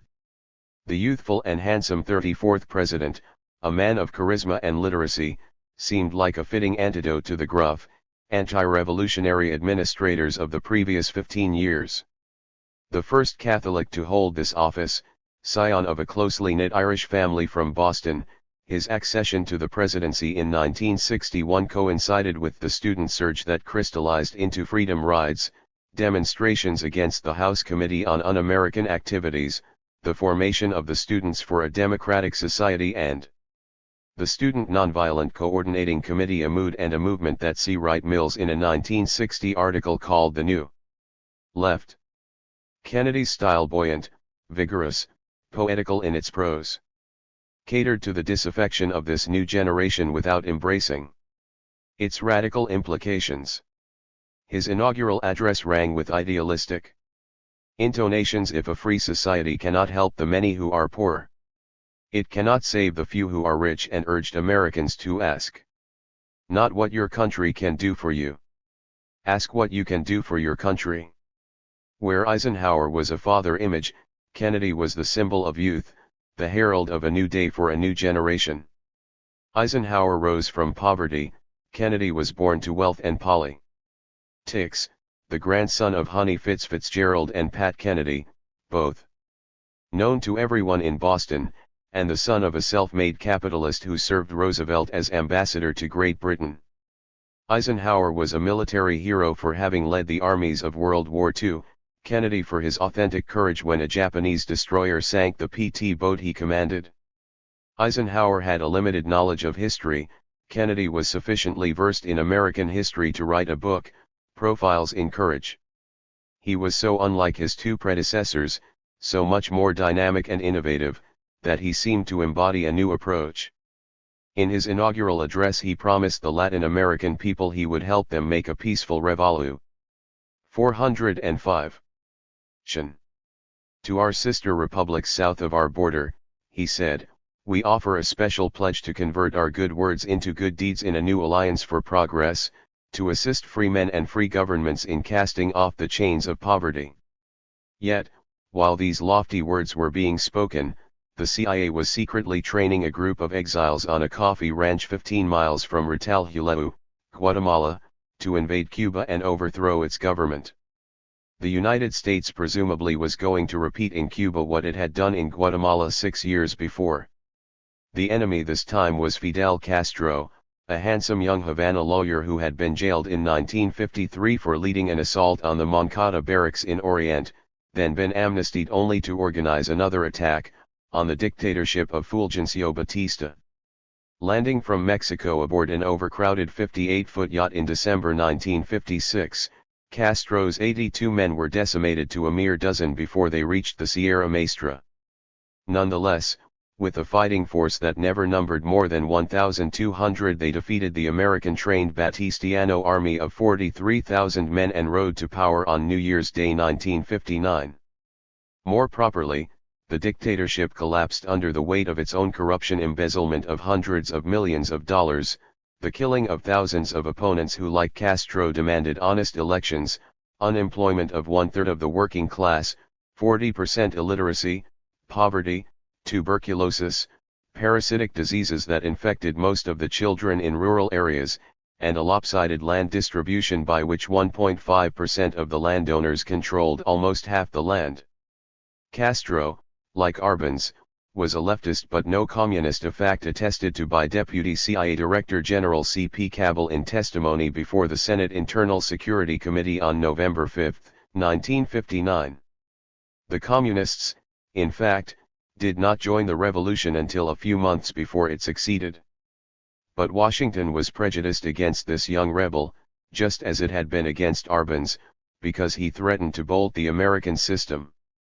Batista, after all, had been, in the words of former Ambassador Arthur Gardner, America's best friend, and had permitted North American firms to dominate 40% of the sugar industry, 90% of the electric and telephone utilities, a quarter of all banking, 90% of the cattle ranches, 90% of the mines, almost all the oil refining industry investments of about $1 billion. When it became clear that Batista would fall, Washington sent William D. Pauly, a former U.S. diplomat, to urge the dictator to capitulate to a caretaker government unfriendly to him but satisfactory to us, which we could immediately recognize and give military 406 assistance to in order that Fidel Castro not come to power. On the very day that Batista was preparing to flee, U.S. Ambassador Earl E. T. Smith was still trying to form a military junta to forestall Castro. It was, however, much too late. Once in Havana, Castro attempted to reach an understanding with Uncle Sam. He requested a $4 million loan for road building equipment and a $1 million barter exchange of Cuban chrome for American corn to meet a food shortage. Both were turned down. The United States was willing to provide military advisors but no aid as long as Castro talked of land reform. Small planes, piloted by Cuban exiles and based in Florida, made repeated raids on Cuba cities and sugarfields, but the State Department offered no apologies and the Justice Department took no steps to enforce the neutrality laws which specifically forbade such acts. Pedro Diaz-Lanz, an ex-major in the Cuban Air Force, publicly boasted that he had taken part in attacks over Cuba that originated on American soil, but the American government neither arrested him nor stopped him.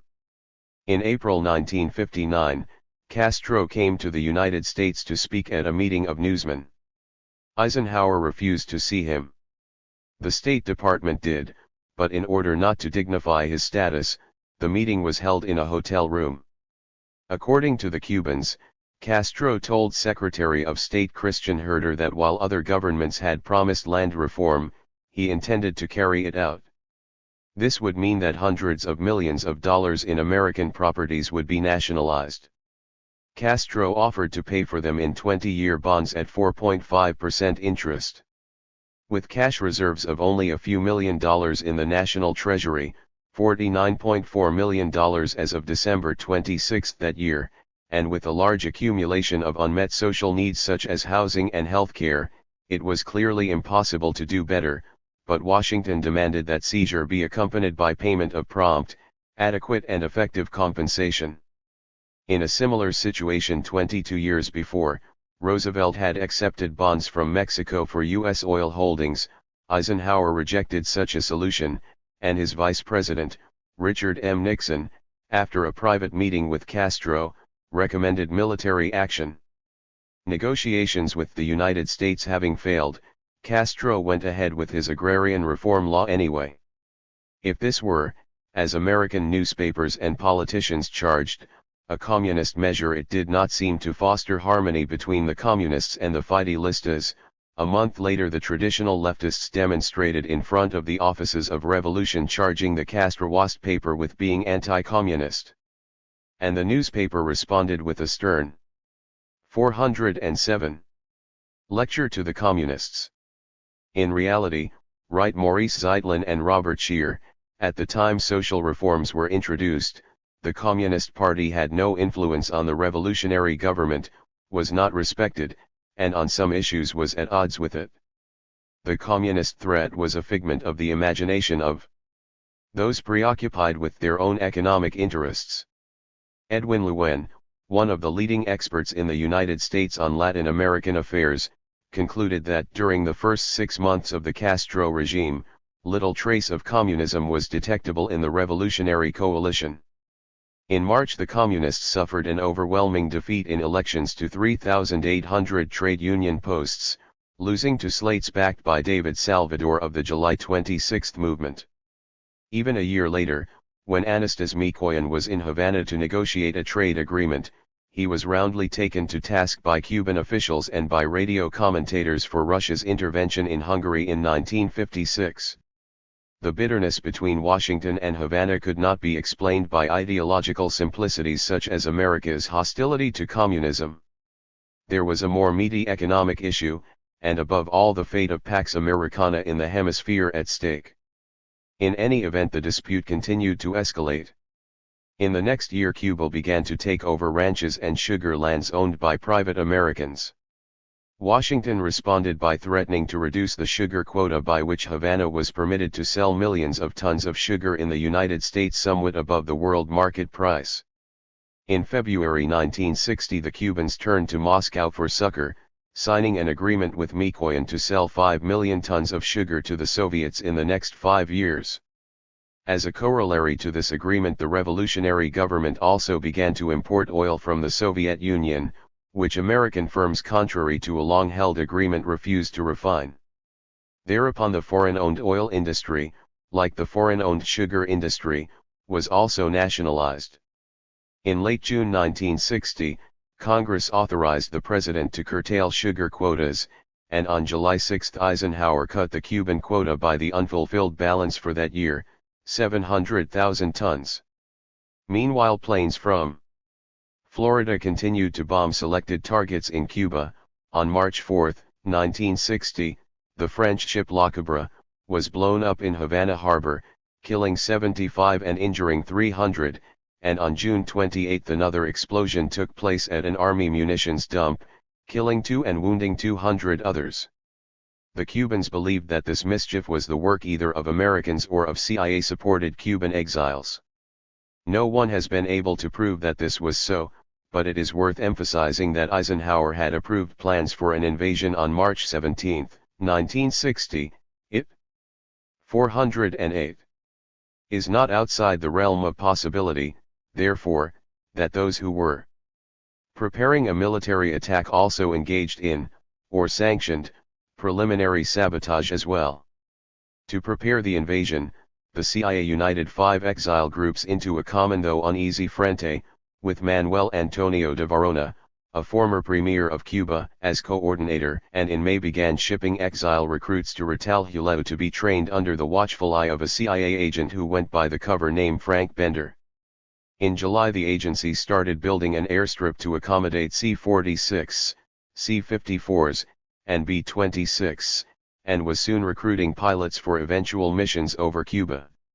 On November 13, 1960, the whole project almost came apart when a portion of the Guatemalan army rebelled against the Itigeras regime and seized Puerto Barrios, a banana port on the Caribbean. If the rebels had succeeded, the secret training agreement might have been cancelled and certainly the cover would have been blown. The CIA solved the dilemma by dispatching American B-26, with Cuban and American pilots, to bomb the airport at Puerto Barrios.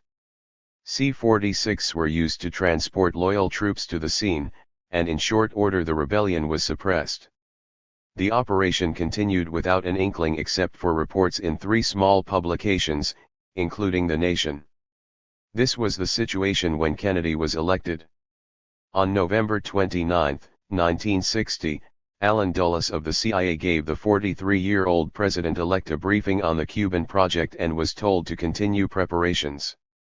Whatever doubts JFK had were not over whether it was right or wrong to intervene with arms to overthrow a sovereign government. He accepted that as a natural American right, just as had Truman and Eisenhower, but over the composition of the exile leadership, which he found too heavily weighted with Baptiste Chanos, and over pragmatic military problems.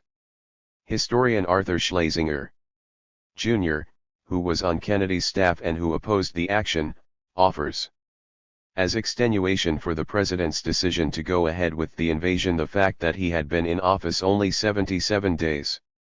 He had not had time or opportunity to test the inherited instrumentalities of government. He could not know which of his advisors were competent and which were not.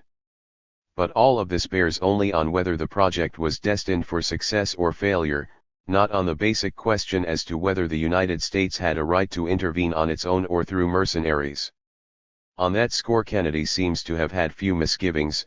Before he was assassinated in November 1963, he had sent 22,000 American advisors to South Vietnam in another intervention. The Bay of Pigs invasion proved to be an undiluted disaster. Indy 409. Eating that Uncle Sam, despite unparalleled might, was not invincible. Later Kennedy was castigated by disaffected Cubans and some Americans for failing to provide U.S. air cover for Operation Pluto, and for failing to send in American troops once the assault had failed. Actually, the United States had secretly given air cover 6 unmarked jets from the Essex, piloted by Americans, and, according to Schlesinger, a few planes flown by some American civilian pilots, under contract to the CIA. But whether more cover or an American follow-up would have saved the day was subject to dispute. No one questioned that the Marines would have captured the major cities in quick order. After that, however, they might have confronted a long guerrilla war in the rural hinterland, as in Vietnam 4 years later. Moreover, an American landing would have complicated the task of winning friends in Latin America, where Fidel Castro was the greatest hero since Simon Bolivar. Kennedy refused to expand the war on the theory, as he told a group of editors immediately after the defeat, that unilateral intervention violated tradition and flaunted international obligations. It was permissible, evidently, to intervene through an American-financed puppet army with American logistical support, but no more. The puppet army was singularly ineffective. The CIA discovered quickly that Castro was no Arbenz. Where the Guatemalan had refused to arm workers and peasants, the Cuban leader was prepared not only with the regular army but a popular militia of 300,000 to 400,000 men and women. When 4 cargo ships and a dozen smaller craft, accompanied by trim U.S. destroyers, approached Playa Larga and Playa Girón with their 1,400 men aboard, the Cuban forces were ready for them. A ship carrying the main ammunition supplies was grounded by fire from a Castro plane. 5 of the U.S.-donated B-26s were destroyed in a single 24-hour period. A contingent of 152 exiles, disguised as Fidelistas, headed for another beach as a diversionary measure, found the Castroites waiting for them. The exiles failed to take a single objective or spark a single revolt within the population. Their Operation Pluto, in preparation for 13 months at a cost of $45 million to the United States, collapsed within 3 days. 18 months after this debacle, and as a sequel to it, the United States almost became embroiled in a worldwide nuclear war. In the year and a half between the Bay of Pigs and the October 1962 missile crisis, the taste of defeat remained strong and sour with both the citizenry and the official family. Many regarded it as a temporary setback. Richard Nixon urged the administration to find a proper legal cover and go in. Senator Kenneth Keating of 410 New York, within days of the fiasco, proposed a naval blockade and a trade embargo to isolate Cuba from its sources of supply and reduce Castro's military machine, his iron grip on the Cuban population, to impotence. Kennedy seemed to be following this course. In January 1962, under Washington's prodding, the Organization of American States excluded Cuba from membership, though 6 nations with 2/3 Latin America's population voted against the resolution or abstained. Step by step thereafter, with Uncle Sam wielding the pressure, the governments of the hemisphere suspended diplomatic and commercial relations with Cuba. The U.S. embargo on shipments to the Caribbean island included everything but food and drugs, badly crippling an economy that had been overwhelmingly dependent on its northern neighbor. Meanwhile, Washington continued a $2.4 million a year subsidy to the Cuban Revolutionary Council and tolerated airdrops to anti-Castro guerrillas, sabotage, infiltration, and boat raids which either originated in Florida or were directed from there. As late as September 1962, a group of exiles known as Alpha 66 attacked 3 ships along the Cuban coast, including a British freighter. The following month it conducted another foray, claiming to have killed 20 Cubans and Russians. Both in Havana and in Moscow all this was viewed as preliminary to a second invasion, and a decision was made to emplace Russian nuclear missiles on the island, according to Castro, as a deterrent. 6 months before these missiles were installed in Cuba, Castro later told French newspaperman Jean Daniel, "We had received an accumulation of information warning us that a new invasion of the island was being prepared under the sponsorship of the Central Intelligence Agency." Castro personally doubted that Kennedy would endorse another venture of this sort, but in a meeting between Khrushchev's son-in-law, Alexei Adzubay, and Kennedy these doubts were dispelled. According to Castro, the president said that the new situation in Cuba was intolerable for the United States, that it jeopardized peaceful coexistence because Soviet influence in Cuba altered the balance of strength. He reminded Adzubay that the United States had not intervened in Hungary during the 1956 Hungarian Revolution, which was obviously a way of demanding Russian non-intervention in the event of a possible invasion.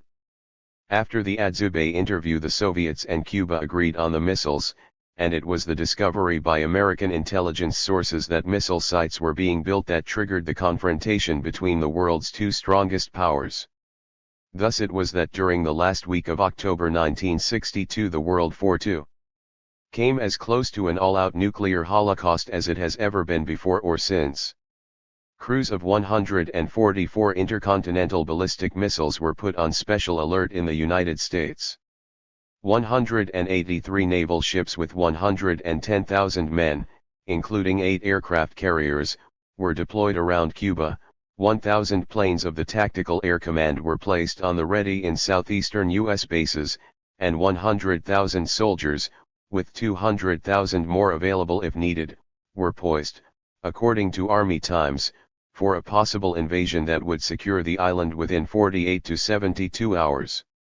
Had the war broken out, Kennedy later said, the two nations would have suffered 150 million fatalities in the first 18 hours. The total after a few days would, of course, have been far higher, and the number of wounded, as well as the property damage, incalculable. Oswald Spengler's prediction of the decline of the West would have become a gruesome reality, reflected in hundreds of atomic mushrooms from San Francisco to the Urals. In Kennedy's words, even the fruits of victory would be ashes in our mouths. That fateful week the world waited with bated breath while Soviet ships moved toward the blockade lines established by the United States in the Caribbean. Finally, Khrushchev backed down on October 28, agreeing to withdraw the missiles in return for a secret pledge later confirmed by President Nixon in 1970 that the United States would not invade Cuba or permit hostile actions against it to originate from North American soil. 4. The October missile crisis, more than any other event of the era, highlighted the strange circumstance that conflict over a small prize can escalate into a worldwide emergency of vast consequences. The Fidelister revolution, with all its side effects, convinced Kennedy that while Uncle Sam was busy assuring stability in Europe, Asia, and Africa, the heart of its empire in the Western Hemisphere was in serious jeopardy. Truman and Eisenhower had virtually disregarded the area. The United States, wrote Professor Robert J. Alexander, supported virtually every military tyrant who came upon the scene, or was already there, between 1945 and 1960. Less economic aid was given to Latin America in this period than to Falangist Spain in the first 12 years of the Mutual Security Program. Cuba was one result of this myopia. There was a danger other nations might follow it out of the American system. In a discussion with Jean Daniel, Kennedy admitted in 1963 that there was no country in which economic colonization, humiliation, and exploitation were worse than 412. In Cuba, partly as a consequence of U.S. policy during the Batista regime. I also believe that this accumulation of errors has put all Latin America in danger. The area was certainly in an economic crisis, registering an annual rate of growth in 1960 to 61 of only 1%, in 1940 to 50 it had been 3.5%, while population increased 2.8%. Raw material prices, on which Latin America depended for its income, had been falling steadily since 1952. Coffee, for instance, was down by half as of 1963. Thus, the prices of what Latin America sold to the United States went down, while the prices of the finished goods she bought from the United States went up. A tractor made by Ford, the major, could be bought in 1954 for the equivalent of 22 Uruguayan young bulls, but cost the equivalent of 42 such bulls in 1963. It was estimated by one official inter-American agency that as a result of these unfavorable terms of trade the area was losing $1.5 billion annually. In human terms the situation was even worse. Statistics recorded an average income, including the relatively high ones in Argentina and the incredibly low ones in Haiti, of $200 a year per capita. Tens of millions lived on half or a quarter of that. 1 of every 2 Latin American adults was illiterate. The daily intake of food for 52% of the 200 million inhabitants at the time was 500 calories, as against 3,100 in the United States. In Brazil 3 of every 10 children died before they reached the age of 1. Venezuela and Panama had 8 times more tuberculosis per capita than the United States, Brazil, 15 times more. According to John Garrissey, former Time correspondent, 1 million people annually died of starvation or lack of proper nutrition. 3 of 5 people never drank a glass of potable water, and 1,000 children a day died because of this deficiency. Worst of all was the maldistribution of land. Typically, in Brazil the richest 5% of the rural population owned 95% of the land. In Venezuela 2% owned 74% of the acreage, while 300,000 families were landless. Of the 28.5 million agrarian families, 18 million had no holdings at all and 5.5 million insufficient acreage to keep body and soul together. Clearly only a match was needed to set the whole hemisphere ablaze, especially with the example of Cuba to guide it. To cope with this problem, Kennedy spelled out an Alliance for Progress in March 1961 to transform the 1960s into an historic decade of democratic progress. It was ratified by the 19 republics, exclusive of Cuba, at Punta del Este on August 17, 1961. The United States promised to furnish development loans on a long-term basis, where appropriate, running up to 50 years and at very low or zero rates of interest. In return, the Latin American count 413 tries agreed to devote a rapidly increasing share of their own resources to economic and social development and to make the reforms necessary to assure that all share fully in the fruits of the Alliance for Progress. This emphasis on social justice was an important departure from the practice of the previous decade. According to Howard Rusk in the New York Times of April 5, 1963, $30 billion of the $50 billion in total foreign aid during the previous decade had been in military aid, and of the remaining $20 billion, about 85% was also military, in that these funds were made available to support the budgets of nations mainly on the periphery of the Iron Curtain that have undertaken a scale of military effort far greater than they can afford. Korea, Taiwan, Pakistan, and Turkey are examples. For Latin America, Kennedy was now reversing this trend. Under the alliance, $20 billion would flow into the 19 republics in the ensuing 10 years, $500 million or so in loans each year from such agencies as the Export-Import Bank, $500 million more from the U.S. government, and $1 billion a year in private investments, mostly from American entrepreneurs. The Latins themselves were to scrape up another $80 billion, so as to assure a rate of economic growth of 2.5% per capita a year. Unlike the Marshall Plan, most of the Alliance for Progress money was in the form of loans, not gifts. The 1966 aid to Chile, for instance, was listed by the U.S. Embassy as consisting of loans of over $100 million, technical assistance of $3.50 million, the sale of nearly $20 million in agricultural commodities, and the donation of another $13.5 million. If the food sales of $20 million are deducted, loans accounted for 5/6 of the $140 million aid. But as with the Marshall Plan, there were strings attached to alliance aid. President Kennedy may sincerely have hoped for major changes south of the border, but had no intention of forgetting American commercial and business interests or imperial control. In return for the loans, usually at 1% interest a year for the first 10 years and 2.5% thereafter, the recipient nation agreed to buy an equal amount of imports from the United States. It agreed to earmark half or more of the loans for purchase of equipment from North America, using the other half for native labor and supplies at home. Though it might buy a tractor, say, much cheaper from Japan than from Ford or International Harvester, it was required to purchase only an American product. To illustrate the effect of this provision, in 1968 Bolivia received a $4.5 million budget support loan, in return for which Washington demanded that she buy American ore carts at 3 times the price they could be had from Belgium, and oil well casing at 60% more than it could be bought from nearby AR. 414. Argentina. Moreover, the United States could invoke the principle of additionally, according to which the Latin states were required to spend the total amount of their loans on American products, not just half. As of 1969, Bolivia had $65 million in authorized loans which it could not afford to accept because of the purchasing provisions. A third condition was that at least half of what the recipient nation purchased be shipped in American boats, at much higher freight rates. A fourth was that Washington not only approve the specific projects, but check the country's budget to satisfy itself as to the recipient's fiscal responsibility.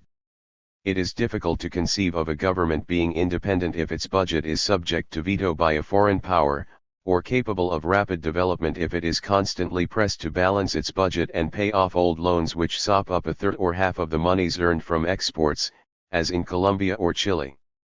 Moreover, U.S. experts were placed in the ministries of the Latin American states to oversee what happened to the loan money. In the Dominican Republic at mid-decade there were 80 such officials operating out of 30 Dominican offices. Finally, there was the Hickenlooper Amendment, according to which aid was terminated if a Southern Republic expropriated an American firm without paying what Washington considered a fair price. Like that of the Marshall Plan, the Alliance for Progress aid was wielded with deliberate design to further American business. Bolivia was denied loans to build a tin smelter for a dozen years because it refused to agree to private instead of public ownership. Peru saw its loans severely reduced for almost 3 years, according to the American embassy itself, in order to exert pressure on it to come to terms with the Standard Oil of New Jersey subsidiary. When Argentina nationalized Standard Oil, it lost the right to receive aid. The government in Brazil was granted only a pittance while João Goulart was in power, but when he was succeeded by the Castelo Branco dictatorship, aid skyrocketed to $234.8 million in the first year.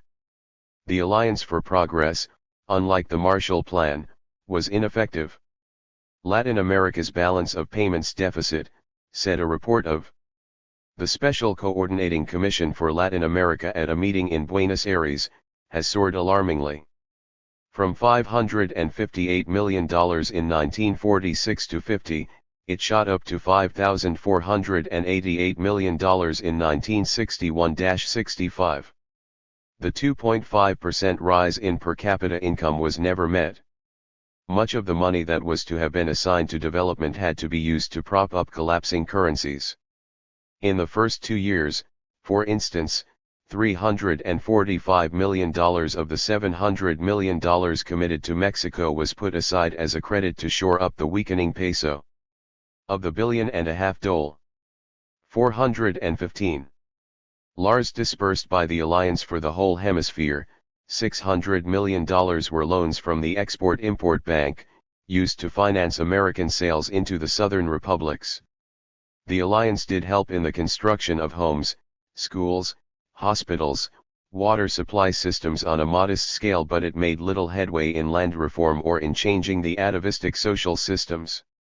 Land reform proved to be a meaningless gesture in most countries, with only a few thousand families resettled on unused and undeveloped land, while the power of the old aristocracy stood undisturbed.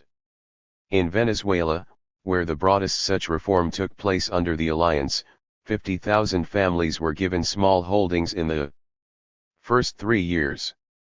But of the 1.5 million hectares distributed, only a 500,000 came from the large landowners, who continued to work 21.5 million hectares, 3/4 of the tilled acreage of the nation.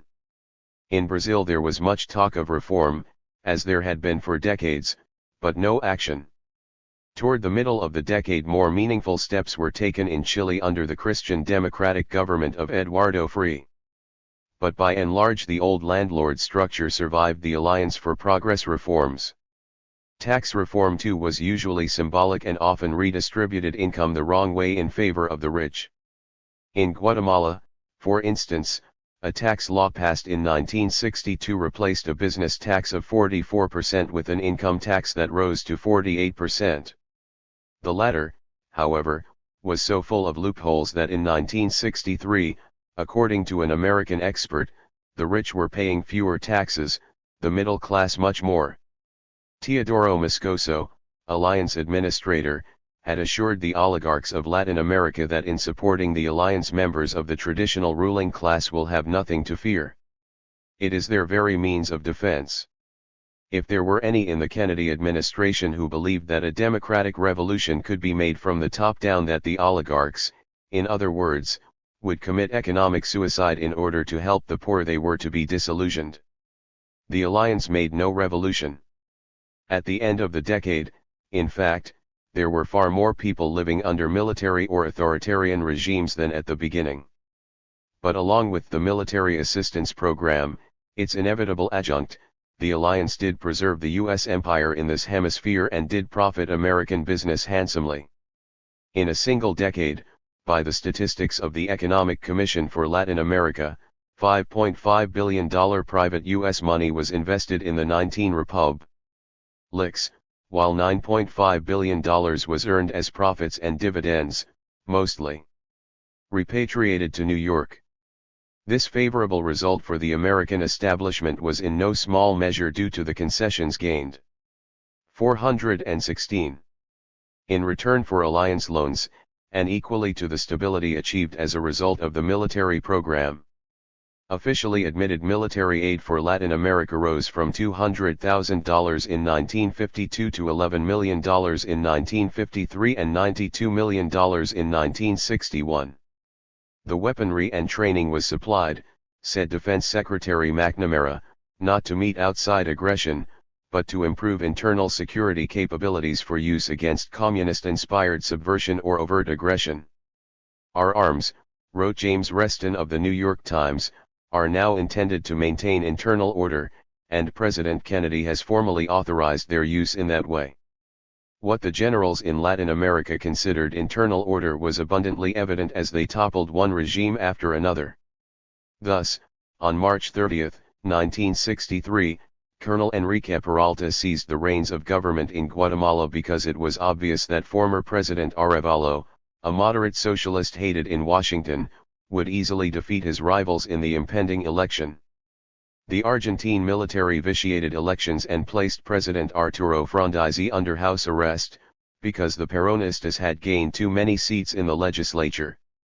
Later in the decade, in June 1966, an elected president, Arturo Illia, was overthrown by another military clique under General Juan Carlos Onganía.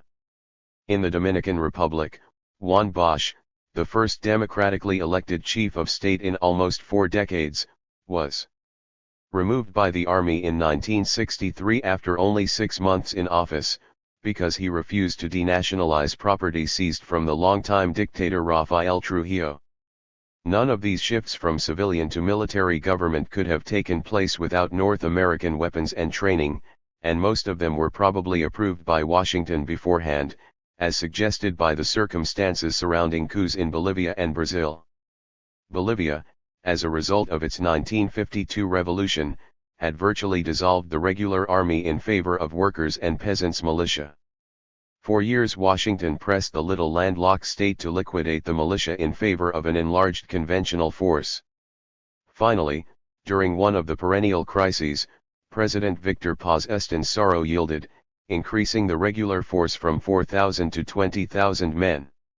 Not long thereafter, 1964, General René Barrientos and the army overthrew Paz. Bolivian opponents of Barrientos charged that the coup was executed under U.S. orders.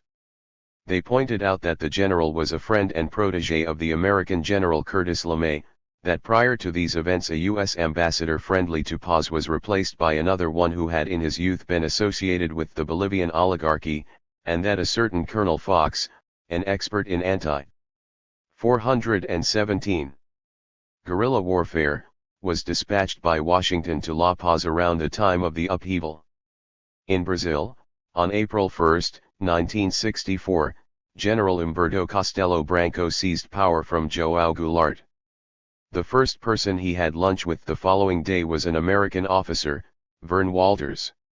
Sometime later the former governor of Guanabara, Carlos Lacerda, who had been a leading figure in the coup, revealed that American authorities had come to him and the governors of São Paulo and Minas Gerais with an offer of military and economic aid if they would declare a state of insurgency against the elected national government. Significantly, American warships were off Rio de Janeiro's shore during the crisis, just as they were to be a year later off the shore of Santo Domingo, and with the same excuse that they were there to protect American lives. Had Goulart decided to resist, he had the support of the working class and segments of the Army and Air Force. Something akin to the guerrilla war in Vietnam might have exploded in Brazil. Washington made little effort to hide its delight over Castelo's coup. Until the end of the 1960s, when the military of Peru and Bolivia turned to what has been called Nasserism, and Chile voted in a Marxist government, the satellite military establishments of Latin America adequately preserved Pax Americana. Only once was the United States forced to intervene with its own troops after a puppet military leadership in the Dominican Republic had failed to hold the fort. On April 24, 1965, young officers under Lieutenant Colonel Francisco Camano Dino arrested their superiors and seized 2 camps near Santo Domingo. The Constitutionalists, as they called themselves, proposed to restore the democratically elected Juan Bosch to the presidency, from which he had been ousted by a military coup in 1963. On the next day, as police stations were invaded, guns distributed to 20,000 civilians, and as filling stations handed out free gasoline for Molotov cocktails, the government of Donald Reed Cabral disintegrated. 4 days later, on the evening of Wednesday, April 28, President Johnson announced in a special television address that he had ordered Marines into the troubled Caribbean nation in order to give protection to hundreds of Americans who are still in the Dominican Republic and to escort them safely back to this country. The statement was deceptive, for in fact, as events proved, the Marines were 418 being sent in to prevent Bosch from regaining power. Resistance to the rebels was organized by General Elias Wesson Y. Wesson, a hardline friend of the United States. A junta was established under Colonel Pedro Bartolomé Benoit, visibly sponsored, according to Tad Sulk of the New York Times, by the American Embassy.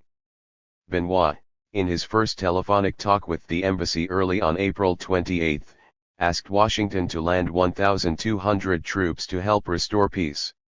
Later in the day, as the situation deteriorated, he asked this time in writing for unlimited and immediate military assistance to prevent the communists from converting the country into another Cuba. The colonel was advised, according to a subsequent report of the Senate Foreign Relations Committee, that President Johnson would order the Marines to land if he, Benoit said, American lives were in danger.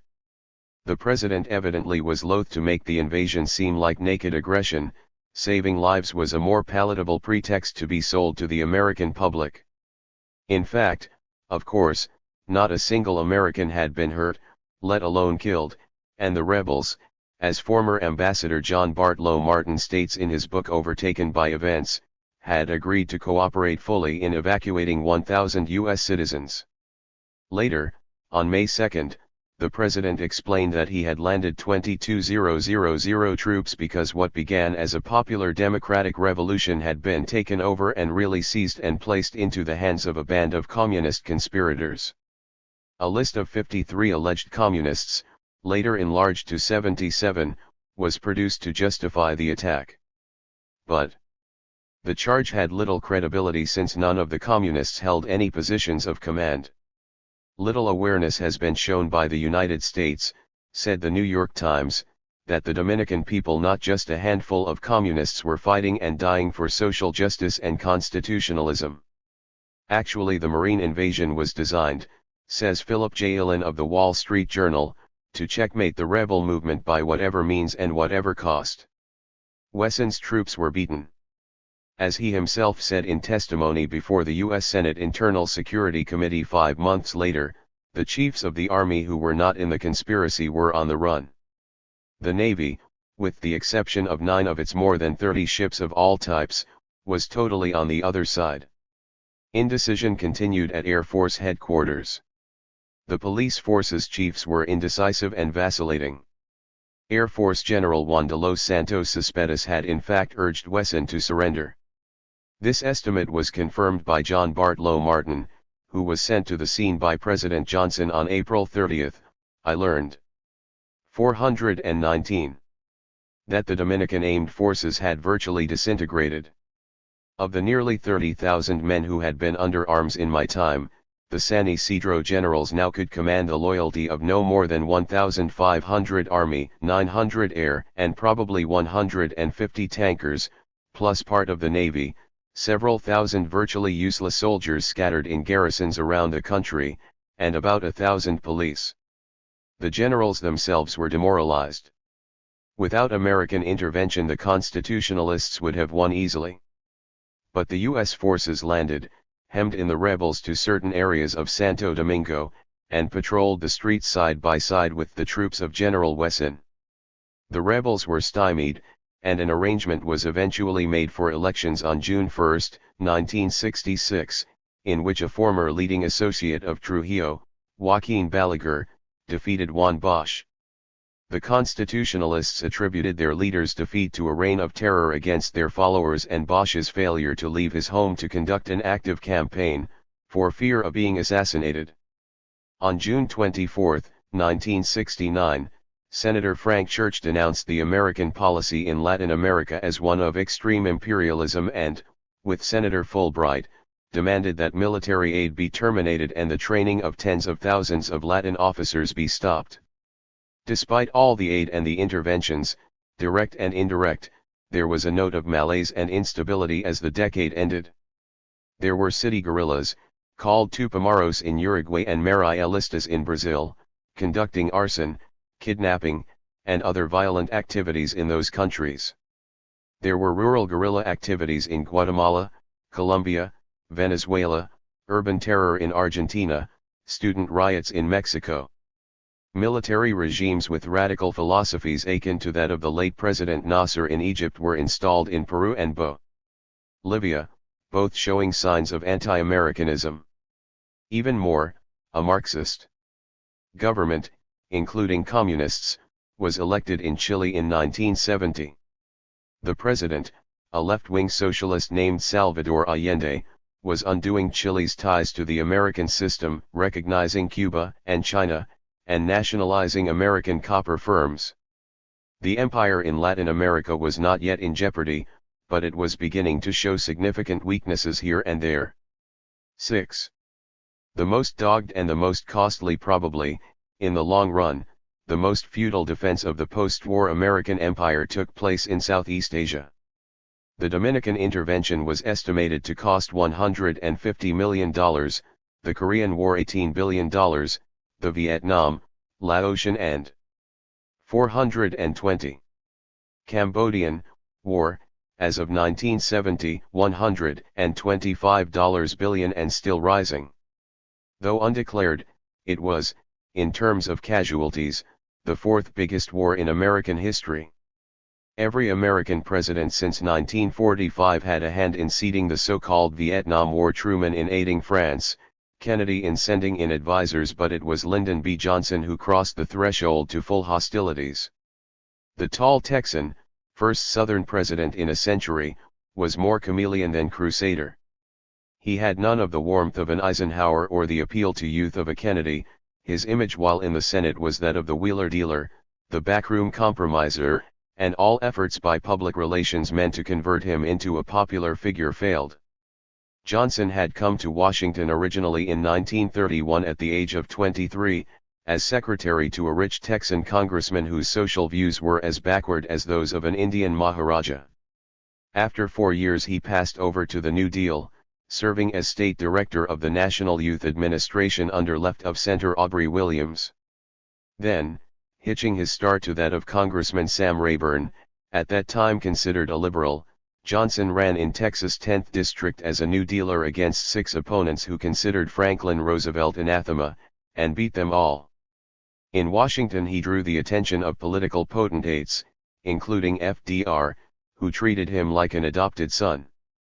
Following Roosevelt's death, however, Johnson shifted severely rightward. He cozied to the oil and construction interests of his home state, especially Brown and Root Incorporated, and was rewarded by generous donations to his campaign chests.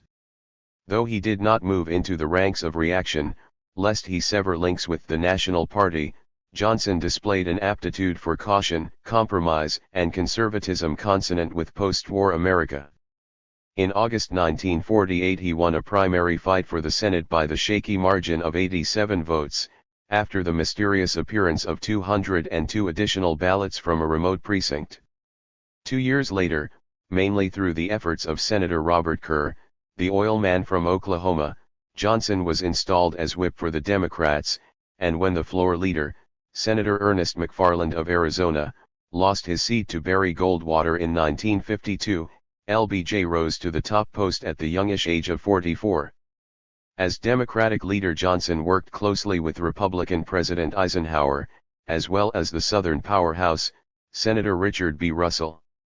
He would have liked the 1960 nomination for president, but could not dent Kennedy's lead. When he was chosen for the second post, organized labor, and in particular the auto union chief, Walter Reuther, were so horrified they considered bold. 42. 1. Ing the Democratic ticket. Yet in his first year as president, after Kennedy was assassinated in Dallas, Johnson compiled a credible liberal record in civil rights and anti-poverty legislation.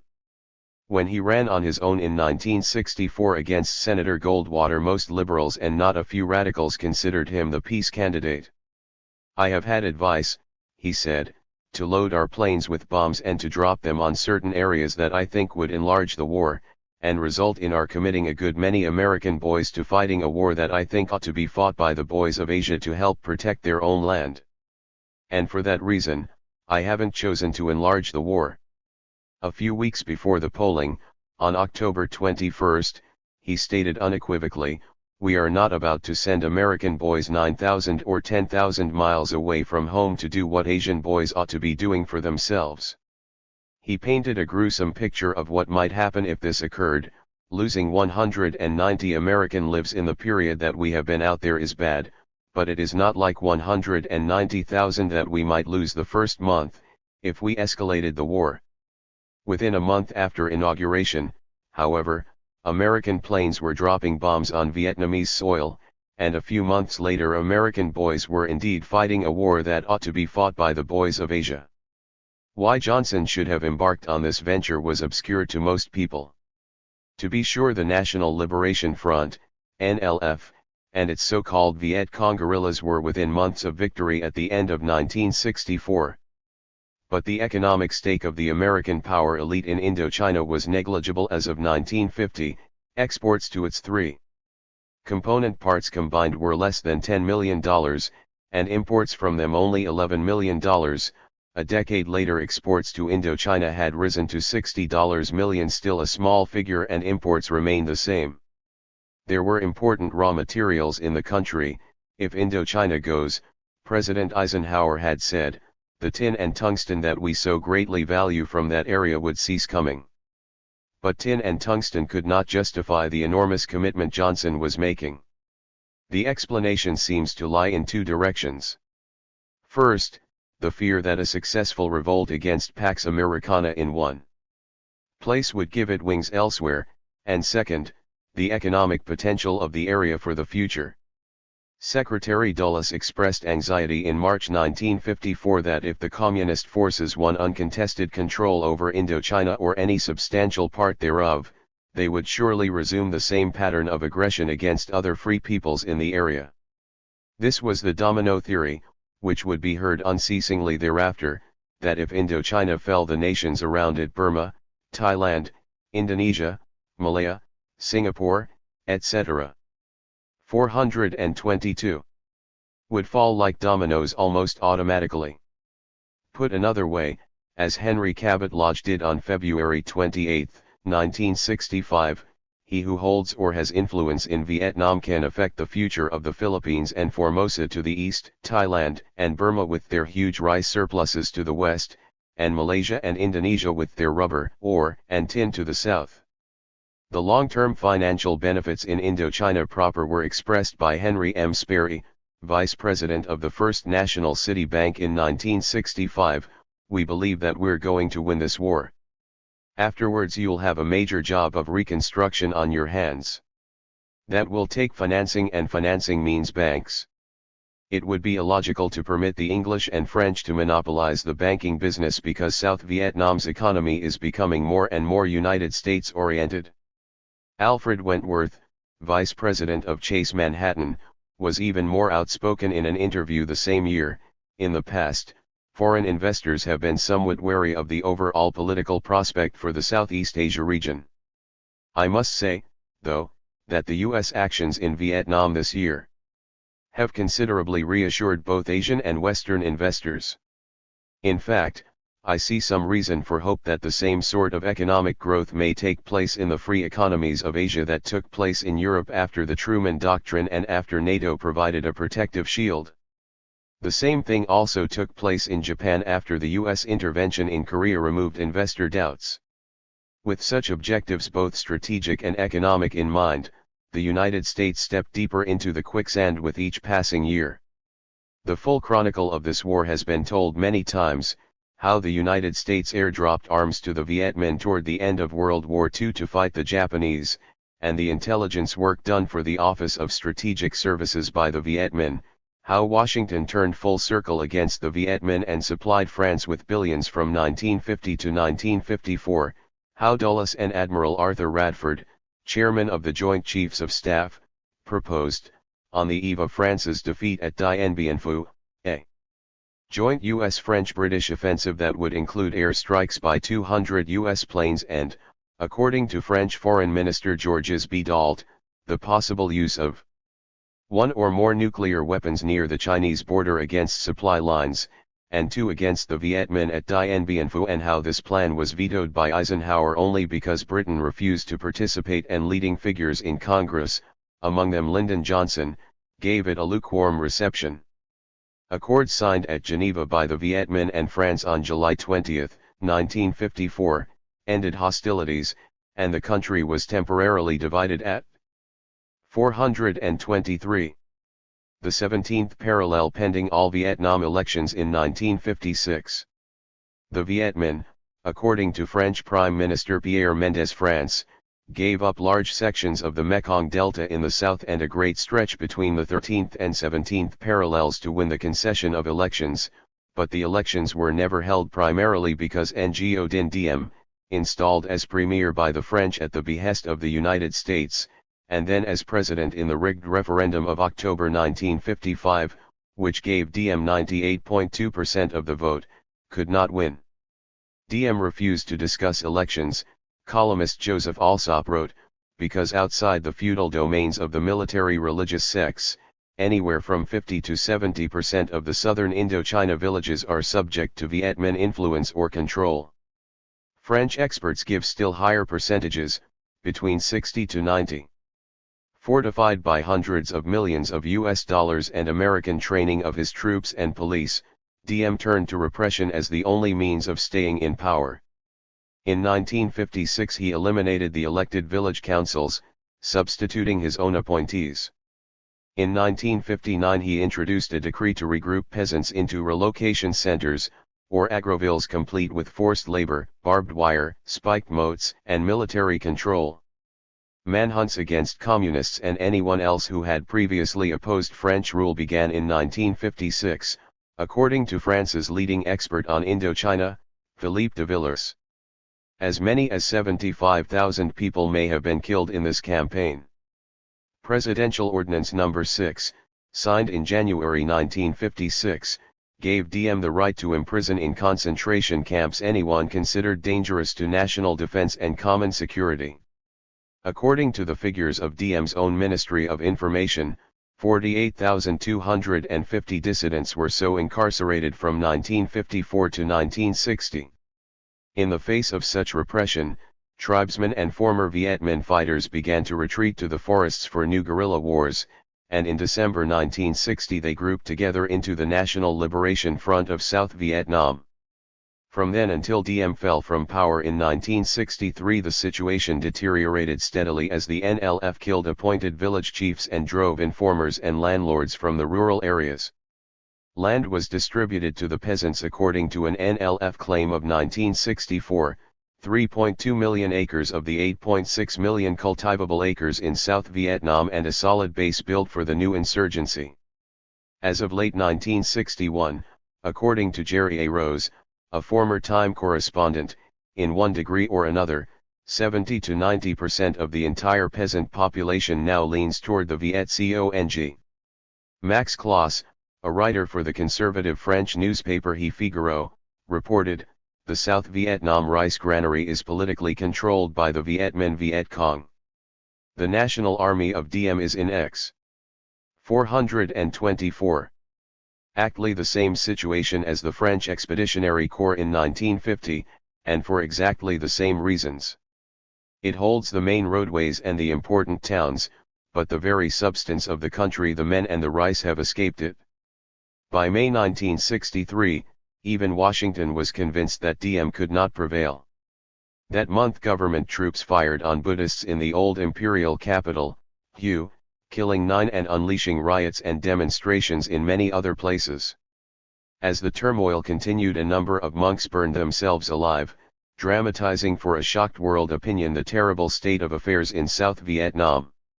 Finally, with the silent assent of Ambassador Henry Cabot Lodge, 3 generals on November 1 executed a coup d'état. Diem and his brother Ngo Dinh Nhu were murdered. As General Duong Van Minh took over the government, the NLF controlled considerably more than half the country, and according to a report of the United States Operations Mission in Saigon, were levying taxes in 41 of the 44 provinces. President Kennedy was assassinated a few weeks after the changeover in Saigon. Vice President Johnson took his place. In the next 19 months there was an endless train of coups and changes in government in South Vietnam, 4 under military leaders, 3 under civilians. As of the time President Johnson ordered the bombing of North Vietnam, the war had once again been lost for the 3rd time in 1 decade. Whatever Secretary McNamara might say publicly about the wars going well, General Maxwell Taylor reported on returning from Vietnam in September 1964 that Saigon ruled no more than 30% of the country, with 20% in the hands of the Viet Cong and 50% contested. Soon thereafter a rising of Montagnard tribes further reduced Saigon's territory. On December 1 Taylor portrayed the situation to a cabinet meeting in such dire terms that his appearance at a press conference had to be cancelled, because, as McNamara told President Johnson, it would be impossible for Max to talk to these people without leaving the impression the situation is going to hell. All of this and more, incidentally, were confirmed by a study made by the Defense Department itself and subsequently published by the New York Times in the summer of 1971. Unwilling to let the puppet regime in Saigon collapse, and unwilling to negotiate with the NLF except on subtly put terms of surrender, Johnson took the only other path possible. He made it an American war. Using the legal cover of a resolution passed after an incident in the Tonkin Gulf on August 2, 1964, which gave him authority to take all necessary measures to repel any armed attack. 425. Against the forces of the United States and to prevent further aggression, LBJ ordered the bombing of North Vietnam and later the landing of troops in the south. The Tonkin Gulf incident is still clouded in controversy, with critics claiming that the 2 American destroyers which were allegedly attacked by North Vietnamese PT boats, though undamaged, were acting as cover for a South Vietnamese assault on 2 North Vietnamese islands.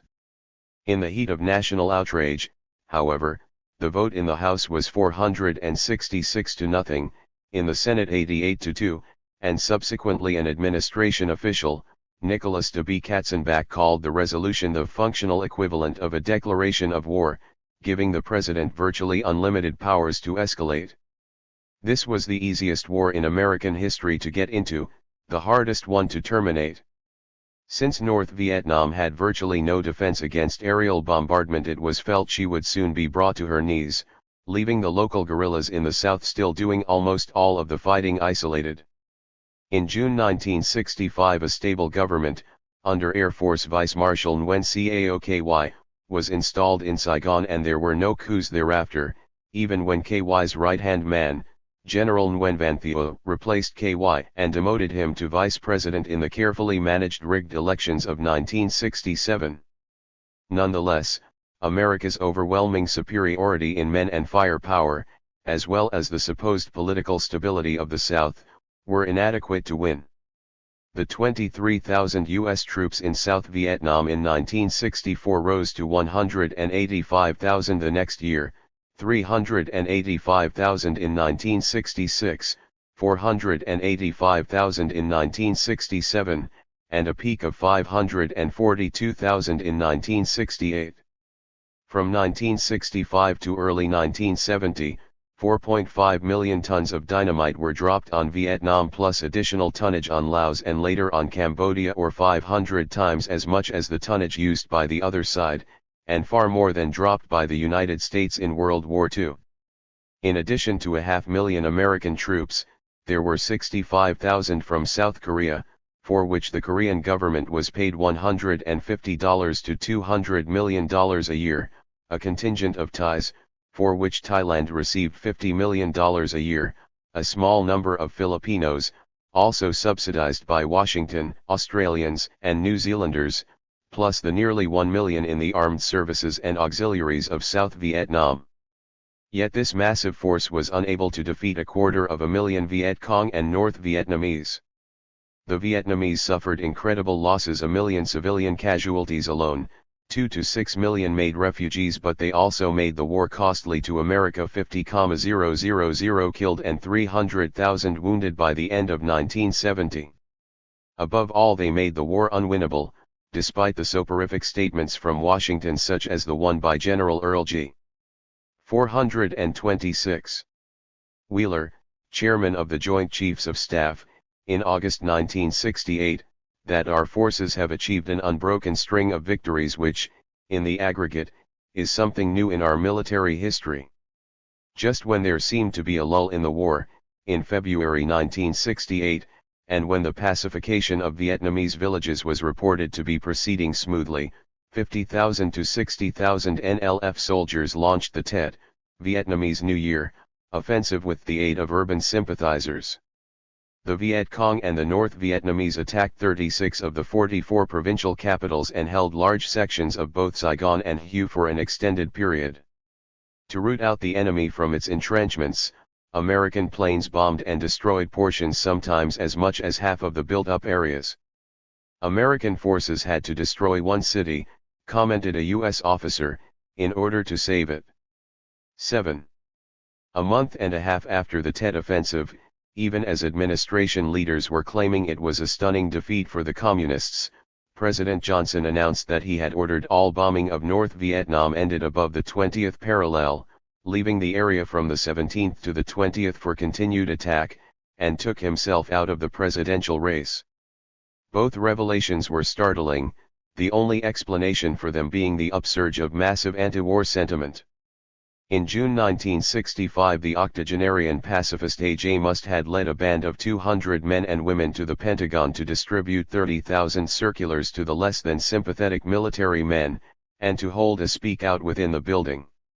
2 months later, Must, David Dellinger, Stoughton Lynd and SNCC leader Robert Moses Parris led another demonstration in Washington in which hundreds were arrested in the shadow of the Capitol. Out of this evolved the National Coordinating Committee to End the War in Vietnam and parades in 93 cities in October. A year later, on the initiative of Professors Robert Greenblatt and Sidney Peck, with Must again as chairman, was born a new committee which eventually was known as the New Mobilization Committee to End the War in Vietnam, NewMob. 2 anti-war parades and rallies in New York and San Francisco in April 1967 drew between 250,000 and 500,000 people.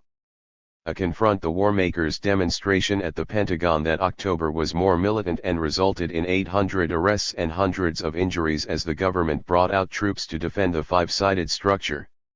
In August 1968, during the Democratic Party convention in Chicago, a smaller crowd, only 12,000 to 427.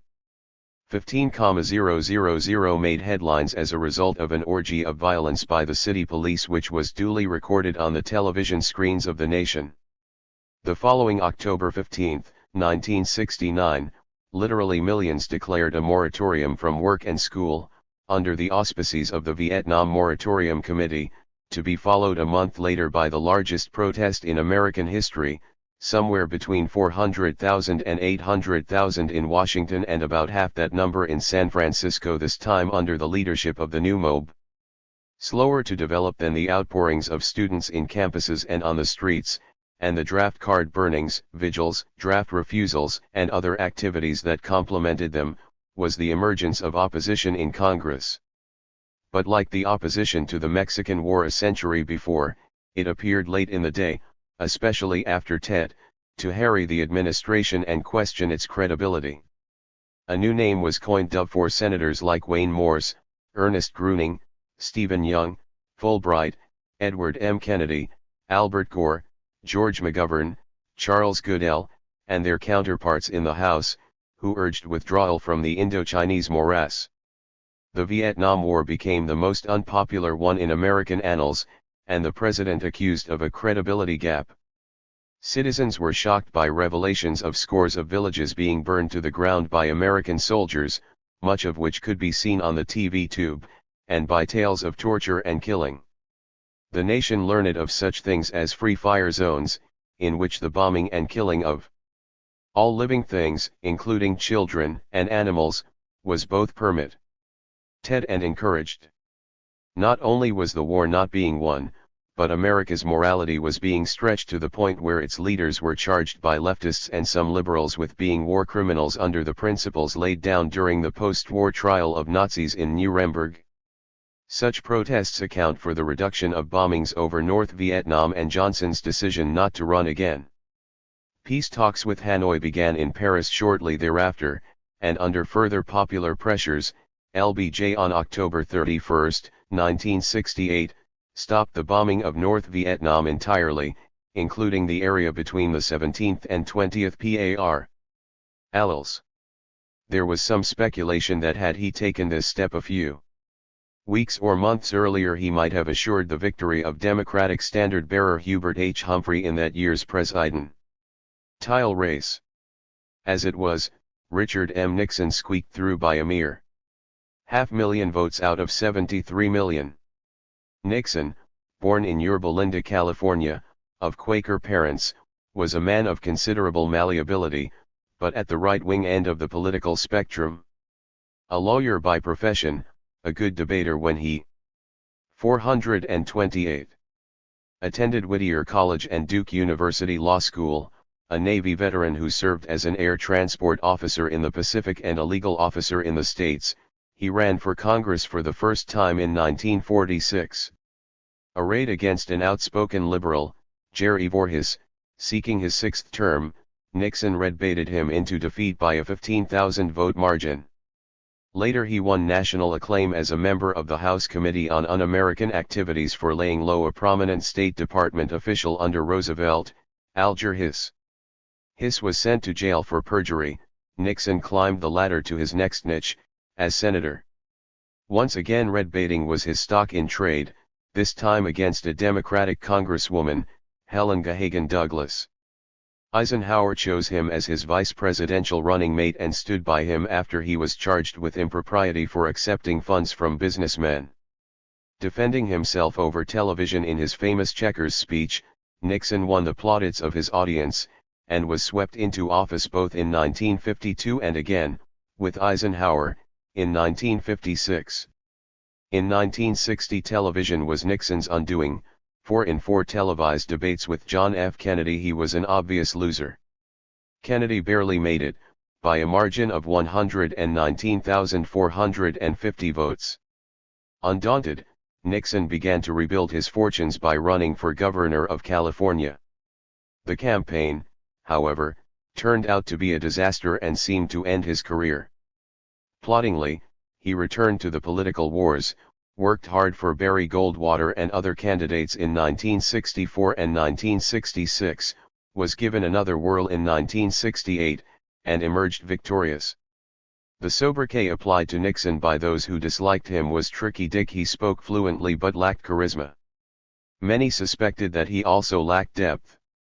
He had supported Johnson throughout on the war in Vietnam, but he said during the 1968 campaign that he had a plan for ending the war, though he refused to explain exactly what it was.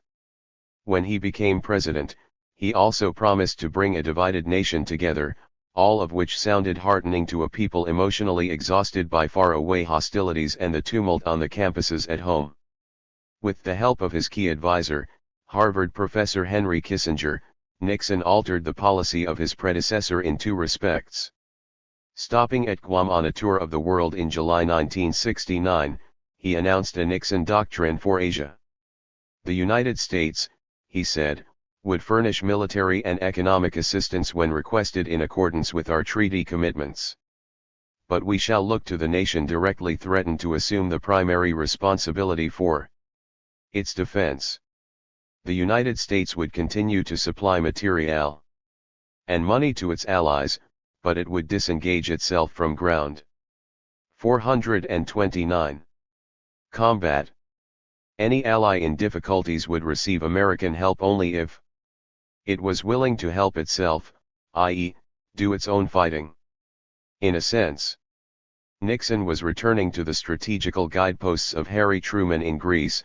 Uncle Sam supplied the weapons and the finances, the Greeks did the fighting and dying.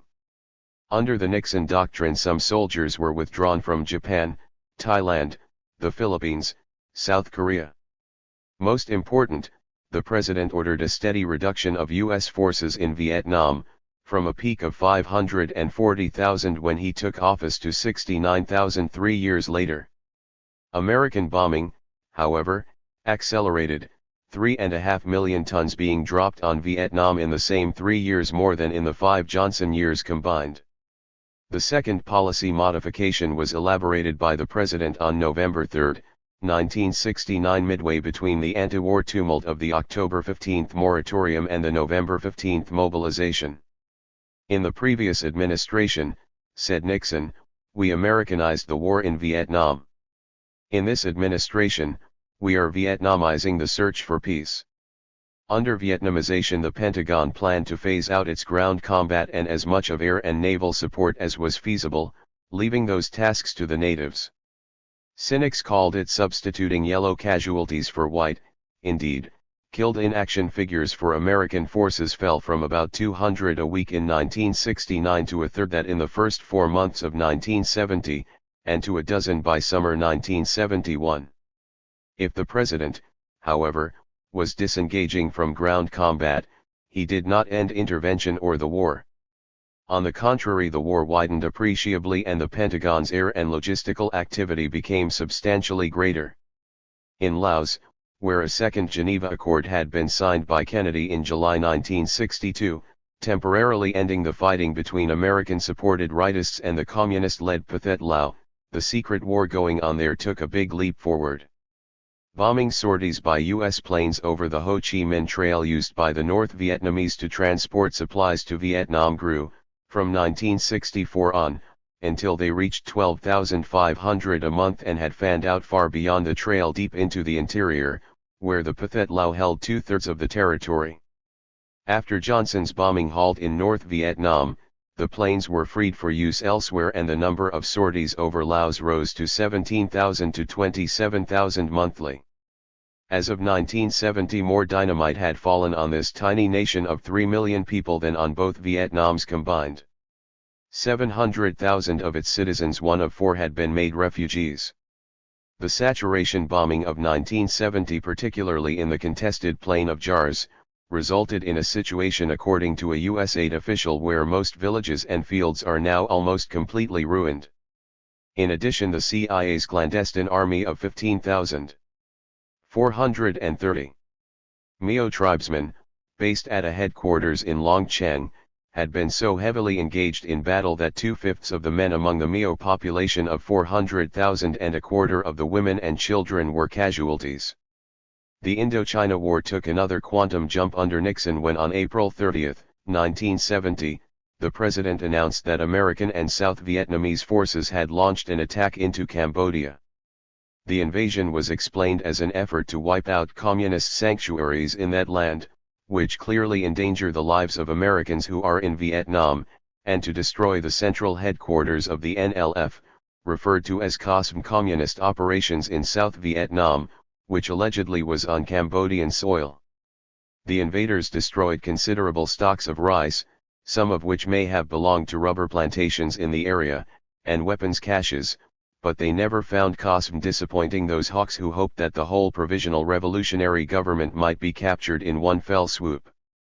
Nixon, nonetheless, claimed that the invasion was a great success, making it possible to withdraw additional troops from Vietnam and protecting the Vietnamization program. The uproar at home, however, was more bitter than any since the Indochina War had begun. Students at hundreds of universities demonstrated and scores of schools were closed down to the end of the semester.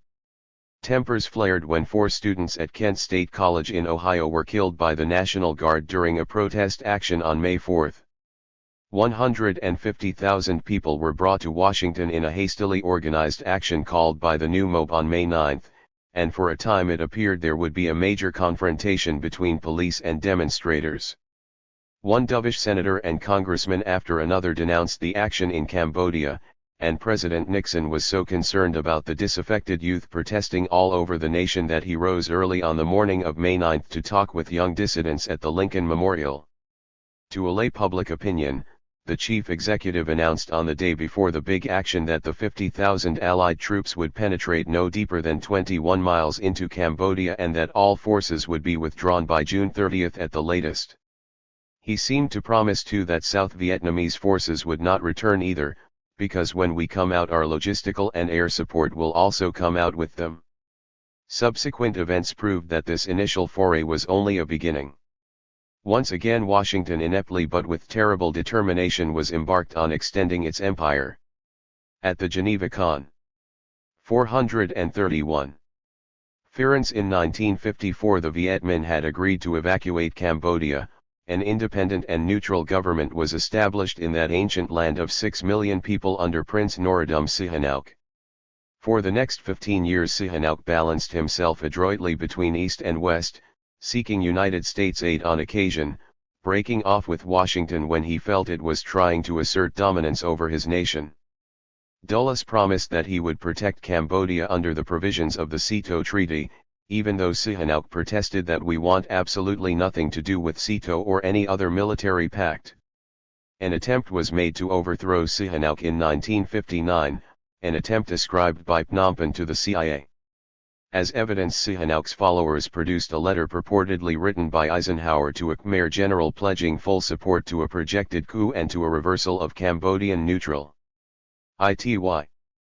Early in the next decade, the CIA formed a contingent of right-ists called Khmer Sarai and trained it militarily for fighting Sihanouk. On March 18, 1970, just 43 days before the U.S. invasion, while Sihanouk was in Moscow on his way back from Paris for a health cure, General Lon Nol in Phnom Penh deposed him as the nation's ruler. What role the CIA played in this, if any, is still unknown, but there was no question of Washington's sympathies. Subsequent revelations in mid-1973 showed that the United States had dropped more than 100,000 tons of bombs on Cambodia in the previous 15 months, even while President Nixon and Secretary of State Rogers were proclaiming absolute neutrality. The war in Cambodia turned out more disastrously for Washington than even the war in Vietnam. Sihanouk, now dependent on the communist-led Khmer Rouge to do most of the fighting within Cambodia, and on Peking and Hanoi for material aid, regained control over 2/3 of the country by the end of 1970 and more than 80% by early 1973. Nixon prodded $250 million out of a grudging Congress for the Lon Nol regime, but was forced to agree that no American forces be used in ground combat or as advisors in Cambodia. He pledged further that the bombing of that helpless country would be limited to air interdiction missions against enemy efforts to move supplies and personnel through Cambodia towards South Vietnam and to re-establish base areas relative to the war in Vietnam. Emphasis added. This pledge, like so many others, was violated wholesale, particularly in 1973 when American planes bombed the nation remorselessly, at the rate of 100,000 tons a month until Congress finally cut off all funds for the air attacks as of August 15. By then, however, Lon Nol's position was hopeless. The United States clearly was wallowing in what David Halbeer, 43-2, Stam had described as a quagmire. Harried by discord at home, including that of segments of the ruling class itself which demanded that Washington cut its losses and get out, and by the guerrillas abroad, the United States was unable to deliver the coup de grace anywhere in Indochina. The invasion of Cambodia by U.S. troops in late April 1970, noted above, was at best indecisive and, more correctly, a fiasco, since it achieved no significant political or territorial objectives. So too in Laos. In February 1971, Saigon troops invaded Laos hoping to capture the key city of Chapon on the Ho Chi Minh Trail, but were mercilessly battered and forced to withdraw. They obviously could not stand on their own, even with the logistic and air support of the United States. By now, however, the sentiment back home was so averse to the spreading war that Nixon could not, without heavy political penalty, commit American foot soldiers. A year later, in early 1972, North Vietnamese troops, with tanks and heavy guns, crossed the demilitarized zone to seize the city of Quang Tri in South Vietnam, which they held for 4 months and gave up only after it was destroyed and threatened Hue, Pleiku and other key bastions. With its Saigon allies in abysmal retreat, the Nixon regime responded from the air by resumption of the bombing of North Vietnam, including Hanoi, and by seeding Haiphong and other harbors with mines dropped by U.S. airplanes. This, of course, was a clear violation of the guarantee given by Lyndon Johnson in 1968 that there would be no bombing of the North, but with most of its troops gone, the U.S. response, if it wanted to make one, was limp. To the air. 3 American presidents, grossly overestimating their power, had bargained for quick victory in Indochina. How could a nation with $1 trillion gross national product and the strongest Navy, Air Force, and Army man had ever seen fail to overwhelm a small backward country with a few billions for a GNP and a military force whose only asset was determination? The American leadership might have studied its own revolution back in 1776 for a parallel, but in the arrogance of power, as Senator Fulbright called it, myopia blocked out wisdom. In the end, Nixon was forced to accept a face-saving but unwholesome compromise. Secret talks had been underway for some time between the president's national security advisor, Henry Kissinger, and Hanoi's Le Duo, a fact which Nixon revealed in January 1972. They had foundered on the demand that North Vietnam remove its troops from the south and that the reins of government remain in the hands of General Thieu, in effect a program for the other side's surrender. In October 1972, Kissinger and Thieu came to terms, and the Ameri. 433. Ken negotiator announced that peace is at hand. It is not yet clear why this agreement was not implemented, except perhaps that Thieu, recognizing that he was signing a death warrant, held out for better terms. At any rate, after an orgy of retribution by the Washington regime, in which Hanoi and other parts of North Vietnam were subjected to saturation bombing by B-52s, the original agreement, with minor changes, was finally signed in January 1973. On the key point of troop withdrawals, the United States yielded completely. Back in 1969, Nixon had called on North Vietnam to leave the South at once while U.S. forces would gradually withdraw over a 12-month period. The eventual settlement required American and Allied troops to be repatriated within 60 days, concurrent with the release of U.S. prisoners of war. But 200,000 or more North Vietnamese troops were to remain where they were, in South Vietnam. The Liberation Front lost its demand for a coalition government but was granted the right to establish its own regime over the territory under its control. All in all, it was an uneasy truce followed by innumerable violations, a way station in a long war that is not yet concluded but which the US was unable to win. Washington was also thwarted in Laos and Cambodia. The ceasefire in the former country yielded almost nothing to America's allies. They were forced in the late summer to agree to a coalition government on a 50-50 basis, under which the Pathet Lao continued to rule 80% of the country, and even worse were to be permitted to station sizable forces in Vientiane and Luang Prabang, where they had none before.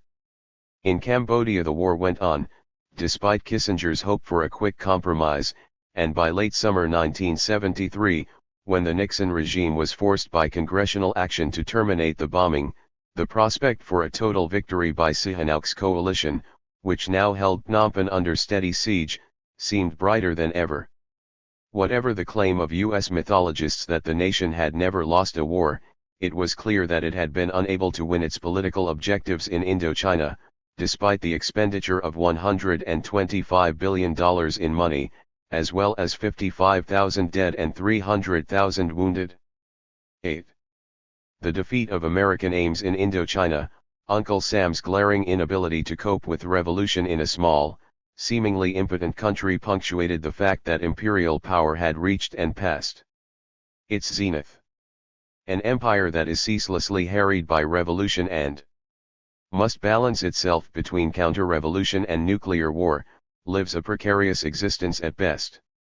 The cost of empire, both in money and 434. Moral cohesion, eventually becomes too burdensome. By 1971 the American Colossus was apparently beginning that long descent which had previously caught up with Britain, France, Spain, Arabia, Rome, Greece, Macedonia, Persia, Mesopotamia, and so many others. The impending decline manifested itself in three ways.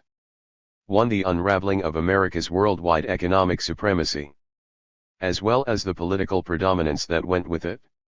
2. The retreat from containment of China and the Soviet Union to coexistence, signaling that the Cold War could not be won. 3. The economic, political, and moral crisis at home. The power of America rested on its enormous productive machine, one so superior to that of other countries that, despite higher wages, it could control a decisive share of the world's markets. But that productive machine, after a quarter of a century of military expenditures that totaled $1.25 trillion, and continuing balance of payment deficits for 2 decades, except for 1957 and 1968, was now heavily mortgaged. The federal government's debt, $291 billion in 1960, was $456 billion in 1972, and climbing. The stockpile of gold which made the dollar a stable currency was falling from $24.6 billion in 1949 to $10.1 billion in 1971. To make matters worse, Uncle Sam was flooding the world with dollars to pay for his military adventures and foreign investments, and the world was stuck with dollar accounts that grew from $16 billion in 1957 to $38 billion in 1968, $63 billion in November 1969, and $82 billion by the end of 1972. Understandably, therefore, businessmen overseas became edgy about the dollar's redeemability and rushed to convert it into harder currencies with more promise: the Japanese yen, the German mark, the Swiss franc. Gaylord A. Freeman of Chicago's First National Bank correctly predicted in November 1970 that unless other nations greatly stimulate their own inflation, within a year or so we will become increasingly less competitive in world markets. Our exports will suffer. We will have an increased balance of payments deficit, and someday, uncomfortably soon, the foreign central bankers may want to cash in their chips. They will present their dollar claims and ask for gold, and we don't have it. The uncomfortable day came with the monetary crisis of 1971, when President Nixon initiated the first of a number of devaluations of the dollar and simultaneously froze wages and prices. For the first time since the 1890s, the nation suffered an adverse trade balance, imports exceeding exports in both 1971 and 1972, and the aim of Nixon's ministrations, of course, was to spur exports and impede imports. But the medicine was only ameliorative. The Japanese and 435 German economies were now competitive, and in some respects superior to the United States. 2 years after the August 1971 devaluation, controls still fastened on the American economy, and though business profits skyrocketed, a malaise hung over the nation, beset by inflation and pyramiding food prices. Nor was there any sign that the money crisis was over, even though the dollar was now floating against gold, and gold had risen from $35 an ounce to double and triple that figure. What loomed ahead was a series of money and trade wars, much like those of the 1930s, which undermined international relations and led to World War II. In this state of lingering uncertainty, Richard Nixon, one of the harshest of the original Cold Warriors, sought to mute the Cold War. His advisor, Henry Kissinger, was consumed with the idea that a new balance of power could be fashioned, in which the United States, the Soviet Union and China, for their common advantage, would monitor international stability. Just as Franklin Roosevelt had entered into détente with the Soviet Union in the 1930s in an effort to hobble revolution in unstable nations, so Nixon and Kissinger came to separate understandings with the Chinese and Russians in the hopes of achieving a similar result.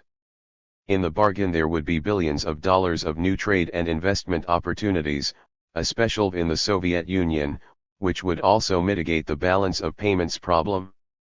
Nixon's surprising decision to visit China, announced in late 1971, and the highly publicized trip itself in February of 1972, was a masterstroke both for the president's own political fortunes and for American policy. It led to a partial restoration of diplomatic relations after 23 years of rupture, and favorably affected negotiations to settle the Vietnam War. The trip to Moscow in May, just at the time Nixon was mining the Haiphong harbor and bombing the North, was another political coup, though not so stirring as the pilgrimage to Peking. America was in a turnabout, with manned welcome features, but it was a turnabout, it should be noted, occasioned not by moral revival but by the weakening of Pax Americana. The cement that had held the free world together for a quarter of a century was coming unstuck, and the cornerstone of the foundation of which Uncle Sam's imperial aspirations rested was sinking. The long and short of it was that the great empire, far from retaining its solidity, was in disrepair, and Washington was seeking allies, to compensate for its setbacks, where it could find them. 43 carat. America was now a nation under a small siege. From 1965 to 1971. Its youth had turned to radicalism and the counterculture in sizable numbers, and though that process had been slowed by late 1971, it was by no means certain that the disillusionment and frustration that beset this generation would not soon lead to a new left, more mature and perhaps more persistent. The Black Rebellion was also subdued by this time, but again there was an undertone of uneasiness that augured a new stage of resistance. Wherever one turned there was anxiety about prices, inflation, taxes, oil, and energy, and anxiety that countervailed the glowing statistics of gross national product. It was the kind of anxiety that subliminally recognized that crisis impended, that the draining of American power augured transformation either of a rightist or leftist character on a scale that most people shied from. The Watergate scandal of 1972–73 indicated that these untutored concerns were not without foundation. The Nixon administration, it was revealed, had temporarily approved a plan in 1970, the Houston Plan, that would have taken the nation a long way toward the police state, with the government itself using illegal and repressive measures to destroy dissent. Former Attorney General John Mitchell predicted that this country is going to go so far to the right you won't even recognize it.